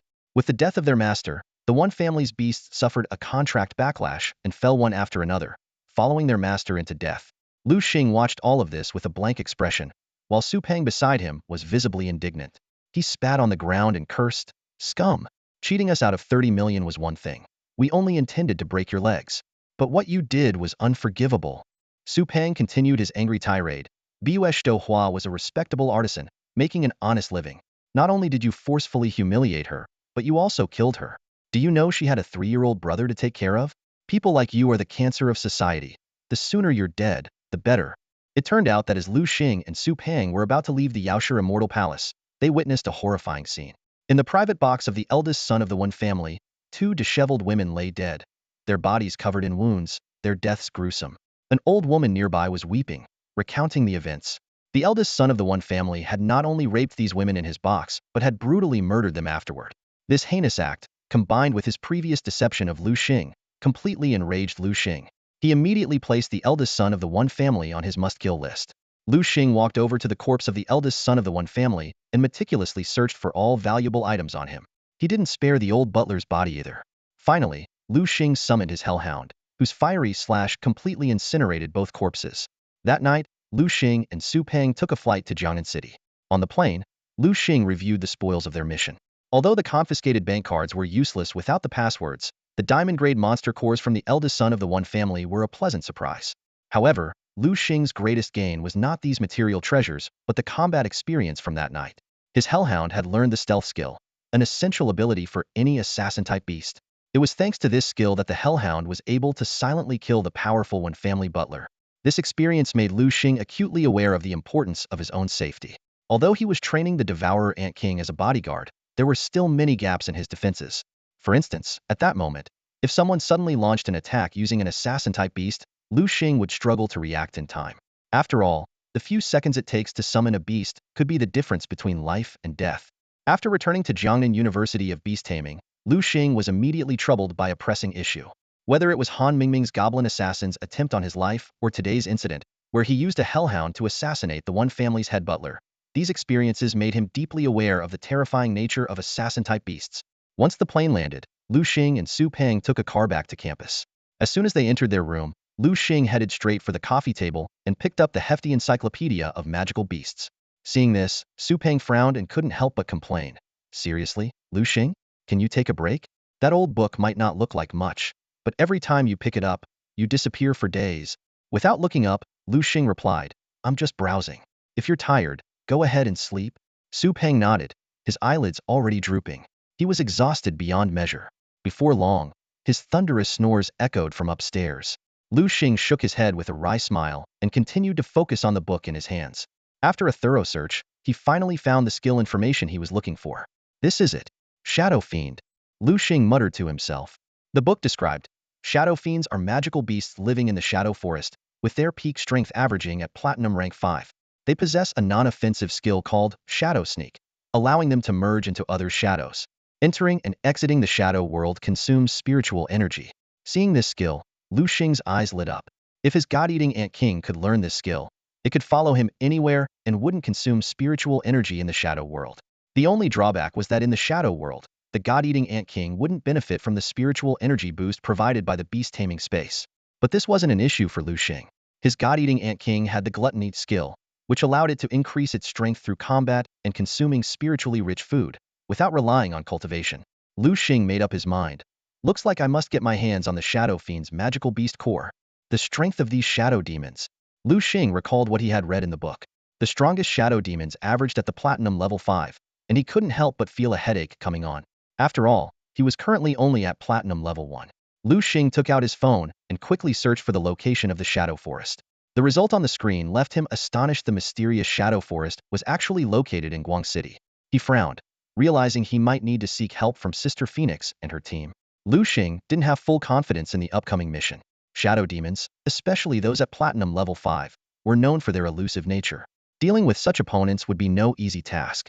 Although Liu Xing disliked troubling others, seeking help seemed to be his only option at this point. He thought wryly to himself, isn't this just like seeking help from high-level players to clear stages in a game? This time, he was essentially going to ask the pros for help. Liu Xing glanced upstairs, where Su Peng was sound asleep. He quickly sent Su Peng a message and then set off. Upon arriving at the airport, he bought a ticket and flew back to Guang City. The matter weighed heavily on his mind, prompting him to rush back to the Phoenix base overnight. To Liu Xing's surprise, Zixian's room light was still on late at night. He dialed her number and soon, Zixian came to open the door. Zixian, I'm really sorry for bothering you this late, Liu Xing said apologetically. It's no problem, Zixian replied with a smile. Liu Xing's earlier heroic deeds of saving Chuntao and the other 3 women had spread throughout the Phoenix mercenary group, significantly raising his favorability within the group. Zixian was no exception. After all, in this team, the bond among the sisters was strong. Saving Chuntao and the others was equivalent to saving everyone's sisters. Have you eaten? Do you want something to eat? Zixian asked. It was then that Liu Xing realized he hadn't eaten anything all the way from Gue City to Jiangnan City and then to Guang City. His stomach growled in response. Zixian understood and immediately went to the kitchen. Before long, she brought out a steaming bowl of egg noodles and placed it in front of Liu Xing. Sorry, there isn't much else in the fridge. You'll have to make do with this tonight. I'll cook you a big meal tomorrow. No worries, Zixian. This bowl of egg noodles is more than enough, Liu Xing said as he began to eat ravenously. Whether it was because he was extremely hungry or Zixian's cooking skills were exceptional, he quickly finished the large bowl of noodles. Wiping his mouth, Liu Xing asked, Zixian, Are Sister Phoenix and the others asleep? Zixian shook her head. No, I'm not sure if they're asleep. Huh. Because they're not at the base. Oh. Liu Xing suddenly understood. Do you know where they went, or when they'll be back? Zixian shook her head again. I don't know where they went. Most of our missions are confidential and not to be disclosed. Liu Xing nodded in understanding. Some information indeed shouldn't be shared to avoid unnecessary panic. By the way, why are you looking for them? Zixian inquired. Well, Liu Xing explained, I need the magic cores of shadow demons. But the strongest shadow demons in the Shadow Forest are at Platinum level 5, and I'm only at Platinum level 1. So I wanted to ask Sister Phoenix and her team to help me hunt the shadow demons. Zixian agreed with Liu Xing's decision to seek help. I've read about shadow demons. They are pack beasts. If you attack one, they'll fight you to the death. You might end up facing dozens or even hundreds of shadow demons, and you might not make it back. That's why I'm here to ask for Sister Phoenix's help, Liu Xing said with a wry smile. Zixian noticed the urgency on Liu Xing's face, as if he was determined to hunt the shadow demons no matter what. After a moment of thought, she said to Liu Xing, all right, for now, you should get some sleep. Once you've had enough rest, I'll take you to the shadow demon forest to help you hunt the shadow demons, Zixian proposed, catching Liu Xing off guard. Isn't that a bit much? Liu Xing hesitated. We don't know each other that well, and I don't want to impose. Zixian waved her hand dismissively, her tone firm. There's nothing to worry about. It's settled. Go get some rest and I'll handle the dishes. Thank you, Sister Zixian. Liu Xing said gratefully. You're welcome. Now, go sleep. Zixian urged, her eyes betraying a hint of concern as she looked at the exhausted Liu Xing. Dragging his heavy steps, Liu Xing returned to his room and collapsed onto the bed, quickly falling into a deep sleep. He slept soundly and didn't wake up until the sun was high in the sky the next day. Rubbing his sleepy eyes, Liu Xing yawned as he walked downstairs, surprised to find Zixian still sitting there, engrossed in a book, as if she hadn't slept at all. I bought you breakfast, Zixian said with a smile, looking up. And I got some groceries too. Just tell me what you'd like to eat, and I'll cook it for you. Liu Xing felt a bit overwhelmed by her kindness, but didn't want to be overly polite. Thank you, Sister Zixian, he said, grabbing a youtiao and devouring it with some soy milk. After breakfast, Zixian swiftly cleared the table and turned to Liu Xing. Are you ready? Yes, Liu Xing nodded. Then let's go. The two left the Phoenix base and headed straight for the Shadow Forest. As they stepped into the forest, an eerie atmosphere enveloped them, making them instinctively more alert. Liu Xing immediately summoned all his beast companions, while Zixian called out only two. A Diamond Tier 3, Scrade, Electric-type Purple Lightning Mink, and a Diamond Tier 2, Scrade, Fire-type Flaming Dog. Zixian gracefully leaped onto the Purple Lightning Mink's back, while the Flaming Dog stood guard by her side, its sharp eyes scanning their surroundings. Let's go, she said succinctly. Liu Xing opened his mouth to speak, but found himself at a loss for words. In the end, he could only manage a soft, all right. With that, the two cautiously ventured deeper into the Shadow Forest, ready to face any danger that might arise. Liu Xing sat astride the hellhound, his gaze sharp as he scanned the surroundings. Zixian's attention was irresistibly drawn to Liu Xing's beasts.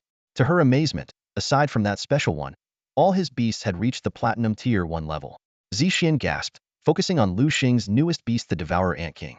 This Silver Tier 5 creature exuded an indescribable aura of terror. The Devourer Ant King followed closely beside Liu Xing, its eyes keenly surveying the area, while its antennae twitched slightly, as if probing every movement around them. Half an hour into the Shadow Forest, the Devourer Ant King suddenly grew tense, instinctively moving closer to Liu Xing, its spear held defensively across its chest. Zixian was puzzled, as her flamehound showed no signs of sensing any danger. At that moment, the Devourer Ant King struck swiftly, raising its black spear high and thrusting it into the ground. With a squelch, the spear pierced flesh, and a star-nosed mole was hoisted into the air. Liu Xing saw that the mole was already dead, its blood slowly dripping down the spear. The Devourer Ant King flicked its spear, discarding the corpse carelessly. Zixian was astonished. So strong. She couldn't fathom how this Silver Tier 5 beast possessed such acute senses, capable of detecting a hidden, star-nosed mole underground. Liu Xing urged, Zixian, keep up. Zixian immediately commanded her Thunder Mink to follow closely. After a long trek, they finally reached the Shadow Demon's territory.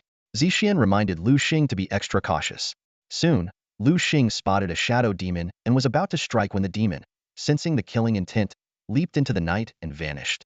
Liu Xing couldn't help but complain, damn, this place is a nightmare. The Shadow Forest seemed like an eternal night, with only a solitary moon hanging in the sky. They pressed on, and suddenly the Devourer Ant King grew alert again, thrusting its spear forward. With a clang, sparks flew. Liu Xing immediately went on guard, seeing that the Devourer Ant King had engaged in a fierce struggle with the shadow demon. The demon's sharp claws clamped onto the spear, and despite the Devourer Ant King's efforts, it couldn't pull the weapon back. The young and arrogant shadow demon had a mocking glint in its eyes, as if it found this opponent amusing. The Devourer Ant King roared in anger, its muscular arms bulging with veins, and managed to wrench the spear free, though it staggered backward from the force. A look of disbelief crossed the shadow demon's face.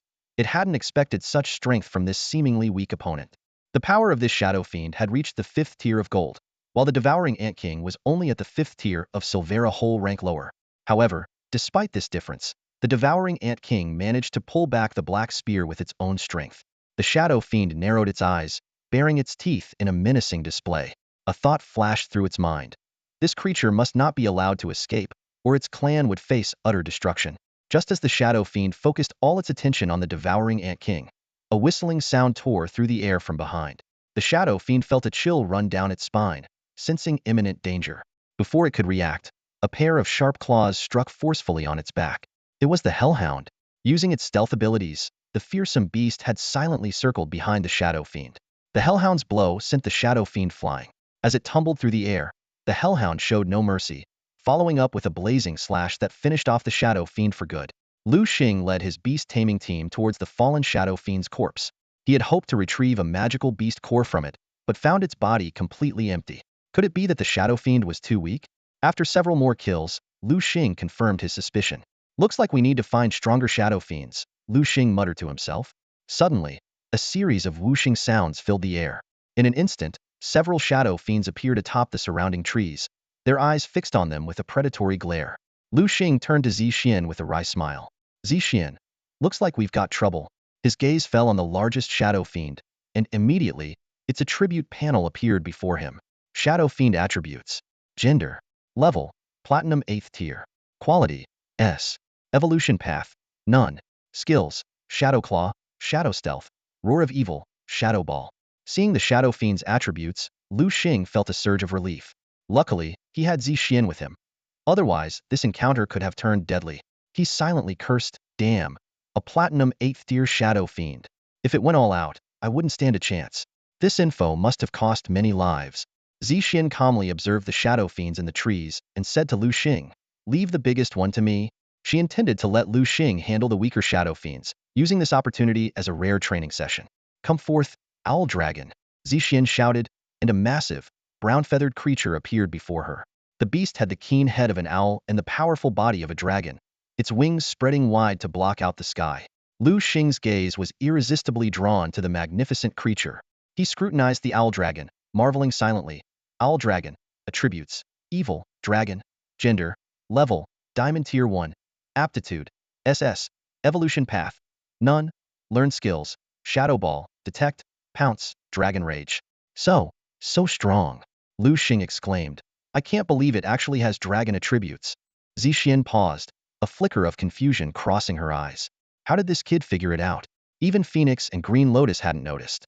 But she didn't dwell on it. After all, the stronger Liu Xing was, the better for their team. At that moment, the shadow demons that had been planning revenge saw the owl dragon and decided to retreat. Although fierce, they knew their limits. The owl dragon was their natural enemy, its sharp eyes easily piercing through their shadow stealth. Coupled with the disparity in strength, staying would be a death sentence. Trying to escape? Zixian's eyes narrowed, her expression changing instantly. A palpable killing intent emanated from her, transforming her into a veritable goddess of death. Liu Xing shivered at the sight. I'm going after that one. Be careful. Zixian left a parting remark before darting off like lightning after the fleeing shadow demon. Hey. Liu Xing tried to stop her, but Zixian was already gone. All he could do was wait, pondering how different she seemed from her usual gentle self. Before long, a dark shadow plummeted from the sky, crashing into the ground and leaving a sizable crater. Zixian appeared soon after, her face once again adorned with a motherly smile. Liu Xing, I caught it for you. Watching Zixian's drastic transformation, Liu Xing's mouth twitched as he stammered his thanks. Thank you, Sister Zixian. You're welcome. Zixian replied warmly, then summoned her hellhound. The hellhound approached the shadow demon, slashing its chest open with sharp claws. A black beast crystal was extracted. Liu Xing sighed in relief and handed the crystal to the god-eating Ant King beside him. The god-eating Ant King deftly placed the crystal in its mouth, crunching it a few times before swallowing. A system notification sounded. Ding. Congratulations, host. Your God-eating Ant King has consumed a Shadow Demon's Beast Crystal. It can now learn the following skills. Please choose.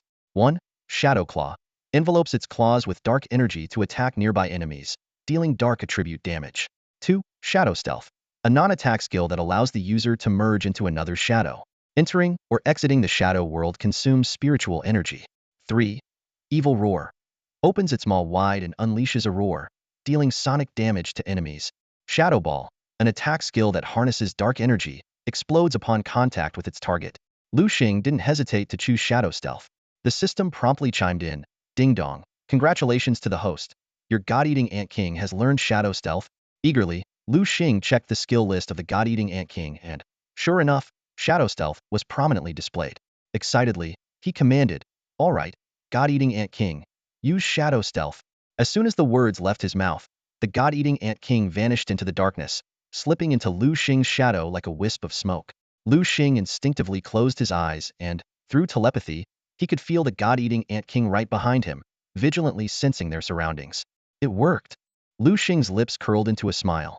Now, he could move around with an invisible bodyguard. Even if an assassin tried to attack him, the God-eating Ant King could spring from the shadows in an instant and thwart the plot. Liu Xing couldn't help but marvel at how the God-eating Ant King perfectly embodied the phrase like a shadow, always guarding its master. The only downside was that its strength still needed improvement, but Liu Xing believed that as the God-eating Ant King grew, he would no longer have to worry about potential threats. Just as Liu Xing was lost in his thoughts, Zixian's voice brought him back to reality. Liu Xing. What's up, Zixian?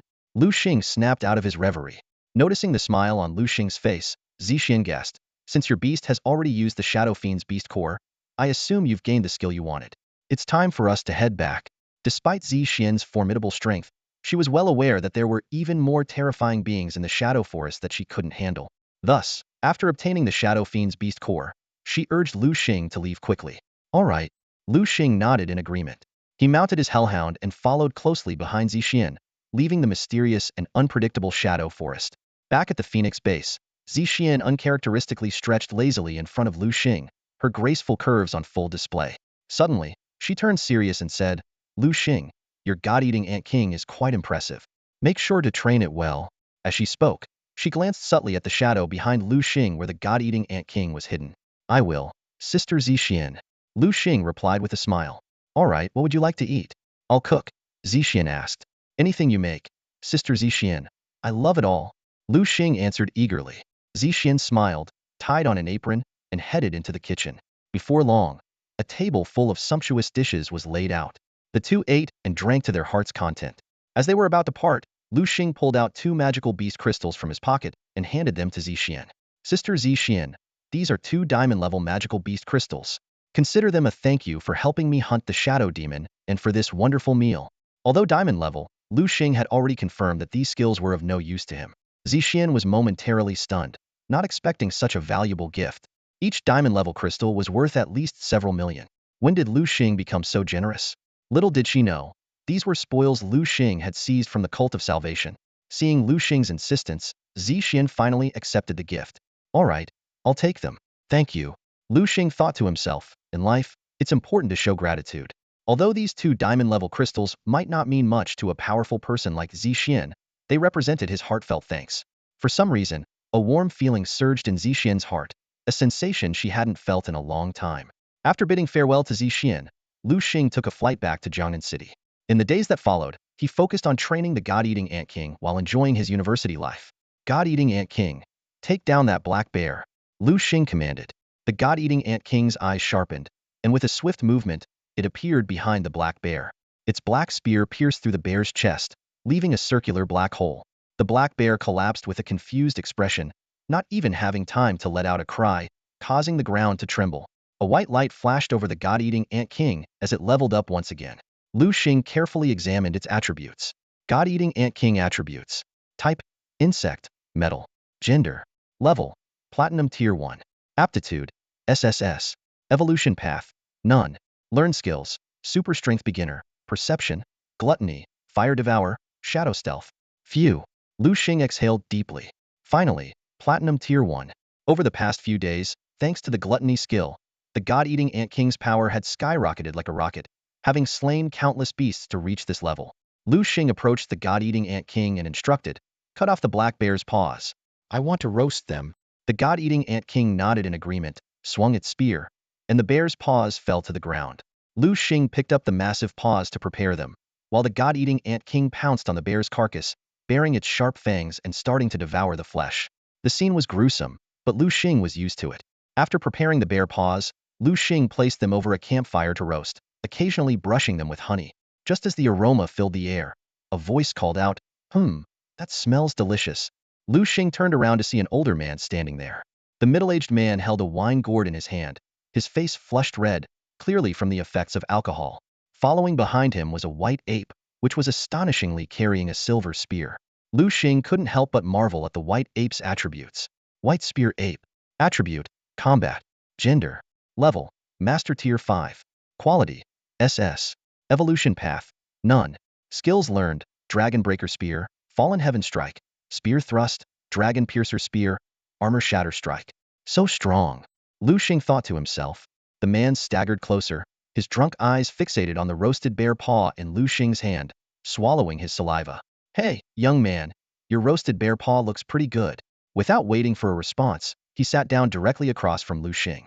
"How about we make a deal?" the man proposed. Liu Xing frowned slightly, unsure of what the man wanted to say. The man continued, "I just saw your god-eating Ant King in battle. While it's strong, its technique is lacking. How about this? I'll have my white spear ape teach your god-eating Ant King how to use a spear, and in return, you give me one of those roasted bear paws." Liu Xing thought to himself, this man is a Master Tier 5 expert, and since he's willing to offer guidance, why not take the opportunity? Besides, his own appetite wasn't that large. One bear paw was enough, and the extra would likely go to waste. It might be better to give it to the man as a goodwill gesture. "Deal. Here you go." Liu Xing handed one of the roasted bear paws to the man. "Thanks." The man took the roasted bear paw and took a small bite. Crispy on the outside, tender on the inside, with a hint of sweetness. "What's that from?" "It's this sweet honey." Liu Xing picked up a jar of honey from the ground. The man's eyes lit up. "Quick, give me some more." "Sure." Liu Xing handed the honey jar to the man. To his surprise, the man was so enthusiastic about the sweet honey. He scooped out a generous amount and spread it evenly over the roasted bear paw, then began to devour it with great satisfaction. In the following days, Liu Xing became the personal chef for the old man. He meticulously prepared various dishes, each one a feast for the senses, earning constant praise from the old man. "Kid, you've got skills," the old man exclaimed, giving a thumbs up while savoring the food. "You're good-looking, that's for sure, and you've got a decent heart. Your abilities are so-so, but your cooking skills are top-notch." The old man's eyes lit up with a sudden idea. "How about this? I have a beautiful daughter. Interested?" Liu Xing glanced at the old man's rugged face and quickly imagined what his daughter might look like. He hastily waved his hand. "No, no thanks. Don't regret it later," the old man chuckled. "I won't," Liu Xing replied, turning his gaze to the side where his devouring Ant King was locked in an intense battle with the old man's spear-wielding white ape. In just a few days of rigorous training, the devouring Ant King's spear skills had improved dramatically. The old man watched in astonishment, unable to believe how quickly Liu Xing's devouring Ant King had mastered the white ape's spear techniques. In just a few days, it had nearly learned all the white ape's spear moves. The spear-wielding white ape grew increasingly alarmed. It used to easily overpower the devouring Ant King, but now, if it weren't for being a 5th-tier master beast, it might have already lost. The saying goes, a month to learn the staff, a year to master the sword, a lifetime for the spear, but in front of the devouring Ant King, this saying seemed meaningless.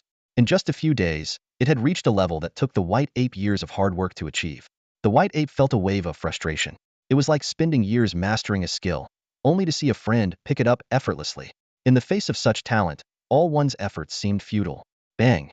The white ape suddenly exerted force, sending the devouring Ant King flying. The Ant King flapped its wings, ready to charge again, but the white ape raised its hand to stop it. The Ant King immediately halted. Panting slightly, the white ape ignored the Ant King and walked straight to the old man's side. Feeling defeated, the old man asked, a trace of schadenfreude on his face. The white ape shot him a glance. "It's okay," the old man consoled. "We'll just work harder so that it doesn't surpass us." The white ape nodded firmly. "Kid, it's been a pleasure." The old man turned to Liu Xing, "But all good things must come to an end. We have to go. Take care, old man. Until we meet again." Liu Xing politely bid farewell. Until we meet again, the old man said, leaving with the white ape. The forest was left with only Liu Xing and the devouring ant king. Let's go, devouring ant king, Liu Xing said. Time to test the results of these past few days. He led the ant king to a massive boulder. Devouring ant king, use the piercing dragon spear on this rock, Liu Xing commanded.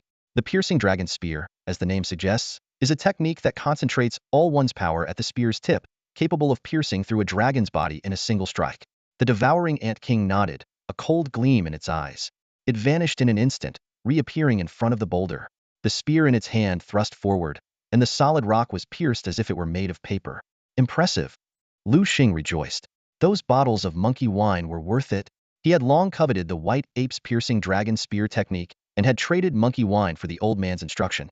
It worked out perfectly, and the devouring ant king had mastered the white ape's signature move in just a few days. Meanwhile, the old man walked down the road, glancing back in Liu Xing's direction. He sighed. Ah, the new generation surpasses the old. I never thought I'd feel so outdated so soon. Are all the youngsters this talented now? 19 years old and already at Platinum Tier 3. Just thinking about it, a sense of helplessness welled up in the uncle's heart. He instinctively recalled his own strength at the age of 19, and this comparison only deepened his sense of defeat. His spear, white ape, seemed to sense its master's emotions as well. The two kindred spirits huddled together, silently sharing their dejection. Looking at the god-eating ant king before him, Liu Xing softly said, God-eating ant king, it's time for us to go back. Over the past few days, the ant king's strength had grown considerably. Liu Xing planned to let it return and properly adapt to its platinum power, solidifying its foundation for future growth. With that, Liu Xing left the forest and returned to Jiangnan Beast-Taming University. Time flew by, and he had advanced from freshman to sophomore year. As soon as he stepped into the dormitory, Liu Xing saw Bai Feng and a few others sitting around the table. The moment Bai Feng saw Liu Xing, his face lit up with a smile. Liu Xing, it's been a while. Liu Xing smiled back and replied, long time no see. He glanced around and curiously asked, how come you guys have time to come back today? We missed you and decided to come back and see you. Bai Feng explained with a grin. Due to the university's system, third-year students had to go to another campus to study, so after Bai Feng and the others advanced to their third year, opportunities to meet Liu Xing became rare. Liu Xing keenly noticed the worries etched on their faces and got straight to the point. You guys didn't come here just to catch up, did you? Bai Feng's eyes brightened at Liu Xing's words, and he quickly flattered him. Liu Xing, you're as sharp as ever. You could tell right away. Liu Xing felt a bit speechless, thinking to himself, come on, guys, your worries are written all over your faces. If I couldn't figure that out, how could I get by? But he didn't say that out loud. Instead, he directly asked, what happened? A hint of shame crossed Bai Feng's face as he began to explain. Here's the thing. A girl from Hangzhou University came, wearing red clothes and wielding a red-tasseled spear. She has a white ape spear, and she's incredibly strong. None of us were a match for her. She defeated all four of us. Bai Feng's face turned red as he spoke, clearly feeling deeply ashamed of their defeat. In their hearts, as students of Jiangnan Beast-Taming University, the strongest school in the south, losing to a girl from Hangzhou University was a huge disgrace. Bai Feng and the others felt their faces burn with embarrassment for bringing such dishonor to their school. Liu Xing, Liu Xing. An urgent shout from outside shattered the quiet in the villa. Bai Feng and the others exchanged uneasy glances, their faces turning pale. Moments later, a figure strode into Liu Xing's villa. The newcomer wore a stern expression, his brows furrowed in anger. When he saw Bai Feng and the others, a flash of displeasure crossed his eyes. What are you all doing here? He demanded, his gaze sweeping over the four with reproach. Principal. Bai Feng stammered, his face flushed with embarrassment. Principal Liu Xing snorted coldly and turned his attention to Liu Xing, ignoring the others. Liu Xing, we need your help this time. His tone softened slightly. Hangzhou University has sent a top expert. If you don't step up, Jiangnan Beast-Taming University will lose face. Liu Xing continued, that old hag Zhong Xiaomei from Hangzhou University is offering a master-level beast core as a prize. She said that if anyone from Jiangnan Beast-Taming University can defeat her disciple, she will hand over the core. It's obvious she wants to undermine us. Hangzhou University has coveted our title as the top school in the south for a long time. Upon hearing this, Liu Xing's eyes lit up. Although he usually wasn't interested in such matters, the mention of a master-level beast core changed his mind. Such a treasure could be worth millions. How could he pass up an opportunity like this? All right, I'll go with you. Liu Xing agreed readily.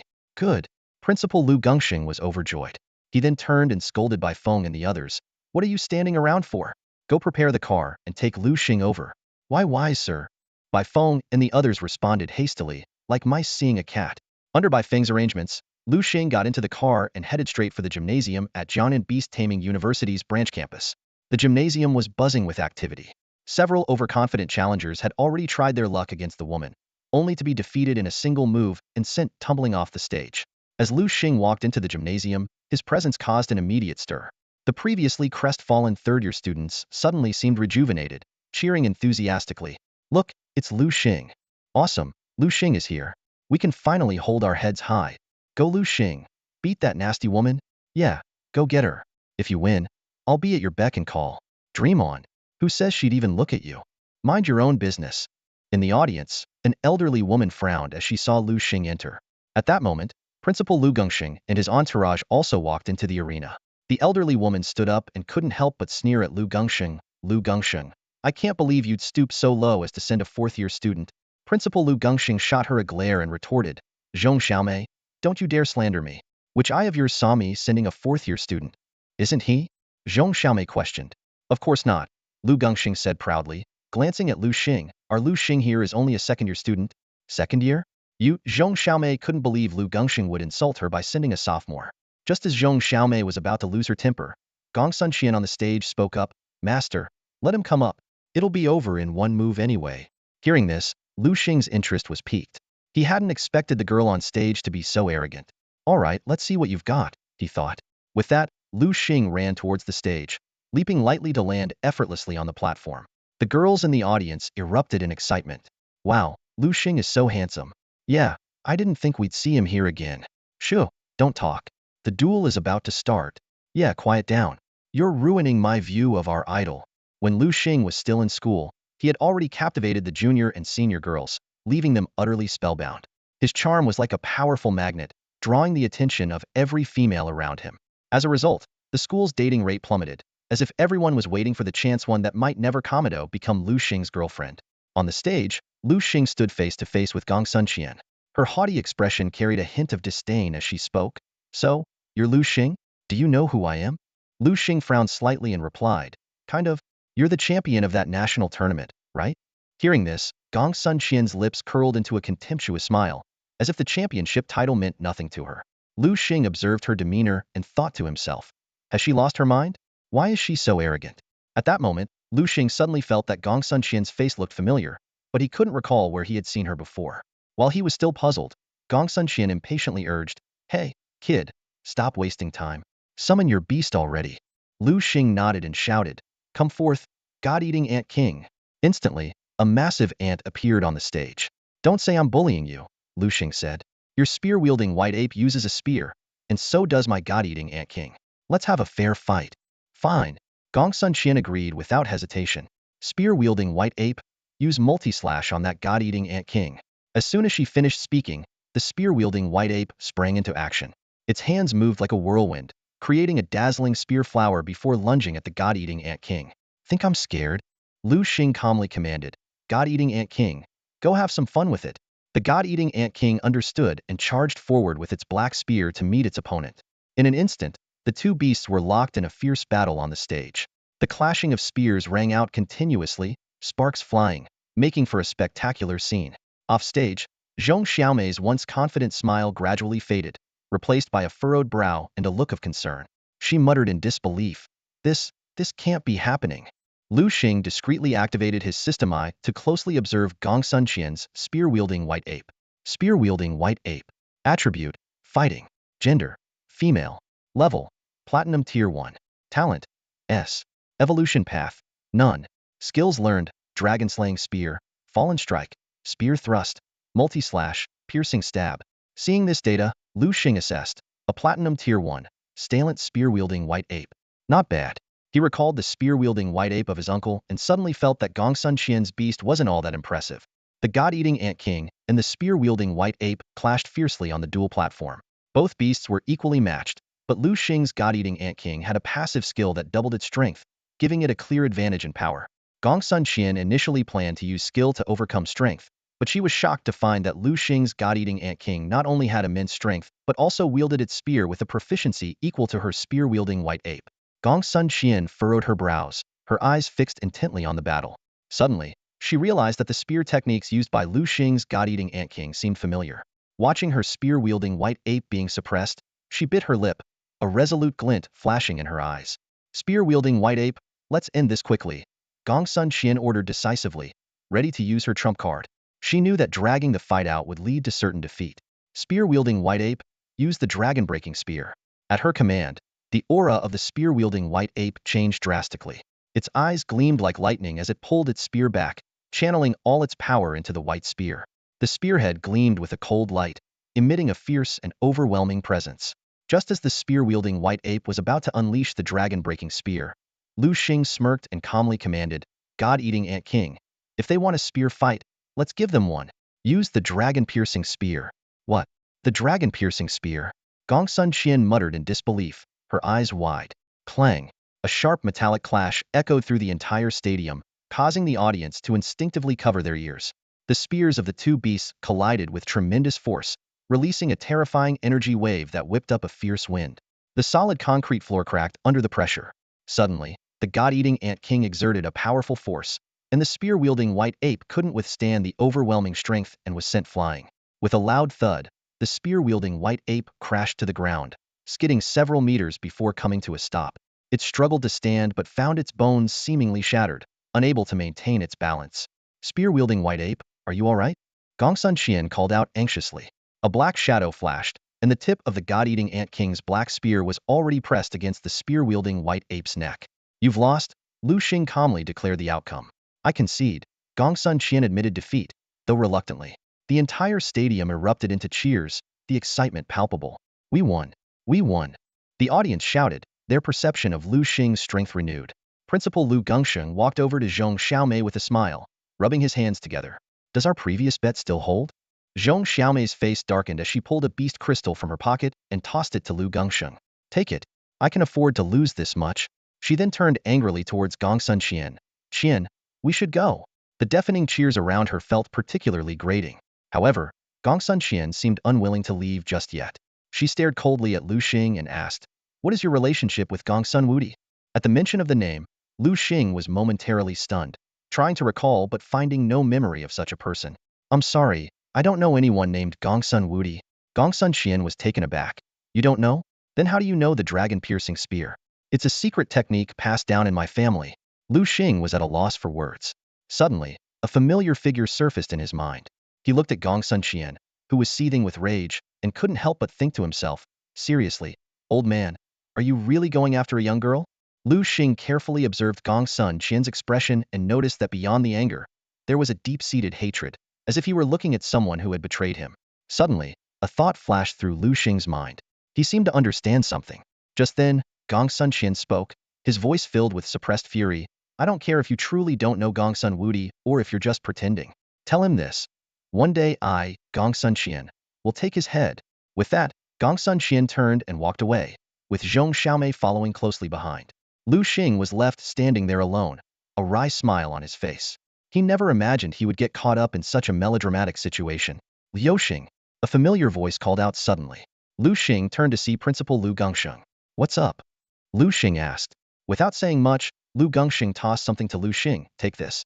It's a master-level magic beast core. Keep it safe. Liu Xing caught the core, momentarily stunned. He didn't expect Liu Gongsheng to be so generous. A master-level magic beast core was incredibly rare. Although Liu Gongsheng was quite powerful, he was only at the diamond level. Such a core was extremely valuable to him as well. Liu Xing couldn't help but feel a deep respect for Liu Gongsheng's generosity.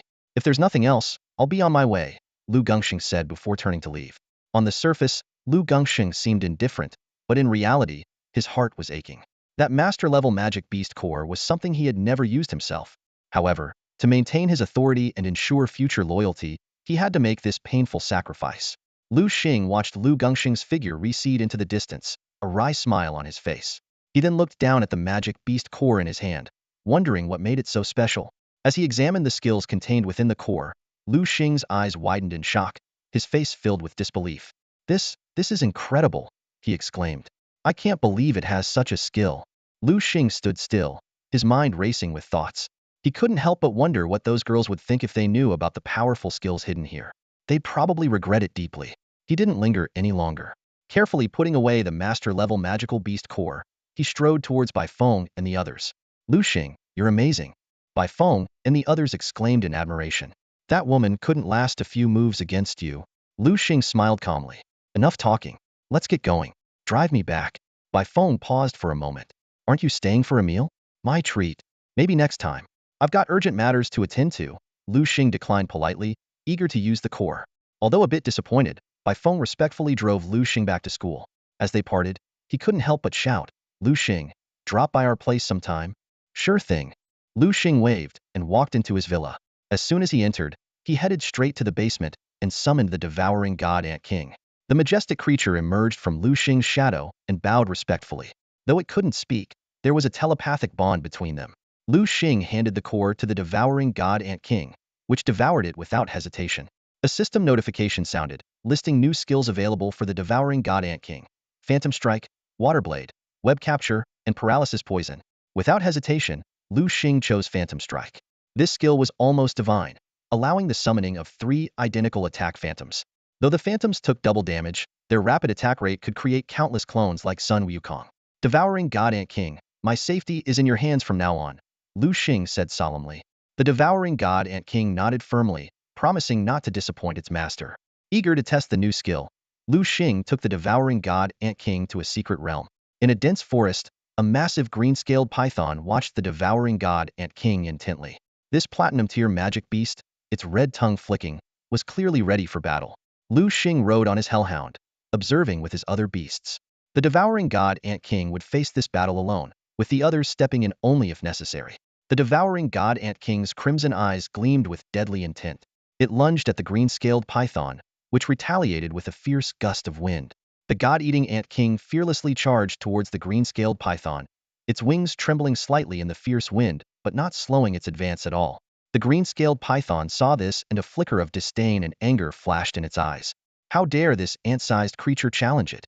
It opened its blood-red maw, revealing razor-sharp fangs, and lunged at the god-eating Ant King.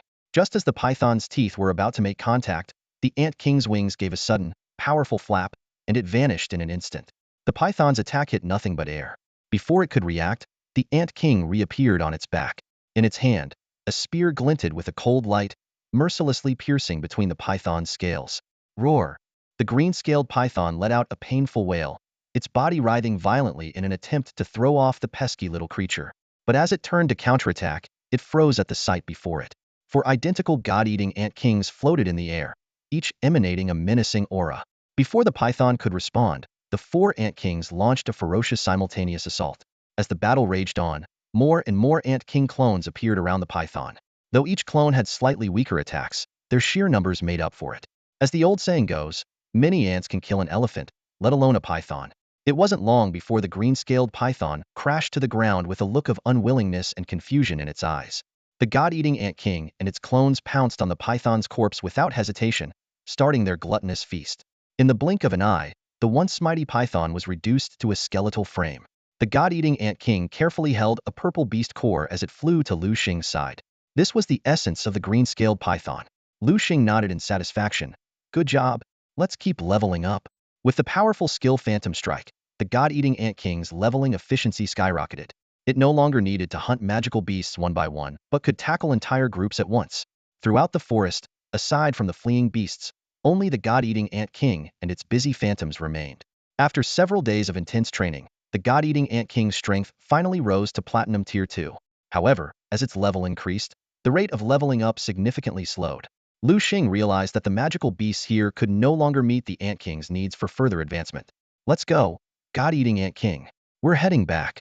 Liu Xing decided to leave this realm that could no longer provide sufficient challenges. Just as they exited the realm, Liu Xing's phone suddenly rang. He pulled it out and saw that it was Liu Xiaoming calling. Liu Xing, something's wrong? Su Peng is in the hospital. Liu Xiaoming's anxious voice came through the line. What? Liu Xing exclaimed, his face filled with worry and shock. Liu Xing rushed to the hospital as soon as he heard the news. He pushed open the door to the ward and saw Su Peng lying in bed, groaning in pain. Frowning, he muttered, it must be that darned grilled cold noodle vendor. The noodles must have been expired. Otherwise, with my iron stomach, how could I possibly get food poisoning? Seeing Su Peng in such agony, Liu Xing couldn't help but scold him. I've told you so many times not to eat from street vendors. But you never listen. always insisting they're clean and hygienic. Now you're paying the price, aren't you? Su Peng, looking pitiful, defended himself. How was I supposed to know his noodles were bad? Liu Xing shook his head in exasperation, but his tone softened. All right, just lie down and rest. Listen to the doctor, take your medicine, and avoid certain foods. After leaving Su Peng's room, Liu Xing sighed inwardly. This guy, he doesn't have Yongzi's robust health, yet he insists on eating recklessly like him. Just then, a desperate cry echoed through the hallway. Doctor, doctor, please, save my child. Liu Xing turned to see a man kneeling before a doctor, bowing repeatedly in desperation. The doctor looked troubled and shook his head. I'm truly sorry, but there's nothing I can do. Your daughter has a heart condition that can only be treated with the heart lotus, but finding that is nearly impossible. A look of determination flashed across the man's face. Heart lotus? Where can I find it? Please tell me, I'll go right now. The doctor sighed. It's no use. The heart lotus grows in the snowy mountains, where the cold is unbearable. Ordinary people can't reach it. Even if you manage to get there, you'll likely perish. It's better to stay here and spend your daughter's remaining time with her. The man broke down in tears. No, I can't accept this. She's only 5 years old. Why is the world so cruel? As Liu Xing was about to leave, he saw the man stumble towards him, almost falling. Quick to react, Liu Xing caught him. Are you all right? Liu Xing asked with concern. I'm fine, thank you, the man replied, looking up. Liu Xing finally saw his face and was taken aback. Uncle, it's you. You are? The man looked at Liu Xing, puzzled. Remember the young guy who rode in your cab before? Liu Xing reminded him. Recognition dawned on the man's face. It's you. Uncle, what happened? Liu Xing inquired. The man sighed and recounted his story. His daughter had been suffering from a heart condition since birth. To pay for her treatment, he worked tirelessly as a taxi driver, but he still couldn't gather enough money for her medical expenses. Liu Xing nodded thoughtfully. I heard the doctor mention that the heart lotus could save your daughter. Is that true? Yes, the man confirmed, a glimmer of hope in his eyes. Do you mean you want to help me find it? Liu Xing said earnestly. I can try, but I can't guarantee success. That's enough for me. If you can't find it, then it's just my daughter's fate. I won't blame you, the man said gratefully. All right, wait here for me. I'll set out now, Liu Xing said, turning to leave the hospital, heading towards the snowy mountains. As for Su Peng, he just had a regular case of gastroenteritis and would recover after a few days of treatment. Walking down the road, Liu Xing contemplated his mission. The primary goal was to find the heart lotus and save the man's daughter. After all, the man had once helped him save Yin Ruyu from poisoning, so this was a way to repay that kindness. Secondly, he needed to find evolution materials for his spirit water turtle. Honestly, the latter was more crucial. Saving the girl was secondary. Whether or not he could find the heart lotus would depend on fate. Liu Xing's mind wandered to the details of his spirit water turtle. Attributes: water. Gender: level, platinum tier 1. Quality: SS. Evolution paths: spirit water ironback turtle, Xuanwu ice turtle. Skills: superior healing, spiked shell, furious bite, wave impact, taunt, bull rush, magic immunity. The spirit water turtle had 2 evolution paths. Spirit water ironback turtle. Using Millennium Black Iron, it would evolve into a water and metal attribute Spirit Water Ironback Turtle. After much contemplation, Liu Xing decided to choose the evolution path of the Xuanwu Ice Turtle. He had a hunch that he might encounter opponents with dragon-type beasts in the future, and since ice is a natural counter to dragon attributes, it seemed like a wise choice. More importantly, he didn't have any ice-type beasts in his arsenal, so evolving his Aqua Turtle into a Xuanwu Ice Turtle would fill that gap perfectly. Without further ado, Liu Xing quickly hailed a car and headed straight for the icy mountain region. As soon as he arrived, a bone-chilling wind greeted him. Liu Xing exhaled a puff of white breath and rubbed his hands together for warmth. Everywhere he looked, there was nothing but a vast expanse of white, with thick snow covering the ground. Despite wearing a heat-generating firefox fur coat, the cold still seeped into his bones. After trudging through the snow for a while, suddenly, a figure leapt out from the snow and lunged at Liu Xing. In the nick of time, a shadow appeared out of nowhere, eyes sharp as lightning, and a black spear in hand struck like a flash. With a thud, the attacker was pierced through. Looking closely, Liu Xing saw it was a snow leopard. He smirked disdainfully, thinking, "How dare you ambush me? Don't you know I have the God-eating Ant King by my side?" Turning to the God-eating Ant King, Liu Xing said sincerely, "Thank you, God-eating Ant King. You saved me this time." Due to the extreme cold, Liu Xing hadn't released any other beasts, leaving only the God-eating Ant King hidden in his shadow, ever vigilant. "You can go back now," Liu Xing said, but the God-eating Ant King shook its head. "Don't you feel cold?" Liu Xing asked, puzzled. The God-eating Ant King looked at him with a confused expression, as if it didn't understand the concept of cold. Liu Xing wondered silently, unable to grasp why the god-eating ant king was immune to the cold. But he quickly dismissed the thought, realizing some questions have no answers, much like why 1 plus 1 equals 2 and not 3. Since you don't feel cold, keep following me, Liu Xing told the god-eating ant king. It nodded in agreement. With the god-eating ant king guarding him, Liu Xing continued deeper into the icy mountains, embarking on his quest to find the eternal ice. Liu Xing walked with determined steps for over half an hour before finally reaching a high platform. Gazing down at the foot of the mountain, he was astonished to see a flicker of firelight in the valley below. In this extremely cold place, he had not expected to find signs of human habitation. Recalling the Inuit people in the Arctic from his previous life, Liu Xing quickly understood. He turned to the god-eating ant king beside him and said, "Let's go check it out." Liu Xing then led the god-eating ant king to the outskirts of the village. Before they could enter, a few thin men riding snow wolves and wielding large machetes approached them. The leader, his face full of confusion and tension, demanded, "Who are you? Why have you come to our village?" The presence of the god-eating ant king clearly instilled fear in these men. Their snow wolves retreated uneasily, growling low in their throats. At that moment, an elderly woman wearing a feathered hat and leaning on a cane emerged from a house and asked, "Abeo, what's going on?" Abeo replied, "Great priestess, an outsider wants to enter our village." The elderly woman kindly scrutinized Liu Xing and asked warmly, "You must be the outsider. Tell me, why have you come here?" Liu Xing truthfully recounted his story of seeking the heart-repairing lotus to repay a kindness to a little girl. His sincerity moved those present, and Abeo and the others even shed tears of sympathy. The elderly woman's eyes also reddened. Seeing the villagers' simplicity, Liu Xing silently marveled at their good nature. He thought to himself, "The people here are so kind-hearted. The poor often understand the hardships of life better and are more compassionate."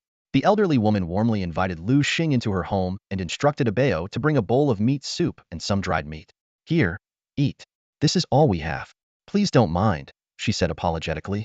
Liu Xing expressed his gratitude sincerely, further endearing himself to the elderly woman. She told Liu Xing that after he finished his meal, Abeo would take him to find the heart-repairing lotus. Learning that Abeo knew the location of the heart-repairing lotus, Liu Xing's eyes lit up. He began to enjoy the food, noticing the elderly woman swallowing involuntarily. She excused herself, and Liu Xing decided to leave some food for the villagers before he departed. After the meal, Liu Xing followed Abeo, ready to set off. He summoned his hellhound and mounted it. Abeo watched in amazement, filled with curiosity about Liu Xing's origins, wondering what kind of person could possess such powerful beasts. The old woman watched as Liu Xing and his companions walked away, and couldn't help but mutter softly, "Abeo, even though you've lost your schwer, this time you must protect someone else's schwer. It might help you make up for the regrets of your life." After more than an hour of arduous trekking, Liu Xing, Abeo, and their two companions finally arrived at a canyon. Abeo pointed to a towering ice mountain ahead and said, "See that mountain? The heart-mending lotus grows up there. We'll rest here tonight and climb the mountain in the morning. Although the mountain isn't very high, it's extremely steep, and it will likely take a lot of time." Following Abeo's gesture, Liu Xing looked in the direction of the mountain, his curiosity piqued. "Brother Abeo, how did you know the heart-mending lotus is here? This place is so treacherous. Who would come here without a good reason?" Abeo's face darkened at Liu Xing's question, filled with sorrow. Ahu immediately yelled at Liu Xing, "Hey, you brat, don't ask questions you shouldn't." Abeo stopped Ahu. "Ahu, it's not his fault. It's my own issue. Don't blame him. He doesn't know the truth." Ahu reluctantly fell silent. Liu Xing quickly apologized, "Brother Abeo, I'm sorry." Abeo shook his head, cutting him off. "It's okay. It's all in the past. It's been a long time, and I've already let it go." Despite his words, the bitterness on his face betrayed his true feelings. Just then, the sound of rapid footsteps came from afar. "Look, what's that?" someone exclaimed. Abeo's face turned pale. "Not good. It's a pack of snow wolves. Run." Before he finished speaking, the snow wolves had already surrounded them with astonishing speed. Abeo smiled bitterly, "Brother Liu Xing, it looks like this might be the end for us today." Liu Xing's lips curled into a slight smirk, showing disdain. These snow wolves were indeed formidable, averaging silver tier 3, enough to devour Abeo and his companions. But encountering Liu Xing meant they were doomed. Ahu and Anyo also prepared to fight to the death. However, at that moment, a thunderous wolf howl echoed from a nearby high slope. It's the Snow Wolf King." Abeo and Ahu exclaimed, then shot blaming glares at Anyo. This jinx had to say something like, "We'll be fine," at the worst possible time. As the Snow Wolf King let out a thunderous roar, the entire pack surged forward like a tidal wave.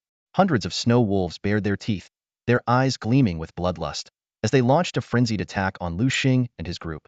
Abeo and his companions turned deathly pale, their faces etched with despair. Just as the wolves were about to pounce, Liu Xing unexpectedly spoke up. "King of the devouring ants, it's your turn. Don't worry about me. I've got the hellhound to protect me." Hearing this, the king of the devouring ants nodded slightly. In the next moment, it charged forward like a bolt of lightning, wielding a long spear. The spear sliced through the air with a cold gleam, each strike precisely taking the life of a snow wolf. Simultaneously, 3 clones of the king of the devouring ants appeared out of thin air, and each of these clones summoned their own clones. In no time, the battlefield was swarming with the king of the devouring ants, forming an immense combat network. Under this terrifying assault, the snow wolves retreated step by step, soon being slaughtered to the last. The king of the devouring ants, expressionless, pulled its blood-soaked spear from the corpse of the final snow wolf and coldly turned its gaze to the snow wolf king on the high platform. The snow wolf king, witnessing the massacre of its kin, had eyes that turned blood-red, its breath heavy with rage and sorrow. It howled to the sky before launching itself like a cannonball towards the king of the devouring ants, its sharp claws slicing through the air with lethal intent. Facing this fierce attack, the king of the devouring ants remained calm. It skillfully twirled its spear before unleashing a devastating move known as the Dragon Piercer. The spear struck like a lightning bolt, piercing through the Snow Wolf King's skull as if it were made of brittle metal. Abeo and his companions stood in stunned silence, unable to speak. After a long pause, Abeo swallowed hard and said to Liu Xing, "Brother Liu Xing, too many snow wolves have died here, and the stench of blood is overwhelming. It might attract even more powerful beasts. We should leave this place for now." Liu Xing nodded in agreement, but as they prepared to leave, Ahu and Anyo looked reluctant. Suddenly, Anyo suggested, "Brother Abeo, do you think if we take all these snow wolf carcasses back, we could solve our tribe's food problem for the winter? And their pelts could be made into warm clothing?" Abeo was tempted by the idea and instinctively looked at Liu Xing, who smiled and said generously, "If you want them, take them all." Following Liu Xing's suggestion, Ahu and Anyo were sent back to the tribe to fetch people and carts to transport the snow wolf carcasses. While waiting, Liu Xing and Abeo stayed behind to guard the site. Before long, Ahu and Anyo returned with a large group and ox carts, and they began loading the snow wolf bodies. Watching the departing convoy, Abeo's eyes suddenly welled up with tears, filled with a mix of emotions. "Thank you so much, Liu Xing," Abeo said sincerely. "It's nothing, just my way of repaying your kindness." As time passed, the wind in the canyon gradually subsided. Abeo put down his backpack and took out ice axes and crampons. Liu Xing noticed the equipment and asked curiously, "Are you planning to climb up?" "What else?" Abeo replied. Liu Xing responded decisively, "No need. I'll go myself." Abeo frowned, clearly puzzled by Liu Xing's words. "Come out, Thunder Eagle." Liu Xing quickly summoned the Thunder Eagle. A sharp cry echoed through the canyon. Liu Xing nimbly leaped onto the Thunder Eagle's back. "Thunder Eagle, let's go." Upon hearing this, the Thunder Eagle flapped its wings powerfully, soaring into the sky and heading swiftly towards the mountain peak. In no time, Liu Xing reached the top. What a lovely fragrance. As soon as he landed, a refreshing scent filled the air. Not far away, a few snow-white lotuses swayed gently in the breeze, emitting a captivating aroma. "This must be the Heart Lotus," Liu Xing murmured as he approached. But the god-devouring Ant King suddenly blocked his path, shaking its head solemnly, indicating danger ahead. Liu Xing suddenly realized, "Right, I almost forgot. Treasures are usually guarded by fierce beasts. But where is it?" While Liu Xing was looking around, the god-devouring Ant King had already sprung into action. It leaped high and used the momentum to thrust its spear into the ground. Dragon-piercing spear. Liu Xing was amazed to see how proficient the god-devouring Ant King had become with this move, even accompanied by a faint dragon's roar. With a loud bang, the spear pierced the ground, causing it to tremble and crack. Suddenly, an angry roar erupted, and a massive creature emerged from beneath the ice. Liu Xing stared in shock and exclaimed, "It's the Snow Serpent King." Snow Serpent King attributes: Ice. Gender: Female. Level: Platinum Tier 2. Quality: S. Evolution path: None. Skills: Ice Arrow, Frost Breath, White Mist, Blizzard. The Snow Serpent King reared up, its eyes as big as bronze bells, glaring at Liu Xing with intense hostility and vigilance. With a swift motion, the god-eating Ant King pulled the spear from the Snow Serpent King's back. Blood gushed out like a fountain. The Snow Serpent King let out a howl of pain and turned to glare furiously at the Ant King. It opened its massive mouth and unleashed a blizzard. The Ant King dodged nimbly, but one of its clones wasn't so lucky. instantly freezing into an ice sculpture. Seeing this, Liu Xing shouted to the Thunderhawk beside him, "Thunderhawk, hit the Snow Serpent King with lightning." With a deafening crack, a bolt of thick lightning struck the Snow Serpent King like divine retribution. The Snow Serpent King cried out in pain. Its attack interrupted. A glint of cold determination flashed in the Ant King's eyes as it seized the opportunity to strike back. Spear in hand, it shot towards the Snow Serpent King like an arrow. The Snow Serpent King was not one to back down easily. It spat out a thick ice arrow. The Ant King effortlessly sidestepped and continued its charge. Adopting a strategy of indiscriminate attack, it pulled the spear back and thrust it forward with incredible speed. A dragon's roar seemed to emanate from the spear. The Black Dragon Spear. The black spear easily pierced through the Snow Serpent King's scales, impaling it. The Snow Serpent King let out a mournful cry, its body going limp as it collapsed. It turned out that the Ant King had struck a vital point by sheer luck, the spear hitting the Snow Serpent King's gallbladder, resulting in instant death. Liu Xing watched the entire scene with a calm expression. He walked straight to the heart-nourishing lotus and found 5 flowers nestled in a crevice. After a moment of thought, he picked only 2, carefully placing them in a jade box, leaving the remaining 3 to grow. Liu Xing mounted the Thunderhawk and flew over to Abeo. Abeo asked, "Liu Xing, did you get the heart-nourishing lotus?" Liu Xing nodded in response. Abeo said, "Good, then let's head back." On the way, Abeo noticed Liu Xing's furrowed brow and asked, "Liu Xing, is something troubling you?" Liu Xing replied, "Yes, brother Abeo. Do you know where I can find the everlasting ice?" Abeo repeated the name and fell into deep thought. Suddenly, he muttered, "I'm not sure if it's the everlasting ice, but there's something that glows under sunlight and looks different from regular ice." Liu Xing's eyes lit up. "Brother Abeo, where is that ice now?" "In the heavenly pool." "Where is the heavenly pool?" Liu Xing asked eagerly. Abeo dampened his enthusiasm. "It's not a good time to go there now. It's currently snowing heavily. Even if you're strong, going there now would be a death sentence. Wait for half a month." Liu Xing suddenly understood, a hint of disappointment flashing across his face. Seeing this, Abeo chuckled. "Hey, young man, be patient. Half a month will pass quickly. By then, it will be our sunny season, with beautiful scenery all around. If you want to go to the heavenly pool, I'll take you there." Liu Xing heard the words and gave a wry smile. "Thank you, brother Bao," he said softly, a hint of gratitude in his eyes. "It's nothing, just a small favor," Bao replied heartily, patting Liu Xing on the shoulder. The two set off on their way back and soon returned to the tribe. News spread like wildfire, and the tribespeople rushed out to catch a glimpse of the hero. Gasps of amazement echoed through the crowd. "Is he the one who killed the wolf? Oh my, he's so handsome." Not just handsome, but incredibly skilled too. The women gazed at him with admiration, showering him with praise. Bao stood to the side, looking at Liu Xing with envy. Even as the strongest warrior in the tribe, he had never received such adulation. Just then, an elderly woman emerged from the crowd and slowly approached Liu Xing. "Granny!" Liu Xing called out hastily. The elderly woman wore a kind smile and bowed deeply to Liu Xing. "Young Liu Xing, on behalf of the tribe, I thank you." Liu Xing quickly dismounted from the hellhound and helped the old woman up. "What are you doing? You honor me too much." "I'm sorry," the old woman sighed, "but our tribe is on the brink of running out of food. If it weren't for you, many of us might not survive this winter." Bao and the others scratched their heads awkwardly. Their poor hunting had led to the food shortage, but Liu Xing's hunt of the snow wolf would sustain them through the harsh winter. "I didn't do much," Liu Xing said humbly. "You all helped me before, so there's no need for such formality. We're all friends here." "Yes," the crowd echoed, their eyes filled with gratitude. Liu Xing stayed at Bao's house for the night. The next day, amid reluctant farewells, he mounted the hellhound and passed through the secret realm, returning to his own world. Back in the real world, Liu Xing immediately called a taxi and headed straight to the hospital. He went to the cab driver's room and handed over the precious heart lotus. The cab driver, overwhelmed with gratitude, thanked him repeatedly. Finally, after some hesitation, he reached into his pocket and solemnly handed an item to Liu Xing. "What is this?" Liu Xing curiously examined the object in his hand, his brow furrowed. "I don't know either," the taxi driver shrugged, a hint of pride flashing in his eyes. "But this is our family heirloom." "Family heirloom?" Liu Xing repeated in surprise, quickly trying to return the item to the driver. However, the driver's expression suddenly darkened, his tone carrying a trace of anger. "Are you looking down on us? Do you think we're poor?"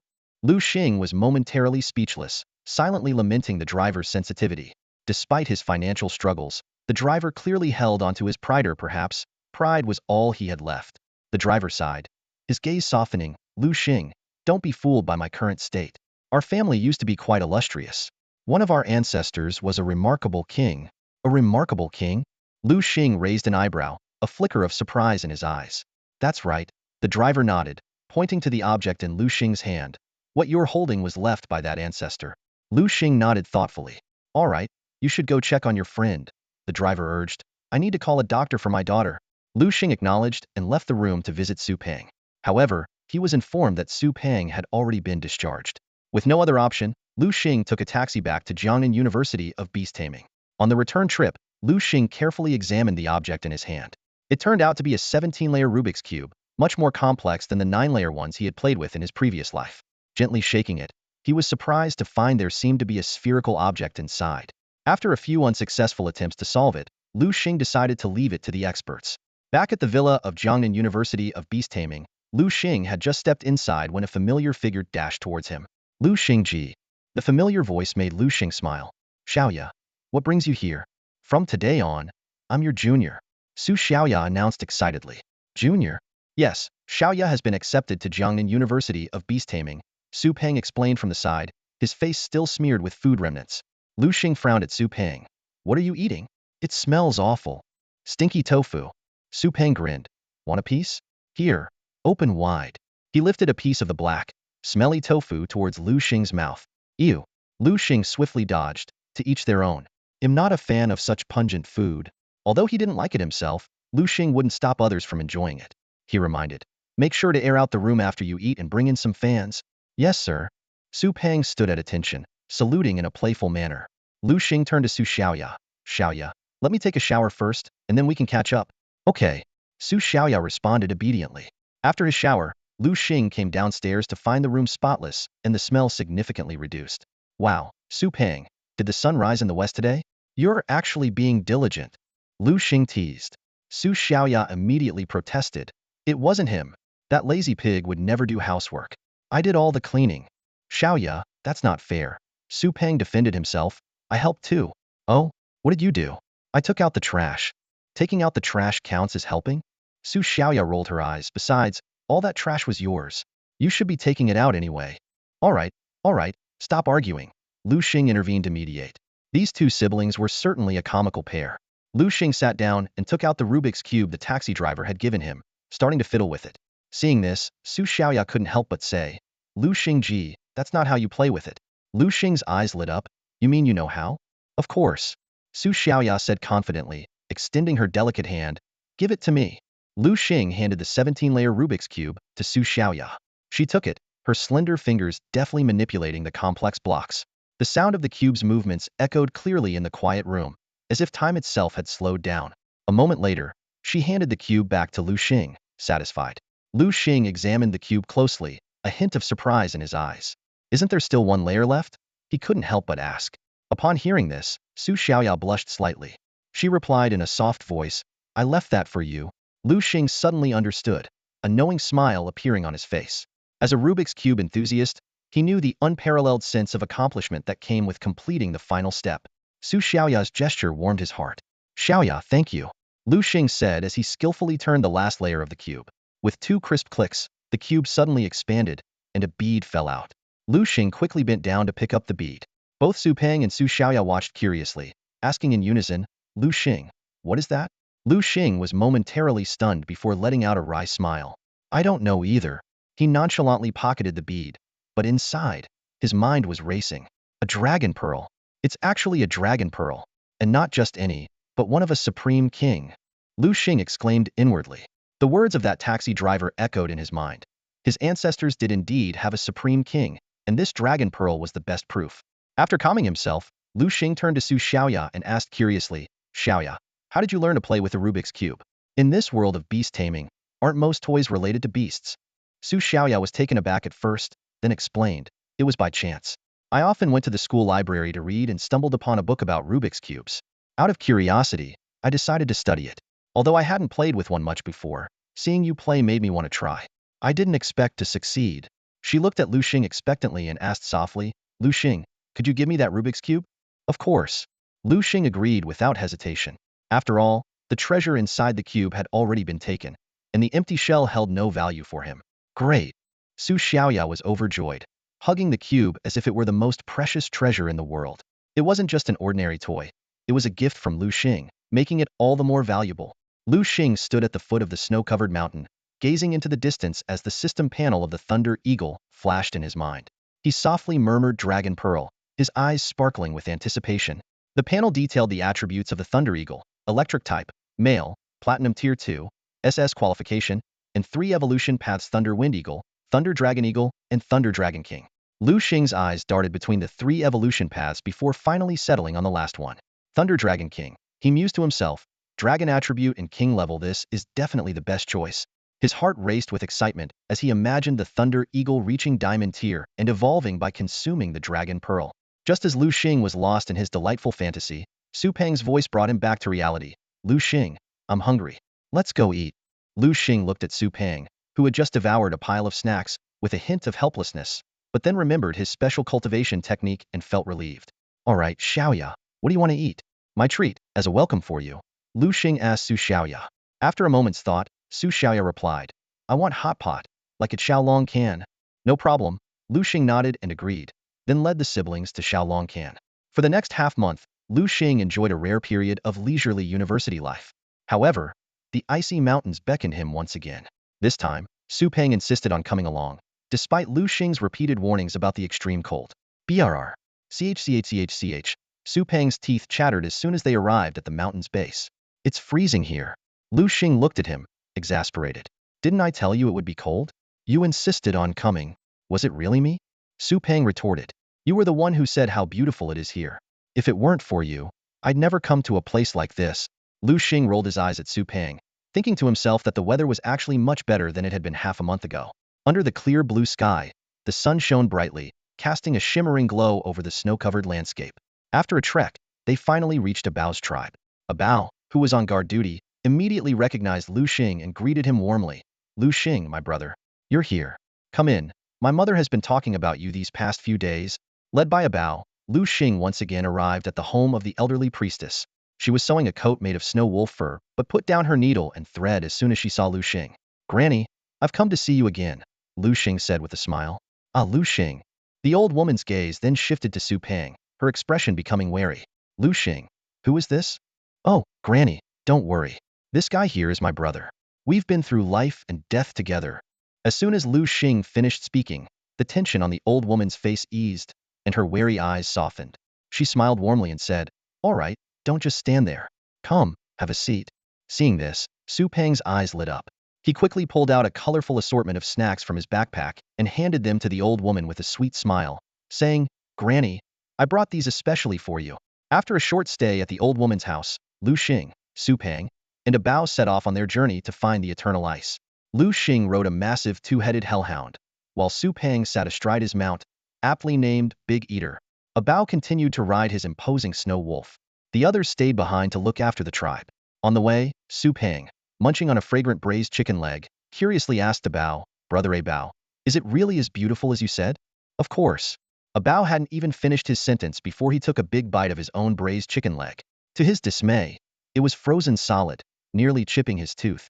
Abao stared in disbelief and asked, How did you manage that? Su Peng chuckled smugly and lifted his shirt to reveal an array of food hanging inside. Abao suddenly understood this guy was using his body heat to keep the food warm. No wonder he was eating so heartily while Abao couldn't even take a bite. If you can't bite it, just toss it. I've got more you can eat, Su Peng offered generously. But Abao shook his head, carefully placing the braised chicken leg back into its wrapper and tucking it safely into his pocket, patting it to ensure it was secure. This is precious.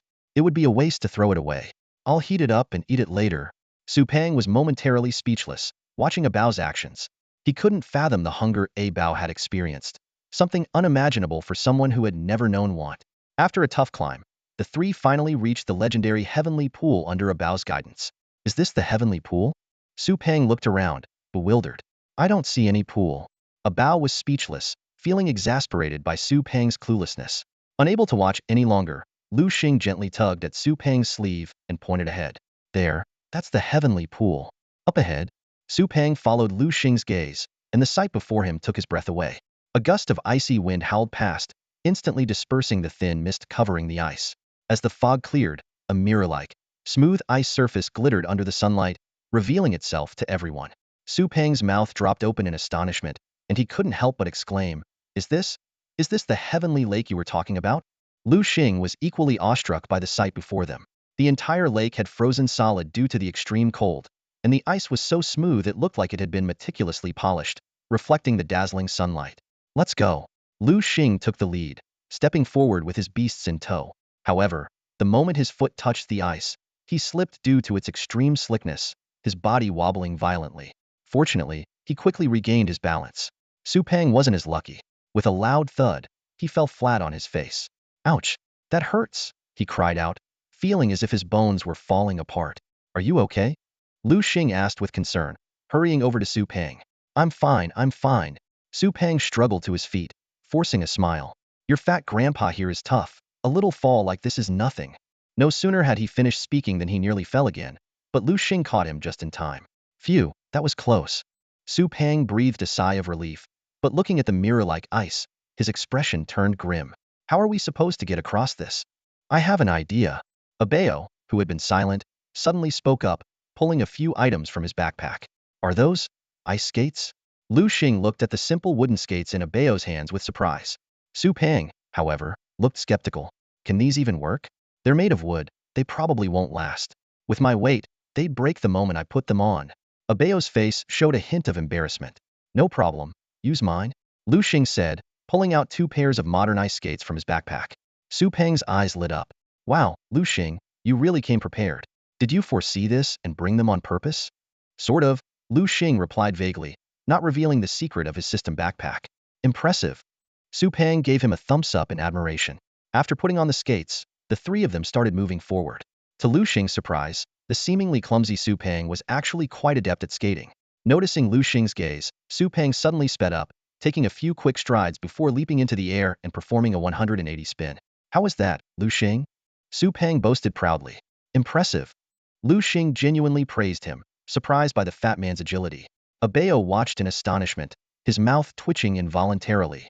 Brother Abeo, what did you think of my move? Su Peng turned to Abeo, seeking approval. Not bad. Abeo replied nervously, though he was more concerned about the ice's ability to bear Su Peng's weight. Thankfully, the ice was solid enough to support him.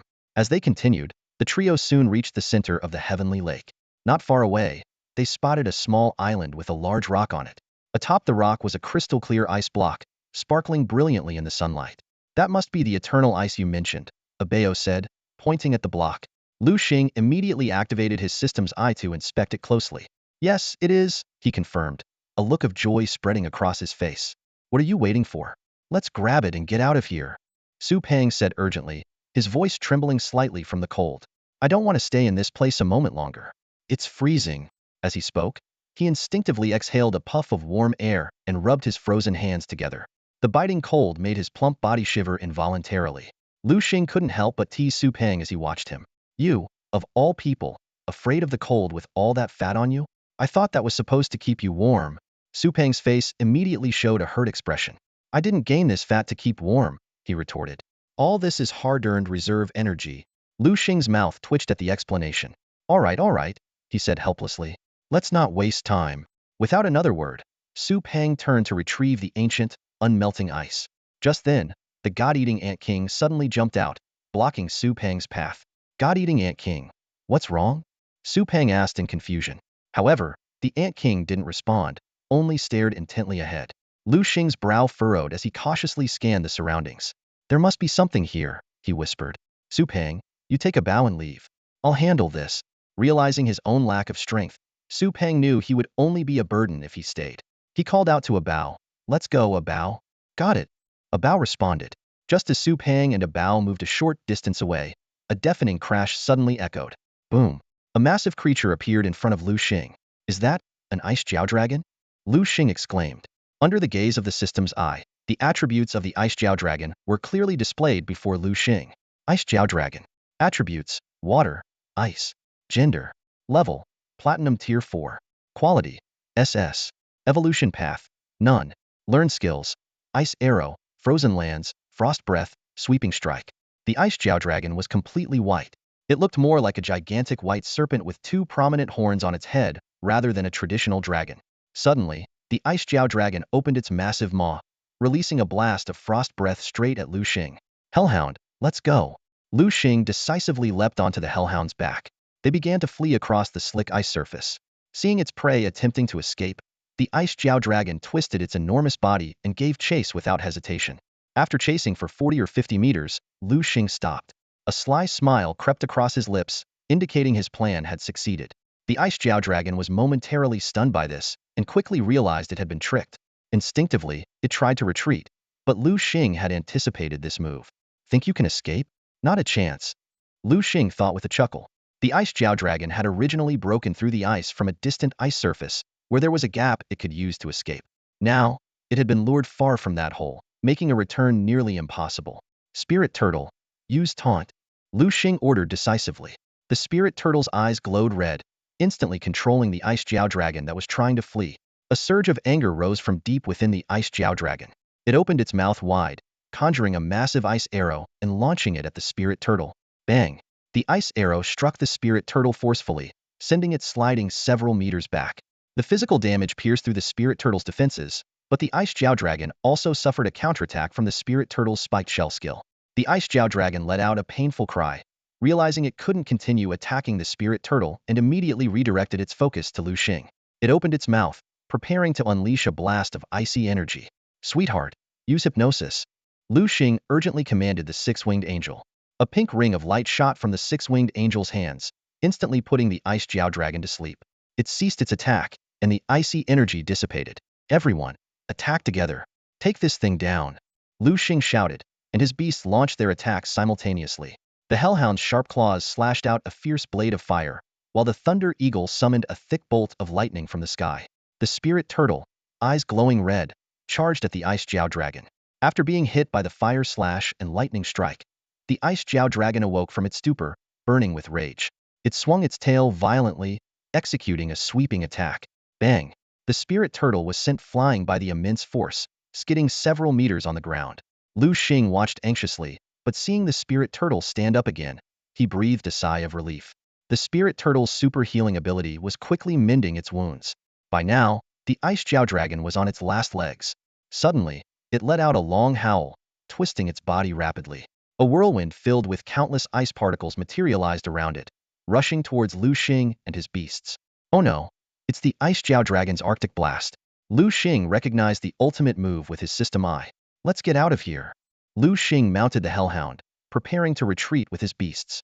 Just then, the Spirit Turtle unexpectedly advanced instead of retreating, charging directly at the ice Jiao dragon.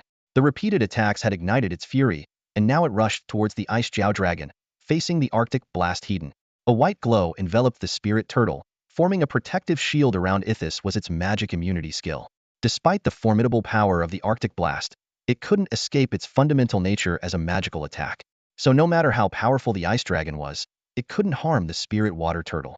The Spirit Water Turtle swiftly charged at the ice dragon, opening its massive jaws and biting down hard. With a resounding crack, the turtle's sharp jaws sliced through the dragon's skin as easily as cutting tofu. The ice dragon cried out in pain and retaliated by snapping its jaws. Seeing this, the Spirit Water Turtle thrust its body forward. With a squelching sound, its sharp, spiked shell pierced the ice dragon's mouth, going right through the upper jaw. And just like that, the ice dragon met its end at the hands of the Spirit Water Turtle. Liu Xing looked back and saw that with the ice dragon's death, the ice that had covered the land instantly vanished without its energy source. He quickly scanned the surroundings but couldn't find any trace of the Spirit Water Turtle. This is bad. Everyone, follow me to rescue the Spirit Water Turtle, Liu Xing shouted. He always adhered to the principle of never abandoning or giving up on his spirit beasts. Once a contract was made, he was committed to nurturing them. These beasts were like his children. Riding his hellhound, Liu Xing led his other spirit beasts, including the Thunder Eagle, back to the battlefield. To his surprise, the Spirit Water Turtle was feasting voraciously, tearing into the ice dragon's corpse and devouring it completely. As it ate, its wounds healed rapidly. Before long, the entire ice dragon had been consumed. Suddenly, a system notification sounded. Ding! Congratulations, host. Your Spirit Water Turtle has consumed the ice dragon's magical core. It will learn the following skills. Please choose. Liu Xing was taken aback. He hadn't expected the Spirit Water Turtle to eat so quickly, even swallowing the magical core. Fortunately, the ice dragon skills were quite impressive, otherwise, it would have been a problem. He carefully reviewed the skills. 1. Ice Arrow. Uses ice energy to form a giant ice arrow, striking the enemy and causing physical damage. 2. Frost domain. Summons a fierce cold wind filled with ice particles, freezing everything in its path. 3. Ice breath. Emits a freezing breath that can potentially freeze the opponent.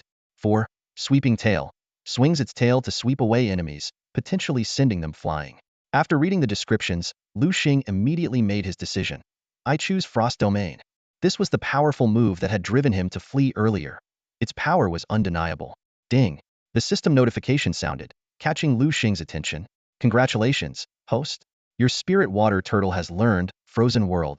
With the acquisition of this new skill, the spirit water turtle had now mastered all the abilities it could learn from magic beast cores, including Taunt, Wave Impact, Magic Immunity, and Frozen World. After a moment of contemplation, Liu Xing felt these abilities complemented the spirit water turtle's other skills quite well. He softly said, "Let's go, spirit water turtle." The spirit water turtle, after swallowing the ice Jiao dragon, seemed to undergo a transformation, emerging anew.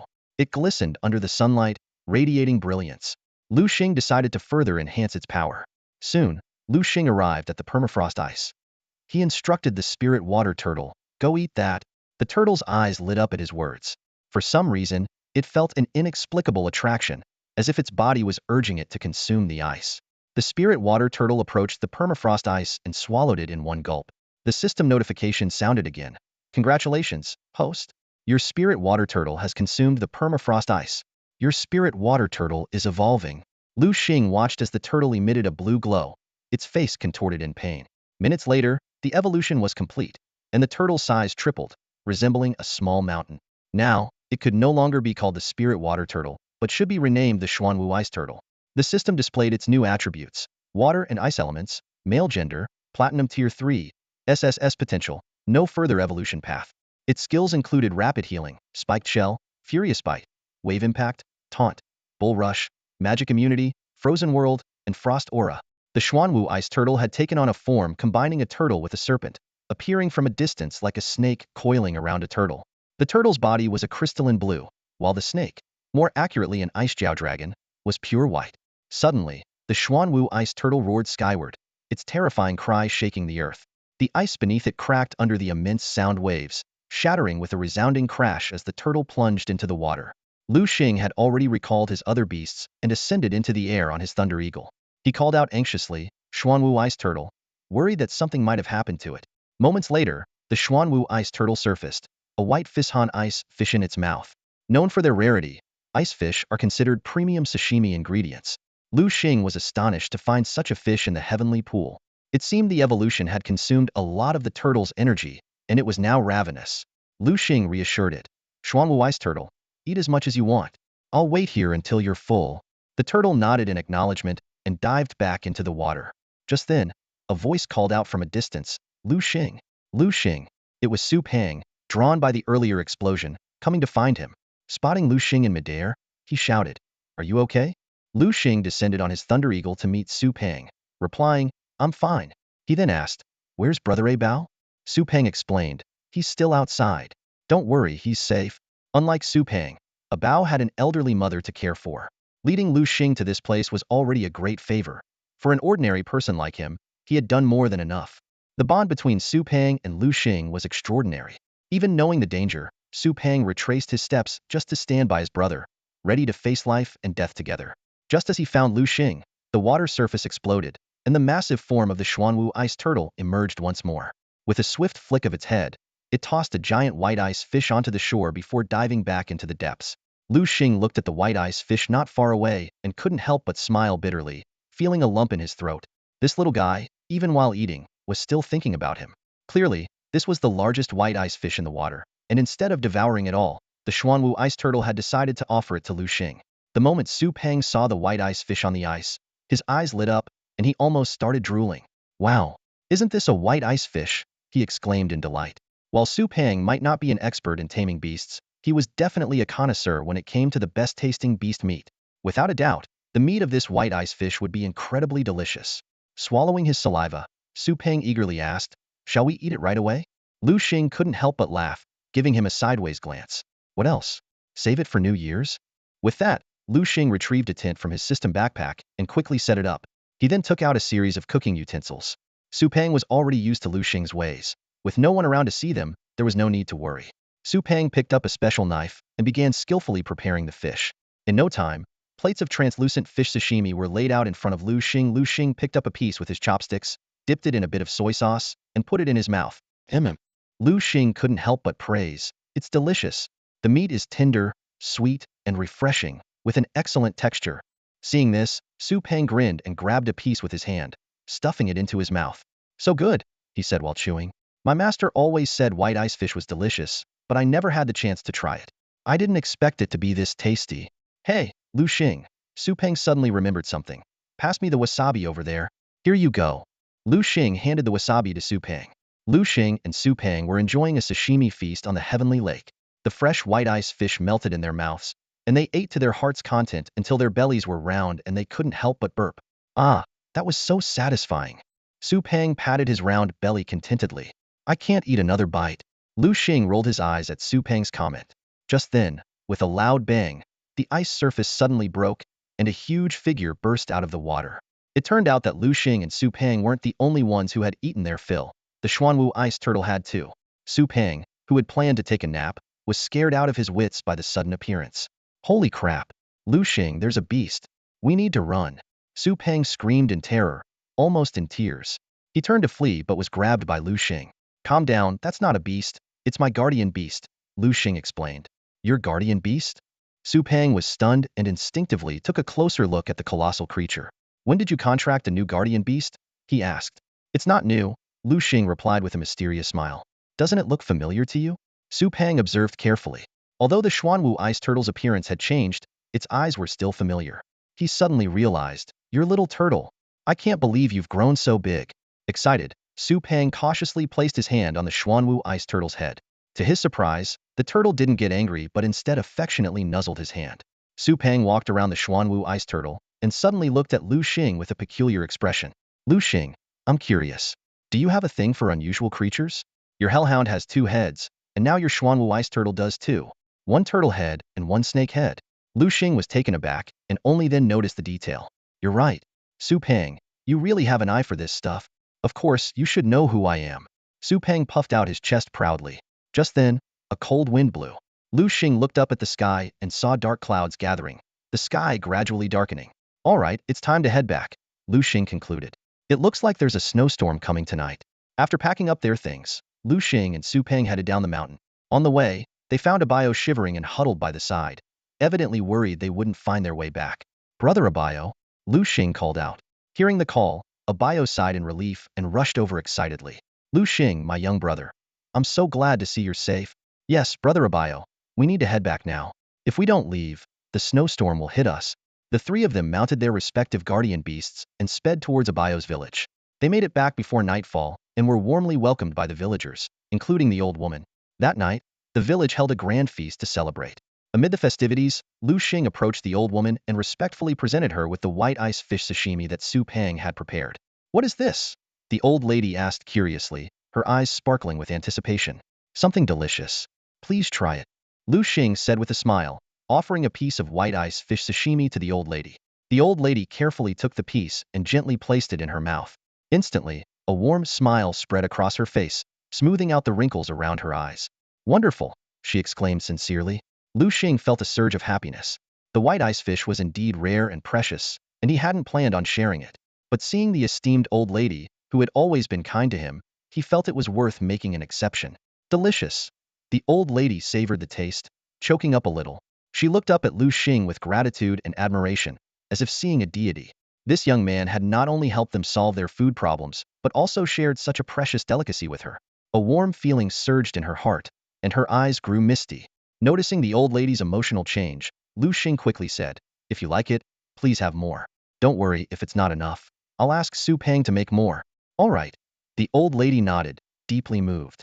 Nearby, Bao watched the scene and couldn't help but swallow hard. His mother's blissful expression told him that the white ice fish must be incredibly delicious. He sighed inwardly, thinking, what a pity. That must be really precious. Bao muttered to himself, not daring to ask for any. At that moment, Liu Xing turned to Bao and handed him a plate of white ice fish sashimi. Brother Bao, this is for you. Sorry for the delay. Bao was overjoyed and quickly took the plate. No, it's fine. Good food is worth the wait, he said eagerly, picking up a piece, dipping it lightly in soy sauce, and carefully placing it in his mouth. Delicious, truly delicious. A Bao exclaimed between chews, tears welling up in his eyes. The next morning, Liu Xing and Su Peng stood at the entrance of the tribe, waving goodbye to everyone. The tribe members watched them leave with heavy hearts until their figures disappeared into the distant snow. On the way, Su Peng couldn't help but ask, Liu Xing, do you think we'll come back? Liu Xing answered firmly, yes, we will. The old lady here is very kind. When we have the time, I definitely want to come back and see her. Su Peng nodded, his eyes gleaming with anticipation. Yes, and when you do, make sure to bring me along. I want to bring them a big pile of snacks. Despite the freezing weather, the simplicity and warmth of the tribespeople made Su Peng feel incredibly cozy. For someone with a pure heart like him, interacting with the people here was the most comfortable experience. There was no need to be wary or worried about being taken advantage of. This purity and sincerity were what he cherished the most. Liu Xing and Su Peng returned to Jiangnan University of beast-taming. Having just come back from the icy mountains, they were ready for a well-deserved rest. As Liu Xing walked up to his villa, a figure suddenly descended from the sky, riding a mighty dragon that landed right in front of him. Liu Xing. It was Principal Liu Xing. Liu Xing's eyes were immediately drawn to the dragon beneath the principal. It was an ironhide rhino dragon, a metal and dragon type, male, ranked at Diamond Tier 4, with an impressive straight aptitude. Its skills included Dragon's Breath, Horn Drill, Dragon Claw, and Metal Cannon. Now this is a real dragon. Liu Xing thought to himself. He hadn't expected Liu Xing to have such a powerful dragon. Including the Crimson Flame Wyvern he had seen before, the principal now had 2 dragons. This piqued Liu Xing's curiosity about Liu Xing's background. A man in his 30s who had become the principal of one of the top 3 beast-taming universities in China with diamond-level strength surely had a significant background. Liu Xing's mind flashed back to his previous encounter with Chen Shijiu, who also had a pet named the Horn Lizard Dragon, but it was merely a winged fire-type lizard at best. Liu Xing, you're finally back, Principal Liu Xing said. Do you know? A new secret realm has appeared in Jiangnan City. I want you to join the expedition team to explore it. Explore a secret realm? Liu Xing felt a surge of excitement. He knew how fortunate it was to be assigned to explore a new secret realm. Although it could be dangerous, opportunities often came with risks. Every unexplored secret realm was a treasure trove, potentially hiding all sorts of precious resources. In contrast, treasures in already explored realms were often depleted. So, what do you think? Want to go? The principal asked. Yes, Liu Xing nodded in agreement. Good. Prepare yourself today and set off tomorrow. That soon? Liu Xing was surprised by the urgency. The principal couldn't help but roll his eyes at Liu Xing's reaction. That soon? Do you know how much pressure I was under? It turned out that due to Liu Xing's delayed return, the mentors at Jiangnan University of beast-taming were considering finding someone else. But Principal Liu insisted on waiting for Liu Xing, believing that such a precious opportunity should go to someone as talented and capable as him. After a lot of persuasion, the mentors reluctantly agreed to set today as the final deadline.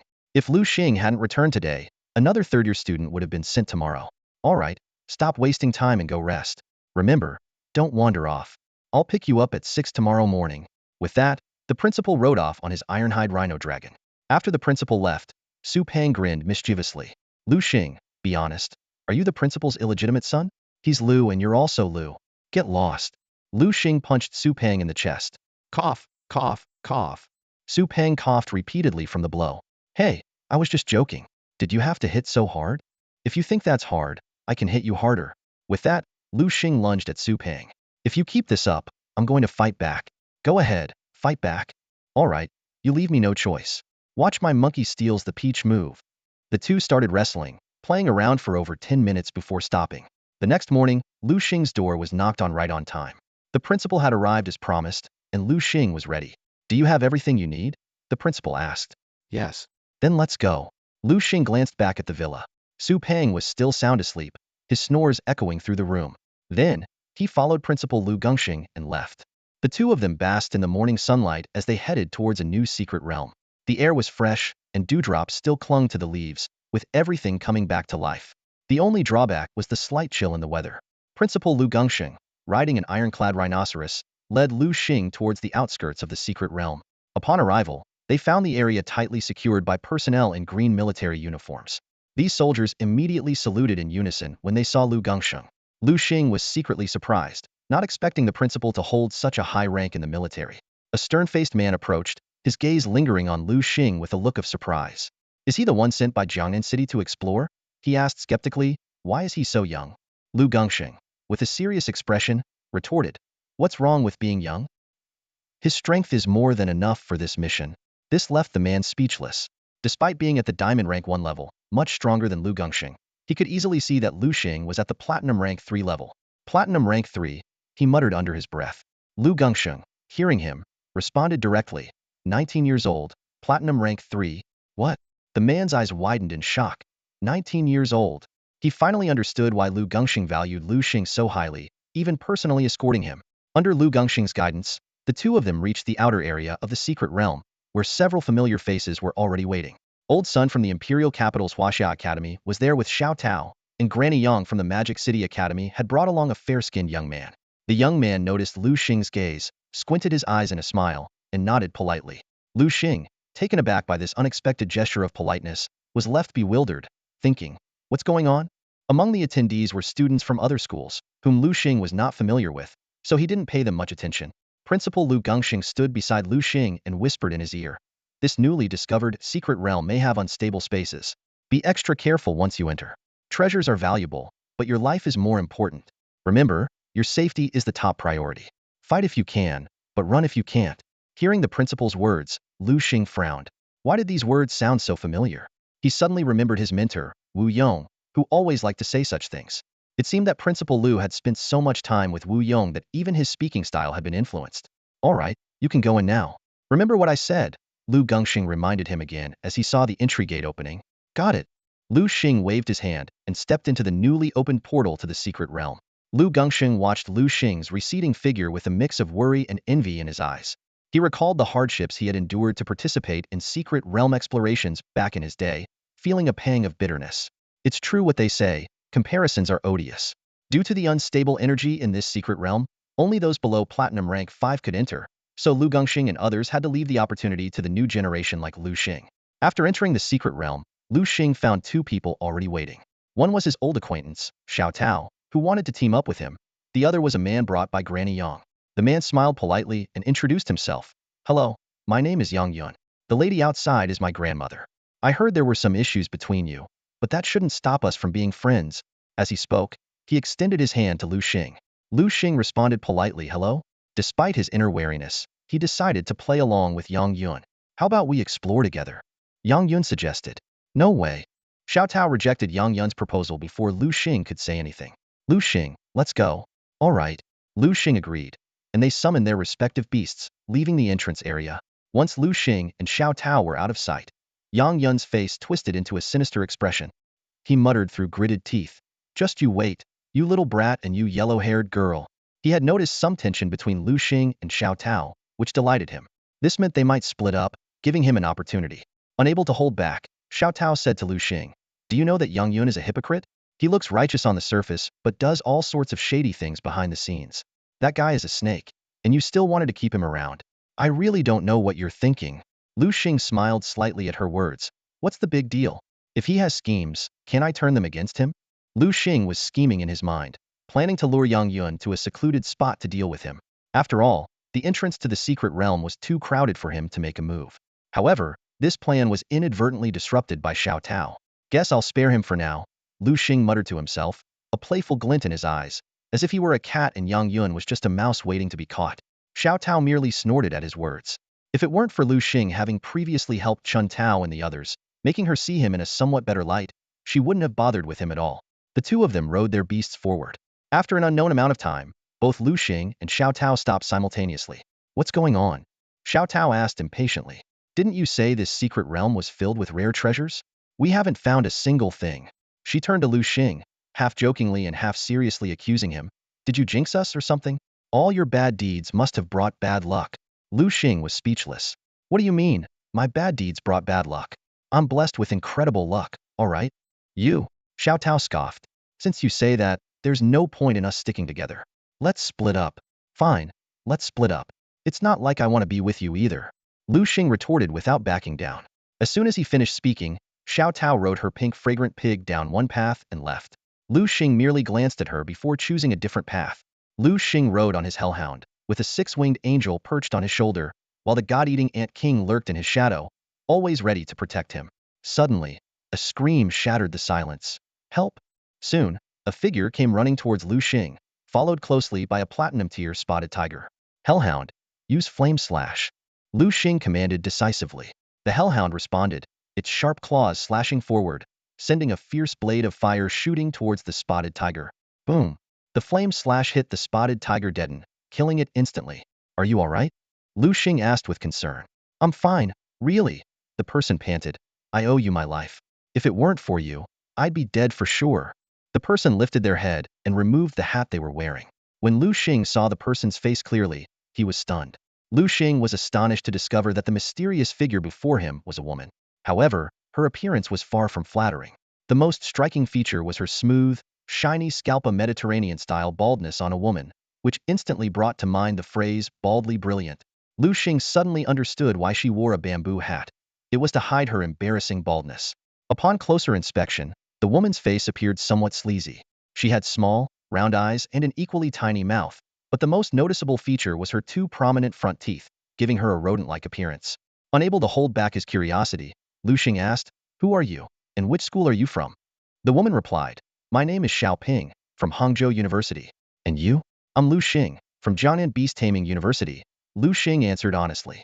Hearing the names Jiangnan Beast-Taming University and Liu Xing, Xiaoping's eyes sparkled like stars. She scrutinized Liu Xing and found that he was indeed as handsome as the rumors claimed. Her cheeks flushed, and her heart began to race. Liu Xing looked around, puzzled, and asked, "By the way, if you're here on behalf of Hangzhou University to explore the secret realm, where's your beast?" He noticed that Xiaoping was a platinum rank 1 beast tamer and should have already summoned her beast. Xiaoping's face turned even redder as she stammered, "My beast, it..." Just then, a rustling sound came from the nearby bushes. A black shadow darted out and jumped straight into Xiaoping's arms. Xiaoping exclaimed with joy, "Xiaobao, you're back." "Xiaobao." Liu Xing curiously leaned in to take a closer look. When he saw the beast in Xiaoping's arms, his eyes lit up.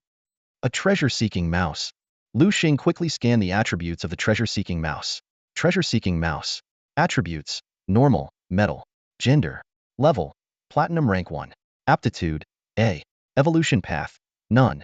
Skills learned: treasure seeking, metal claw, scent tracking, digging, etc. Seeing this information, Liu Xing couldn't help but twitch his mouth. In terms of combat power, this treasure-seeking mouse was practically useless. But when it came to treasure hunting, it was undoubtedly top tier.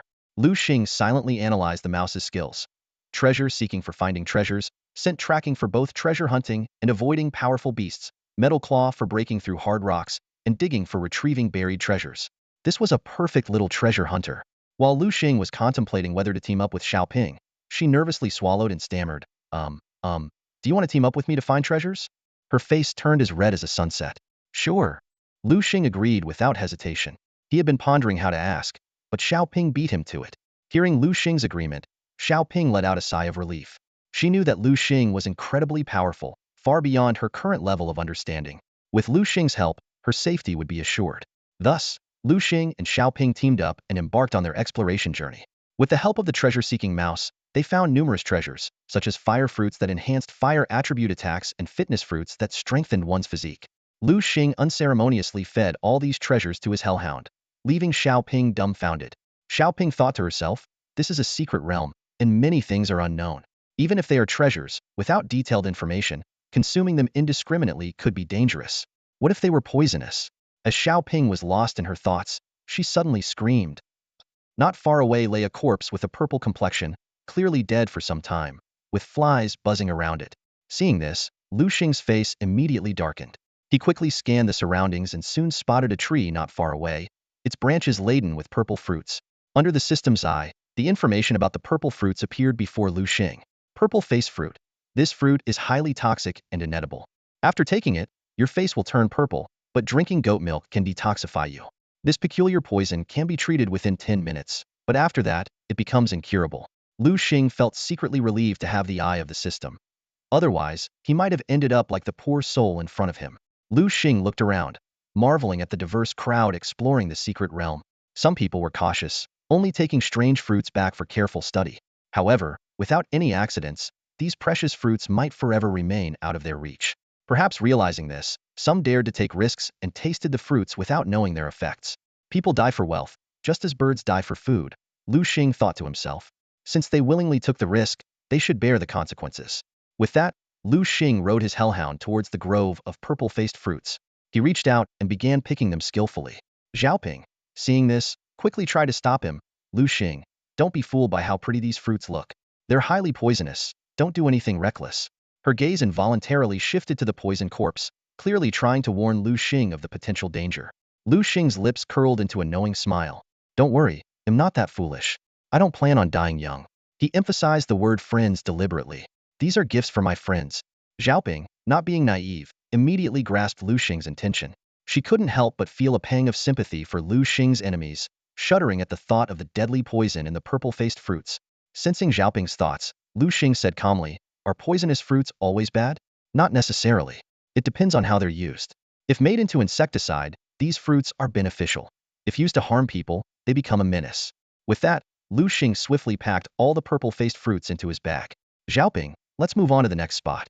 He glanced around, his eyes gleaming with excitement. This new secret realm is indeed, as Principal Liu Xing said, full of treasures and surprises everywhere. Unfortunately, there were only 5 of the purple-faced fruits, which was a bit disappointing. However, a mischievous grin appeared on Liu Xing's face. He and Xiaoping continued their journey, with the treasure-hunting mouse's abilities proving invaluable in this mysterious and unknown territory. Along the way, various rare and precious treasures appeared before them.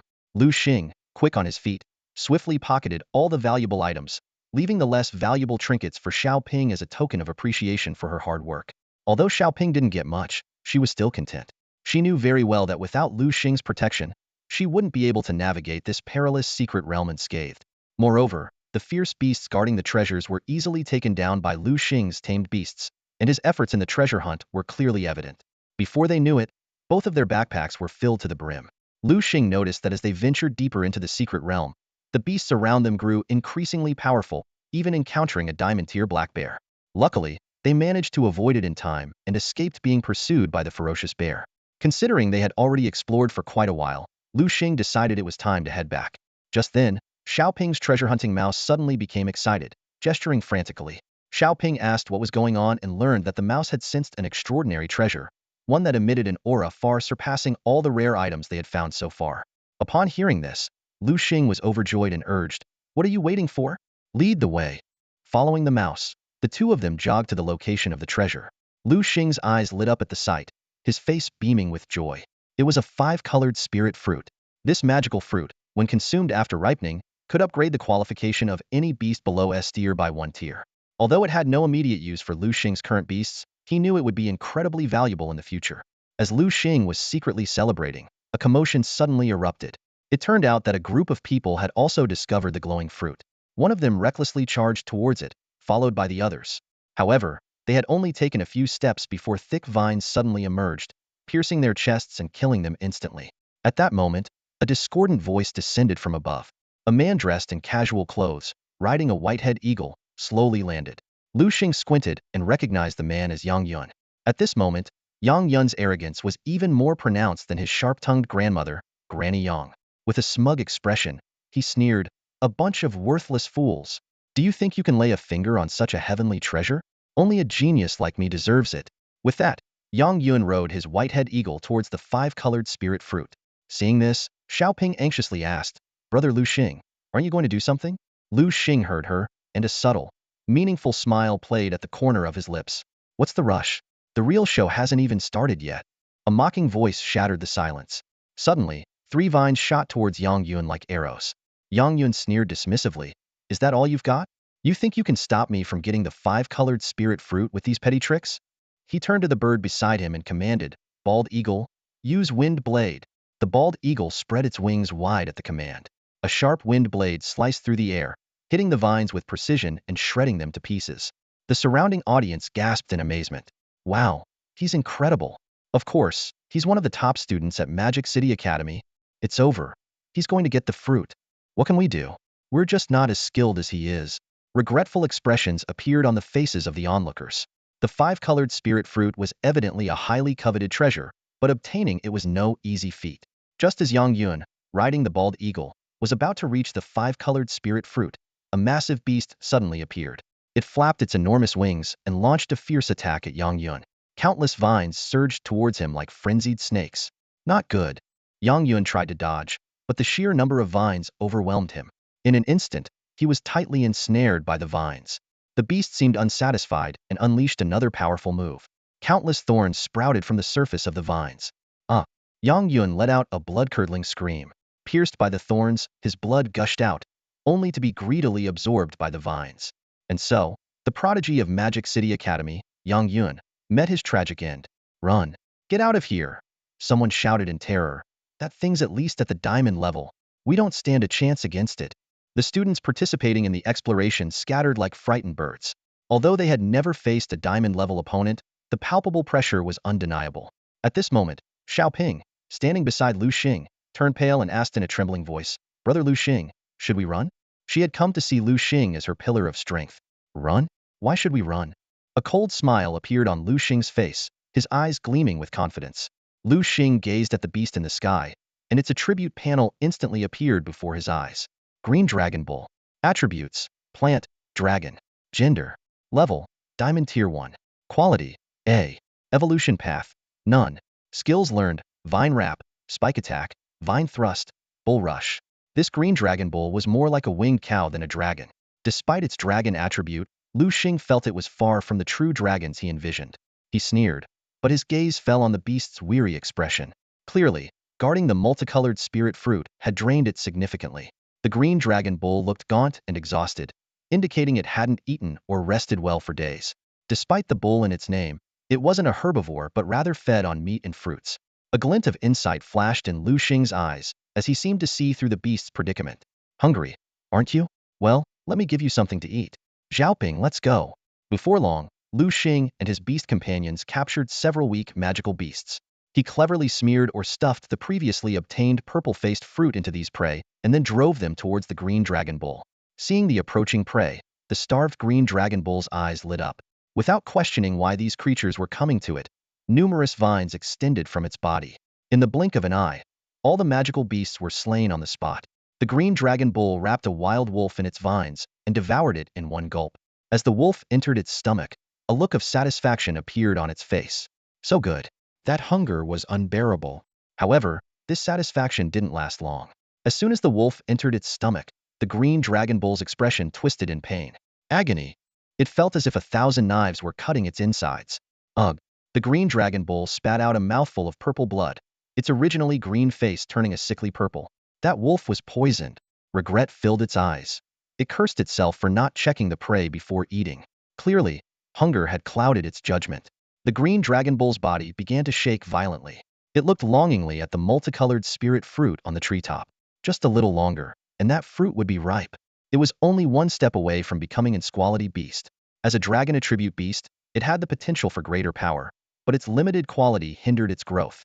It had hoped for a transformation in its life, but instead, it faced the end. With a resolute look, the green Dragon Bull clenched its teeth. If it couldn't have the fruit, no one else would. It strained its trembling body and flew towards the multicolored spirit fruit, intending to swallow it in one gulp. Want to eat the multicolored spirit fruit? Did you ask for my permission? With Liu Xing's command, all his beast companions launched their attacks simultaneously. Boom! A bolt of lightning struck the green Dragon Bull. Though it had some resistance to electric damage due to its plant and dragon attributes, the strike still paralyzed its body, halting its advance. Next, the Hellhound's flame slash roared in. Bang! The flames hit the green Dragon Bull hard, knocking it out of the sky. The impact site instantly turned charred black. Xuanwu Ice Turtle, it's your turn. Use your frost breath. Liu Xing continued to command. Upon hearing this, the Xuanwu Ice Turtle opened both its turtle and dragon heads, releasing 2 streams of extreme cold frost breath, aimed directly at the green Dragon Bull.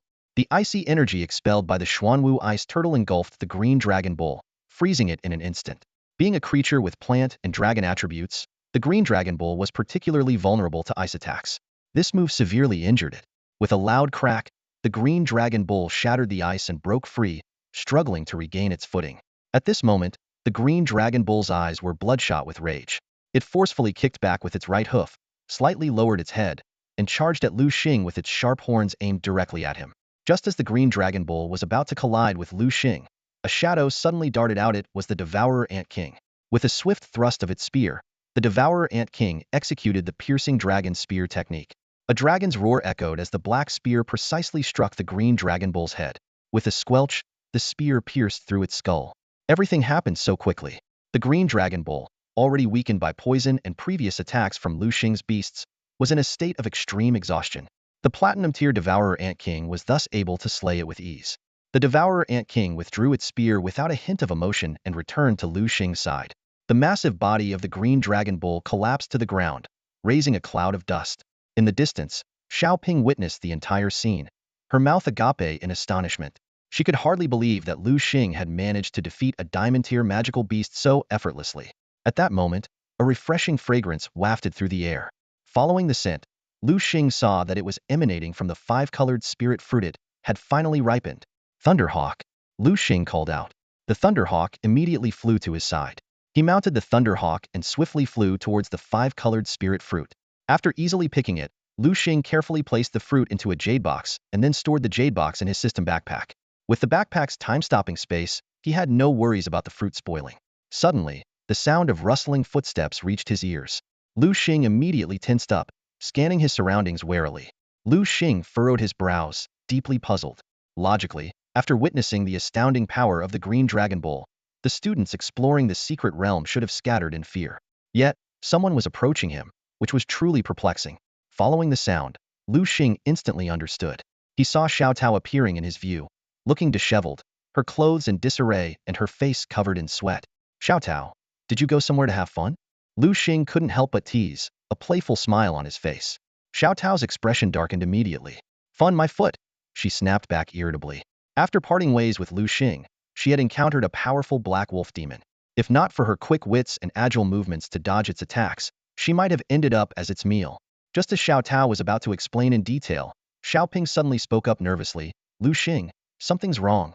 A terrifying beast is heading our way. She clutched the treasure-seeking mouse tightly. If not for her grip, the clever little creature would have fled long ago. Xiaoping had sensed the approaching danger thanks to the mouse's warning. It's the black wolf demon. Liu Xing, we need to leave now. This place is too dangerous. Xiao Tao urgently called out. All right. Liu Xing was about to respond when the hellhound swiftly dug out the green dragon bull's beast core. You really know me well. Liu Xing took the core and quickly mounted the hellhound. Xiao Tao summoned her pink fragrant pig. However, Xiaoping stood awkwardly, seemingly without a mount. Seeing this, Liu Xing had the thunder eagle lift her with its claws. The group fled at high speed, only to find the black wolf demon relentlessly pursuing them. Liu Xing glanced at Xiao Tao and noticed her backpack bulging in a shape resembling an egg. That's sneaky little, Liu Xing thought, gritting his teeth. Fortunately, they managed to escape the secret realm before the black wolf demon caught up. Phew, I'm exhausted. Xiao Tao wiped the sweat from her forehead and glanced at Liu Xing. Kid, I owe you one this time. I'll repay the favor when I get the chance. With that, she left with Old Man's son. Principal Liu Gongxing sighed in relief when he saw Liu Xing return safely. Earlier, other students had reported a terrifying diamond-level beast in the secret realm that had killed Yang Yunzi, Granny Yang's grandson, in one move. No, this can't be.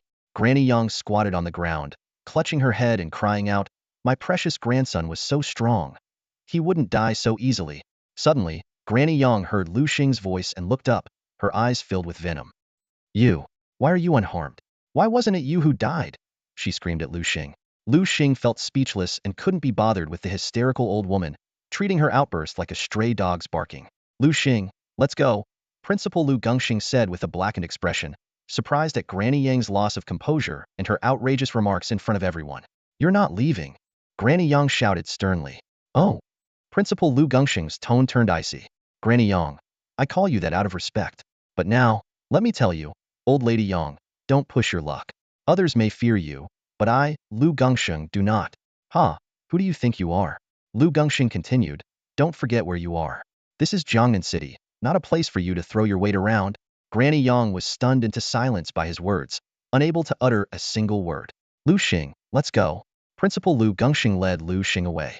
Watching their departing figures, Granny Yang finally came to her senses, a cruel glint flashing in her eyes. Just you wait, she muttered. Though she wanted to retaliate against Liu Gongxing and Liu Xing, she restrained herself for now, as others were still present. If she acted rashly, it would undoubtedly provoke resentment from others and could ultimately lead to her being besieged. Granny Yang squinted her eyes and let out a cold snort. This was clearly not the outcome she desired. Although the deceased Yang Yuan was her own grandson, he was just one of them. She had another grandson who was even more accomplished. A cunning glint flashed in Granny Yang's eyes, indicating she was concocting another devious plan to deal with Liu Xing. Liu Xing clenched his fists, feeling secretly frustrated. If he were stronger, he would have dealt with this detestable old woman himself long ago. But for now, he could only suppress this urge. Principal Liu Xing led Liu Xing back to Jiangnan Beast-Taming University. He cautiously looked back to ensure no one was following them before finally relaxing. Despite Liu Xing being at Diamond Level 4, 2 levels below Granny Yang, the difference between each level at this stage was colossal. If a fight were to break out, he would stand no chance. However, being back at the university made all the difference. Liu Xing's lips curled into a slight smile as he thought of the mysterious Grand Elder in the treasure pavilion.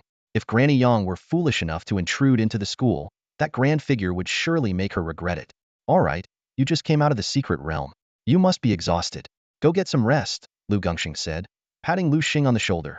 Liu Xing nodded in thanks and headed toward the villa. As soon as he stepped inside, he saw the siblings, Su Peng and Su Xiaoya. He paused for a moment, then remembered that Ruming rarely returned to school after advancing to her 3rd year, and Lu Xiaoming had gone back to her family for special training, trying to catch up with him. With some rare downtime, Liu Xing decided to relax for a few days. He lay on the lawn in front of the villa, basking in the sun. Suddenly, the sound of wings flapping caught his attention. The thunder eagle landed next to Liu Xing, looking at him with pitiful eyes. It seemed to be complaining that while the spirit water turtle had evolved later, it had already grown stronger, whereas the thunder eagle was still at a standstill. Liu Xing looked at his companion and couldn't help but fall into deep thought. Liu Xing reached out and gently stroked the dejected lightning eagle. This proud beast now hung its head, its eyes filled with disappointment. It's okay. Don't be sad. Liu Xing comforted softly. Don't be fooled by its current strength. Once you reach the diamond level, it'll help you evolve. Then, you'll be able to defeat it. However, deep down, Liu Xing was a bit uneasy. He knew very well that even if the lightning eagle advanced to the diamond level and evolved into a thunder dragon eagle, it might still not be a match for the Xuanwu ice turtle. While the evolved thunder dragon eagle would gain dragon attributes and significantly enhance its power, it would also inherit the weaknesses of dragon attributes. Originally unaffected by ice attacks, the lightning eagle would become highly vulnerable to ice-based moves after evolving. To make matters worse, all of the lightning eagle's moves dealt magical damage, while Liu Xing's Xuanwu ice turtle had a magic immunity skill. This made the Xuanwu ice turtle the natural nemesis of the lightning eagle. After comforting the lightning eagle, Liu Xing turned his attention to the hellhound. As his first beast and the leader of his team, Liu Xing always felt a sense of guilt towards it. Hellhound. Attributes: Dark, Fire. Gender: Level: Platinum Tier 3. Potential: SS. Evolution Path: Unknown. Skills learned: Rending Claw, Bite, Poison Fang, Shadow Assault, Fire Devour, Flame Slash, Shadow Ball, Flame Armor, Carrion Pile, Stealth. Seeing the word unknown on the Hellhound's evolution path, Liu Xing felt a headache coming on. The evolution paths for his other beasts were clear, but the Hellhound's evolution path remained a mystery due to missing information, leaving Liu Xing clueless on how to further enhance it. Oh well, let's just go with the flow. Liu Xing comforted himself, believing that with the system's help, he would eventually make the Hellhound stronger. Just then, a figure appeared in midair, riding a majestic dragon. Liu Xing looked up and saw that it was Principal Liu Xing. From above, Liu Xing smiled and said, "Liu Xing, you really know how to enjoy yourself. I have a task for you, if you're willing. Of course, I won't let you do it for free. See this?" He pulled a yellow fruit from his pocket. "That's the yellow lightning fruit?" Liu Xing exclaimed in surprise. Indeed, Liu Xing nodded. After consumption, it increases the power of your beast's electric moves by 10%. Only 10%? Liu Xing couldn't help but frown, thinking that the effect seemed insignificant. Little did he know, the yellow lightning fruit was a rare and precious treasure, worth at least $1 million on the market, and even then, it was hard to come by. Liu Xing glanced at the lightning eagle, still sulking in the corner. Despite the earlier comfort, it was clawing at the ground, as if trying to dig out a 3-room apartment. Weighing his options, Liu Xing decided to take on the task. However, before agreeing, he cautiously asked, "Can you tell me what the task is first? Then I'll decide." "You little rascal," Liu Xing chuckled. "Do you think I'd harm you? It's simple. I want you to become an instructor for the freshmen at Jiangnan Beast-Taming University. Just help ensure their safety." "Oh, that's it," Liu Xing realized. "All right, I accept." With his current strength at Platinum Tier 3, Liu Xing had already surpassed many of the instructors at Jiangnan Beast-Taming University. He was more than qualified for the role. In truth, Liu Xing had his own motives. He just wanted an excuse to give away the yellow lightning fruit. After all, with so many teachers at the school, anyone could serve as an instructor. Although Liu Xing was already a diamond-level expert, he still couldn't match the elder's strength. However, he keenly sensed that something significant was about to happen. It was precisely because of this that he was so eager to train Liu Xing, hoping he could grow quickly. A single person's strength isn't true strength. Only when everyone is strong can this nation become powerful, Liu Xing thought to himself, his eyes gleaming as he looked at Liu Xing. You must lead these students to grow together and become the backbone of this country. The principal gently tossed the yellow electric fruit to Liu Xing, who caught it firmly. Since you've agreed, this yellow electric fruit is yours, Liu Xing instructed. Remember to gather at the playground on time tomorrow, and take the bus with the freshmen. With that, Liu Xing mounted his imposing iron-skinned rhino and vanished into the distance. Liu Xing watched the principal's departing figure with a knowing smile. He understood the principal's good intentions. Liu Xing glanced down at the yellow electric fruit in his hand, and then walked towards his thunder eagle. The majestic flying mount was standing nearby, looking dejected. Don't be sad, Liu Xing softly consoled, offering the yellow electric fruit to the thunder eagle. Here, eat this and work hard. You'll defeat that annoying guy soon enough. The thunder eagle instinctively glanced at the black tortoise not far away. That creature was lazily dozing under a giant tree, seemingly indifferent to everything around it. This only heightened the thunder eagle's sense of grievance, as even its opponent didn't bother to console it. Gently stroking the thunder eagle's feathers, Liu Xing coaxed, "Come on, thunder eagle, eat the fruit." Under its owner's loving touch, the thunder eagle's mood slightly improved. It swallowed the yellow electric fruit in one gulp. Suddenly, a powerful electric current surged through the thunder eagle's body. Amidst crackling sounds, golden electric arcs emanated from it. The thunder eagle could clearly feel its strength increasing. Chirp! It let out a loud cry, spreading its wings and soaring into the sky. I need more training. Only through hard work can I defeat that damn tortoise, the thunder eagle shouted in its heart. Watching the thunder eagle transform into a training fanatic, Liu Xing's face lit up with a satisfied smile. This self-discipline and determination were exactly what he had hoped for. The next day, Liu Xing arrived at the sports field of Jiangnan Beast-Taming University as promised. The scene before him was slightly surprising. The field was bustling with a crowd. He casually weaved through the throng, observing his surroundings. Liu Xing. A shout broke his train of thought. Following the voice, Liu Xing saw a slightly chubby middle-aged man walking towards him. The sparse hair immediately gave away his identity. Wu Yong, now the head of the admissions office. Mr. Wu Yong, long time no see. Liu Xing greeted politely. Wu Yong nodded with a smile. Indeed, long time no see. So, what brings you here today?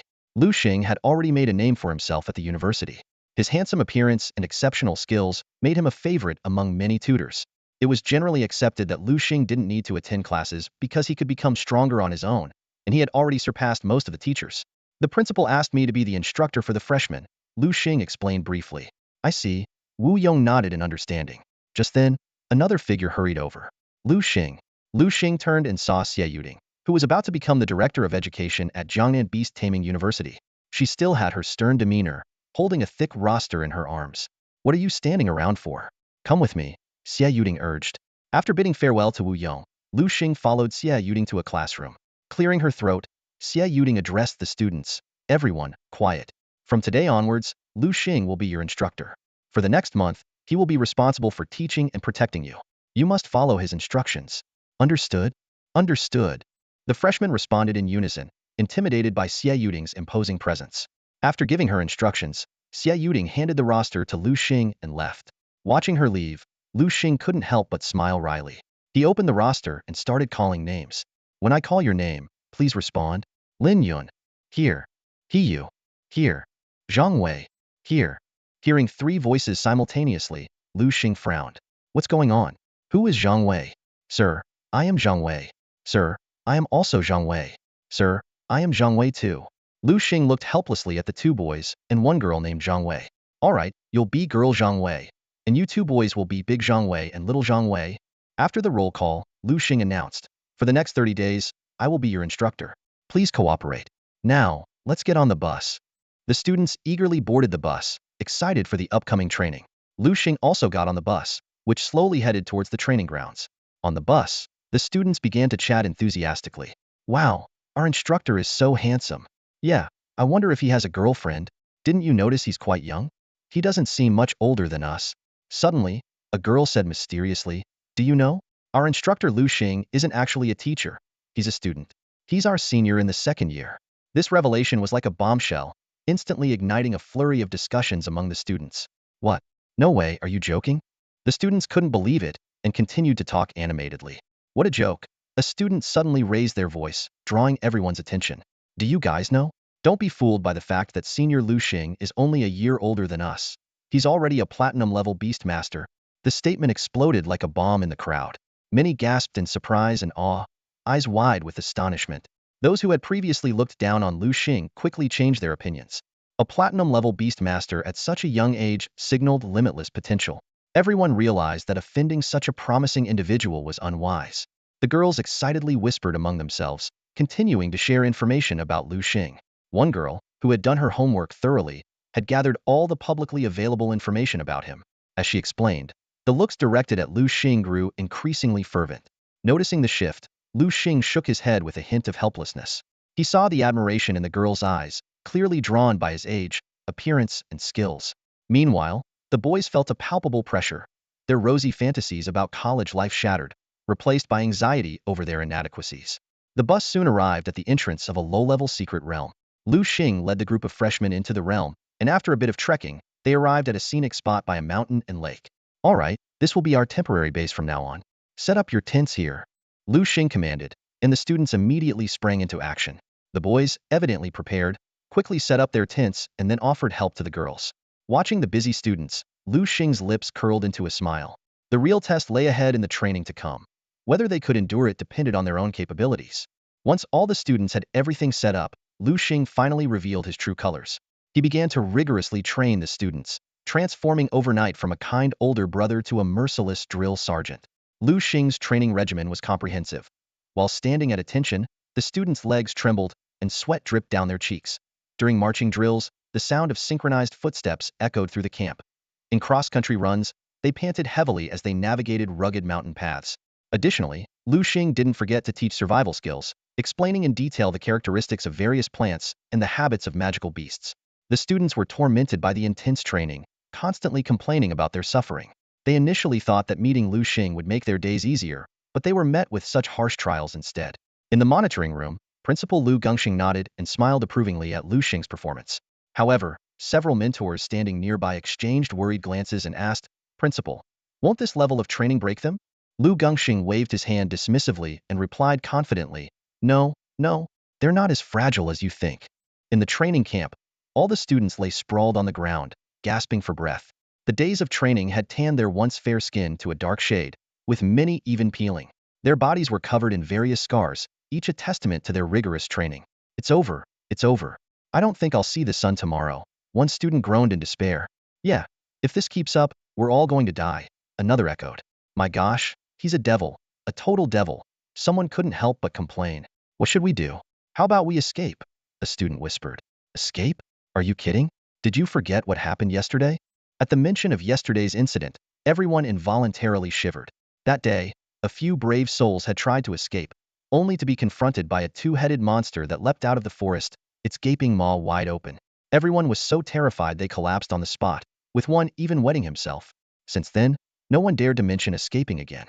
Time flew by, and soon it was the 28th day of training.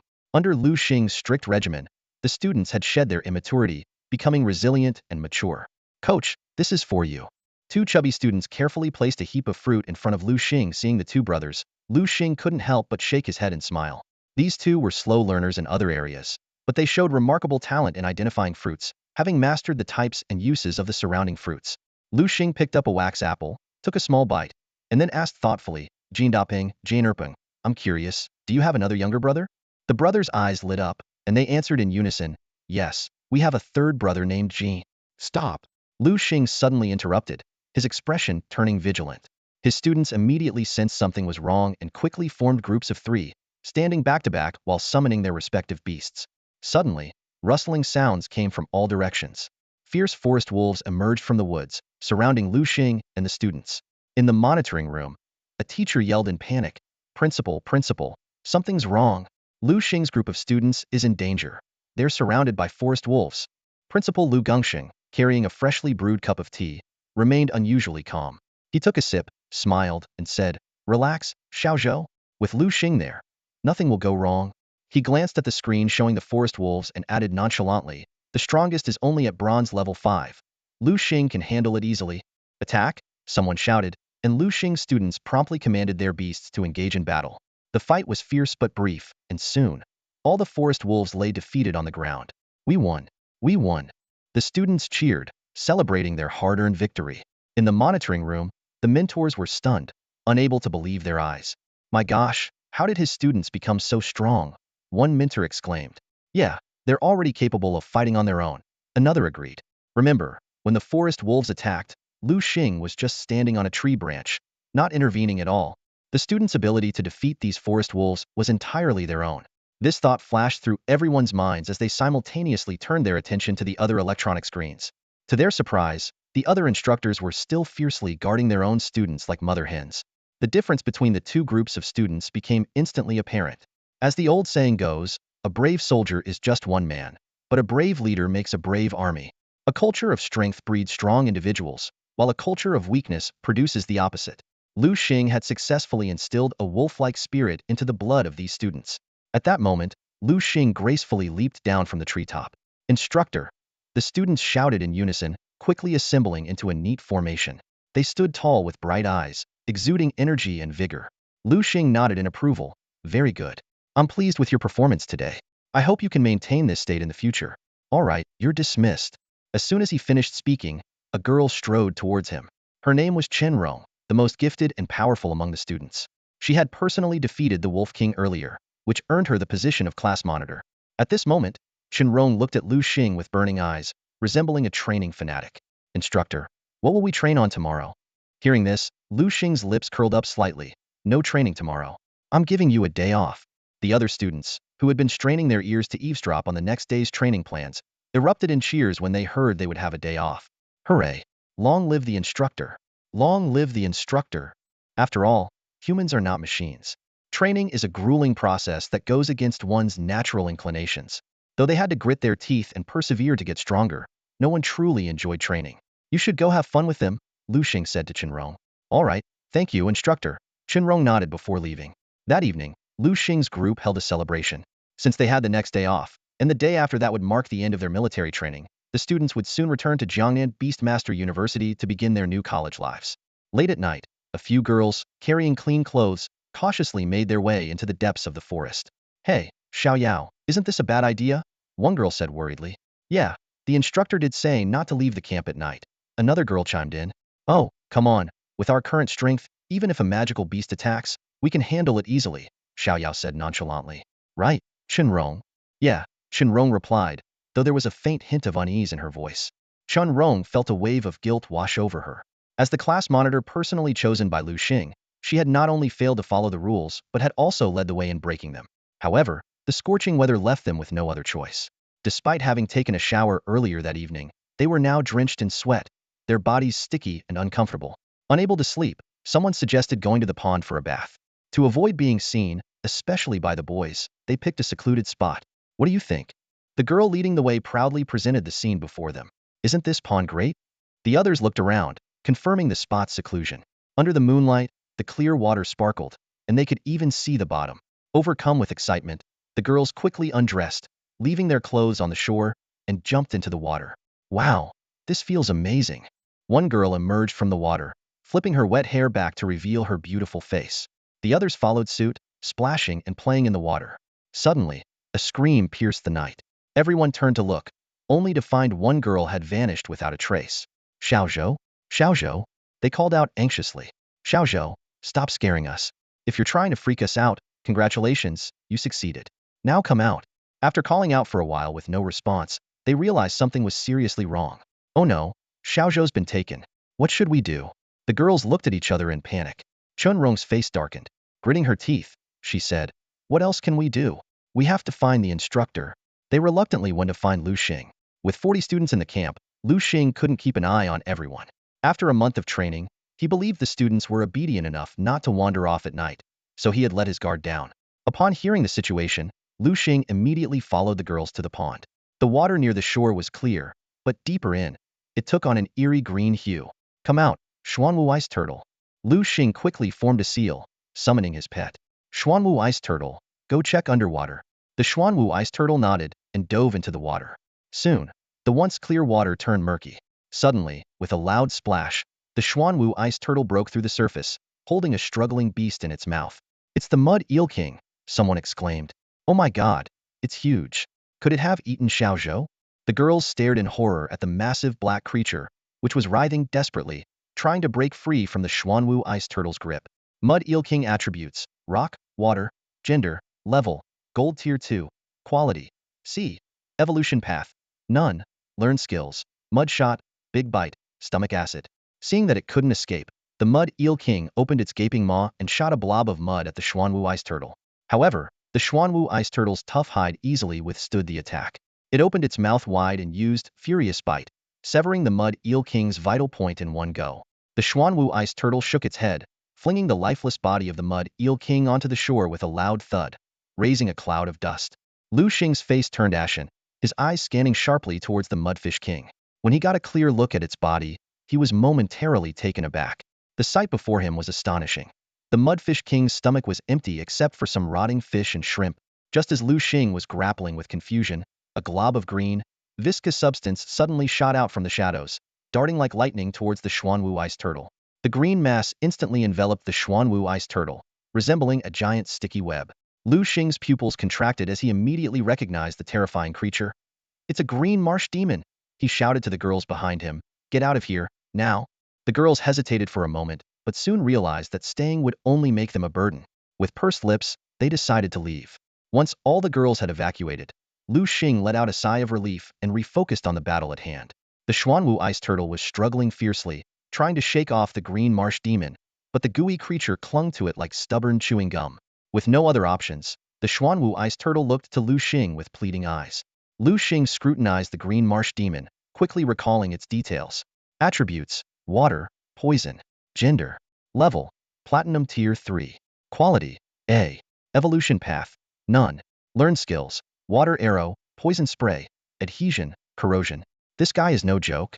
No wonder the Xuanwu ice turtle can't shake it off, Liu Xing thought to himself. He then made a quick decision. Since the Xuanwu ice turtle is asking for help, I have to step in. Come out, Thunderhawk. With a flash of light, the Thunderhawk appeared on the battlefield. It glanced at the Xuanwu ice turtle, now covered by the green marsh demon, with a hint of schadenfreude. Noticing the Thunderhawk's reaction, Liu Xing softly said, "All right, Thunderhawk, let's be magnanimous. So what if it beat you before? This time, you're the one saving it." The Thunderhawk nodded and let out a deafening screech. In an instant, a massive bolt of lightning flashed across the sky and struck down. This bolt, charged with the Thunderhawk's full power, was its most formidable attack. The Thunderhawk dared to unleash its full strength not out of a desire for revenge, but because the green marsh demon was indeed a formidable opponent. More importantly, it knew that the Xuanwu ice turtle had a natural immunity to magic, meaning the lightning would not harm it. With this assurance, the Thunderhawk unleashed its most powerful lightning strike without any reservations. Boom! A massive bolt of lightning struck down, hitting both the green swamp demon and the Xuanwu ice turtle with brute force. Golden sparks flew as the fierce current coursed through the two beasts. The green swamp demon howled in agony, severely injured by the lightning. In contrast, the Xuanwu ice turtle let out a contented hum. Immune to magical attacks, it seemed to be enjoying the tingling sensation. The heavily injured green swamp demon slid off the Xuanwu ice turtle, attempting to flee back into the water. Liu Xing decisively commanded, "Little cutie, use judgment." The six-winged angel, sucking on a lollipop, focused its gaze, and a blade of light materialized in its right hand, which it then hurled at the green swamp demon. Bang! The judgment hit its mark, the psychic skill dealing double damage to the water-poison dual-type green swamp demon, instantly killing it. Liu Xing turned to the Xuanwu ice turtle, asking with concern, "Are you all right?" The Xuanwu ice turtle looked embarrassed, realizing it had been saved yet again, and this time by the Thunder Eagle. Liu Xing reminded, "They saved you. Go thank them." The Xuanwu ice turtle nodded and walked towards the Thunder Eagle. At that moment, rustling sounds came from the bushes. It was Chun Rong and her group, who had returned. They had felt it was wrong to flee alone and decided to come back. Witnessing Liu Xing command the beasts in battle, the girls were amazed. So strong. Is this the instructor's true power? Oh my god, the instructor is not only powerful but also so handsome. He's like my dream prince. If only the instructor would look at me just once. They whispered among themselves, their eyes full of admiration. With the battle concluded, Liu Xing ordered the Hellhound to extract the green swamp demon's beast core. He carefully examined the skills contained within the core: water arrow, poison spray, adhesion, and one that particularly caught his attention: corrosion. Liu Xing's eyes lit up. This trip was worth it. He realized that the corrosion skill would be perfect for his Devourer Ant King. It would solve the problem he had been worried about: the Devourer Ant King struggling against tough-skinned opponents. Come out, Devourer Ant King. Liu Xing summoned his beast from the shadows. Here, this is for you. The devourer ant king eagerly accepted the core, quickly swallowing it. It had grown accustomed to learning new skills by consuming beast cores, and each time it was filled with anticipation. Ding dong. The system notification sounded, and Liu Xing immediately became alert. Congratulations, host. Your god-eating ant king has consumed a green swamp demon's beast core. It will learn the following skills. Please choose. Liu Xing decisively selected corrosion. Ding dong. Congratulations, host. Your god-eating ant king has learned the skill corrosion. Hearing the notification, Liu Xing turned his gaze to the god-eating ant king. He silently reviewed the ant king's attributes. Type, insect, metal. Gender, level, platinum tier 2. Qualification, SSS. Evolution path, none. Learn skills, Herculean strength beginner, perception, gluttony, fire devour, shadow stealth, dragon piercing spear, corrosion, phantom strike. Liu Xing calculated silently. Unknowingly, the god-eating ant king had learned all 4 skills from the beast cores: fire devour, shadow stealth, corrosion, and phantom strike. Each skill was incredibly powerful.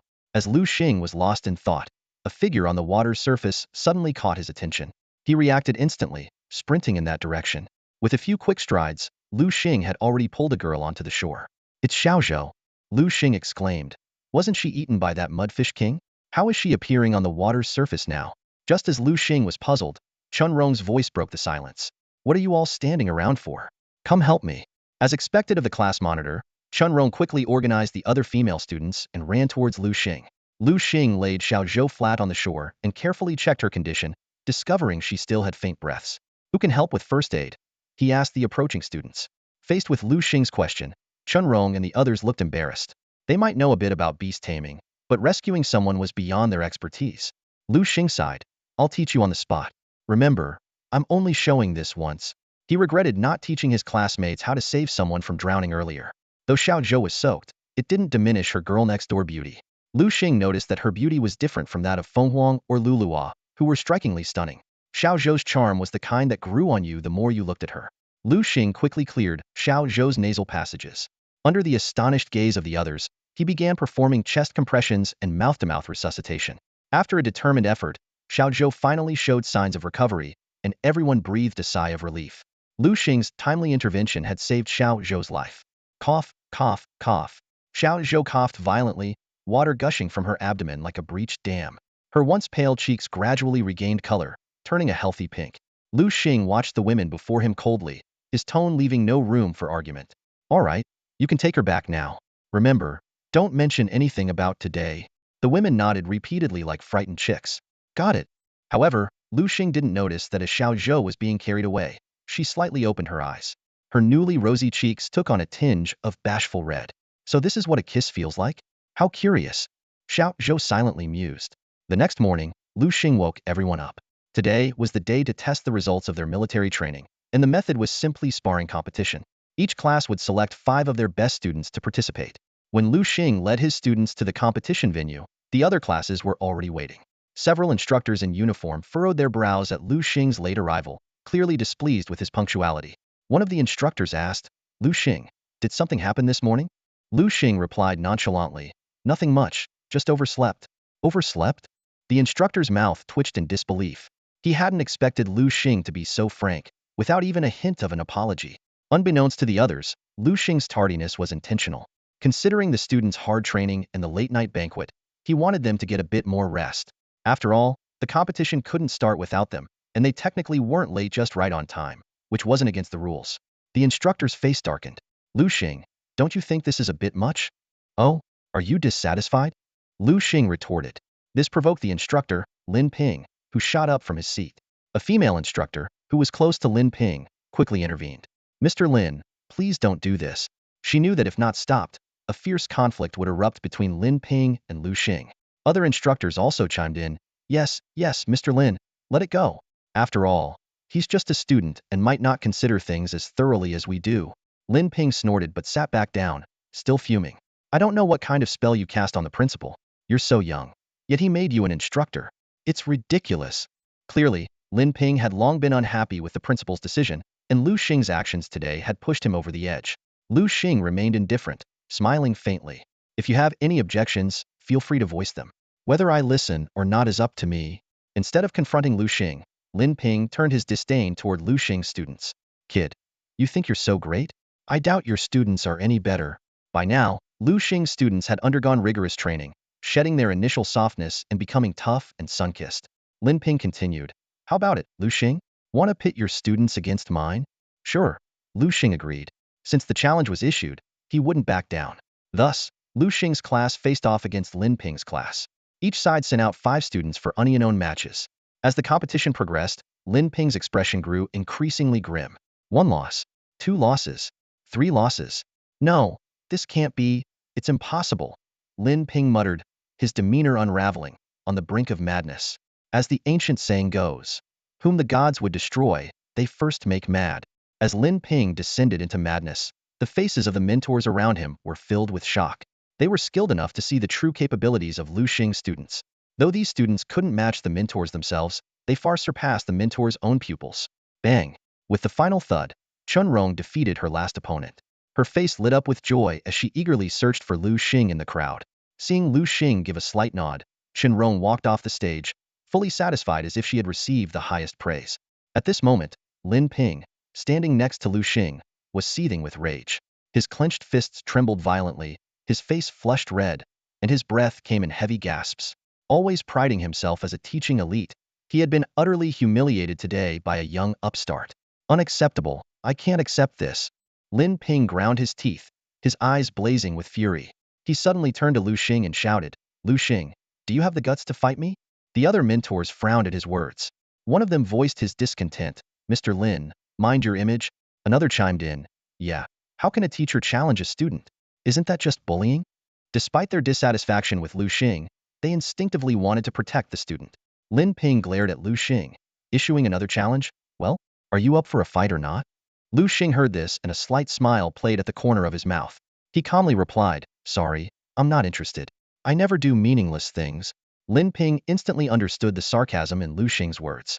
He gritted his teeth and pulled out a gleaming diamond-grade magic beast core from his pocket. It was a precious item he had purchased at a high price.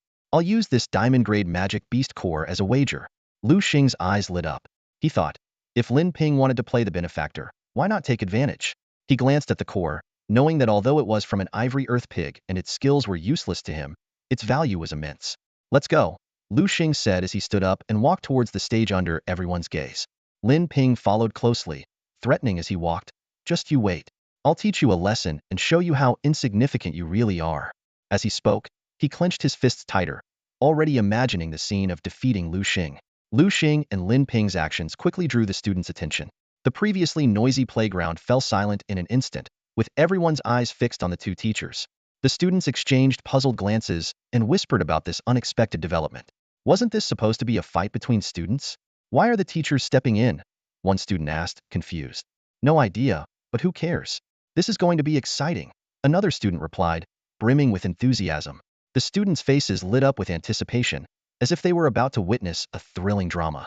They had never seen a showdown between teachers before, making this a rare spectacle. Chunrong, seeing Liu Xing preparing to face off against Lin Ping, couldn't help but shout, go instructor!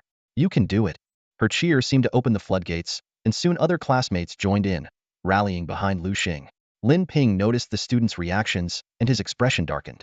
He glanced at his own students, only to find them looking dejected and crestfallen. The previous defeat had clearly taken a toll on their morale. No, I need to redeem this for my students, Lin Ping resolved silently. He quickly formed a hand seal.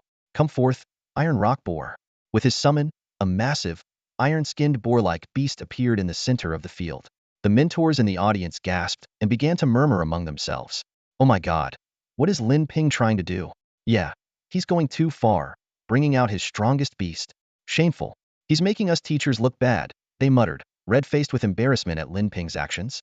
However, Lin Ping's students regained their vigor upon seeing the iron rock boar. They excitedly whispered among themselves. Oh my god, that's the iron rock boar. Its defense is incredibly strong, like a fortress. Hardly anyone can break through it. Yeah, with Lin Ping bringing this out, we're sure to win. Liu Xing eyed the iron rock boar and murmured, Iron rock boar? Huh? He quickly recalled the characteristics of this beast. Dual attributes of metal and rock. Platinum tier 2, a great aptitude, skilled in charge, iron wall, furious bite, and rock throw. This combination of metal and rock attributes gave it exceptional physical defense, making it a formidable opponent. If you're using the iron rock boar, then I'll call out this one, Liu Xing declared. Come forth, Devourer Ant King. With Liu Xing summoned, a small but imposing black ant king appeared in the arena. Lin Ping's eyes widened, recognizing the rare beast. Liu Xing's students erupted in cheers once more. Go, instructor! Instructor, show him what you've got. Yeah, it's just an ant. You can easily take it down. Encouraged by his students, Lin Ping regained his confidence, feeling a surge of determination. So what if it's a devourer ant king? Even if it's rare, in my eyes, it's still just an ant. An ant will always be an ant. It can't possibly fly. Liu Xing smirked at Lin Ping's words. The devourer ant king beside him seemed to understand the taunt. It wielded a long spear and, with a flutter of its black wings, gracefully lifted off the ground. One of Lin Ping's students gasped, "Oh my god, it really can fly." Liu Xing calmly commanded, "Devourer Ant King, use Dragon Piercer." With the order given, the Devourer Ant King shot towards the iron rock boar like an arrow. Its spear gleamed menacingly in the sunlight as it drove it towards the iron rock boar. A loud clang echoed across the playground as metal clashed against metal. Though the Devourer Ant King's spear managed to dent the iron rock boar's iron-like skin, it couldn't fully penetrate the tough hide. Lin Ping breathed a sigh of relief. He had feared that Liu Xing's Dragon Piercer would instantly defeat his iron rock boar. Watching the scene unfold, Liu Xing couldn't help but remark, "It really is tough as nails." No worries. The attack from the Devourer Ant King triggered the Phantom Strike, instantly summoning 3 phantoms out of thin air. The main body and the phantoms, 4 figures in total, launched a fierce assault on the Iron Rock Pig. The long spears clashed with the Iron Rock Pig's body, producing a series of metallic clangs and a shower of sparks. Lin Ping stood aside, a look of disdain on his face. So what if it can create clones? So what if there are more of them? They still can't break through my Iron Rock Pig's sturdy defense, he thought smugly. At that moment, a sharp sound like a death knell rang out, clang. Lin Ping whipped his head around to look at his Iron Rock Pig, his eyes widening in disbelief. The iron skin he had been so proud of had been effortlessly pierced. No, this can't be happening. This is absolutely impossible, he shouted in shock. Liu Xing let out a cold snort. Hard? No matter how much armor you have, I'll break through it. It turned out that his Devourer Ant King had just acquired a corrosion skill last night. Against corrosion, even the toughest armor was as fragile as paper. The Devourer Ant King's long spear easily punctured the Iron Rock Pig's skin, driving deep into its body. Roar! The Iron Rock Pig let out a painful howl, its massive body collapsing to the ground with a thud. Schlurp! The Devourer Ant King withdrew its spear, and blood gushed from the wound, splattering onto Lin Ping and his students' faces. Everyone stood frozen, unable to believe what they were witnessing. Over the past month, Lin Ping had been their mentor, showcasing such strength that many had come to idolize him. But today, that idol had been defeated by Liu Xing. So, do you admit defeat? Liu Xing asked. Lin Ping looked at Liu Xing and finally understood why Liu Gongxing valued him so highly. This match, I lost. I admit my defeat wholeheartedly. He knew that Liu Xing could have easily killed his Iron Rock Pig, but chose not to, showing mercy. Here, take this. Lin Ping tossed the diamond-grade beast core in his hand to Liu Xing. Liu Xing reached out and caught the magic beast crystal core thrown by Lin Ping, a hint of surprise flashing in his eyes. He hadn't expected Lin Ping to remain so calm, as if the contest that had just occurred was nothing. Little did he know, Lin Ping's heart was bleeding, had saved up for a long time to buy that precious crystal core, and now he had to give it up to save face. A burst of cheers erupted from the audience. Oh, we won. Our instructor won. Instructor, you're amazing, someone shouted excitedly. My gosh, the instructor is incredible. He even defeated those mentors. Hearing this, the mentors present felt deeply ashamed. But what could they do? Liu Xing's strength was indeed superior to theirs. As the saying goes, under the eaves one must bow. They could only silently endure the embarrassment. After this battle, no one dared to underestimate Liu Xing anymore. People even began to view him as a formidable force to be reckoned with and kept their distance. Liu Xing, however, didn't mind at all. He actually enjoyed it. The subsequent matches proceeded without any suspense. In the end, Liu Xing's team of students won the championship as expected. With joy from their victory, they returned triumphantly. Back at the dormitory, Liu Xing collapsed tiredly onto the sofa. As an instructor, he had to set an example by eating and living with the students, enduring hardships together. Just then, a familiar voice came from the kitchen. Liu Xing, you're back? Su Xiaoya emerged, carrying a steaming plate of food. The aroma immediately caught Liu Xing's attention. What's that smell? It smells amazing. He glanced at Su Xiaoya. It's braised pork. Upstairs, Su Peng, smelling the aroma, rushed down in a few quick steps. He complained, "Wow, Xiaoya, you've been freeloading at your brother's place for so long and never made braised pork for me. Liu Xing comes back, and you make a whole big plate?" Su Xiaoya glanced at Su Peng's belly disdainfully. "Eat, eat, eat. Look at your belly. Brother, I think you need to lose some weight." Su Peng, however, was unfazed. "Lose weight? What for? This is called being well-rounded, understand? Stop talking and let me have a bite. I'm starving." As he spoke, he reached for the plate of meat. Su Xiaoya quickly dodged. "You wait. Let Liu Xing eat first. He's probably hungry now." Ignoring Su Peng's resentful gaze, she placed the braised pork in front of Liu Xing. Liu Xing, of course, didn't refuse Su Xiaoya's kindness and picked up a piece of meat to eat. Delicious. Xiaoya, your cooking skills have improved again." Seeing this, Su Peng quickly grabbed a few pieces of meat and stuffed them into his mouth, mumbling, "Liu Xing is right, Xiaoya. Your braised pork has indeed gotten better." Suddenly, Liu Xing remembered something and turned to Su Xiaoya. "By the way, Xiaoya, aren't you a freshman? Why didn't you join the military training this time?" Before Su Xiaoya could answer, Su Peng jumped in to explain. "My sister is different. She's a special recruit and doesn't have to participate in the regular military training. She has special instructors for that." Liu Xing nodded and was about to take another piece of braised pork when there was a sudden, urgent knock on the door. Su Xiaoya's face instantly turned grim. Liu Xing walked to the door and opened it, finding a displeased-looking female mentor standing outside. "Miss Qin, what's wrong?" Liu Xing recognized the school teacher. Seeing Liu Xing, Ms. Qin's expression softened a bit. "Oh, it's you, Liu Xing." For a student like Liu Xing, who brings glory to the school, Xiaoqin naturally has a particularly good impression of him. At that moment, hurried footsteps echoed, and Su Xiaoya appeared at the door, looking embarrassed. Xiaoqin teacher," Su Xiaoya greeted timidly. Xiaoqin snorted coldly, her brows furrowed. "Su Xiaoya, I don't care how talented you are, but you must work hard. Do you know that you skipped class today? Haven't you heard the story of Shin Zhongyong? Do you need me to tell it again?" Su Xiaoya lowered her head, her voice filled with remorse. "No need, teacher Xiaoqin. I'm sorry. I was wrong and it won't happen again." Seeing Su Xiaoya's sincere attitude, teacher Xiaoqin's expression softened slightly. "All right, this is the last time. Come with me now." "Okay." Su Xiaoya responded promptly. With that, teacher Xiaoqin led Su Xiaoya away. As she left, Su Xiaoya flashed a sweet smile at Liu Xing. At that moment, Su Peng emerged with a large bowl of braised pork, half of which he had already eaten. Chewing, he sighed, "Oh, my sister. What does she see in you? She's so good to you. When I told her you were coming back today, she skipped class and bought several pounds of meat to make braised pork for you. I don't know what kind of spell you've cast on her."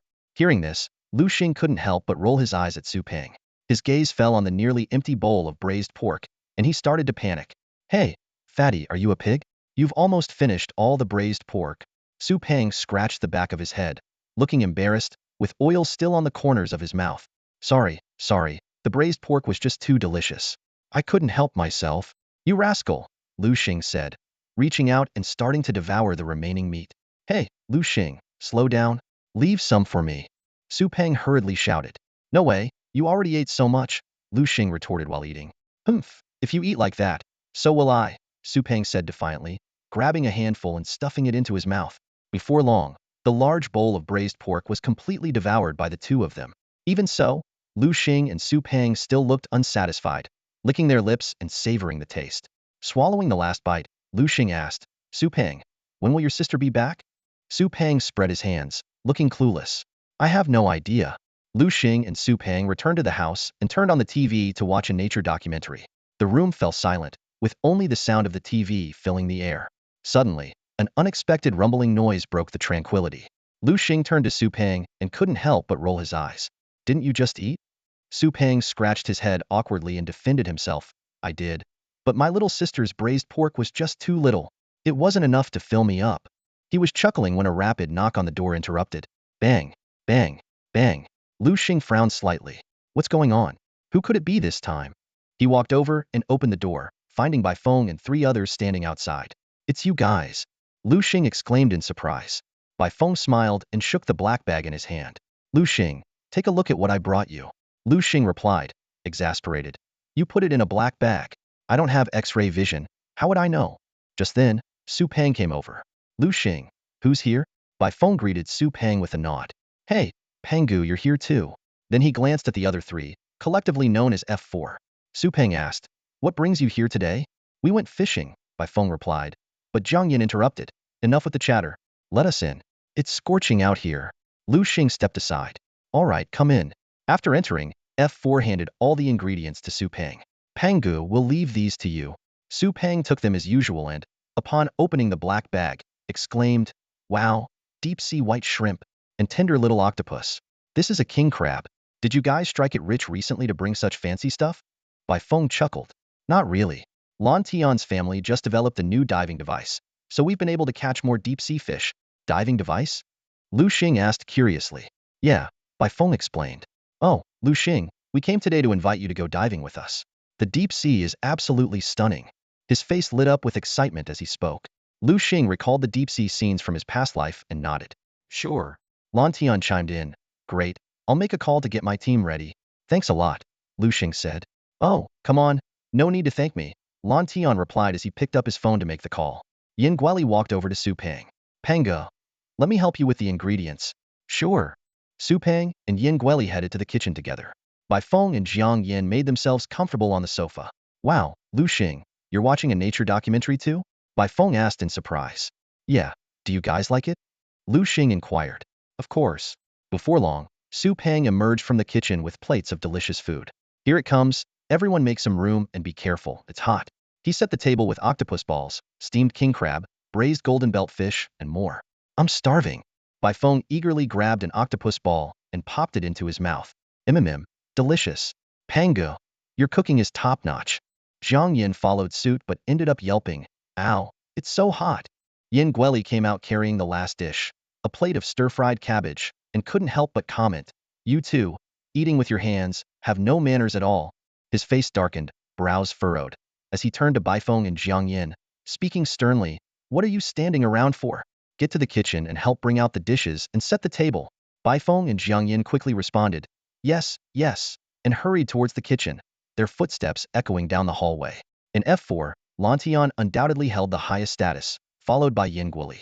Bai Feng and Jiang Yin were at the bottom, always having to do the grunt work. It was no surprise, given their lack of abilities. As the aromatic dishes were placed on the table, Liu Xing and the others took their seats and began enjoying the meal. Su Peng, while picking up some food, looked eagerly at Lan Tian and asked, Lan Tian, I heard your family's submersible is ready.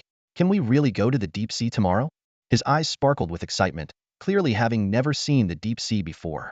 Lan Tian nodded in confirmation. It's true. That's fantastic.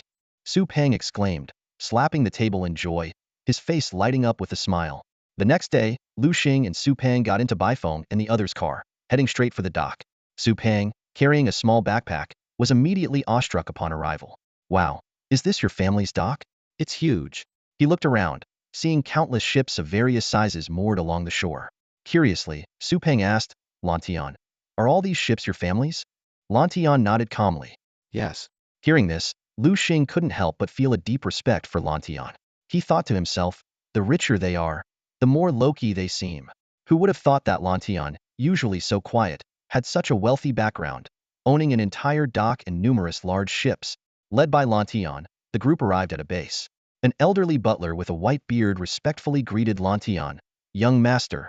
Lan Tian got straight to the point. Is everything ready?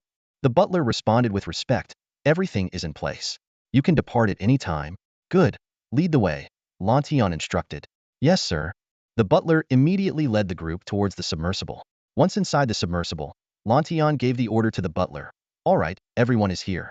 Notify them to set off. Yes, sir. The butler quickly went to make the arrangements. Shortly after, the submersible began to descend slowly. The sunlight on the surface was gradually replaced by the deep blue of the ocean, and the surroundings became increasingly mysterious. This time, Lan Tian took on the role of a guide and said to everyone, Come on, I'll show you the observation area. He led Liu Xing and the others through narrow corridors to the observation area he mentioned. Through the large observation windows, the wonders of the deep sea unfolded before their eyes. After entering the sightseeing area, Liu Xing finally understood the origin of its name. Before him stood a massive transparent glass, akin to a window into the underwater world. As the submersible slowly descended, the mysterious veil of the ocean began to lift. Wow, so many fish! Su Peng exclaimed, pressing his face against the glass, his eyes greedily scanning the colorful marine life.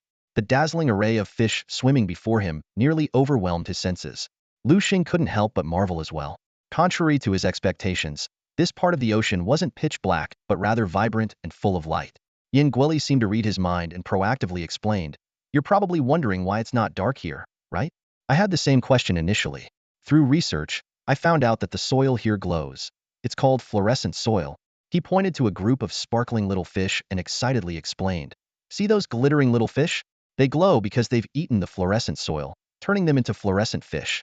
And those fluorescent corals and reefs are unique to this area." Liu Xing nodded slightly, deeply captivated by the vibrant underwater world. Suddenly, Su Peng shouted in surprise, "Wow, is that a geoduck?" "Where?" The others followed his gaze. "Right there." Su Peng pointed excitedly, only to then lament, "Oh no, what do I do? I really want to eat it. I've heard geoduck meat is incredibly delicious, but I don't know if that's true." He looked pained, seeing but not being able to eat it. Bai Feng chuckled at his words and patted Su Peng's shoulder. "Don't worry, buddy. Come with me. I'll treat you." Under Su Peng's puzzled gaze, Bai Feng led him to the next room and pointed to a machine. "See this? Let me show you how it works. Catching a geoduck is easy." Bai Feng skillfully operated the machine, and a mechanical arm extended from the submersible, precisely grabbing the geoduck nearby. "How about that?" He proudly handed the still dripping geoduck to Su Peng. Su Peng took the geoduck but frowned. "It's great, but we don't have any tools." "Of course we do." Jiang Yin laughed as he walked over to a table and lifted a metal cover. Instantly, an array of kitchen utensils was revealed. A mini hot pot, a teppanyaki grill, and even a deep fryer, among others. "Can we really use these here?" Su Peng asked in surprise. "Absolutely. We've used them before. Go ahead and use them with confidence." Jiang Yin encouraged. "Awesome." Su Peng excitedly started preparing. "Let's catch some more."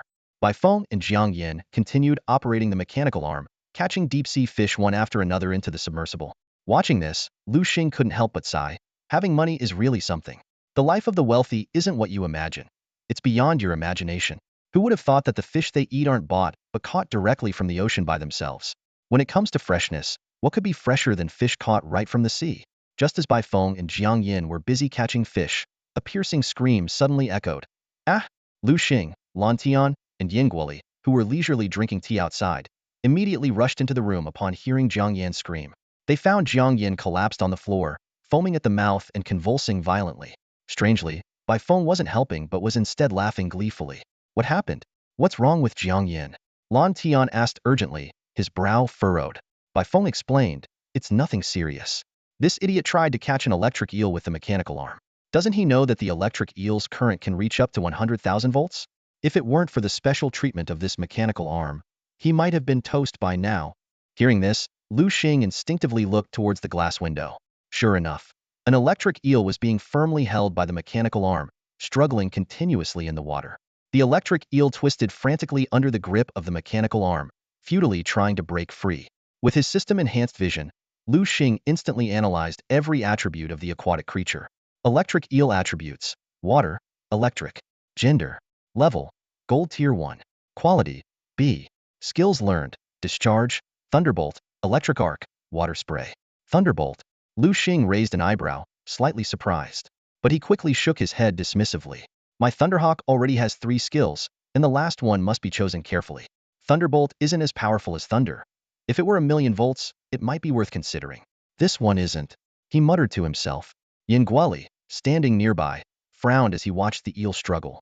He quickly walked over to a cabinet, took out a pair of specially made rubber gloves, and put them on. Then, he approached the manipulator controls. After a few maneuvers, the eel was released back into the water. "Phew." Yin Guoli exhaled deeply, casting a slightly reproachful glance at Bai Feng and the others. As an experienced submersible operator, he knew how fragile the seemingly sturdy submersible could be against real monsters. He always adhered to the principle of avoiding trouble whenever possible, fearing to provoke any terrifying beasts. Just as Yin Guoli was secretly relieved, a piercing alarm suddenly blared throughout the submersible. The alarm light on the ceiling spun and flashed wildly, causing Liu Xing and the others' hearts to race. "Master, we have a problem." The old butler rushed toward them in a panic. "Butler, what's wrong?" Lan Tian asked anxiously. "A giant creature ahead. We tried to avoid it, but it's too late." The old butler had barely finished speaking when the entire submersible plunged into darkness. "Look, what is that?" Bai Feng's eyes widened as he stared intently out the glass, as if he had seen something horrifying. "We're doomed, doomed." The old butler slumped to the floor, his suit pants visibly soaked clearly from fear-induced incontinence. The atmosphere inside the submersible turned instantly tense, and everyone held their breath, bracing for the imminent, unknown danger. The old butler was just an ordinary person. Lan Tian had promoted him because he was relatively clever. However, in the face of the current crisis, he appeared extremely fragile. It wasn't just the old butler who lost his composure. Bai Feng and the others also turned pale and held their breath, not daring to make a sound. "It's a blue whale," Liu Xing exclaimed, his face full of shock. The massive body of this ocean overlord blocked out the sky, casting a shadow over everything. Instinctively, Liu Xing used his system eye to scan it. Blue whale. Attribute: water. Gender: level: extraordinary king rank 1. Aptitude: SS. Evolution path: none. Skills: water spout, big swallow, wave impact, megaton crash. Seeing the system's prompt, Liu Xing couldn't help but twitch at the corner of his mouth. The issue wasn't whether they had provoked the blue whale, but whether this gigantic creature would actively attack them. If the blue whale decided to strike, they stood no chance of survival. Fortunately, the blue whale was just passing by, and the submersible didn't catch its attention. When the giant beast swam past, everyone let out a long sigh of relief. "Thank goodness it didn't attack us, or we'd be done for," Bai Feng said with lingering fear. He then turned to Lan Tian, flattering him. "Boss, it's a good thing you had the foresight to have everyone lower the submersible a bit." Lan Tian nodded slightly, clearly also shaken. After all, it was an extraordinary king several thousand meters long who could stay calm under such terrifying pressure. "All right, let's head back quickly," Yingguoli suddenly spoke up, his tone revealing his anxiety. He was worried the blue whale might return. "Okay," Lan Tian responded, glancing at the butler who had collapsed on the ground, a hint of displeasure flashing across his face. He sighed. "Forget it. Let's have him manage the household affairs from now on. We'll find someone more capable to handle external matters." His gaze fell on a robust man nearby. Although this man was also a bit frightened, he was much better than the old butler. "Xiao Jiang, you'll be in charge here from now on. Quickly notify everyone to bring the submersible to the surface." "Got it." Xiao Jiang was overjoyed, not expecting such a swift rise to a management position. However, shortly after Xiao Jiang left, the submersible suddenly began to shake violently, causing everyone to stumble in the confined space. "Wow, what's happening?" Lan Tian grabbed onto a wall cabinet to steady himself. "Look at that." Su Peng suddenly pointed to the window. Following his finger, everyone saw a giant octopus tentacle pressed against the glass, its disgusting suckers clearly visible. Liu Xing's face changed. "It's a deep-sea octopus." He silently used his system eye. Deep-sea octopus. Attribute: water. Gender: level: platinum rank 4. Aptitude: A. Evolution path: none. Skills: death coil, bind, sludge spray. A platinum rank 4 deep-sea octopus? Liu Xing muttered, a glint of killing intent in his eyes. Although they couldn't provoke the blue whale earlier, they could handle this deep-sea octopus. "We're doomed. This time we're really doomed," Bai Feng wailed in despair. As the weakest among them, he couldn't even gauge the octopus's strength, only feeling an overwhelming pressure. "Liu Xing, what should we do?" Lan Tian asked with a troubled expression. Although his fitness frog was strong, it was no match for the deep-sea octopus. "Do you have any diving suits here?" Liu Xing inquired. "Yes," Yingguoli replied. "Are you planning to go out?" Lan Tian asked in surprise. "What else can I do? If I don't go out, am I just supposed to sit here and wait to die?" Liu Xing's expression turned serious. Lan Tian was at a loss for words and could only silently accept Liu Xing's decision. Under the guidance of Yingguoli, Liu Xing arrived at a special cabin. Yingguoli quickly retrieved a diving suit and expertly helped Liu Xing put it on. As he assisted, he explained, "This diving suit is specially designed to withstand high pressure. You can go out safely." However, his tone became stern. "While it can handle the high pressure, it won't offer much protection against those sea monsters. Be extremely careful out there." "Don't worry, I'm like a cat with 9 lives," Liu Xing replied lightly, trying to ease the tension. Yingguoli's furrowed brow relaxed slightly as he led Liu Xing into another cabin. He skillfully operated the control panel, and the large ship's door slowly lowered, followed by the hatch near the water opening gradually. Whoosh! Seawater rushed in instantly, and Liu Xing's face darkened. Although it was his first time venturing into the deep sea, he remained remarkably composed. After all, many people suffer from thalassophobia, an inherent fear of water, a flaw in human evolution. "Come out, Xuanwu Ice Turtle." Liu Xing summoned his water and ice attribute beast. The Xuanwu Ice Turtle had reached Platinum Tier 3. Although it was one tier lower than the deep-sea octopus, Liu Xing's Xuanwu Ice Turtle possessed many powerful skills, making it a formidable opponent. "Xuanwu Ice Turtle, let's go." Liu Xing led the Xuanwu ice turtle towards the deep-sea octopus. Despite the difficulty in transmitting sound underwater, the telepathic bond between the beast and its master ensured seamless communication. Xuanwu ice turtle, use furious bite, Liu Xing commanded. Since the deep-sea octopus was tightly wrapped around the submersible, Liu Xing didn't dare to use other skills that might damage the vessel. Sensing the approach of the Xuanwu ice turtle, the deep-sea octopus panicked. It quickly released its grip on the submersible and prepared to face this unexpected adversary. As the deep-sea octopus loosened its tentacles, Lan Tian promptly ordered everyone to retreat in their submersibles. At that moment, the deep-sea octopus and the Xuanwu ice turtle were locked in a tense standoff. Liu Xing's Xuanwu ice turtle, unwilling to back down, lunged at the octopus with its sharp jaws wide open, ready to attack.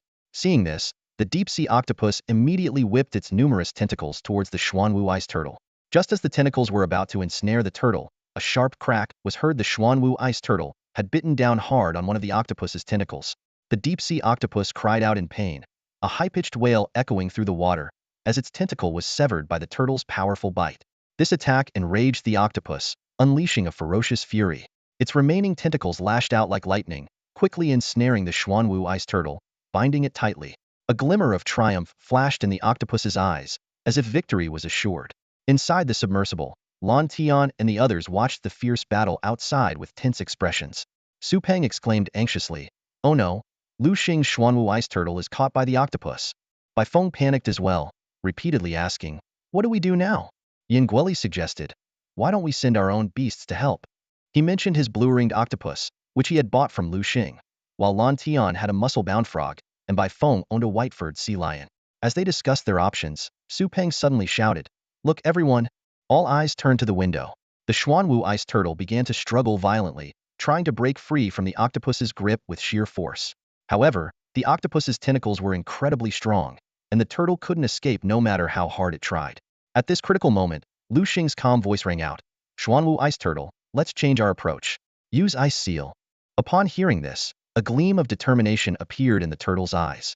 It quickly unleashed its ice seal technique, causing the surrounding temperature to plummet. Ice crystals began to form around the turtle, rapidly coalescing into a massive block of ice. In no time, both the Xuanwu ice turtle and the deep-sea octopus were encased in a thick layer of ice. Everyone inside the submersible was stunned. Bai Feng marveled, "Wow, is this the power of Liu Xing's Xuanwu ice turtle? It's incredible." But then he added with concern, "How will it get out, though? The turtle is frozen too." Just then, a series of cracking sounds filled the water as the seemingly unbreakable ice was shattered from within. The Xuanwu ice turtle emerged, while the deep-sea octopus remained frozen solid. Liu Xing immediately commanded, "Xuanwu ice turtle, use furious bite on the octopus." The octopus, seeing this, tried to move its tentacles to attack, but was horrified to find them completely numb and unresponsive. Its eyes darted in panic, straining to move but to no avail. "It's useless. Your tentacles are completely frozen," Liu Xing said calmly. The Xuanwu ice turtle opened its massive jaws and bit down hard on the octopus's head. With a sickening crunch, the octopus's head was split open, black ink gushing from the wound.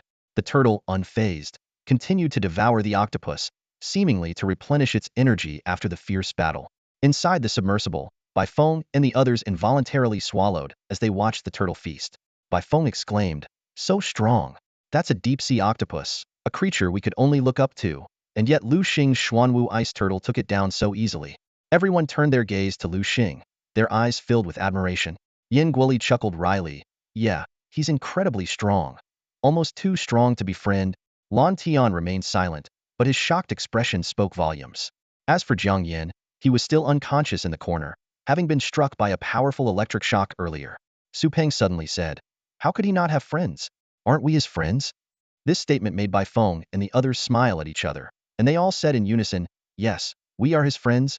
Liu Xing's heroic performance had solidified Bai Feng and the others resolved to stand by his side. In the unknown depths of the sea, they had found a leader worth following, a partner capable of guiding them through any challenge. After defeating the deep-sea octopus, Liu Xing turned to the Xuanwu ice turtle and said, "Xuanwu ice turtle, return." He then retracted the Xuanwu ice turtle into the beast space, along with the octopus's corpse. Liu Xing started swimming back towards the submersible, the water resistance making his movements sluggish. Inside the submersible, Yin Guoli urgently yelled, "Quick! Open the hatch and let Liu Xing in." "Yes, sir." The crew swiftly operated the controls, and soon the hatch opened, allowing a drenched Liu Xing to climb inside. Su Peng, disregarding Liu Xing's soaked state, hugged him tightly, his voice full of relief and fear. Liu Xing, you scared me to death back there. Liu Xing smiled wryly, gently pushing Su Peng away. All right, Su Peng, I know you were worried. But can I take off this diving suit first? It's really uncomfortable. Oh, right. Su Peng realized his mistake and quickly stepped back. Lan Tian and Yin Guali immediately stepped forward to help Liu Xing remove the heavy diving suit. After some brief exchanges, Lan Tian ordered the submersible to surface. Back on shore, Su Peng let out a long breath and shouted, being on land feels so much better. The sea is just too dangerous. His voice still held a slight tremor. Bai Feng and the others nodded in agreement, clearly marked by their deep-sea ordeal. At that moment, a staff member ran over with a panicked expression and reported to Lan Tian, Young master, we've lost a cargo ship. What? Lan Tian's face changed, immediately switching to problem-solving mode. When did this happen? Have rescue ships been dispatched? It happened last night. The rescue ships were sent out, but they haven't found anything, the staff member replied. Lan Tian frowned, clearly troubled by the news. He looked apologetically at Liu Xing and Su Peng. Sorry, I need to handle this. Seeing this, Liu Xing offered, do you need help? He knew he couldn't stand by when a friend was in trouble. Besides, Lan Tian had specifically invited them to have fun, and now that trouble had arisen, it was only right to lend a hand. Blue Sky's gaze lingered on Liu Xing for a moment, his brow furrowing slightly, clearly hesitating whether to bother the other. Sensing this, Su Peng immediately spoke up with displeasure. Oh come on, man. We consider you a brother. How can you still treat us like outsiders at a time like this? Hearing this, Blue Sky nodded gently. All right, follow me. Liu Xing and Su Peng followed Blue Sky onto a small boat. Their destination was the area where a previously missing cargo ship had last been seen. As night fell, inside the cabin, Liu Xing looked helplessly at Su Peng, who was snoring loudly on the bed, a bitter smile appearing on his lips. Due to the cramped cabin, they had to share a bed. At this moment, Su Peng's thunderous snores echoed through the small space. Master, I can't take it anymore, the six-winged angel complained, clearly tormented by Su Peng's snoring. Liu Xing felt the same discomfort. I'm struggling too. If only there were a way to block out his snores. Maybe I can help, the six-winged angel said, and immediately began casting a spell on Su Peng. In an instant, Su Peng's snores vanished completely. Before Liu Xing could react, a system notification sounded. Ding. Congratulations, host. Your six-winged angel has successfully learned the silence spell. Liu Xing looked at Su Peng in surprise, noticing his mouth still moving but no sound coming out. He quickly checked the description of the new skill. Silence spell. Can mute an opponent, preventing them from making any sound. Cast again to lift the effect. Not bad. This skill is really useful. Liu Xing thought with relief, finally able to get a good night's sleep. He walked to the window and saw a solitary figure standing on the deck, exuding a sense of melancholy. Liu Xing approached and asked softly, What's on your mind? Still worried about your cargo ship? Blue Sky turned around, his eyes filled with concern. I'm not worried about the cargo ships, but about the crew on board. Liu Xing's eyes lit up. I didn't expect you to care so much about your employees. Blue Sky nodded. Yes, these people have worked hard for Blue Group. I can't let them suffer anymore. Liu Xing felt a deep respect. I never thought you were such a conscientious boss. Don't worry, your employees will be fine. Oh? What makes you so sure? Blue Sky asked curiously. Just a hunch, Liu Xing replied with a smile. Blue Sky was taken aback for a moment, then burst into laughter. Thank you. He understood that Liu Xing was trying to comfort him. Don't worry, I'm not as fragile as you think. Blue Sky looked up at the night sky. A full moon hung high, casting a silvery glow over the sea. The waves gently lapped against the boat, creating a rhythmic sound. Liu Xing yawned. All right, I'm tired. I'm going to get some sleep. Sure, go ahead. Get some rest, Blue Sky replied. Good night. Liu Xing returned to the cabin and lay down beside Su Peng. Thanks to the six-winged angel silence spell, he quickly fell asleep. The next morning, in the dining area, Su Peng, what are you saying? Bai Feng looked confused as he watched Su Peng's mouth open and close and his exaggerated gestures, but no sound came out. Sorry, I can't understand you, Bai Feng said helplessly. Su Peng, looking frustrated, turned to Jiang Yin, who was focused on eating his bread. Don't look at me. I can't understand either. Looking around, Su Peng finally saw Liu Xing arriving. He rushed over, tears welling up in his eyes, frantically gesturing. His message was clear. He had woken up that morning to find himself suddenly unable to speak. Su Peng was extremely anxious. The agony of being unable to speak was worse than death. He opened his mouth wide, desperately trying to talk, but could only produce silent gasps. Seeing Su Peng in this state, Liu Xing suddenly remembered the silent spell cast on him by the six-winged angel last night. Feeling guilty, Liu Xing glanced at Su Peng and decided to keep the truth hidden. Pretending to be concerned, he comforted. Maybe you've just overused your voice and strained your vocal cords. Don't worry, just stay silent for a few days. Su Peng, surprisingly, believed him, and his tense expression eased considerably. Seeing this, Liu Xing secretly breathed a sigh of relief, thinking he needed to find an opportunity to lift the silent spell. The ship continued its journey. After breakfast, Bai Feng and the others came to the deck, using binoculars to scan the sea. Suddenly, Su Peng pointed into the distance and shouted, "Hey, look over there! What's that?" Everyone was stunned and then exclaimed, "Su Peng, you can talk again?" "I can talk again?" Su Peng touched his throat, laughing excitedly. "Ha ha ha, this is great. I'm back."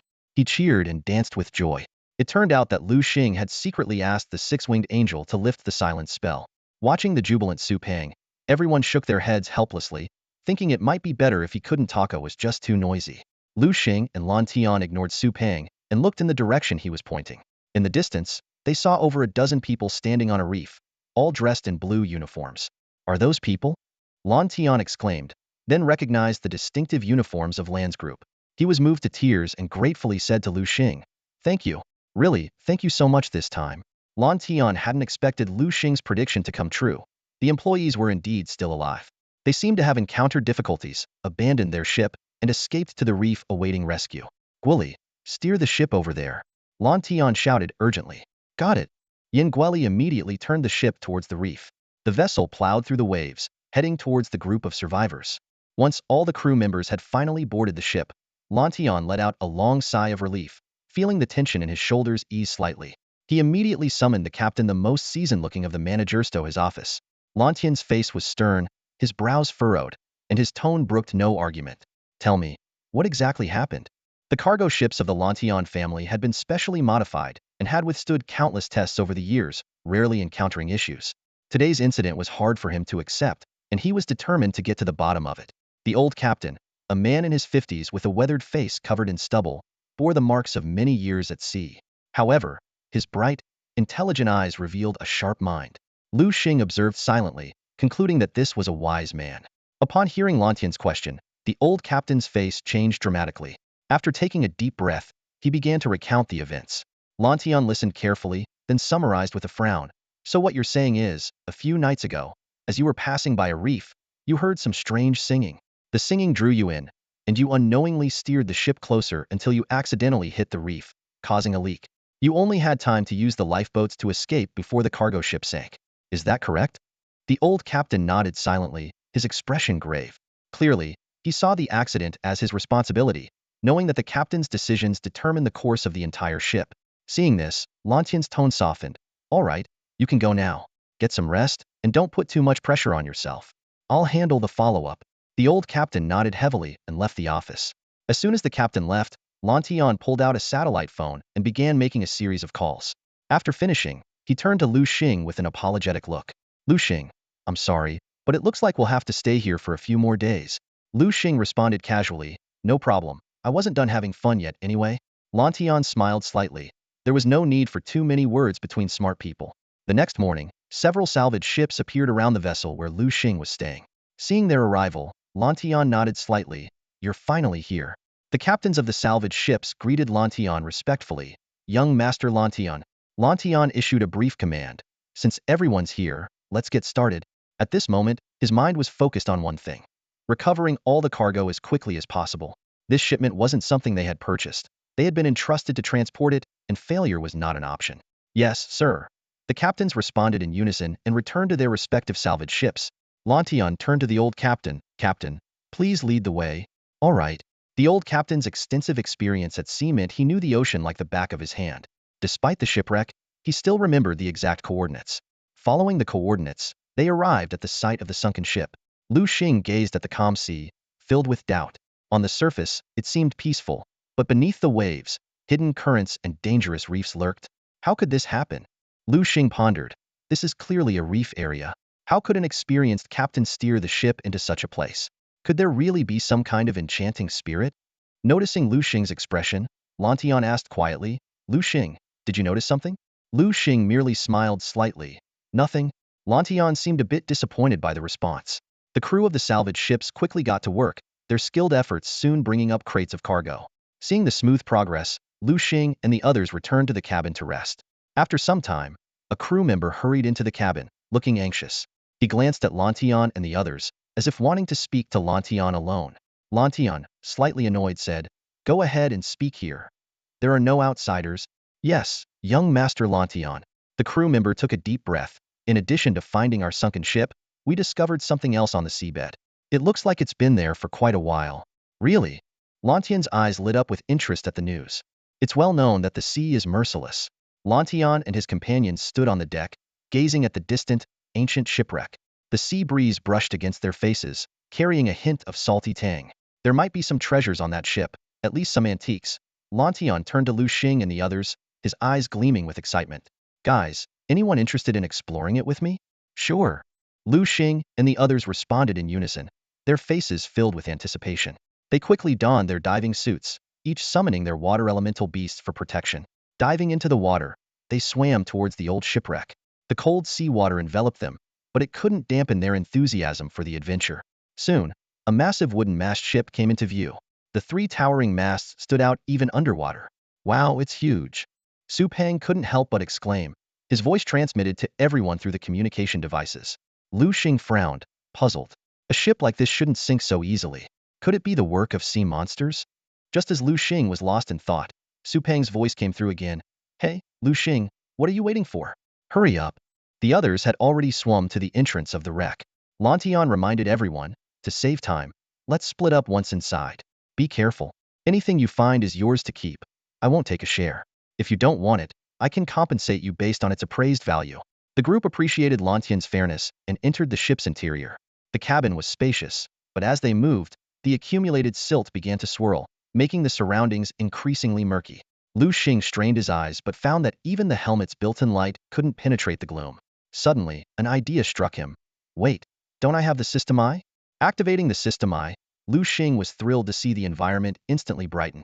Not only could he see the objects around him clearly, but the system also helpfully labeled them, marking items of rarity in different colors. A smile crept across Liu Xing's face as he began his exploration. The system categorized items by color. The categories and colors are common white, precious blue, rare purple, uncommon pink, and epic orange. Liu Xing quickly scanned his surroundings, keenly spotting a few objects emitting a blue glow. Without hesitation, he swam towards the nearest blue light and discovered an antique vase. Although he couldn't determine its exact value, Liu Xing promptly stored it in the system's backpack. With the enhancement of the system's eye, Liu Xing's search efficiency significantly improved. Like a precise scanner, he swiftly identified and collected all valuable items around him. Suddenly, a dazzling orange light caught his eye, causing his heart to race. An epic treasure, he thought excitedly, swimming quickly toward the source of the orange glow. Soon, Liu Xing arrived at a concealed small alcove. He couldn't help but smile wryly. Without the system's eye, this secret space would have been easily overlooked. His gaze fell on a small box, and he muttered, "Is the treasure marked by the system inside here?" He reached out and opened the box, revealing a water blue pearl. With the system's assistance, Liu Xing quickly learned about the pearl. Water Spirit Pearl, consumable by water tribute beasts, grants water affinity, immunity to water attacks, greatly enhances water control abilities, and doubles the power of water tribute skills. Liu Xing was overjoyed. This treasure was practically a divine artifact for water attribute beasts. The only downside was the usage restriction. It could only be used by water attribute beasts. Looks like this will benefit the Xuanwu ice turtle, Liu Xing thought. Due to its large size, the Xuanwu ice turtle couldn't enter the sunken ship and was waiting outside. After securing the water spirit pearl, Liu Xing continued his search inside the ship. With the system's previous scan results, he knew there were no living creatures inside, allowing him to explore freely. After thoroughly looting the ship, Liu Xing left with a heart full of joy and approached the Xuanwu ice turtle. "Here, Xuanwu ice turtle, this is for you." He handed the water spirit pearl to his companion. The Xuanwu ice turtle's eyes lit up, and it opened its massive mouth. Liu Xing gently tossed the pearl, which was swallowed instantly. In an instant, the Xuanwu ice turtle began to glow with a water blue light. It instinctively closed its eyes, feeling the surge of spiritual energy from the pearl flowing throughout its body, spreading to every part. The sensation was like countless gentle hands massaging it, so comfortable that it almost wanted to moan. The Xuanwu ice turtle seemed to merge with the surrounding water, emitting a radiant blue glow. "Wow, Liu Xing, your Xuanwu ice turtle has gotten even stronger." Su Peng exclaimed as he swam out of the ship's cabin. My gosh, so this light was caused by Liu Xing. This is amazing. The scene is so spectacular. I'm not sure, but it looks like it's about to break through, Liu Xing replied. Suddenly, the Xuanwu ice turtle opened its massive mouth and let out a thunderous roar with all its might. The roar intimidated the surroundings, causing small fish to scatter and hide in caves, trembling with fear. The crew members salvaging the cargo heard the roar, their faces turning pale. Oh no, a sea overlord has appeared, they exclaimed, frantically swimming back to the ship, fearing for their safety. Bai Feng and the others were stunned by the actions of the Xuanwu ice turtle. Su Peng, however, was unfazed and leisurely swam over to Liu Xing, curiously asking, Liu Xing, what's up with your Xuanwu ice turtle? Liu Xing shook his head with a wry smile. I have no idea. It was like this when it came out. He was secretly relieved he hadn't revealed the secret of the water spirit pearl. Although he trusted Su Peng, Bai Feng and the others were just close friends. Liu Xing knew all too well the principle of keeping your wealth hidden. Yin Guoli suddenly chimed in, adopting an expert tone as he explained. It probably found some kind of treasure in the sea and ate it. Maybe some sort of seaweed or something. As he spoke, he instinctively reached to adjust his glasses, only to remember he was wearing a diving helmet with built-in corrective lenses. Liu Xing felt a surge of gratitude toward Yin Guoli for providing a timely cover story. He had been at a loss for an explanation, and Yin Guoli had handed him a perfect one. Everyone seemed to understand, but their faces couldn't hide their disappointment. The items they had painstakingly salvaged paled in comparison to Liu Xing's find. Bai Feng was so frustrated he almost threw the vase he was holding, but he restrained himself and said, no way, Liu Xing. When we get back, you owe us a meal, and it better be the most expensive one. All right. Liu Xing reluctantly agreed. He understood their feelings. Anyone would feel envious of someone else's good fortune. It's like seeing a beautiful woman on the street and stealing a few extra glances, just admiration, nothing more. Though Bai Feng and the others were jealous of Liu Xing's luck, they would never covet his treasure. This sense of boundaries was a testament to their friendship. Looking at their expressions, Liu Xing felt both touched and a bit guilty, silently resolving to treat his friends to a great meal once they got back. After this incident, everyone lost interest in continuing to search for treasure inside the sunken ship. They surfaced from the water and returned to their own vessel. As night fell, a gentle sea breeze blew. Liu Xing and his companions found some deck chairs and lazily reclined on the deck. They sipped on fruit juice, enjoying the tender caress of the moonlight. Since the salvage operation wasn't over yet, they couldn't return home and were happy to relish this rare moment of leisure. Liu Xing gazed out at the sea, where his Xuanwu ice turtle lay quietly on the surface, eyes closed. Liu Xing knew it wasn't sleeping but was focused on cultivating. Ever since obtaining the water spirit pearl, the Xuanwu ice turtle's cultivation speed in the water had increased remarkably. At that moment, abundant water elements from the sea were frantically converging toward the Xuanwu ice turtle, forming a spiritual vortex around it. This strange phenomenon drew exclamations of awe from Bai Feng and the others. No wonder Liu Xing's beast is stronger than ours, Bai Feng thought to himself. Its cultivation speed is like it's absorbing the world's spiritual energy. And it's so disciplined, actually asking to train on its own.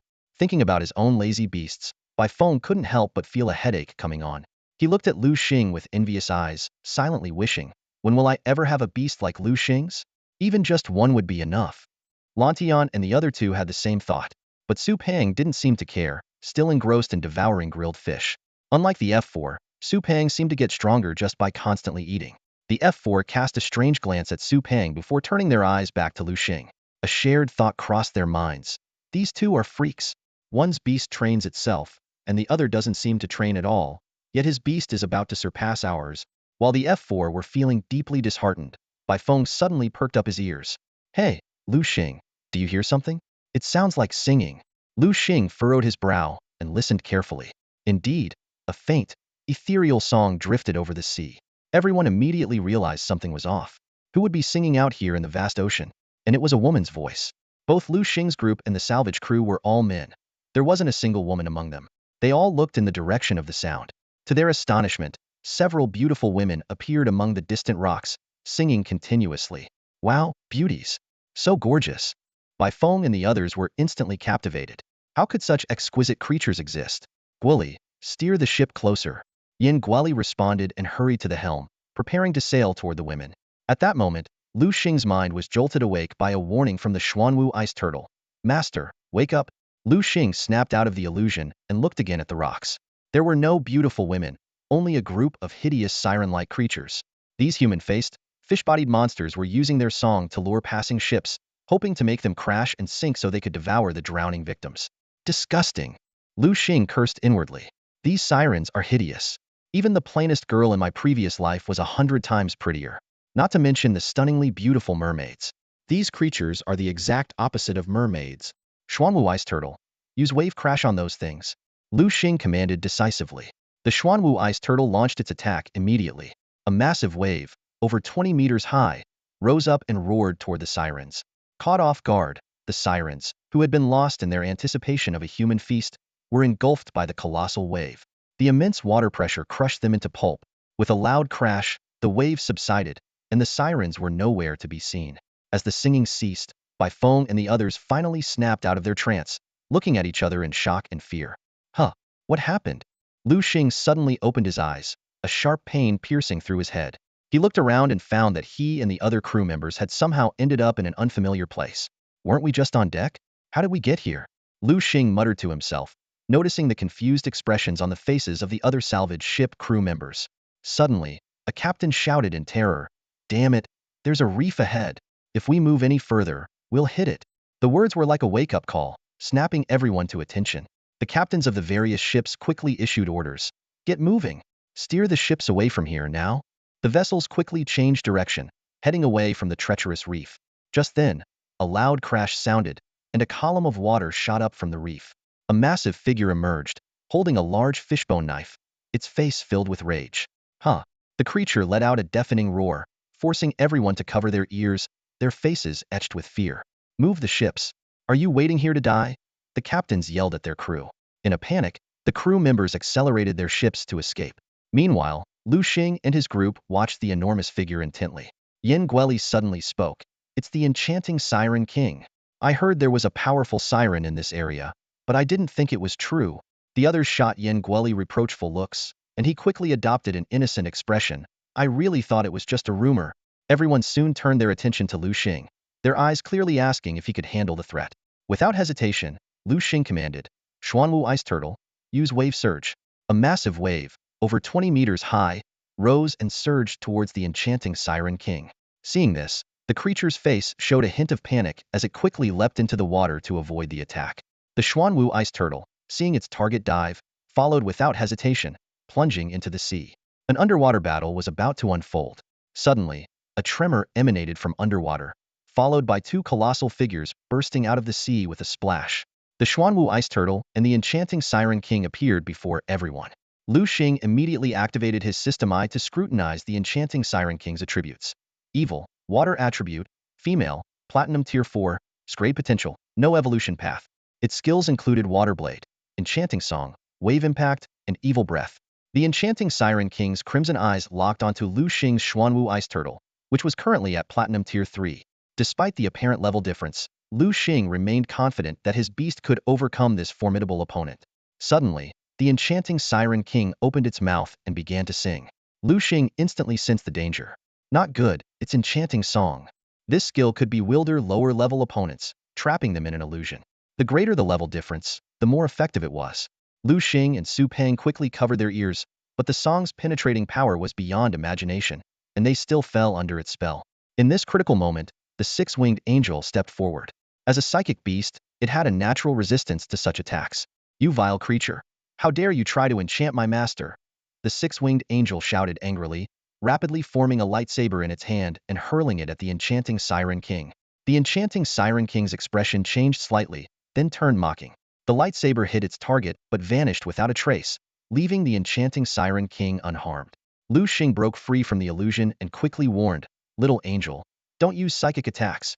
It's an evil-type beast." The enchanting Siren King was evidently surprised that its prized skill had been thwarted, a flicker of confusion crossing its face. As it prepared to use enchanting song again, Liu Xing grimaced in disgust. "Again? How disgusting." In a flash of inspiration, Liu Xing commanded, "You like singing, huh? Then let's see you sing to your heart's content. Six-winged angel, use silence spell on it." The six-winged angel immediately shot out a peculiar beam of light. The enchanting Siren King began to sing but found itself unable to produce any sound. It opened and closed its mouth futilely, like a comical mime. Seeing Liu Xing and the six-winged angel unaffected, the enchanting Siren King grew increasingly furious, straining its voice to no avail, merely exhausting itself. Eventually, the enchanting Siren King began to cough violently, its voice nearly gone. Liu Xing taunted. What's the matter? Can't keep up? Meanwhile, the Xuanwu ice turtle also broke free from the illusion. It was seething with rage, feeling a burning shame. As a beast with magic immunity, it couldn't resist the non-attack enchanting song, which added to its humiliation. Liu Xing was secretly delighted, realizing that the skill the six-winged angel had mastered due to Su Pang's snoring had come in handy. He briefly explained, beast skills are divided into attack, defense, and support categories. Both enchanting song and silent spell are support skills, so they can counteract each other. The Xuanwu ice turtle roared furiously and charged at the enchanting Siren King, determined to reclaim its honor. The massive mouth of the Xuanwu ice turtle suddenly opened wide, snapping viciously at the enchanting Siren King. A flicker of panic crossed the Siren King's eyes as it hurriedly raised its fishbone knife, which was instantly enveloped in a surge of water. This was its water blade attack. Bang! The water blade struck the Xuanwu ice turtle heavily, but seemed to have no effect. At the same time, the enchanting Siren King let out a cry of pain. Its body shuddering violently, the Xuanwu ice turtle's spiked shell ability had activated, reflecting the damage back at the attacker. Liu Xing frowned slightly, his gaze fixed on his Xuanwu ice turtle. It was completely unscathed, as if the attack had never happened. He quickly recalled the attributes of the Xuanwu ice turtle. Water and ice attribute, Platinum Tier 3, SSS qualification, no evolution path. Skills, super healing, spiked shell, furious bite, wave impact, taunt, bull rush, magic immunity, 1000-mile freeze, ice chi, water affinity. Water affinity? Liu Xing suddenly understood. This skill granted by the water spirit pearl not only accelerated the cultivation of water-type beasts, but also rendered them immune to water-based attacks.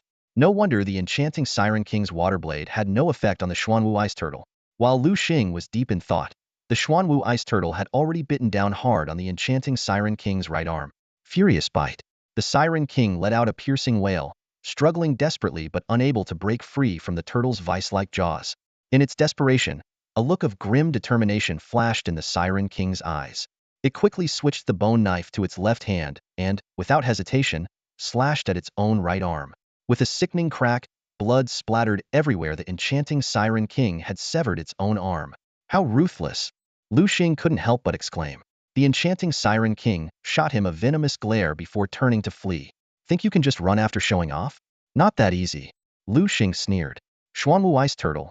Use taunt. The eyes of the Xuanwu ice turtle suddenly turned blood red, with fury raging within.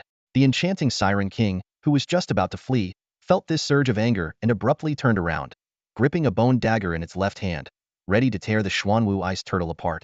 At this critical moment, a clear voice rang out, "Little one, finish it off. Use fairy light." The six-winged angel responded immediately, swiftly gathering a multicolored light ball in its right hand. With a sharp thrust, a brilliant beam of rainbow light shot forth, precisely striking the enchanting Siren King. Boom! A loud explosion echoed as the enchanting Siren King was hit by the fairy light. Being a dark and water attribute beast, it was particularly vulnerable to fairy-type attacks. The fairy light from the six-winged angel completely annihilated the already weakened enchanting Siren King.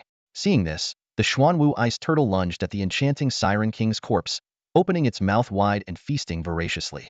Liu Xing diverted his attention from the scene on the water and turned to Bai Feng and the others. At this moment, they were still trapped in the enchanting Siren King's illusion, each displaying ridiculous and laughable behaviors. Bai Feng and Jiang Yin were tightly embracing each other, lips locked, clearly engaged in some indescribable act within the illusion. Su Pang was licking his own arm incessantly, as if savoring the most delicious ice cream in the world. Lan Tian and Yin Guoli were giggling foolishly, lost in some sweet dream. Suddenly, a terrified scream shattered the silence. "Oi, Jiang Yin, you beast! I treated you like a brother, and you..." Bai Feng suddenly woke up, realizing Jiang Yin was tightly holding him and trying to kiss him. Infuriated, Bai Feng kicked Jiang Yin away. "Ouch!" Jiang Yin cried out in pain, waking from his dream. "Bai Feng, what are you doing?" Bai Feng's face was as dark as a storm cloud. "What am I doing? What did you do to me? Don't you know? I treated you like a brother, and yet you..." He couldn't finish his sentence, overwhelmed with shame and anger. Their argument woke the others. Su Pang looked around in confusion. "What's going on? What happened?" Liu Xing quickly intervened to defuse the situation. It's nothing. But Bai Feng wouldn't let it go. "Nothing? That was my first kiss. Do you even understand that?" Jiang Yin, hearing this, was covered in cold sweat, feeling deeply disgusted by Bai Feng. Guili pushed up his glasses, a sly smile on his face. Your first kiss? Didn't you lose that when you were 8? Baifeng was stunned, clearly not understanding what Guili meant. Guili continued to reveal the truth. Remember when you were 8? You tricked your 5-year-old cousin into playing kiss and stole her first kiss. Everyone immediately gave Baifeng strange looks. Lan Tian, with a stern expression, shouted, "Enough! Stop it!" The group fell silent at once. Lan Tian turned to Liu Xing and asked, Liu Xing, what about the enchanting Siren King? Liu Xing gestured towards the sea. Over there. Everyone looked in unison and saw the Xuanwu ice turtle devouring the enchanting Siren King, most of its massive body already consumed, with only a little left to be completely eaten. They all stood in shock, deeply shaken. So powerful. Is this Liu Xing's true strength? My God, that's the enchanting Siren King. Even we fell for its enchanting song. Liu Xing actually broke the enchanting Siren King's spell. How did he do it? Monster. This guy is truly a monster. Baifeng and the others couldn't help but look at Liu Xing, only to find him still wearing a faint smile, as if nothing had happened. Devil. This guy is a total devil, they thought. Normally, after defeating the enchanting Siren King, one would either be overjoyed or relieved to have survived. But Liu Xing's calm demeanor was utterly baffling. Liu Xing remained unusually calm in the face of the current situation. His expression was as composed as ever, as if he had just completed a trivial task. This nonchalant attitude made the members of F4 swallow nervously, their Adam's apples bobbing up and down. Suddenly, a loud stomach growl broke the silence. Su Peng scratched his head awkwardly, a faint blush spreading across his face. I'm hungry. I'm going to make some midnight snacks. If any of you want some, I can make extra portions. Su Peng was already used to Liu Xing's unusual behavior. In fact, he would be more surprised if Liu Xing acted normally. I want some. Baifeng eagerly raised his hand. Me too. Jiang Yin quickly followed. Guili adjusted his glasses and said, make one for me as well. I need to go steer the ship. We're too close to the rocky reef, and it's a bit dangerous. Just bring it to the cockpit when you're done. No problem. Su Peng nodded in agreement, then turned his gaze to Liu Xing and Lan Tian. What about you two? Liu Xing glanced at Lan Tian and said calmly, I'm not hungry. What about you? Lan Tian gave a wry smile. I'm not hungry either. All right, I'll get started then, Su Peng said, turning to leave but pausing to add, if you guys get hungry later, just come find me. Trust me, when it comes to food, I guarantee you'll be full. With that, he hurried off. Before long, Su Peng served Baifeng and the others a fragrant midnight snack. The next morning, the first rays of sunlight slowly rose over the horizon, casting a golden hue over Liu Xing's ship. Liu Xing stepped onto the deck and stretched. At that moment, Su Peng was still sound asleep in the cabin, his mouth opening and closing silently, a clear sign of the six-winged angel's handiwork. Liu Xing looked around and noticed someone already standing on the deck. It was Lan Tian. What's up? Couldn't sleep? Up so early? Liu Xing asked casually. Yeah, Lan Tian nodded, his gaze somewhat distant. His thoughts drifted back to the first time he met Liu Xing and all they had been through together. There was a time when he had looked down on Liu Xing, but now, Liu Xing had become someone he looked up to. Truly, fortunes change, Lan Tian thought to himself, feeling a pang of jealousy. He recalled what Baifeng had once said, Liu Xing is a freak. Never compare yourself to him, or your life will be ruined. In retrospect, those words couldn't have been more accurate. Lan Tian was grateful to be on Liu Xing's side. He shuddered at the thought of what might have happened if he had chosen to oppose Liu Xing. Had probably be nothing more than a distant memory by now. After the salvage operation, Liu Xing, Baifeng, and the others began their journey back. Baifeng drove Liu Xing and Su Peng back to school. Man, that wore me out, Su Peng groaned as he collapsed onto the dormitory sofa, his body aching all over. The fish on the boat was delicious, but the constant rocking was unbearable. I feel like my bones are falling apart. For the next few days, Liu Xing, surprisingly, attended classes with Su Peng. The boredom of the dormitory had pushed them out of their comfort zone. Their arrival immediately caught the attention of their classmates, and the room buzzed with whispers. Hey, did you see that? Liu Xing actually came to class. Seriously? Wow, it really is him. With his skills, why would he need to attend classes? I bet he's just bored and wants to relax by sitting in on a lecture. Yeah, that must be it. With his abilities, the teachers have nothing to teach him. As the students gossiped, Su Peng was happily munching on some fries, his mouth greasy. Hey Liu Xing, they're all talking about you. Liu Xing nonchalantly replied. Let them talk. Why would I stop them? He glanced around. I have to admit, the back row is the best spot for a nap. It's far from the teacher and close to the air conditioning. The cool air made him drowsy, and he soon fell asleep. At that moment, Xie Yuding entered the classroom. Her presence silenced everyone instantly. She scanned the room and paused when she saw the corner. What are those two doing here? Su Peng's large frame was hard to miss, and Liu Xing was fast asleep next to him. The students watched with anticipation, expecting some drama. However, Xie Yuding remained unusually calm, as if Liu Xing and Su Peng didn't exist. This unexpected reaction left the classmates stunned. Oh my gosh, what's up with her? No idea. Liu Xing and Su Peng look like that, and she's not even mad. Did the sun rise in the west today? Come on, if you had their skills, you could get away with it too. Liu Xing and Su Peng slept through the third period. Two different teachers came and went, wisely choosing to ignore them. One teacher even declared that if any student could reach Liu Xing's level, not only would they be allowed to sleep, but they could also bring a bed to class. This statement didn't embarrass him. Instead, it filled him with a strange pride. After all, he could brag that Liu Xing was once his student, even if he never taught Liu Xing anything. During the break, the room buzzed with chatter. Suddenly, a striking figure walked into the classroom, drawing everyone's attention. Whoa, check it out. A gorgeous girl. Oh my gosh, when did our school get such a beauty? Is she a fairy? How can someone be that beautiful? Where is she headed? The boys were stunned as they watched the beauty walk straight towards Liu Xing. Liu Xing, Liu Xing. She reached out her slender hand and gently nudged the sleeping Liu Xing. The boys' hearts shattered. She's here for Liu Xing? No way. Is it really that easy when you're talented? Liu Xing, give us a break. Being handsome and skilled is one thing, but this guy also has incredible luck with girls. Even while he's sleeping, a beauty comes looking for him. They couldn't help but think about how much effort they put into chasing a girl who was just a 7 out of 10. God, you're so unfair. Liu Xing woke up groggily and rubbed his eyes. Who's there? He looked up and was surprised to see Rumo. Rumo, long time no see. Rumo gave a faint smile in return. Since entering their junior year, the opportunities for Ru Ming and Liu Xing to meet had significantly decreased. At this moment, Liu Xing glanced at Ru Ming and was surprised to see how much she seemed to have matured. Today, Ru Ming was wearing a t-shirt with a panda design, and the panda's eyes were particularly striking. Ru Ming looked at Liu Xing with a hesitant expression, as if she wanted to say something but couldn't find the words. Liu Xing noticed her unease and softly asked, "What's wrong? Is there something on your mind?" Ru Ming pressed her lips together and, after a moment of silence, finally spoke. "Tomorrow is the weekend. Could you come home with me?" Her words caused a stir among those nearby, who seemed to be bursting with curiosity. Some whispered, "Whoa, what's going on? Can you really do anything if you're good enough?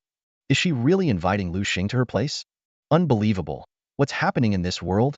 Liu Xing was also a bit taken aback and asked, "Why?" Ru Ming glanced around at the people nearby, her face flushing slightly with embarrassment. Finding it hard to speak in front of everyone, she suggested to Liu Xing, "Can we talk somewhere else?" "Sure." Liu Xing agreed with a nod. Once they were in the hallway, Ru Ming explained, "My family has been pressuring me to find a boyfriend. Could you come home with me this weekend and pretend to be my boyfriend?" Her eyes were full of pleading. Seeing the earnest look in her eyes, Liu Xing sighed lightly and nodded. "All right. Great." Ru Ming exclaimed joyfully, and in her excitement, she gave Liu Xing a quick kiss on the cheek. "I'll come find you this weekend. Don't back out. Okay?" She then dashed off like a startled rabbit. Watching Ru Ming's retreating figure, Liu Xing shook his head helplessly and muttered to himself, "This girl?" The next day, Liu Xing and Ru Ming left Jiangnan beast-taming university together. For this homecoming trip, Liu Xing borrowed a car from Baifeng. To his surprise, Baifeng handed over his Porsche 911 without a second thought and generously said, "From now on, this car is yours. Do whatever you want with it." Liu Xing initially wanted to buy the car, but Baifeng refused to take any money, insisting that accepting money would be an insult to their friendship. Left with no choice, Liu Xing accepted the generous gift. He thought to himself that he would have to repay Baifeng's loyalty in some way in the future. Liu Xing was quite satisfied with his loyal friend. After a half-day journey, Liu Xing, guided by Ru Ming, arrived at a quaint little village nestled among lush green hills and clear waters. The well-paved concrete road at the village entrance stretched all the way to the doorsteps of every household, showcasing the success of the every village connected policy. Liu Xing was astonished to find that this seemingly remote village was filled with large houses resembling villas, neatly arranged at the foot of the mountain. "Ru Ming, I didn't expect your family to be quite wealthy." Liu Xing couldn't help but exclaim, his eyes scanning the impressive buildings. Ru Ming blushed slightly and replied softly, "It's just average." Finally, Liu Xing parked the car in front of a 3-story house. The two of them unloaded several boxes of fruit from the trunk and carried them into Ru Ming's home. "Mom, I'm back," Ru Ming called out loudly. A middle-aged woman with a kind smile emerged from the kitchen, wearing an apron. Liu Xing immediately noticed the resemblance between her and Ru Ming, clearly indicating that she was Ru Ming's mother. "Oh, Ru Ming, you're back," the woman said warmly, then turned her gaze towards Liu Xing. Ru Ming quickly introduced. Mom, this is Liu Xing, the one I often talk about. Oh, so you're Xiao Lu. You really are young and handsome, Ru Ming's mother said enthusiastically. Hello, Auntie. Liu Xing greeted politely. Hello, hello, don't just stand there. Come and sit down. I'll get you a cup of tea, Ru Ming's mother said warmly, soon bringing a steaming cup of tea. Mom, where's Dad? Ru Ming asked. Your dad went out to look for Xiao Feng, her mother replied with a hint of exasperation. Xiao Feng? What's he up to now? Ru Ming inquired. He's out wandering again. Doesn't know to come back for meals. It's really getting out of hand, her mother said, shaking her head and then apologetically turning to Liu Xing. Sorry for the trouble. Making you see this? No, Auntie, you're too kind, Liu Xing quickly responded. Ru Ming suggested, Mom, how about Liu Xing and I go find Xiao Feng? That's not very appropriate. Xiao Lu is a guest after all, her mother hesitated. It's okay. I might know where Xiao Feng is. We'll be back soon, Ru Ming insisted. All right then, but be careful, her mother finally agreed. Liu Xing and Ru Ming left the house and headed towards the foot of the mountain. The surroundings were beautiful with blue skies, white clouds, green hills, and clear waters. Truly, the scenery and the people are equally beautiful, Liu Xing thought, glancing at Ru Ming. She noticed his gaze and blushed slightly. They began climbing the mountain path and soon reached the entrance of a cave. This is a place my brother and I discovered when we were kids. We made it our secret base, Ru Ming explained. Liu Xing nodded in understanding. Under Ru Ming's guidance, they entered the cave. Liu Xing was stunned by the sight. The cave walls were adorned with various glowing colorful stones, illuminating the entire cave in a dazzling array of colors. This natural wonder reminded Liu Xing of a previous travel experience where the so-called famous cave was merely an artificial light show, paling in comparison to the natural splendor before him. As they ventured deeper into the cave, they soon heard the sound of crying, which was coming from Ru Ming's younger brother, Li Xiaofeng. Liu Xing and Ru Ming exchanged glances and quickened their pace. Will you change or not? A middle-aged man's stern voice echoed, holding a bamboo stick with a grim expression. If you don't change, I'll give you a taste of bamboo shoot stir-fry. No, I won't change. My dream is to become a guardian of China. If beasts invade, I will stand at the forefront of millions, wielding my sword against them, dedicating my life to the nation. The young boy's eyes shone with determination. I'll show you wielding your sword. I'll show you dedicating your life. Ru Ming's father grew more agitated, striking Li Xiaofeng with the bamboo stick. I'll give you one more chance. Will you change? No, I won't change. Li Xiaofeng gritted his teeth, stubbornly repeating himself. A hint of helplessness flashed across Ru Ming's father's face as he sighed. Why are you so stubborn? Their family had been passing down the lineage for 9 generations, and Li Xiaofeng was their only child. In rural areas, the preference for boys over girls is deeply ingrained. Li Xiaofeng's father firmly believes that a son is the hope for the family's legacy. He eagerly plans his son's future, having children and taking care of the elderly. However, Li Xiaofeng has a different idea. He wants to become a guardian of Huaxia, which makes his father very uneasy. Xiaofeng, listen to your father, his father said earnestly, his eyes filled with concern. Our family has been farmers for generations, relying on the land to make a living. Your grandfather was a farmer, I'm a farmer, and your great-grandfather was a farmer too. We should stick to farming and not think about becoming a guardian of Huaxia. That's a dangerous path. Taking a deep breath, his father continued, didn't you want to become a beast master? I agree. Tomorrow, I'll take you to form a contract with a magical beast. Don't worry, I've already found out about it, and I'll make sure you get the best qualified scythe beast. After that, our dozen acres of good farmland will be entirely yours to manage. Li Xiaofeng listened to his father, a conflicted expression on his face. His father, not noticing his son's reaction, went on with his plans. Then I'll arrange a marriage for you. How about Hua Hua from our village? She has wide hips and will surely bear sons. You can give me a big, healthy grandson. Unable to hold back any longer, Li Xiaofeng spoke up. Dad, do I have to marry Hua Hua? Why? His father asked, puzzled. Because she's too fat, like a pig, and very ugly, Li Xiaofeng said bluntly. Then who do you want to marry? The girl from the next village, Arya.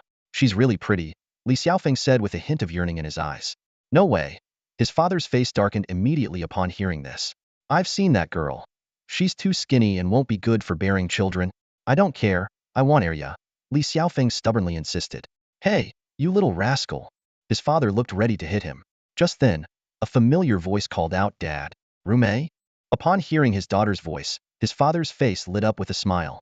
Rumei had been accepted into Jiangnan Beast Master University, making her the pride of the entire village, and naturally, of her father too. Li Xiaofeng glanced at his father's attitude towards his sister and couldn't help but mutter under his breath, Dad is so biased. Why can my sister become a beast master and go to Jiangnan Beast Master University, but I can't? Liu Xing, watching from the side, chuckled to himself. This little guy knows quite a bit for his age. After all, Li Xiaofeng was only 8 years old. As for his father's promise to take him to form a contract and become a beast master, it was just to make the child happy. In this world, one must be at least 18 to form a contract with a magical beast, as only then would a person's soul be stable enough and their mental strength sufficient to support their first beast master contract. Rumo's father immediately recognized Liu Xing, who was standing beside her. Liu Xing politely responded, "Yes, it's me." "Hello, uncle." Rumo's father quickly extended his hand and shook Liu Xing's warmly. As the champion of the national competition, Liu Xing had become quite a well-known figure, and Rumo's father was naturally aware of him. Seeing such an outstanding young man as his daughter's boyfriend, he couldn't hide his joy. "All right, Dad, let's head home quickly," Rumo urged. "Mom has already prepared the meal, and it will get cold if we're late." "Okay," Rumo's father replied, then turned to give Li Xiaofeng a stern look and whispered, "I'll deal with you later. Now, come home for dinner." The group left the cave and headed down the mountain. Rumo and her father walked in front, while Liu Xing and Rumo's younger brother, Li Xiaofeng, followed behind. Li Xiaofeng looked at Liu Xing with admiration, having seen him in the national competition videos shown by his teacher. Now, seeing his idol in person, he was thrilled. Li Xiaofeng couldn't help but ask, "Brother-in-law, do you think I have a chance to become a guardian of Huaxia?" Liu Xing was slightly taken aback by the question. He glanced ahead and saw that Rumo and her father had walked some distance. At that moment, Rumo seemed to notice they were lagging and called back, "Liu Xing, hurry up." "Got it," Liu Xing replied, then turned to the eager Li Xiaofeng. He knew his answer could influence the boy's life path. After a moment of thought, Liu Xing asked, "If one day, your family is in trouble, but someone in front of you needs saving, would you go home to save your family, or help the person in front of you first?" "I would help the person in front of me first," Li Xiaofeng answered without hesitation. Liu Xing was surprised, as he would have chosen to save his family. But Li Xiaofeng's answer showed he had the potential to be a guardian of Huaxia. Liu Xing stopped walking, looked up at the starry sky, and, with a wise demeanor, said, "Xiaofeng, listen carefully. If you want to be a guardian of Huaxia, then live like an ant, but aim for the sky. Even if your life is fragile like paper, have an unyielding heart. A man born in this world should not remain in obscurity. The future is uncertain, and we are all dark horses. If you want to be a guardian of Huaxia, then pursue that goal. Remember, this is the path you've chosen, and even if you fall, you must get up and keep moving forward." "Yes, brother-in-law, I understand." Li Xiaofeng nodded firmly, his eyes filled with admiration and determination. Liu Xing didn't realize that his words today would cultivate a powerful guardian of Huaxia for the future. When the time came to face the beast tide, it was this guardian who would rise to the occasion, defeating the monsters and protecting Huaxia. But that was a story for another day, as Li Xiaofeng was still just an 80-year-old boy. After returning to Rumo's home, they had a lively family dinner, and Liu Xing and Rumo were assigned to rest in the same room. Late at night, Li Xiaofeng quietly entered Liu Xing's room. "What's up?" Liu Xing asked, a bit surprised. "Brother-in-law, to thank you for what you said to me today, I've decided to give you my favorite treasure," Li Xiaofeng said earnestly. "A treasure?" "Yes, this." Li Xiaofeng took a bead out of his pocket and handed it to Liu Xing. Liu Xing took the bead and widened his eyes in astonishment. An electric spirit pearl. He didn't expect Li Xiaofeng to possess such a valuable item. Since the boy offered it so sincerely, Liu Xing felt it would be rude to refuse. "Then I will gratefully accept it, but I'm taking your treasure for a reason. When you turn 18, come find me. I'll prepare the finest beast for you." As Liu Xing finished speaking, Li Xiaofeng's eyes lit up with hope for the future. "Really?" Li Xiaofeng asked, barely able to contain his excitement. Liu Xing nodded firmly, his voice steady. "Of course, it's true. I, Liu Xing, never go back on my word. What I say, I do." Li Xiaofeng expressed his gratitude. "All right, thank you in advance, brother-in-law." He paused for a moment, as if something had crossed his mind and added, "Okay, I'll leave you and my sister to it then. I'm off." With that, Li Xiaofeng quickly left the room. Now, only Liu Xing and Rumong were left in the room. Liu Xing looked down at the electric pearl in his hand, his face beaming with joy. He thought to himself, who would have guessed that a visit to Ruming's house would yield such an unexpected reward? The benefits of the electric pearl flashed through Liu Xing's mind. When consumed by an electric-type beast, the beast would gain electric affinity, immunity to electric attacks, enhanced control over electricity, and significantly more powerful electric moves. Incredible! Liu Xing silently praised. Recalling the water pearl he had obtained earlier, he couldn't help but feel a surge of excitement at acquiring the electric pearl today. He carefully stored the electric pearl, planning to give it to his Thunder Eagle the next day. Liu Xing looked up at Rumong. Her face was flushed, and she had her head down, a mix of fear and anticipation in her expression. Seeing this, Liu Xing spoke softly. I noticed there's an empty room next door, so I'll sleep there tonight." With that, he turned and left the room. Huh, what an idiot. Ru Ming stomped her foot in frustration, her voice filled with disappointment and anger. Liu Xing heard the commotion behind him and couldn't help but smile slightly. It wasn't that he didn't understand her feelings, he just didn't want to get entangled in romantic matters too soon. Right now, Liu Xing had only one goal in mind: to reach the pinnacle and become an extraordinary king, protecting those around him. The next day, at the crack of dawn, Liu Xing got up and headed to an open area in the village. "Come out, Thunder Eagle." Liu Xing summoned his beast. "Thunder Eagle, here. Take this." Liu Xing handed the electric pearl to the Thunder Eagle. The Thunder Eagle's eyes gleamed with excitement as it saw the pearl. It opened its beak and swallowed the electric pearl in one gulp. Chirp! The Thunder Eagle let out a loud cry, spread its wings wide, and soared into the sky, flying higher and higher. At that moment, a small figure quietly appeared in the distance. The person's eyes were fixed on the Thunder Eagle flying towards the heavens, filled with longing and aspiration. The Thunder Hawk soared higher and higher, its entire body glowing with a golden hue, as countless currents of electricity danced rapidly across its surface. Rather than harming the Thunder Hawk, these currents were swiftly transforming its physique. In an instant, the sky was filled with flashes of lightning and thunderclaps. After a deafening screech, a thunderbolt as thick as a barrel struck a nearby mountain peak, shattering it into pieces. Xiaofeng stood in shock, his pupils trembling and mouth agape, taking a moment to regain his composure. So powerful. Is this my brother-in-law's true strength? He thought, determination flashing in his eyes as he resolved to become as strong as his brother-in-law. Another sharp screech echoed as the Thunder Hawk flapped its wings and landed before Liu Xing. Now, it was entirely golden, radiating an extraordinary beauty. Liu Xing carefully observed the changes in the Thunder Hawk. Thunder Hawk attributes: electric, gender, level, platinum tier 3, quality, SSS, evolution path, Thunder Wind Hawk, Thunder Dragon Hawk, Thunder Dragon Hawk King. Learn skills: electric shock, thunder flash, lightning, thunder god's wrath, mana source, electric affinity. After consuming the electric spirit pearl, the Thunder Hawk's quality improved from SS to SSS, and it gained a new skill, electric affinity. This skill makes the beast immune to electric attacks, greatly enhances its control over electricity, and doubles the power of its electric moves. Impressive. Liu Xing couldn't help but admire. Brother-in-law, brother-in-law. A voice snapped Liu Xing out of his thoughts. He turned to see Xiaofeng in sportswear approaching. "Xiaofeng, you're up early today," Liu Xing said with a smile. "Hee, brother-in-law. I'm up early to exercise," Xiaofeng replied, scratching his head with an innocent look. "My grandpa always says a real man must have strong muscles, a healthy body, and a sharp mind. He also told me to practice Pillar of the Sky every morning, though I'm not entirely sure what that means. But never mind. I'll figure it out eventually. So, morning runs have become my daily routine." Liu Xing nodded approvingly. Xiaofeng moved closer, his eyes filled with admiration. "Brother-in-law, you're amazing." "Not really," Liu Xing said modestly. "Xiaofeng, we should head back. And remember, what you saw today must remain a secret between us." "Got it, I promise." Xiaofeng nodded earnestly. "Today's events are just between us." As they returned to Ru Mei's house, they noticed a luxury car parked at the entrance. "Xiaofeng, do you have visitors today?" Liu Xing asked. Xiaofeng frowned. "No, and our relatives are all too poor to own such a car." Their curiosity was piqued by the sound of an argument. "Old Kong, I must apologize. My daughter has found a boyfriend. So, let's just drop the matter we discussed earlier," said a voice. "Drop it? No way." Another voice responded angrily. "Oldly, you should know better. I'm a respected figure around here. You were the one who proposed the match, and now you want to back out? I've already boasted that my son would marry your daughter. Now you're saying it's off? You're embarrassing me. How do you expect me to face others?" As the argument continued, Liu Xing and Xiaofeng entered the scene. Old Kong saw them, his face darkening as he addressed Liu Xing. "You must be the outsider." "Yes, is there a problem?" Liu Xing asked calmly. Old Kong sneered and got straight to the point.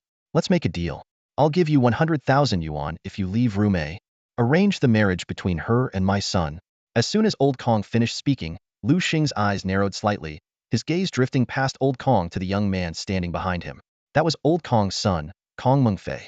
Feeling Liu Xing's gaze, Kong Mengfei instinctively looked up and met it. When he saw Liu Xing's face, he froze as if struck by lightning. Liu Xing. Kong Mengfei's eyes widened in disbelief. He had thought it was just someone with the same name, but it turned out to be the Liu Xing.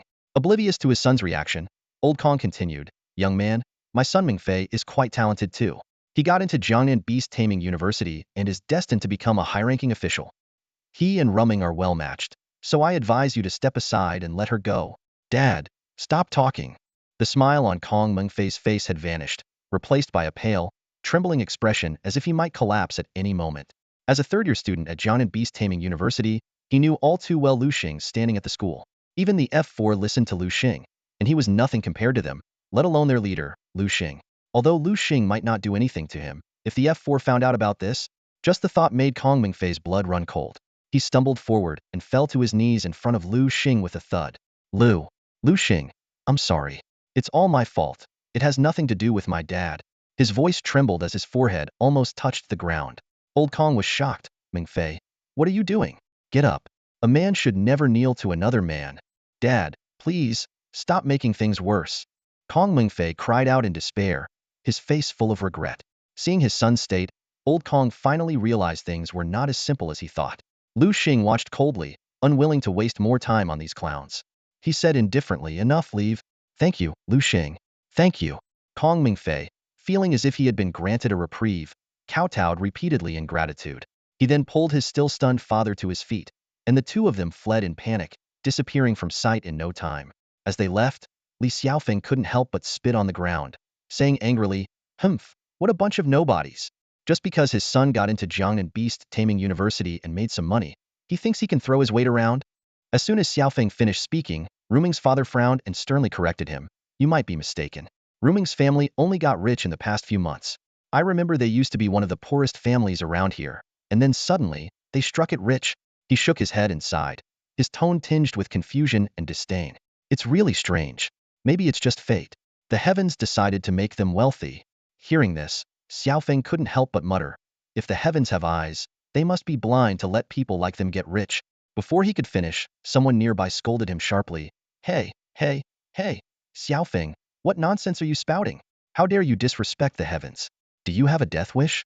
Meanwhile, Liu Xing watched the embarrassed retreat of Kong Mengfei and his father, frowning slightly. He recalled the sinister aura he had noticed around Kong Fanliao earlier and thought to himself, sudden wealth? Huh? There's a saying, no horse gets fat without night grazing, and no man gets rich without ill-gotten gains. To fill your wallet, you need a ruthless heart. If I'm not mistaken, Kong Fanliao must have done something shady. On the way back, Kong Fanliao drove with a grim expression, casting a furious glance at his useless son. Kong Mengfei was still trapped in his fear of Liu Xing, his mind racing with thoughts of what Bai Feng and his gang would do once they found out. The mere thought of their methods made him feel a sudden warmth in his crotch. Looking down, he realized he had wet himself. Kong Fanliao, focused on driving, suddenly smelled urine. He turned to see his son's pants soaked. Slamming on the brakes, he roared, "Get out, you worthless piece of trash."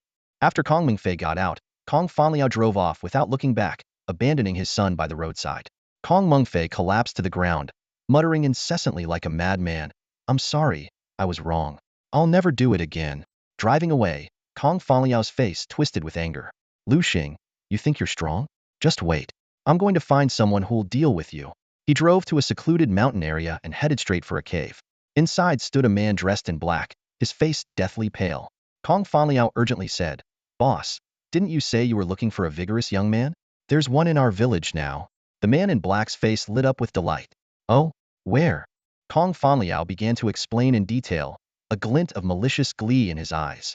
He planned to divert the trouble towards Liu Xing by leading him to this terrifying man in black. As he spoke, he glanced at a nearby blood pool filled with bones. These were the remains of his victims, but instead of fear, he felt a twisted excitement. Poverty had warped Kong Fanliao's soul, stripping him of his moral compass. The man in black laughed cruelly. "Don't worry if it's true. I'll reward you handsomely." He needed a specific ingredient to complete a powerful ritual, the blood of a robust young man. As they plotted, a voice suddenly echoed from the cave entrance. "What could possibly make you two so happy? Care to share with me?" Both the man in black and Kong Fanliao turned to see Liu Xing standing at the entrance. Liu Xing hadn't intended to interfere, but the sinister aura around Kong Fanliao left him no choice. He feared that if he did nothing, Ruming's family would suffer. Determined to prevent trouble, he had followed Kong Fanliao here on his Thunderhawk. Scanning the blood pool, Liu Xing's face darkened with a murderous intent. He hadn't expected the man in black to be so utterly depraved. The man in black's face changed dramatically upon seeing Liu Xing, clearly not expecting to be followed. The man in black suddenly turned around, glaring fiercely at Kong Fanliao. The murderous intent in his eyes was almost tangible. If looks could kill, Kong Fanliao would have died hundreds of times over. No, it wasn't me. I didn't bring him here. Kong Fanliao hurriedly defended himself, his voice trembling with fear. I know it wasn't you. The man in black replied coldly, his tone dripping with sarcasm. Suddenly, the man in black swiftly pulled out a gleaming dagger from his cloak and, without hesitation, plunged it into Kong Fanliao's heart. Kong Fanliao's eyes widened in shock and disbelief. He grasped the man's cloak tightly, as if trying to ask why, but no words came out. Do you think I would believe you? Are you stupid, or do you think I am? The man in black sneered, shoving Kong Fanliao's body into the blood pool behind them, as if discarding a piece of useless trash. Humph, at least you made one final contribution. The man in black muttered with disgust as he watched Kong Fanliao's body sink into the pool. Once a simple farmer, Kong Fanliao had been lured by the man in black to deceive his fellow villagers into coming to this place. The man in black would then kill the unsuspecting villagers, using them as sacrifices for a blood ritual, rewarding Kong Fanliao with money in return. However, the man in black hadn't anticipated that Kong Fanliao would be insatiably greedy. Recently, Kong Fanliao's demands for more riches had grown, even making exorbitant requests from the man in black. This behavior enraged the man in black, who had long wanted to eliminate Kong Fanliao but had not found the right opportunity. When the man in black saw Liu Xing, he finally made up his mind. His eyes gleamed with a manic light as he thought, this guy's life force is so strong. If I kill him, my blood ritual will be successful. Blood ritual? Are you from the Salvation sect? Liu Xing asked, looking at the churning blood pool, his voice tinged with caution. The man in black paused for a moment, then broke into a sinister smile. Well, who would have thought I'd find someone knowledgeable about our Salvation sect in such a remote place? Upon hearing the man's admission, Liu Xing's eyes flashed with cold determination and a surge of killing intent. He resolved silently. The Salvation sect is like vermin in the sewers, deserving of extermination. Such people must be eliminated to protect the world. Liu Xing had already marked the man in black for death and was ready to strike at any moment. Come forth, hellhound. Liu Xing's voice echoed through the spacious cave. At his command, a massive hellhound materialized out of thin air, both of its menacing heads letting out deep growls. The man in black saw this and a flash of panic crossed his face, but he quickly regained his composure. Kid, so you're a beastmaster. The man in black spat through gritted teeth, a hint of surprise in his eyes. Damn it, you're even at the platinum level. He cast a venomous glance at Kong Fanliao, who was floating above the blood pool, his heart burning with rage. Although he himself was a gold-rank beastmaster, there was still a vast gap between him and someone at the platinum level. The man in black scrutinized the hellhound, realizing he couldn't discern its rank. This could only mean one thing. Liu Xing's strength far surpassed his own. Considering Liu Xing's youthful appearance, he speculated that Liu Xing was at least platinum level, not the even more extraordinary diamond level. However, faced with such a formidable opponent, the man in black didn't show any fear. Instead, he burst into maniacal laughter. I admit, your power is overwhelming. I don't stand a chance against you. His eyes filled with despair and hatred. But I never intended to survive. His expression twisted with rage, as if he were pouring out all his resentment. Why is it that those in high places can toy with our lives as they please? He roared, recalling the tragic downfall of his family. This world shouldn't exist, he muttered bitterly, suddenly raising the gleaming knife in his hand and plunging it into his own heart without hesitation. With a sickening squelch, blood gushed out. A twisted smile spread across his face. Heh, I'll be waiting for you down below, he said, glaring at Liu Xing with venomous eyes before collapsing into the blood pool. In an instant, the entire blood pool erupted in a blinding red light, enveloping the cave in a crimson glow. Another madman, Liu Xing muttered through clenched teeth, his expression turning tense. Hellhound, use flame slash. Destroy that formation. The hellhound immediately sprang into action, its sharp claws slashing out a fierce blade of fire towards the blood pool. With a thunderous crash, the flame slash struck the blood pool, but the formation had already been activated, making it unstoppable. Before long, a figure began to slowly rise from the blood pool. Liu Xing focused intently, and the creature's information appeared before him.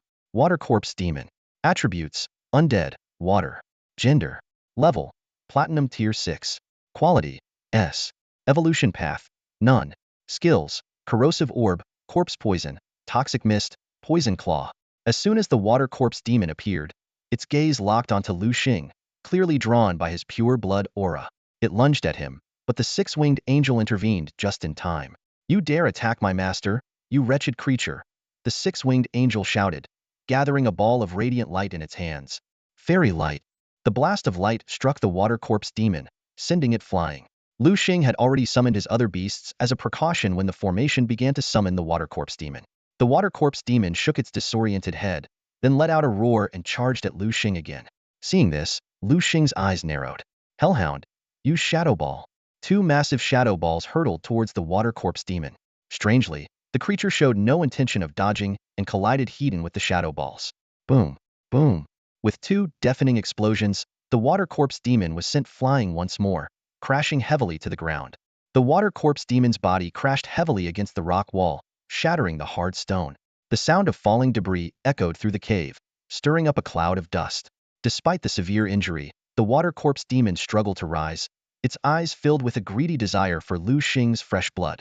Driven purely by instinct, it lunged at Liu Xing again, forgetting to use its abilities. Seeing this, Liu Xing couldn't help but shake his head with a wry smile. He decisively commanded, Thunder Eagle, use Thunderbolt. With a deafening roar, the Thunder Eagle soared into the air, summoning a lightning bolt as thick as a barrel. Enhanced by the electric spirit orb, the Thunderbolt's power was doubled, and its dual effectiveness against water and undead types rendered the water corpse demon paralyzed and unable to move. Seizing the opportunity, Liu Xing immediately ordered his other beasts, everyone, attack together. Finish it off. Before he even finished speaking, the Hellhound, Thunder Eagle, and another beast launched their assaults simultaneously. The combined force of Fairy Light, Shadow Ball, and Thunderbolt overwhelmed the water corpse demon, killing it instantly. The Hellhound dashed forward, its sharp claws piercing the water corpse demon's chest, accurately extracting its magic beast core. Liu Xing quickly stored the core in his system backpack, then surveyed the surroundings coldly. Rest in peace, he said. Before leaving, Liu Xing commanded his beasts to destroy the cave. Massive rocks collapsed, completely sealing the entrance. Once everything was confirmed secure, Liu Xing and his beasts left the eerie place. Returning to Ru Ming's home, Liu Xing saw her worried expression. It turned out that Liu Xing, while tracking down Kong Fanliao, had unknowingly set his phone to silent, missing Ru Ming's calls. Liu Xing, where have you been? Ru Ming asked anxiously. Sorry, I had some personal matters to attend to, but it's all taken care of now, Liu Xing explained. Hearing his explanation, Ru Ming's tension eased, and a smile spread across her face. She had initially thought Liu Xing was deliberately ignoring her calls, but now she understood it was just a misunderstanding, and the gloom in her heart dissipated. Liu Xing moved into Ru Ming's house. Meanwhile, in a hidden underground chamber, a group of people dressed in black robes were holding a secret meeting. Leading them was a sharp-eyed woman whose gaze seemed capable of piercing through anyone. She scanned the room and suddenly noticed someone missing. Where's Xiaofang? She asked, her voice carrying a barely perceptible hint of annoyance. That guy's getting more outrageous by the day, not even showing up for meetings. The robed individuals exchanged knowing glances. Everyone was aware that Xiaofang was the woman's lover. As it turned out, the woman in black had once been hunted by the patrol team and was left severely injured and unconscious by the roadside. It was Xiaofang who had saved her life, or she might have already reported to the King of Hell. Xiaofang's handsome face and tragic backstory instantly stirred her sympathy. Not only did she bring him into the organization, but she also vowed to avenge him. Seeing this, Xiaofang's eyes gleamed with excitement. He secretly plotted how to exploit this woman. Although she was highly capable, she had a romantic heart. She treated Xiaofang as both a lover and a protege. Therefore, even though he skipped the meeting, she only lightly complained. After the meeting, the woman in black called over a man in his 40s. Uncle Wei, you're usually the closest to Xiaofang. Do you know where he's been these past few days? Uncle Wei was startled, thinking to himself that he had never been particularly close to Xiaofang. But facing his superior, he dared not be too blunt. I don't know either. But I heard that Xiaofang recently got his hands on something called the blood sacrifice array. He might be hiding somewhere to study it. A hidden place? The woman pondered, and then her eyes lit up. Yes, I think I know where. She rode a giant crow and quickly arrived at the cave where Xiaofang had once hidden her. However, the sight before her left her stunned. The cave entrance was sealed with thick rocks. How is this possible? Her eyes widened, a sense of foreboding welling up inside her. She bit her lip and summoned her pangolin. Pangolin, dig through these rocks. The pangolin transformed into a rapidly spinning drill, quickly boring a large hole in the rock. The woman in black squeezed through, and the scene inside made her blood run cold. Scattered bones, a shattered blood pool, and a broken skeleton on the ground with a ring on its right ring finger. She stumbled, tears streaming uncontrollably down her face. Trembling, she took the ring and compared it with the one on her hand. It was a perfect match together. They formed a complete heart-shaped pair. No, this can't be, she cried out. Who killed you? Her eyes turned red as she screamed. Didn't you say you were going to marry me? Didn't you say we would have children together? You liar. You big liar. After a long while, she finally managed to stand, her eyes burning with the fire of vengeance. At that moment, her face changed dramatically. The hatred in her eyes dissipated, replaced by a chilling, sinister smile. Her expression twisted, and a mad glint flickered in her gaze. Just you wait, she said through gritted teeth. I will come for you soon. As for those who wronged you, I promise to send every last one of them to hell, making them atone to you. With that, the woman in black turned and left, her footsteps echoing ominously. As she departed, a massive conspiracy began to shroud the small village like a thick fog. At dawn, with the mist still lingering, a farmer shouldered his hoe and headed towards the fields to weed, bathed in the first light of the rising sun. Suddenly, a shadowy figure darted out from the bushes, knocking him to the ground with lightning speed. The creature opened its maw, filled with razor-sharp fangs, and bit through the farmer's throat in an instant. Upon closer inspection, it was revealed to be a humanoid beast. After killing the farmer, it began to greedily devour the corpse, staining the surrounding grass with blood. Meanwhile, Liu Xing climbed out of bed and made his way to the rooftop terrace of Rumo's house. Stretching and taking a deep breath of the fresh air, he sighed contentedly.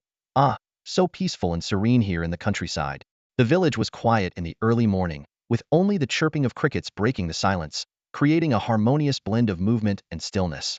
Suddenly, Liu Xing's brows furrowed. The dogs in the village seemed to have gone mad, barking frantically. Could there be dog thieves in this world too? He wondered to himself. No, something's off. Dog thieves usually operate at night. Who would do this in broad daylight? Puzzled, Liu Xing walked to the edge of the fence and looked down. The morning mist had not yet fully lifted, enveloping the village. His eyes fell on the farmland ahead, where he saw several dark figures trampling the young crops, moving in his direction. What the heck? Liu Xing couldn't help but curse. The field wasn't just anyone's, it belonged to Rumo's family. Just yesterday, he had been forced to labor there, planting rice seedlings all day. Seeing his hard work being destroyed ignited a fire of rage within him. Come forth, Thunder Eagle. He decisively summoned his mount, leaping onto its back and flying towards the mysterious figures. Determined to confront these intruders, he was resolved to uncover what was really happening. As Liu Xing approached, a nauseating stench of rotting flesh hit him. He cautiously glanced at the eerie figures and saw a humanoid monster lunging at him with excitement. Fortunately, Thunder Hawk reacted swiftly, flapping its wings to soar into the air, evading the attack. Liu Xing took a closer look and realized the creature was a zombie demon. Attributes: Undead. Gender: Level: Bronze Tier 1. Quality: E. Evolution path: Zombie Fiend. Learn skills: Corrosive Claws, Bite. The zombie demon clawed at the ground, as if it wanted to devour Liu Xing whole. It kept howling, seemingly summoning its companions. Sure enough, within minutes, a horde of zombie demons swarmed in. Frowning, Liu Xing pondered. Why are there zombie demons here? He scanned the surroundings but found nothing unusual. Meanwhile, on a nearby hillside, several figures in black watched the scene below in silence. From the village came anguished cries. Help! Mom! No! My child, my child! The zombie demons bit anyone they encountered, regardless of age or gender. The leading woman in black laughed maniacally. Serves you right. I'm sending you all to hell. Her laughter was filled with vengeful glee. Her subordinates exchanged uneasy glances, clearly not expecting their leader to be so ruthless as to blow up the secret realm's entrance and release the zombie demons. Her motive was simple revenge, making the innocent villagers pay for her deceased Xiaofeng. Not far away, a squad of uniformed individuals rode their beasts in a rush. The leader cursed angrily. Damn it! How are there so many zombie demons? If I find out who did this, I'll skin them alive. They quickly directed their beasts into the battle. One of the subordinates asked the woman in black if they should deal with the rescuers, but she waved them off, saying, forget it, they're just a bunch of clowns. Her real target was Liu Xing, the man who killed her partner. With that, she and her followers quietly retreated. Back in the fray, Liu Xing was already fighting. The hellhound tore through the zombie horde. The six-winged angel continuously formed and hurled light swords. The Xuanwu ice turtle charged like a heavy tank, and the God-Eater Ant King wielded a spear, swiftly killing with its 3 clones. This phantom strike skill is amazing, Liu Xing thought, impressed. Turning a single target skill into an area attack, let's see who dares to outnumber us now. Seeing the prowess of Liu Xing's beasts, the zombie demons hesitated to attack. At that moment, Rumu arrived on her windbreaker eagle and anxiously asked, Liu Xing, what's going on here? Liu Xing reassured her, I'm not sure either. Go back and take care of your family. Leave this to me. Rumu hesitated for a moment, then took one last look at the chaotic scene on the ground. At that moment, The fields were strewn with the corpses of zombie demons, and the air was thick with the stench of decay. Rumo knew her limited abilities would only be a burden if she stayed with Liu Xing, so she said, "Be careful." Liu Xing nodded, then commanded his beast to charge at the remaining zombie demons in the distance. Riding on the back of his Thunder Hawk, Liu Xing darted across the battlefield like a bolt of lightning, leaving fallen zombie demons in his wake. His beasts worked in perfect harmony, creating a fearsome storm of slaughter. However, his actions soon caught the attention of a mysterious figure. Well, I didn't expect to find a skilled fighter here." A cold female voice suddenly rang out. A woman dressed in black, riding a giant raven, slowly descended in the air not far from Liu Xing. Liu Xing immediately felt a chilling killing intent. He turned cautiously, his eyes locking onto the woman in black. Seeing that she had been noticed, the woman didn't retreat. Instead, she urged her giant raven to fly towards Liu Xing. "Who are you, boy? You don't look like you're from around here." The woman in black scrutinized Liu Xing with sharp eyes. Noticing his refined demeanor, which starkly contrasted with the local villagers, she thought, this guy must be from the city, and probably well off. Liu Xing didn't answer her question. Instead, he coldly retorted, "Is this your doing?" The woman in black was momentarily taken aback, then burst into laughter. "Ha ha ha, interesting. It's the first time someone has dared to question me." Her laughter abruptly stopped, and her eyes flashed coldly. "But those who question me must die. You're no exception. Black Raven, use Shadow Ball." Before she finished speaking, the giant raven beneath her opened its beak, launching a massive black energy ball hurtling towards Liu Xing. "Thunderhawk, use lightning." Liu Xing responded calmly. With a deafening roar, a blinding bolt of lightning shot from the Thunderhawk, colliding fiercely with the Shadow Ball in midair. The resulting explosion echoed across the sky, and a powerful shockwave rippled outward. Both Liu Xing and the woman in black stood firm, their robes flapping wildly in the fierce wind, but neither moved an inch, as if rooted to the ground. The woman in black looked slightly taken aback. She had never expected the young man before her to possess such power. The woman in black instinctively glanced at Liu Xing, a flicker of surprise in her eyes. "I didn't expect you to be a Platinum Tier 4 Beastmaster," she murmured, her voice tinged with disbelief. Just moments ago, Liu Xing's Hellhound had broken through to Platinum Tier 4, which in turn elevated Liu Xing to the same rank. His eyes quickly scanned the attributes of the Dark Crow under the woman's command. Dark Crow. Attribute: Evil. Gender: Level: Platinum Tier 5. Qualification: S. Evolution Path: None. Skills: Roar of Evil, Shadow Ball, Evil Assault, Peck, Blade Wings. "This one is actually a Platinum Tier 5. Liu Xing muttered under his breath, frowning slightly. The woman in black narrowed her eyes, a hint of a smile playing on her lips. "Kid, I admit, you're the most talented one I've seen. Reaching Platinum Tier 4 at such a young age." She paused, her tone turning seductive. "How about it? Interested in joining our Salvation sect? I can tell you, we have plenty of beauties. You can pick whoever you want. If you're not satisfied, I'll find you someone better." Liu Xing deliberately ogled the woman in black, raising an eyebrow. "Oh, anything I want?" Her face darkened instantly, and she snapped, "Kid, don't push your luck. I meant others, not me." "Then it's not interesting," Liu Xing responded, his interest waning. His expression turned cold as he continued, "No matter, I'm not interested in your Salvation sect scum anyway. I usually kill one whenever I see one. You know, I even took one down a few days ago." The woman's eyes widened in shock, her voice trembling. "It was you. You killed him." She had been desperately searching for the one who killed her man, never expecting the enemy to be right in front of her. Liu Xing smirked provocatively. "Oh, that guy was your lover? My apologies then." He had no mercy for the members of the Salvation sect. "You're courting death," she roared. "Dark Crow, use Shadow Ball." The Dark Crow opened its beak, launching a massive Shadow Ball at Liu Xing. "Thunderhawk, use Thunder." Liu Xing ordered swiftly. Boom. The two attacks collided midair, creating a deafening explosion. Liu Xing and the woman in black, each riding their beasts, engaged in a fierce aerial battle. The Dark Crow, being of a higher level, had the advantage in speed, forcing Liu Xing to dodge repeatedly. "Damn it!" Liu Xing cursed under his breath. Although Thunderhawk had consumed the Thunder Spirit Orb, giving it an attack power comparable to Dark Crow's, the gap in their levels was too vast. Thunderhawk was only Platinum Tier 3, while Dark Crow was Platinum Tier 5. "Keep running if you can." The woman in black laughed maniacally, taunting him. Liu Xing's brow furrowed, and he spoke in a low, determined voice, "Don't get cocky. I didn't want to use this move, but you leave me no choice. Thunderhawk, use Wrath of the Thunder God." Thunderhawk let out a piercing screech. In an instant, the clear sky turned dark with clouds, and thunder roared. Bolts of lightning radiated out from Thunderhawk, covering a 200-meter radius and striking all enemies within range. Boom! A thick bolt of lightning hit the dark crow directly.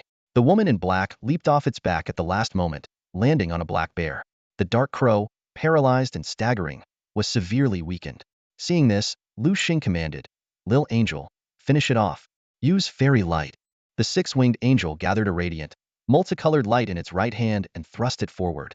A dazzling beam shot toward the dark crow. Being an evil-type beast, the dark crow was extremely vulnerable to fairy-type attacks. The strike instantly obliterated the already injured dark crow. Dark Raven. The cry of the woman in black pierced the sky. She watched helplessly as her dark raven plummeted from the air like a kite with a broken string. Clenching her teeth, she glared at Liu Xing with a look of venomous hatred. "I will make you pay," she shouted, quickly forming hand seals with her fingers. In an instant, several summoned beasts appeared around her out of thin air. Besides the silver-backed black bear she was riding, there were 3 other platinum-tier beasts: the fire tree spirit, the water pig, and the purple skunk. Liu Xing was secretly impressed. This woman is quite formidable. Besides the platinum tier 4 silver-backed black bear, the other summoned beasts were all platinum tier 3, far beyond the usual assortment. Clearly, the silver-backed black bear was her secondary force, while her primary force, the dark raven, had been killed by the six-winged angel. At this moment, Liu Xing's summoned beasts also gathered around him. They cast resentful glances at the Thunder Hawk, clearly displeased with the attention it had stolen.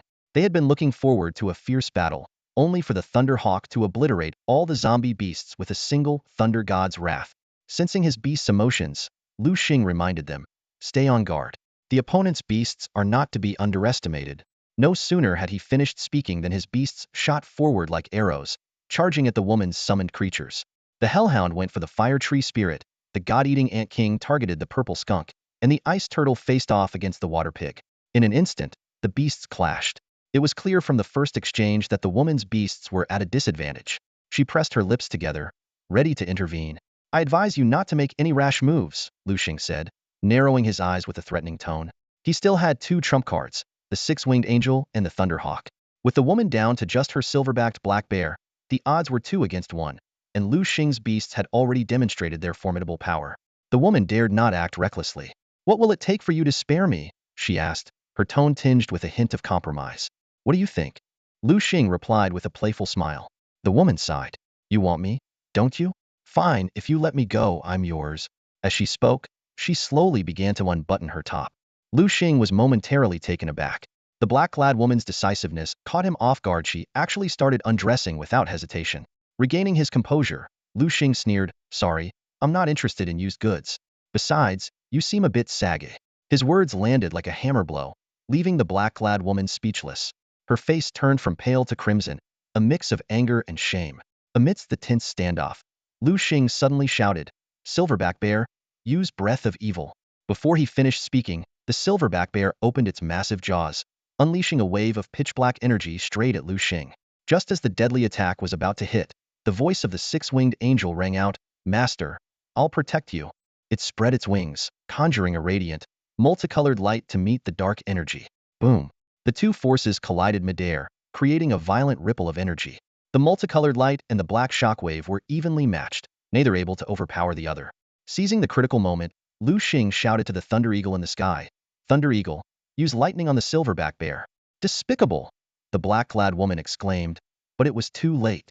The Thunder Eagle's attack struck like lightning, hitting the silverback bear. The woman narrowly dodged the lethal strike with her rolling donkey technique, but the silverback bear wasn't as lucky.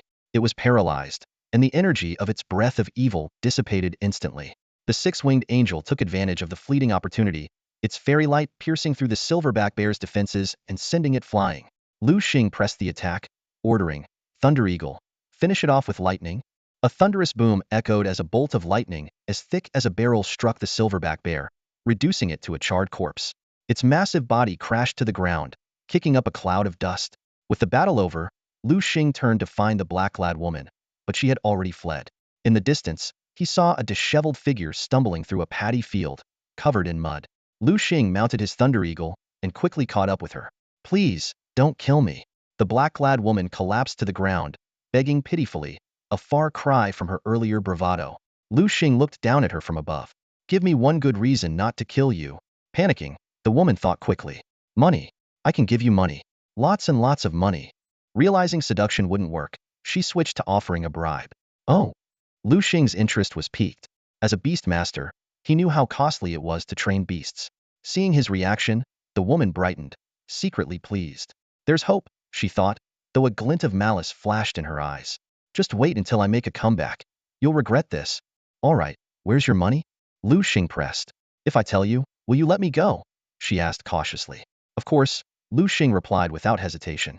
I don't believe you. Swear it, she demanded slyly.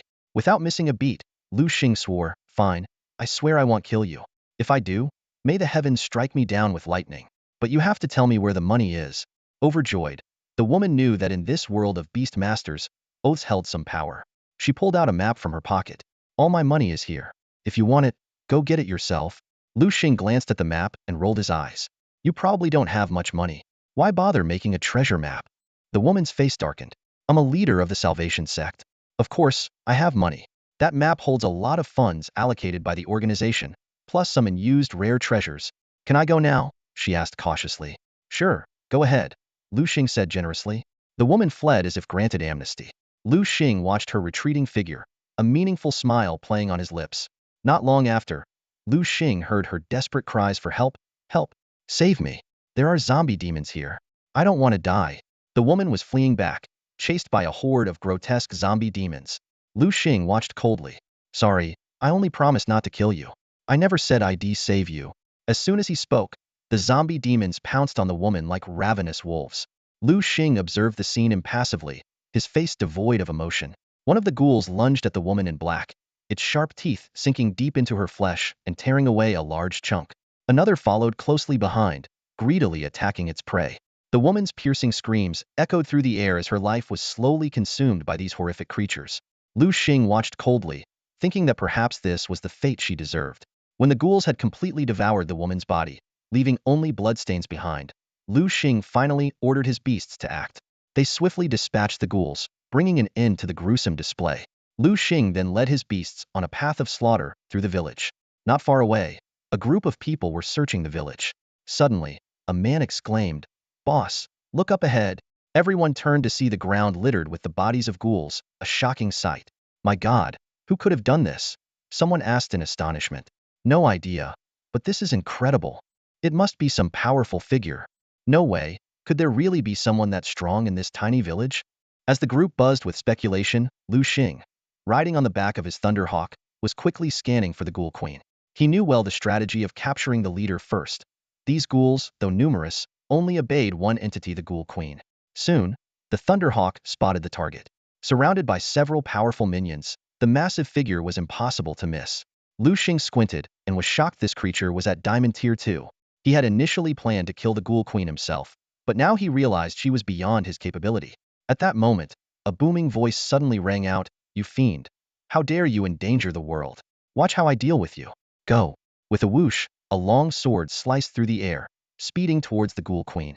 The sword was incredibly sharp, piercing straight through her body. Liu Xing was stunned, filled with confusion. What is happening? Sword control? Could this world actually be a realm of immortals? As Liu Xing stood there in shock, a middle-aged man dressed in a Taoist robe descended slowly beside him, riding a white crane. Hello, my young friend.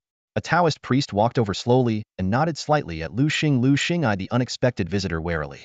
The priest wore a blue robe, a long sword hanging at his waist, and his expression was calm. Hello. May I ask who you are? Liu Xing asked with a hint of caution in his voice.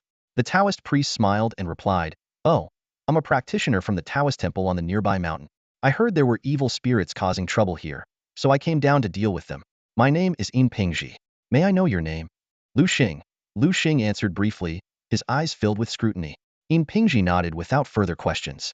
He raised his hand, and the long sword at his waist flew out, cutting through the air with a cold gleam. Wherever the sword pointed, the zombie demons fell, pierced through their bodies. In no time, Liu Xing and Invincible had cleared the area of the zombie demons. You're quite skilled, young friend. Invincible praised. At such a young age, you have remarkable abilities. You surely have a bright future ahead. Just so. Liu Xing responded indifferently, feeling an inexplicable discomfort. He scrutinized Invincible closely and noticed the priest's fair face and eyes that glinted with an unusual light, giving an impression of insincerity. Since there's nothing else, I'll take my leave. Liu Xing said, mounting his thunder eagle and disappearing into the sky. In Pingji watched Liu Xing's departing figure, a hint of disappointment flashing across his face. He had hoped to use this opportunity to befriend Liu Xing, hoping someone could take him out of this remote village to see the broader world. But Liu Xing's cold attitude clearly thwarted his plans. You brat, just you wait, In Pingji muttered under his breath, a look of disdain crossing his face. Riding on the Thunder Eagle, Liu Xing pondered over the recent encounter. His mind recalled the information panel of the long sword. Peach iron sword. Attribute, metal. Gender, none. Level, diamond tier 3. Aptitude, S. Evolution path, black iron sword. Skills, piercing, flying, sharpness, shredding. Liu Xing was surprised to find that the long sword was also a kind of beast. Remembering a classmate who wanted to contract a side demon, he suddenly felt that this situation wasn't too unusual. However, he didn't have a good impression of Yin Pingji. He thought that people who appeared righteous but were filled with desires often had no boundaries. Once out of the small village, such a person could easily be swayed by external temptations and commit unlawful acts. Of course, as long as Yin Pingji didn't bother him, Liu Xing wasn't interested in meddling. Soon, the news of the zombie demons in Ruyue village reached the national authorities. A large contingent of guardians was dispatched to thoroughly eliminate the remaining evil spirits. After the crisis, in Ruyue's home, the family sat around the dining table, the atmosphere heavy. Suddenly, Ruyue's father turned to Li Xiaofeng, his tone serious. Xiaofeng, tell me again, what is your dream? Li Xiaofeng's heart trembled as he recalled the previous beating from his father. He decided to give a perfunctory answer. It's farming. I want to be a farmer. He sneaked a glance at Liu Xing, thinking that with his brother-in-law's support, he wouldn't have to rely entirely on his father in the future. Smack! A loud slap landed on Li Xiaofeng's face. Dad, why did you hit me again? Li Xiaofeng cried out in grievance. You good for nothing. Riyue's father scolded angrily. Why would you want to be a farmer? Don't you know that being a farmer has no prospects? A real man should have grand ambitions and achieve great things. But you want to live a small, insignificant life. Li Xiaofeng stood there, bewildered. It was his father who had forced him to be a farmer, and now he had changed his mind? His father's thoughts were truly hard to fathom. Riyue's father's tone suddenly softened. Xiaofeng, you should aim to become a guardian of China, to eradicate demons and protect our land. He spoke earnestly, his eyes shining with hope. When he spoke, Ru Meng's father was deeply troubled. His eyes were filled with worry, and his hands clenched and unclenched unconsciously. He had once believed that if he remained honest and hardworking as a farmer, he could live a peaceful life. However, harsh reality had shattered that illusion.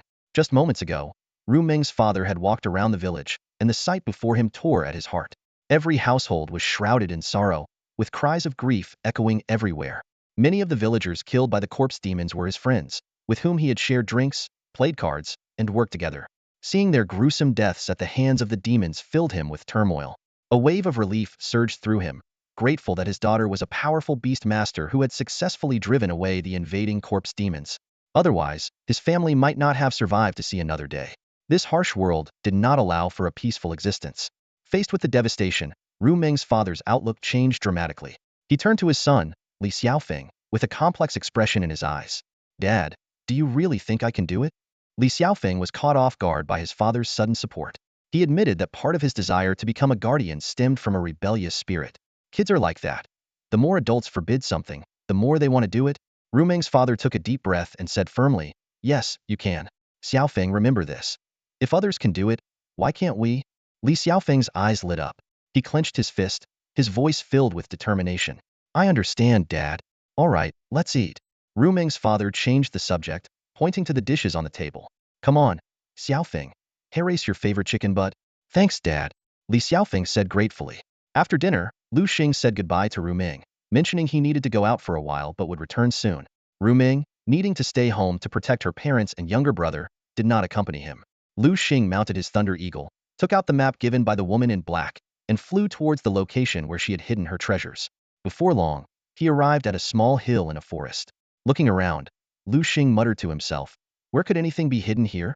He closely examined the ground but found no signs of recent disturbance, nor were there any caves or hiding spots nearby. Better use the system eye to scan. Liu Xing decided to use his special ability.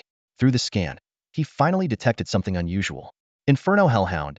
Use flame slash on the rock wall ahead. Liu Xing commanded, and his beast sprang into action. The Hellhound's sharp claws slashed forward, producing a piercing whistle in the air. A fierce blade of fire shot from its claws like an oranger lightning bolt, striking the rock wall ahead. With a thunderous crash, the rock wall shattered. Amidst the flying debris, a large hole appeared before Liu Xing. To his surprise, the hole was actually welded with iron plates, cleverly camouflaged with stones to give it a realistic appearance. Liu Xing smirked inwardly. With his system eye, such disguises were laughably crude. He turned and called over the six-winged angel and the god-eating ant king, preparing to explore the cave. The larger beasts were left outside to keep watch. As he approached the iron door, Liu Xing discovered it was a retractable gate. After failing to find a switch, he resorted to using his beast strength to force it open. The metal tore with an ear-splitting screech, revealing a hidden world beyond. Liu Xing activated the system eye and cautiously stepped into the secret cave, flanked by his two beasts. The space was small but packed with various items. Clearly, the woman in black thought this place was hidden enough, as she had not even set up basic defenses. Scanning the area, Liu Xing noticed a large stack of cash on the ground. A casual glance estimated it to be in the millions. With a wave of his hand, he stored all the cash in his system backpack and then turned his attention to two chests in the corner. He signaled to the god-eating ant king, which understood immediately and approached one of the chests. Its black spear jabbed into the keyhole and pressed down. With a crisp sound, the chest popped open. Inside were a myriad of magical beast cores. Liu Xing examined the skills recorded in each core but couldn't help but frown. Although numerous, none were what he needed. Oh well, he muttered. I can sell them later for some cash. Next, Liu Xing turned to the other chest. The god-eating ant king once again used its lockpicking technique to open it effortlessly. Peering inside, Liu Xing saw black, unassuming fruit. The system eye quickly identified it. Coal fruit. When consumed by a metal-type beast, it can increase defense by 30%. Coal fruit? Liu Xing was slightly taken aback, scrutinizing the unremarkable fruit. Despite its unappetizing appearance, its effects were notable. God-eating ant king, this coal fruit is for you, Liu Xing decided. As his only metal-type beast, the ant king was the perfect candidate. The god-eating ant king nodded and bit into the fruit without hesitation. Crunch, crunch. The hard flesh shattered in its mouth. How is it? Tasty? Liu Xing asked curiously. Not bad, just a bit dry. Can I have some juice? The ant king replied through telepathy. Here you go. Orange juice. No preservatives, drink up. Liu Xing handed over a bottle. Thank you, master. The ant king drank the juice and swallowed the entire coal fruit. As the fruit went down, Liu Xing noticed the ant king's previously dark armor becoming glossier, indicating a significant boost in defense. All right, it's time to go back, Liu Xing said, giving the cave one last sweep to ensure nothing was left behind. He led his beasts out and ordered them to destroy the cave completely to eliminate any future threats. Back at Rumeng's home, Liu Xing exchanged a few words with the villagers before leaving the beautiful mountain village with Rumeng amid their reluctant farewells. On the road, Liu Xing drove with Rumeng beside him. As they overtook a bus, a fair-skinned young man inside suddenly brightened up, muttering enviously, "Is this the life of the wealthy?" That man was none other than Pingji. Taking advantage of the opportunity his master gave him to go down the mountain and eliminate a corpse demon, Pingji sneaked away. A burning desire to explore the outside world grew within him, and he was eager to experience the bustling life of a big city. Although he initially had no clear goal, the image of a successful person complete with a fancy car and a beautiful woman soon filled his mind. At that moment, Pingji found himself squeezed into a crowded bus, surrounded by an unpleasant smell that made him frown. This was far from the luxurious life he had imagined, strengthening his resolve to get a car and find a beautiful companion. Meanwhile, Liu Xing and Rumeng had returned to Jiang'an Beast University. Liu Xing first dropped Rumeng off at her subcampus and then drove back to the main campus in a brand new luxury car. As soon as he arrived at the main gate, Liu Xing ran into Su Pang, who was returning from the convenience store. Su Pang was holding a torch-shaped ice cream in his right hand and a bag of spicy Wei-Long snacks in his left. He looked at Liu Xing's new car in surprise and teased, "Wow, Liu Xing, you hit the jackpot. How did you get such a fancy car?" Liu Xing took a closer look at Su Pang and noticed that he seemed to have lost some weight. He asked, "Hey, Su Pang, have you lost weight recently?" Su Pang instinctively glanced at himself and nodded. "Seems like it. It's because of my master insisting on taking me to capture some new beast." Liu Xing was surprised to hear this and, after a careful look, realized that Su Pang had advanced to Platinum Tier 1. He couldn't help but exclaim, "Wow, your leveling speed is impressive." Su Pang modestly replied, not really, second in the world. The first is you. I can't compare to you." Despite his words, his tone revealed a hint of frustration, clearly feeling a bit down about not being able to catch up with Liu Xing. After standing under the scorching sun for a while, Liu Xing suggested, "Okay, let's not stand here anymore. Let's head back. This sun is brutal." Su Pang nodded in agreement, and followed Liu Xing back to the villa. As soon as they walked in, Su Peng shouted towards the kitchen, "A bagwai, I'm back. We have an extra person today, so cut some more watermelon." Liu Xing was puzzled about who a bagwai was when a peculiar figure emerged from the kitchen. It was a creature about 1.7 meters tall, with a chubby body, a face resembling that of a salamander, mostly green, with two small green tufts on its head. It was holding a large plate of sliced watermelon. Curious, Liu Xing activated his system's eye to check out this so-called bagwai, and what he saw left him stunned. He couldn't help but exclaim, "Holy crap!" That's all for today. Thank you so much for watching. I hope you guys enjoyed. If you wish to have another part of this recap, please give us at least 1,000 likes. Please don't forget to comment and subscribe to our channel for more content like this. Until next time.